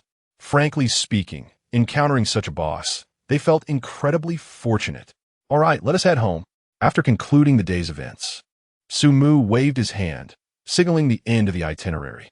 By this time, the sun had completely set, and the last rays of twilight illuminated the surroundings with minimal visibility. It was nearly dark, and they needed to hurry home. However, just as Su Mu and his group were about to depart, a cacophony of calls erupted from behind. Su Mu turned to see a throng of villagers approaching. What was happening? Instantly, both the employees and Su Mu were taken aback. What could this crowd possibly want? Sensing something amiss, the employees instinctively gathered protectively around Su Mu. Boss, you gave us fish, so I have nothing to offer you. Here, take some eggs. I just caught a chicken. You can take it home and stew it. The villagers, as they drew nearer, began to clarify their intentions. Each villager was either carrying a chicken, holding eggs, or even bringing large baskets of vegetables. It was only at this moment that everyone realized the villagers had come to express their gratitude. Mr. Su, witnessing this scene, the employees were momentarily at a loss. Nearby, journalist Chun turned to Su Mu, anticipating that he might refuse the offerings. Accept it, she thought. Yet, in a calm demeanor, Su Mu nodded and said, "We cannot disregard the villagers' goodwill." With that, the villagers eagerly surrounded Su Mu and his team, rushing to present their gifts, fearful that their offerings might go unacknowledged. Following Su Mu's lead, the employees no longer hesitated, expressing their gratitude as they accepted the villagers' heartfelt gifts. Indeed, love is reciprocal. Honestly, witnessing the villagers' approach with their gifts gave me goosebumps. I thought Mr. Su would decline the villagers' offerings. Accepting them is the right thing to do. After all, rural folks are self-sufficient. If you give them something, they will surely reciprocate. If you refuse, it may feel like charity to them, which could be uncomfortable. Wow, so that is how it is. This moment is incredibly heartwarming. Such a scene can only be witnessed in the countryside. The humble villagers responded to Mr. Su and Appo's actions, demonstrating that what you give will indeed return to you. At the scene, journalist Chun, almost involuntarily, remarked to the camera, "I believe this moment embodies the saying that good deeds are rewarded." The villagers were exceedingly warm-hearted, and it took the employees nearly 10 minutes to accept all the villagers and Appo's tokens of appreciation. "I am truly unworthy of such kindness." Su Mu bowed deeply, expressing his gratitude. "Please don't say that, Mr. Su. We heard from Village Chief Wang about your good deeds. It is only right for us to give you something in return. Indeed, although we may be old, we are still capable and cannot accept without giving back." "Ah, so old Wang, the fish pond owner, is the village chief. Thank you again for your kindness, villagers. When I have the opportunity to visit the city again, I will treat you all to a meal." After exchanging pleasantries, Su Mu and his group departed, marking the successful conclusion of the day's team-building event. The journey back to the city was somewhat lengthy, but Su Mu did not drive. The employees took the wheel. Upon returning to the city, it was around 10 o'clock at night. After placing the remaining fish and the villagers' vegetables in the company cafeteria storage, Su Mu declared, "After a long day, let me treat everyone to a grand feast. Please don't tell me we are having skewers and beer again." Journalist Chun was the first to voice her objection. "Do I seem that stingy?" Su Mu immediately refuted. "Well, that's a relief," Chun sighed, though she hoped for something more delectable after such a tiring day.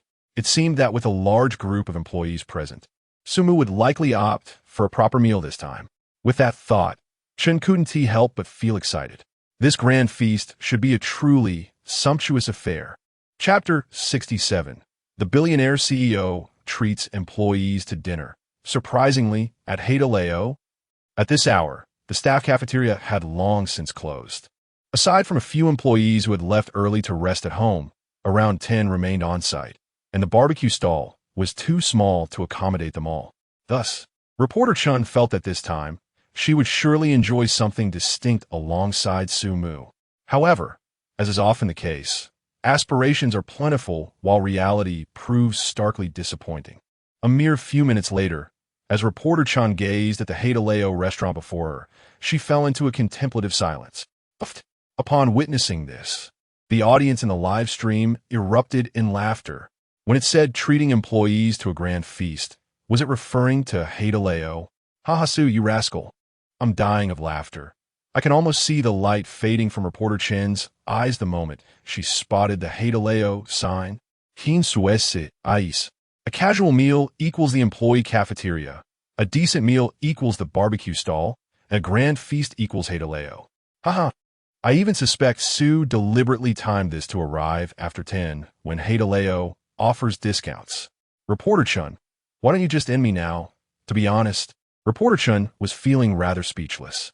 Su Mu was a remarkable individual, except when it came to dining. His standards were indeed somewhat disappointingly low. He could easily afford to treat his employees to lavish meals. Yet when it came time to dine, it was either the staff cafeteria or the barbecue stall, and now Heideleo had been added to the mix. Of course, it wasn't an oppose that there was anything wrong with these establishments. They were perfectly fine, and such meals were quite common. It was just that, in reporter Chen's mind, a billionaire CEO like Su Mu should be indulging in extraordinary cuisine, not something so ordinary. Contemplating this, reporter Chen couldn't help but let out a quiet sigh. Initially, before the recording began, she had thought that accompanying Su Mu, this billionaire CEO, would surely lead to a sumptuous feast. Yet, the reality was, the meal was hardly distinguishable from her usual dining experience.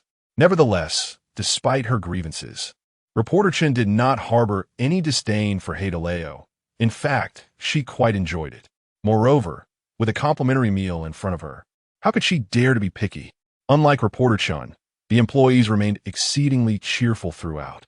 It felt as though, as long as they were dining with their boss, any meal, no matter how humble, was a cause for joy. Thus, the meal was enjoyed with great delight, devoid of any hierarchical pretenses. And everyone felt relaxed, and the atmosphere was vibrant. However, logically speaking, it seemed rather frugal for a billionaire like Su Mu to treat employees to dinner at Heideleo. Yet, in the live stream, the audience found nothing amiss. To be honest, if it were any other CEO treating employees to Heideleo, I would think it quite stingy. But with Su, I feel no aversion. Instead, it seems quite reasonable. Why? Perhaps it's because Su is not finicky? From the start of the interview until now, Su has never been particular about food, so treating employees to Heideleo feels entirely natural for him. It's more about Su's character. Reflecting on the past few days of interviews, he has always been modest about himself, while generous with others. A person willing to give and not indulgent in extravagance has no issue treating employees to Heideleo. To put it plainly, Su gave each employee a substantial sum in the afternoon. I wouldn't mind if they considered this meal as a treat for the employees, because Su is worth it. A large number of viewers believe that Su Mu's invitation to Heideleo had nothing to do with money, but rather stemmed from his own fondness for it. In truth, this was indeed the case. After the dishes were served, while the employees engaged in lively conversation, Su Mu was wholly engrossed in his meal. He only occasionally chimed in on the various topics being discussed, before returning to his food with great relish. Upon witnessing this, the audience in the live stream burst into laughter once more, marveling at how a billionaire CEO was so animatedly enjoying Heideleo. Only Su Mu could pull this off.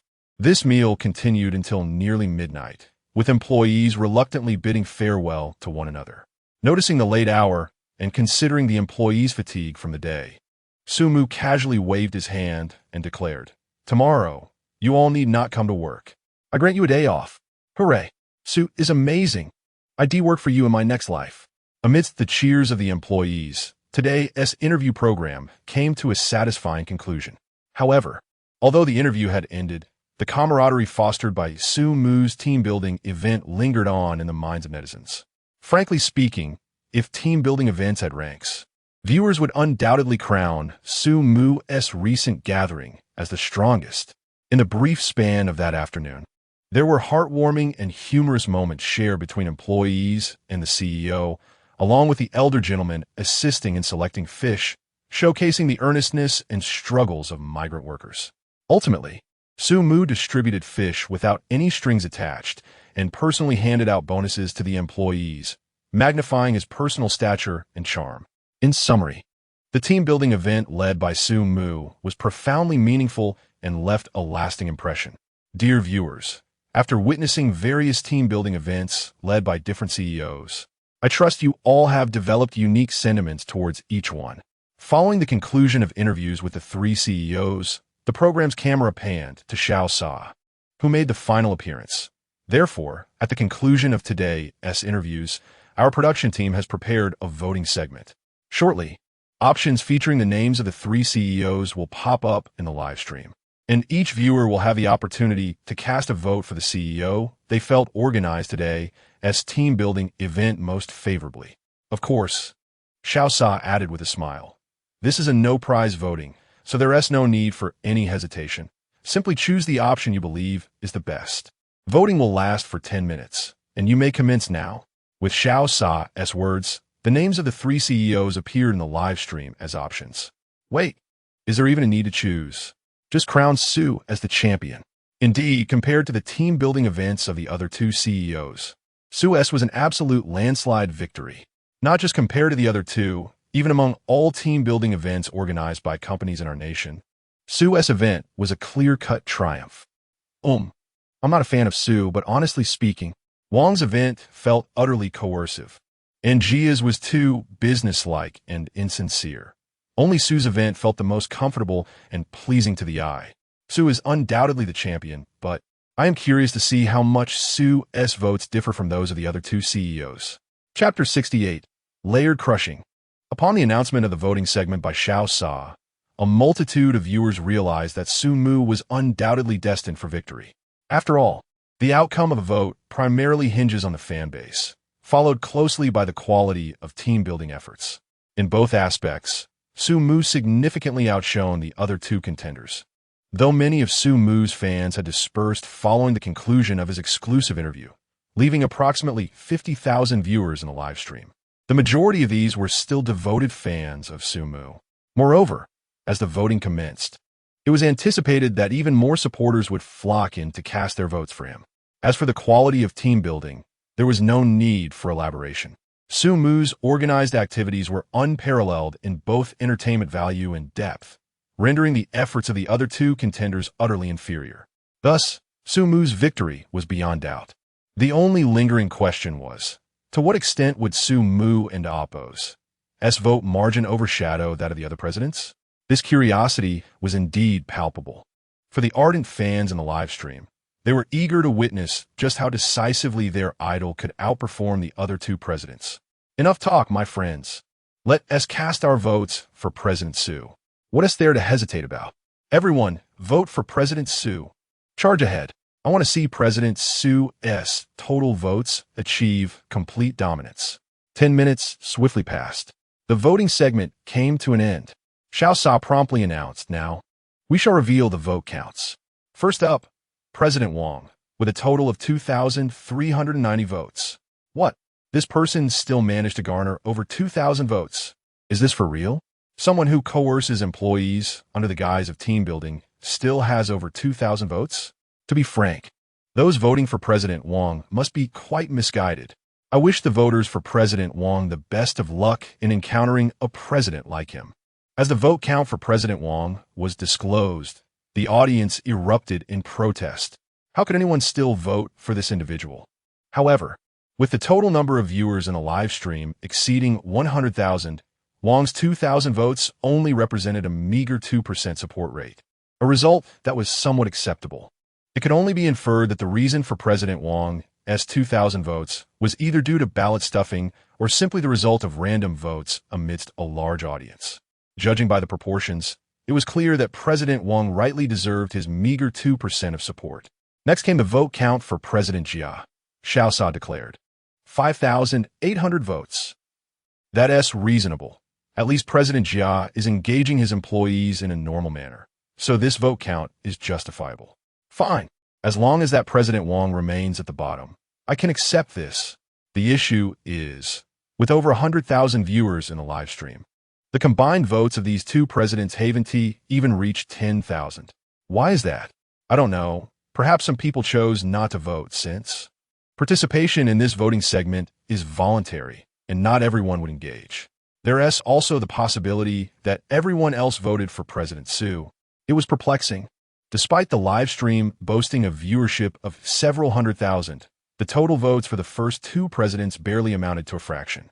This could partly be attributed to the fact that many viewers chose not to vote. After all, the active audience was merely a minority while the silent majority remained.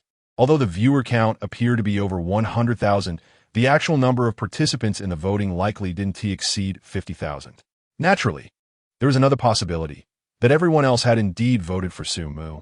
However, the audience found this notion somewhat implausible, as this was not Su Mu and Oppo's exclusive interview live stream, and many viewers were merely spectators, with some possibly not even recognizing the three presidents. So, my friends, how many votes do you think President Su will receive? Based on the voting proportions of the first two presidents, I'd say a maximum of 50,000. 50,000 seems a bit low, but it's understandable considering there are only so many people in the live stream. 50,000 is already impressive. Mind you, it would still be 10 times the second place.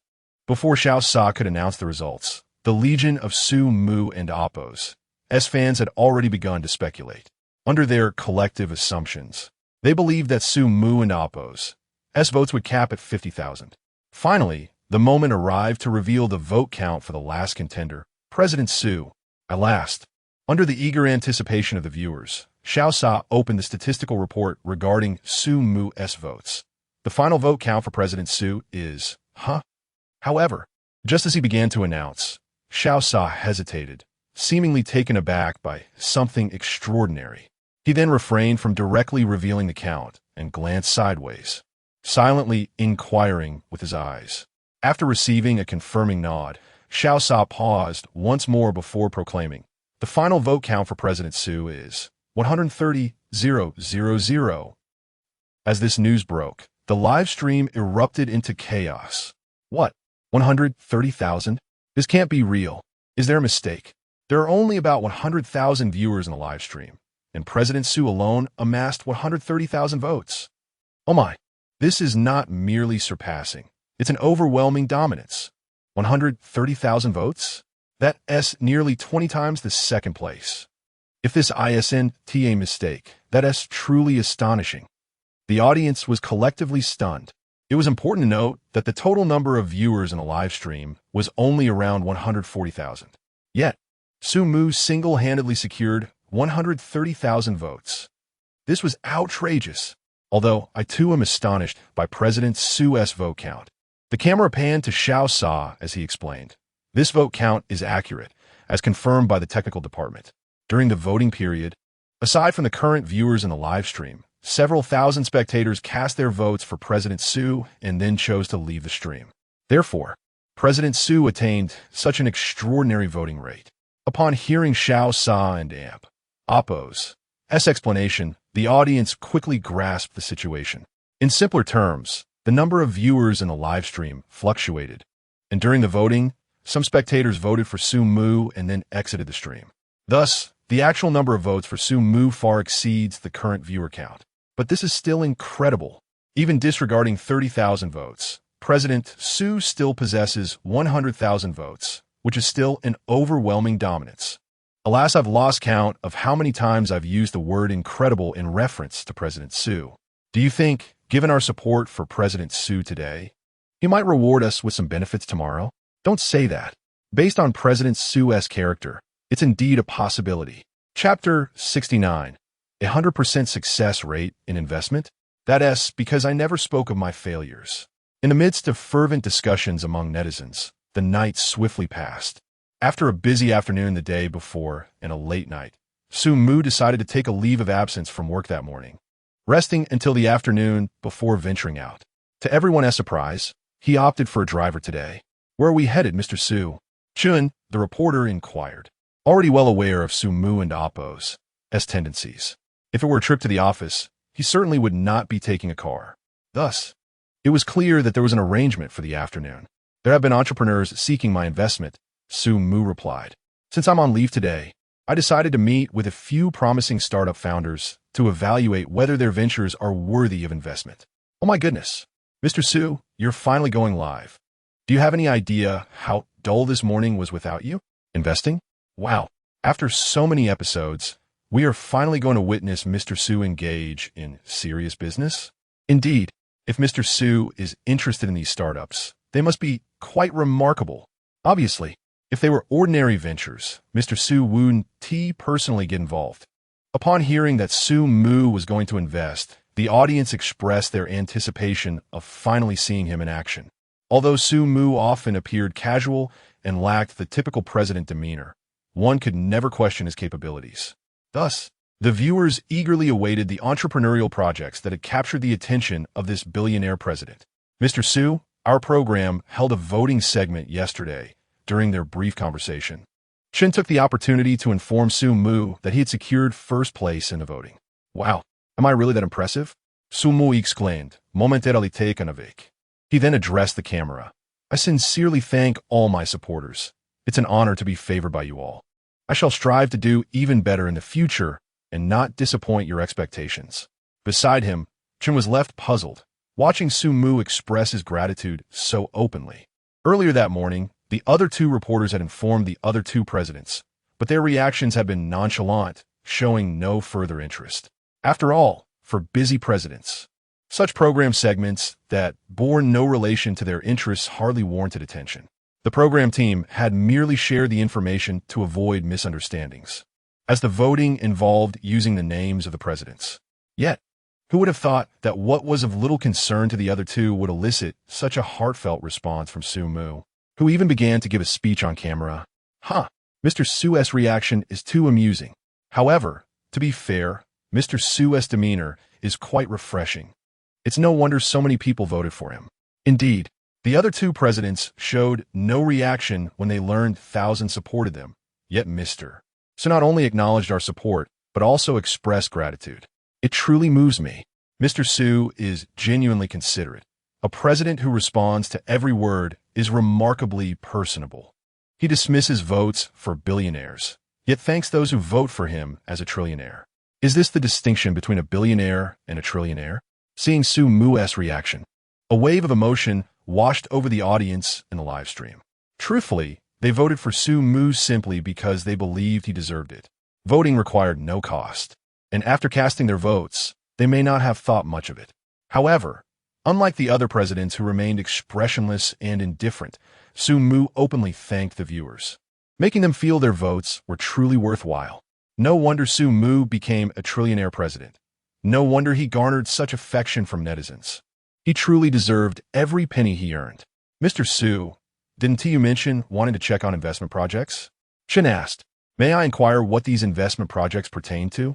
"Well," Su Mu teased, "you'll find out when we arrive. For now, I can only say they're significant investment projects." Such mystery? Shin chose not to press further, though she pondered the weightiness of investments warranting the attention of a trillionaire president. Moreover, Chun had thoroughly reviewed all information related to Su Mu and was acutely aware of his exceptional business acumen and sharp vision. Records indicated that Su Mu had made 5 major investments in total, all of which had been resounding successes.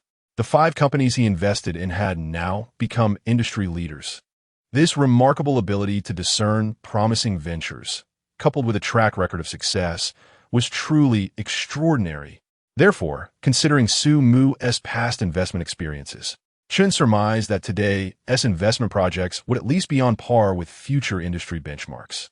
"Mr. Su, as I understand it," Chun ventured, "you have invested in 5 companies, all of which are now industry frontrunners. This results in a staggering 100% success rate. May I ask how you achieved such an impressive track record?" Upon hearing this question, the audience too grew curious. "This is indeed remarkable. Mr. Su has not only elevated his company to the pinnacle of the industry, but has also successfully invested in several top-tier enterprises, hitting the mark every time. Could it be that Mr. Su possesses a system? A 100% investment success rate is indeed exaggerated. How did he accomplish this? Perhaps it's due to his exceptional business acumen and goals. Surely it can't be mere luck. In that moment, both Chun and the live stream audience eagerly awaited the answer to this high-caliber question, wondering what extraordinary rationale lay behind such an impressive success rate. It's quite simple, really. However, Su-mu appeared relaxed in the face of this seemingly sophisticated query. A simple method? Chun assumed Su-mu was about to boast. After all, reducing the achievement of a 100% success rate to simplicity seemed like the prelude to arrogance. Yet, Su-mu's next remark left Chun momentarily speechless. I conceal my investment failures and only publicize my successful ventures. Isn't that a guarantee of 100% investment success? Upon hearing this, reporter Chun, audience in the live broadcast. Chapter 70, the so-called significant investment project refers to. Silence at another conchiao after Su-mu finished answering. Both the journalist Chun in the car and the audience in the live broadcast fell into a moment of silence. To be honest, after Chun posed the question, the audience had already conjured up a series of impressive responses that Su-mu might give. They were even prepared to shower him with compliments. But what was the result? What on earth are you talking about? Goodness, I thought Su's 100 investment success rate was attributed to his strength, but it turns out it's due to his discretion. I'm dying of laughter. Su really says whatever comes to mind. No pretenses at all. So he is hiding his achievements, is he? 666. Can it really be played this way? Other investors. 666. Not even salt can be cured. Those who studied why Su had a 100 investment success rate were left in shock by this live broadcast. The audience burst into laughter. They exclaimed that Su-mu truly speaks candidly, without any airs, exaggeration, or deceit. Authenticity is the name of the game. At the scene, Chun was feeling a bit dazed. In fact, when she first asked the question, she felt quite proud. After all, as a journalist, her duty was not only to interview Su-mu, but also to unearth various topics and news stories from him. So, when she posed the question, she believed it would make for an excellent news topic. President Su-mu, the secrets behind his 100 investment success. She even had a headline in mind. But what happened? Su-mu's unexpected revelation left Chun utterly bewildered. Surprised? Unanticipated? In any case, Chun felt quite helpless now. This guy, Su-mu, is truly tight-lipped. Trying to extract newsworthy topics from him is more challenging than one could imagine. Conversely, the entertainment side of things didn't require digging. As soon as Su opened his mouth, it was a laugh riot. Fine then, I might as well transition to being an entertainment reporter. Su-mu's response left Chun's mindset somewhat shaken. From that point onward, she decided not to attempt to unearth any topics and simply began chatting with Su-mu. How should I put it? When you treat him like a friend and have a conversation, it's genuinely enjoyable and relaxed. However, if you regard him as a billionaire president, hoping to extract business news, you might as well save your breath. He can make you feel exasperated with just a few words. After an hour of casual conversation, the vehicle finally halted in front of factory. As the car came to a stop, a group of impeccably dressed factory leaders who had been waiting promptly approached to open the car door for Su-mu and Chun. President Su, we have eagerly awaited your arrival. The middle-aged man at the forefront, after welcoming Su-mu out of the vehicle, clasped Su-mu's right hand with both of his, adopting a remarkably humble demeanor. Mr. Yang, your words are too kind, Su-mu replied with a smile. It is an honor to collaborate with you. Not at all, Mr. Yang insisted, his posture even more deferential. To work with President Su is a blessing we must have earned in our past lives. Wow, look at the other company leader's attitude towards President Su. This is quite impressive. Of course, don't be fooled by Su's casual demeanor. He is still a billionaire president. After all, can he not demand respect? Honestly, this further highlights Su's noble character. If it were me, my tail would have been wagging high in the sky. He possesses ability, status, and wealth, yet maintains such humility. President Su is truly admirable. Observing the scene, the audience in the live broadcast couldn't help but expressed their admiration once more.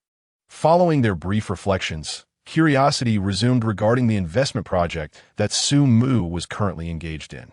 Having a factory indicates tangible investment, yet given the current market, I can't guess what the project might be. What a vague yet clear statement. It should be a rather high-end tangible investment, after all. President Su just mentioned it is a significant project. If it's deemed a significant project by President Su, it must start from several billion, right? The audience found it impossible to fathom the thoughts of someone like Su Mu. Nonetheless, they believed this investment was undoubtedly impressive. Otherwise, Su Mu would not have made the effort to visit personally. Furthermore, he had explicitly stated that it was a significant project. Given that a billionaire president had mentioned it, the audience felt it likely transcended their comprehension. At the scene, as Chun followed Su Mu amid the throng of factory leaders, she contemplated that this investment could potentially yield a profoundly impactful news story. After all, a significant investment project featuring a billionaire president, coupled with Su Mu's keen investment insight and remarkable track record. Well, perhaps that was somewhat embellished.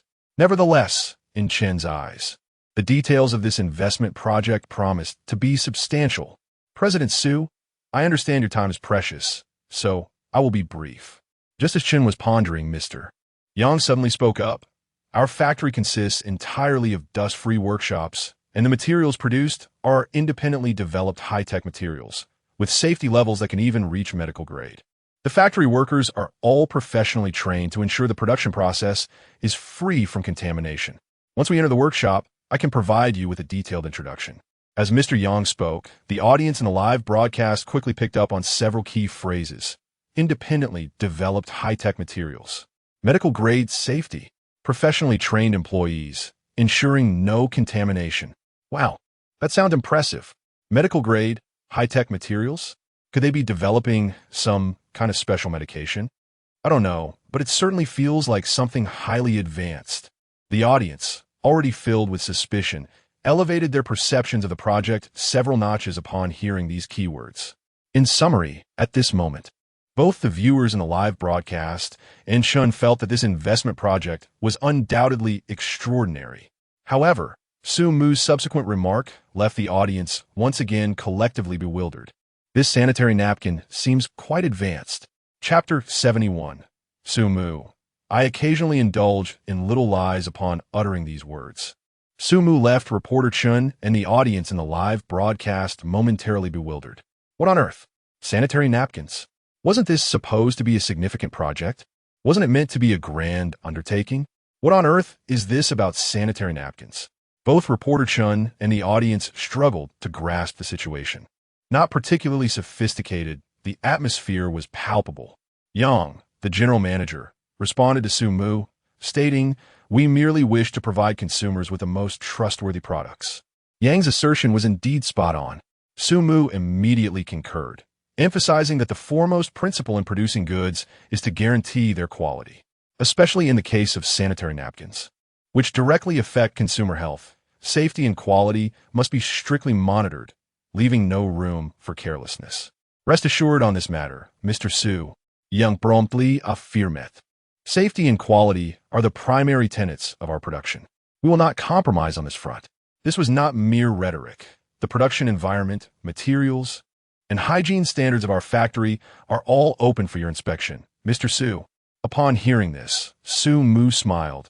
Having chosen to collaborate with you, Mr. Yang, I inherently trust your capabilities. My visit today is merely for a tour. Mr. Su, you are too modest, Yang sincerely remarked. In recent days, Su Mu had become a sensation online, with the terms relatable and down-to-earth almost becoming synonymous with his name. However, to be candid, prior to their meeting, Yang harbored some skepticism. After all, it is natural to assume that a billionaire CEO would possess a certain air of superiority. Even if he appeared amiable in personal interactions, one would expect a semblance of grandeur in professional settings. However, after this brief encounter, Yang realized that Su Mu, the billionaire CEO, seemed utterly devoid of any such pretensions. Yang had met numerous investors, and typically, they exuded an air of arrogance, almost as if they were looking down from a pedestal. In this era, Wealth often dictates respect. Yet, Su Mu was a stark contrast to all the investors Yang had previously encountered. In terms of assets, Su Mu was undoubtedly the wealthiest among them. Yet in terms of demeanor, he was the most unpretentious. Is this the true distinction between a billionaire and an ordinary business owner? Yang couldn't help but reflect. He rarely felt admiration for others, but in this moment, he believed that only a leader like Su Mu was deserving of his respect. Mr. Su, allow me to show you our workshop. After his moment of reflection, Yang led the way, inviting Su Mu into the workshop. Perfect timing. Your insights would greatly guide our operations. As their dialogue deepened, the previously perplexed audience in the live broadcast began to grasp the reality. Su Mu was genuinely investing in the sanitary napkin industry. Wait, the major investment project Mr. Su mentioned actually pertains to sanitary napkins. I'm also a bit bewildered. Typically, sanitary napkins aren't considered a lucrative industry, and this doesn't align with Jimmy's business at all. Why would Mr. Su focus on this sector? Mr. Su, I occasionally indulge in little lies. Wasn't an amp, oppos, to you just a few days ago that Mr. Su claimed Jimmy wouldn't produce sanitary napkins? How'd he pivot to investing in them? Well, technically Mr. Su wasn't wrong. Jimmy indeed doesn't manufacture sanitary napkins. And investing isn't synonymous with production. However, based on Mr. Su's current assets, along with Jimmy's business model and his previous investments, one would find it difficult to categorize sanitary napkins as a major investment. The audience was left in a state of confusion. Firstly, Mr. Su had just stated that Jimmy wouldn't produce sanitary napkins. How could he now switch to investing in them?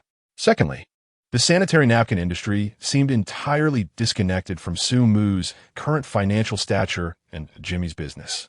Lastly, given the limited consumer base and relatively low profit margins, it hardly seemed a significant project in comparison to Su Mu's wealth.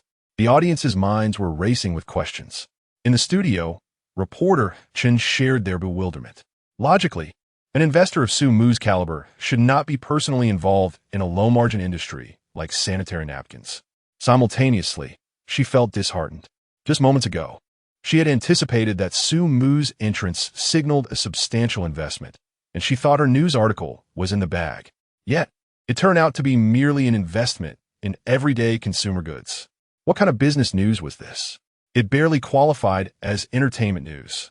Surprising. The billionaire CEO is interested in sanitary napkins.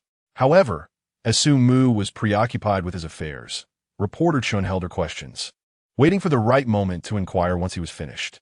For now, she, along with the audience, began to explore Yang's factory through the camera lens. To be fair, setting aside the reasons behind Su Mu's investment in the sanitary napkin industry, the audience was genuinely intrigued by Yang's mention of the innovative materials used in the production of sanitary napkins, thus eagerly participating in the tour. Truth be told, Yang and Amp, Oppo's factory boasted an impeccable production environment. Su Mu and his entourage donned dust-proof attire upon entering the workshop, and even the cameras for the interview were carefully covered to prevent contamination. The cleanliness standards in the dust-free workshop were commendable. Inside, the employees adhered strictly to the established protocols, executing each process with remarkable precision. Their work ethic was commendable. Of course, the presence of leadership undoubtedly influenced this level of diligence. Nevertheless, the professionalism exhibited by the employees suggested they had undergone thorough training.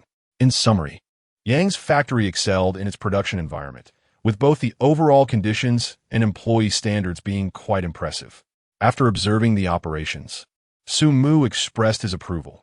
If this is the standard of work maintained regularly, the product quality will undoubtedly be assured. Such standards must be upheld consistently, Yang promptly affirmed. Moreover, our visit today was unannounced, a surprise inspection. You're always welcome to come and verify. We guarantee unwavering consistency.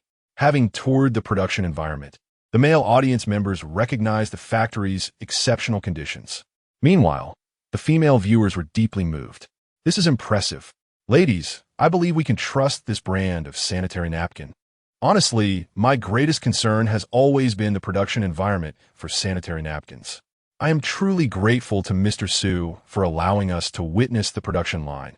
This production environment is remarkable. Until I see other brands' production lines, I am fully committed to this sanitary napkin. Ultimately, Mr. Su gives off an aura of safety. I genuinely believe that the sanitary napkin products he invests in will not be disingenuous. Chapter 72. Is full investment risky? Not really. After all, it's not much money. Su Mu has undoubtedly provided a reassuring tonic for the vast number of women. Sanitary pads, as essential items in the daily lives of every woman, are intrinsically linked to their health. However, when production lines are mentioned, the common perception is one of filth and disorder. Due to this stereotype, many women hesitate when selecting sanitary pads, concerned about the hygiene of the products. Yet, after witnessing the pristine environment of General Manager Yang's workshop, numerous female viewers in the live stream breathed a sigh of relief. The cleanliness of this setting was indeed comforting. At the very least, there was no need to worry about the production environment of this particular sanitary pad. Seeing this, a wave of female netizens exclaimed, "Finally, we found a sanitary pad we can trust." Many were also touched. After years of using various brands, Su Mu was the first to guide them into a sanitary pad production facility, alleviating their concerns regarding hygiene. Although the production environment does not guarantee the ultimate quality of the product, witnessing this scene warmed the hearts of many female viewers, making them feel that Su Mu truly instilled a sense of security. Following the tour of the workshop, General Manager Yang took Su Mu to the materials production department. The absorbent cotton is a crucial component of sanitary pads, with the quality of a pad largely dependent on the cotton itself. Su General, this is the product I wish to present to you today. At the scene, Yang held up a sample of absorbent cotton, stating, "Compared to traditional absorbent cotton, we have utilized a new material developed in-house." He meticulously explained the efficacy of this innovative cotton. While the technical details may have eluded the journalists and viewers, the gist was clear. This new cotton boasted superior absorbency and hygiene, posing no harm to the body. As he spoke, Yang conducted a demonstration, comparing their newly developed cotton with the competitors. The results were striking. Under identical conditions, the competitor's product could not compete with Yang's innovative cotton in terms of absorbency. Furthermore, Yang continued, "The safety level of our absorbent cotton has even reached medical-grade standards." Remarkably, he proceeded to squeeze the water absorbed by the cotton into his mouth and swallowed it all, declaring, "I can vouch for this personally. When it comes to safety, our absorbent cotton is absolutely hygienic." The audience in the live stream was left astonished. "Wow, this really looks impressive. Wait, did he just drink the water like that? Incredible."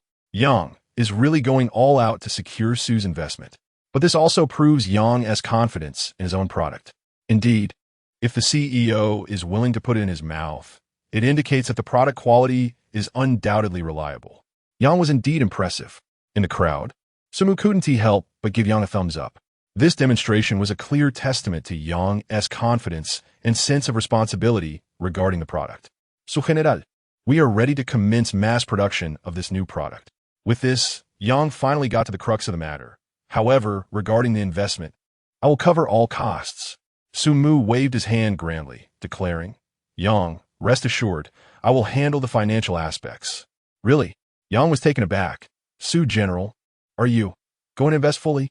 To be honest, before Su Mu spoke, Yang was confident that he could secure an investment from her, given the high quality of their product.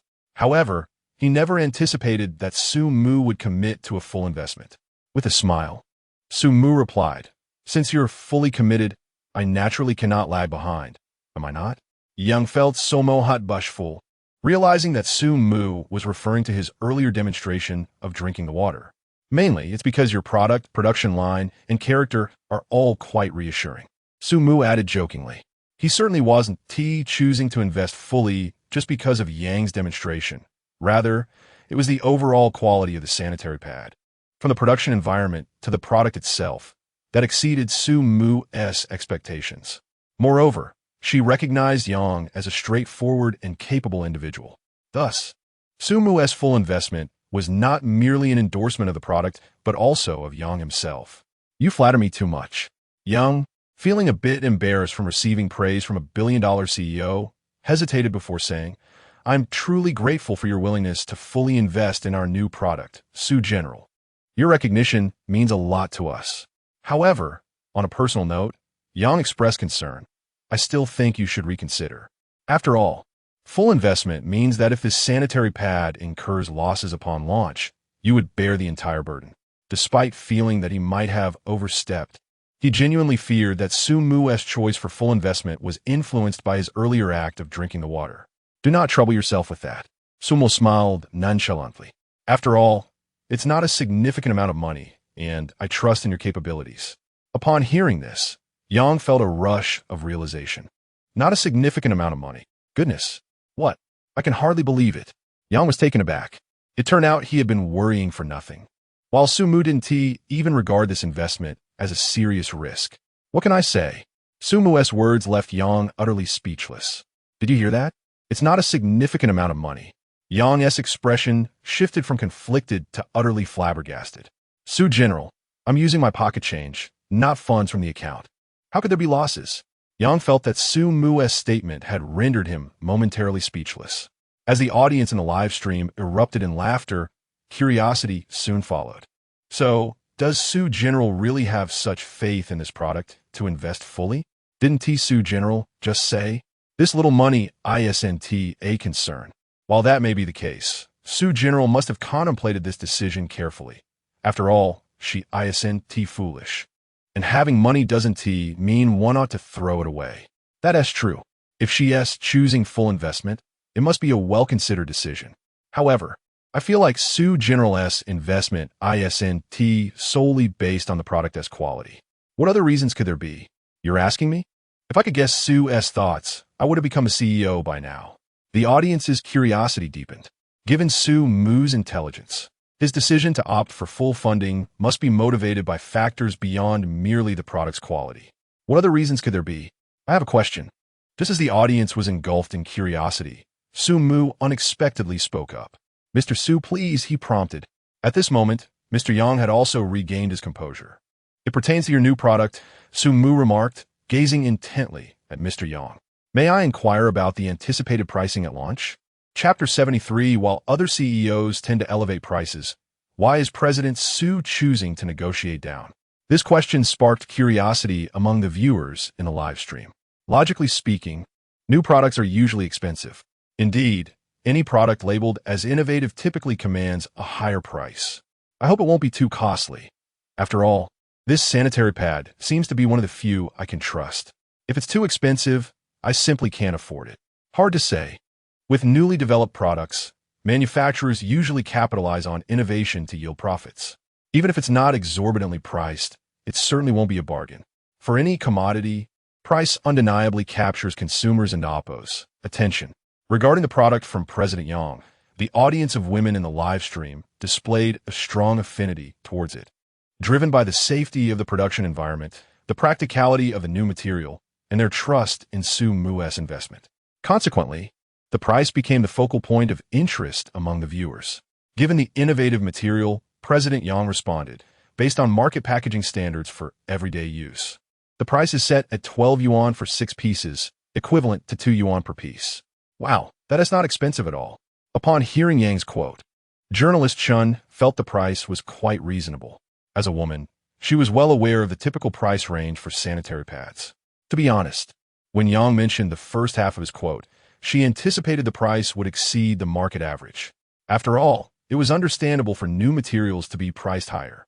However, she was pleasantly surprised to find Yang's quote aligned with market prices.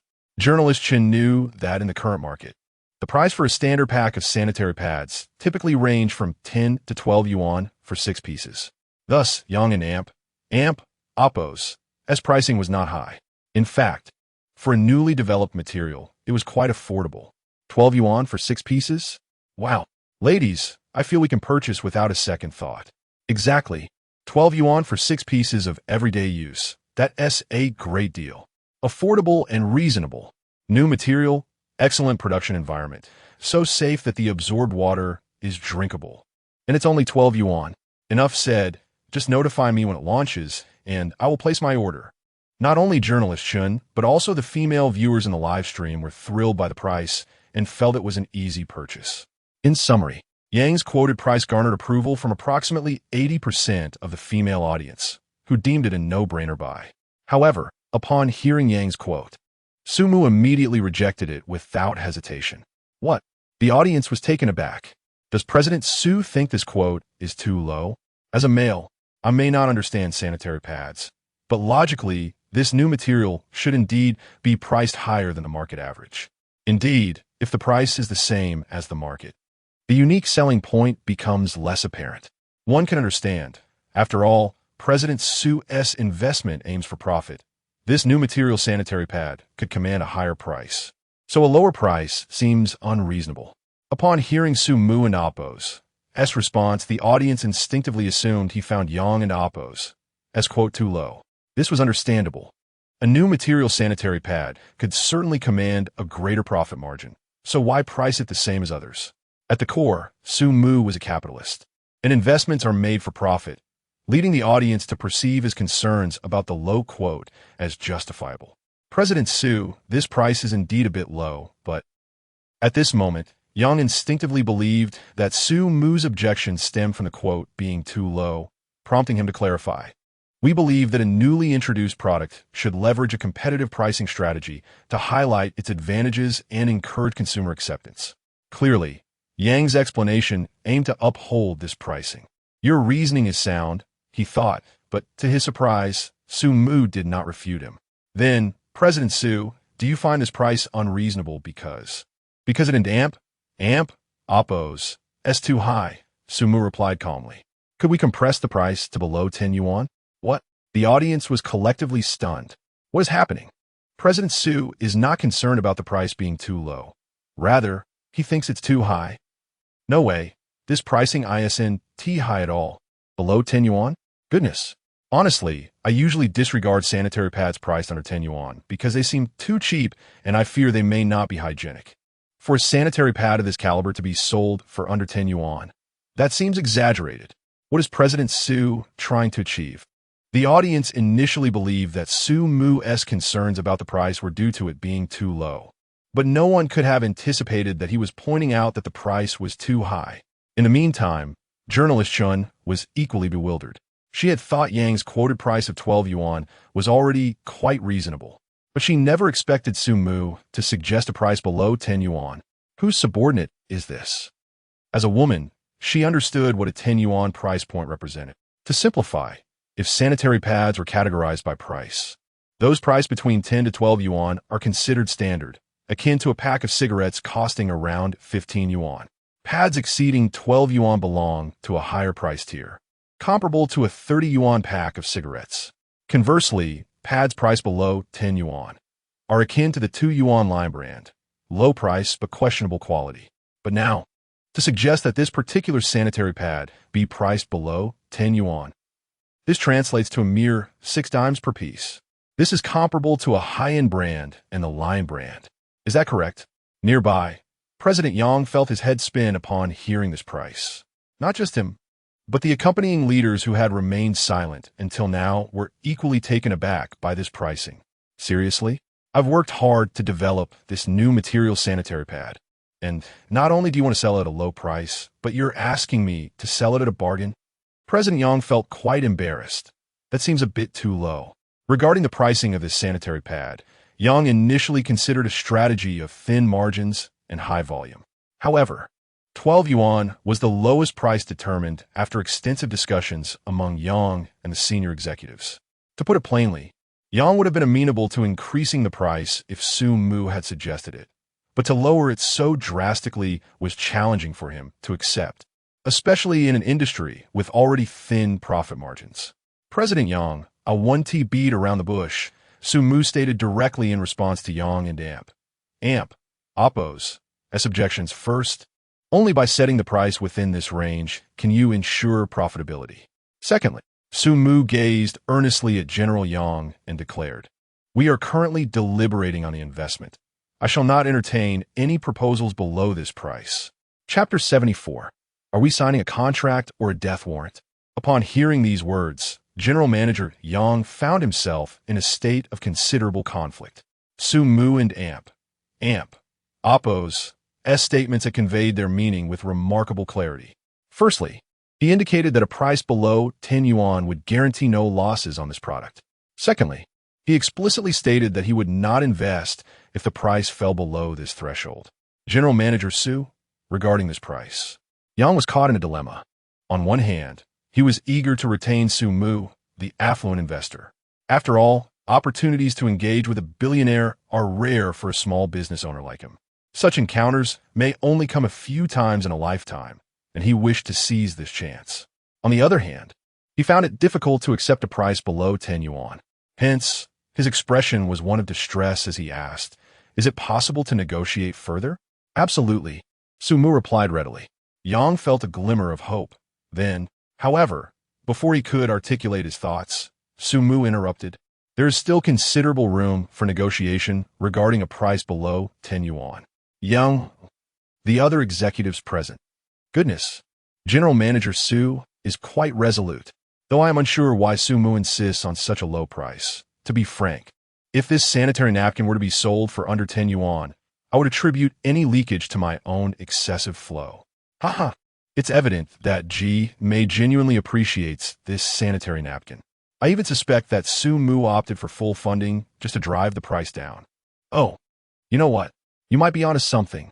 What you said makes sense. Indeed, this full investment approach is quite assertive. The audience in the live stream suddenly grasped the situation. Moments ago, they were curious about why Su Mu chose to fully invest in this sanitary napkin. It now appeared that he aimed to leverage his position as a sole investor to dictate the price. After all, when multiple investors are involved, the product's pricing requires collective deliberation. Conversely, with a single investor, Su Mu essentially became the proprietor of the product. The price he offered would thus become the definitive price for the item. General Manager Su, regarding this price below 10 yuan, Yang sought to negotiate once more. "Is there truly no room for discussion?" "I have already stated my position," Su Mu replied directly. "This product can only yield profits if sold for under 10 yuan. As for the specifics of how profits will be made, I will share that once our collaboration is finalized." Su Mu and Oppo's stance remained unwavering. However, this statement hinted at a possibility. Should the partnership succeed, Su Mu would impart his expertise to General Manager Yang. Then, "General Manager Su, please hold on." Yang contemplated and then said, "We need to discuss this price further." Of course, Su Mu nodded. Subsequently, Yang summoned 2 female staff members to serve tea and refreshments to Su Mu before leading his executives into an urgent meeting. Reporter Chun had anticipated that this emergency meeting might extend for several dozen minutes or even half an hour. Surprisingly, only a few minutes later, Yang returned with the executives. "General Manager Su, we have reached a consensus," Yang stated earnestly. "You are a billionaire, and your company, Jinmi, stands as a pillar in the domestic mobile market. Your commercial acumen and capabilities are realms we small enterprises cannot fathom or match." Yang's words struck Chun as veiled rejection. However, Yang continued thus, "Your insights are invaluable to us and merit deep exploration and learning. For this collaboration, we hope you can provide essential guidance for our company's growth. Regarding your proposed pricing of below 10 yuan, Yang looked at Su Mu, his tone resolute. "We agree. What on earth? Why does this feel like an inexplicable sense of mission?" "Goodness," Yang's words sound less like a contract signing and more like a death warrant. "I initially thought Yang was declining, but it turns out he was merely flattering Su Mu in a roundabout way. Forgive my ignorance, but is this the standard procedure for contract signings? I am unsure. We typically don and oppose to require speeches for our contracts." "General Manager, let us speak candidly," Su Mu remarked, somewhat exasperated by Yang and Oppo's theatrics. "There is no need for such elaborate preambles." "Oh, right." Yang realized he might have over-dramatized the situation and quickly said, "Then let us wish for a fruitful collaboration." To a fruitful collaboration. Although Yang's display was somewhat exaggerated, it did convey that their decision to price the product below 10 yuan had indeed been made after careful consideration. Nonetheless, Su Mu did not feel particularly moved. He had clearly stated that Yang's sanitary napkin would only be profitable at a price below 10 yuan. He viewed Yang and Oppo's Mu's decision not as a concession to his stature, but as a pathway to ensure the product and Oppo's success. Thus, the collaboration was established. However, today's agreement remained verbal. The formal contract would be arranged for processing the following day. The deal was effectively secured. After concluding the negotiations, Mu chose not to linger and departed promptly with the respectful farewells of Yang and his entourage. General manager, about this price. Once Mu had left, one executive could not contain himself and asked, "Isn't this a bit too low?"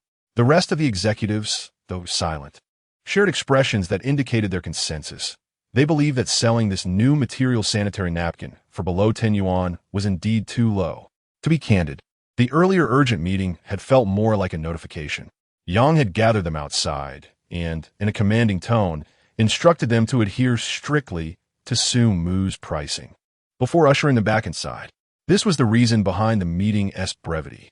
Now that Mu had departed, the executives began to express their concerns, feeling that the proposed pricing was excessively low, and they were puzzled by why their general manager was so compliant with Mu. Was it merely to secure investment, or was it simply to appease the billionaire? I understand that many of you believe this pricing deviates from our initial agreement. Yang turned to address the executives, his tone serious. But you must recognize that General Manager Su operates in a completely different realm than us. Do you think that a billion is merely a figure of wealth? No, a billion signifies his capabilities. The combined worth of everyone present was less than a fraction of Mu's net worth, thus.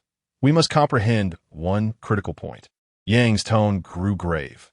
When we perceive that General Manager Su's proposal starkly contrasts with our own, it is invariably our proposal that is flawed.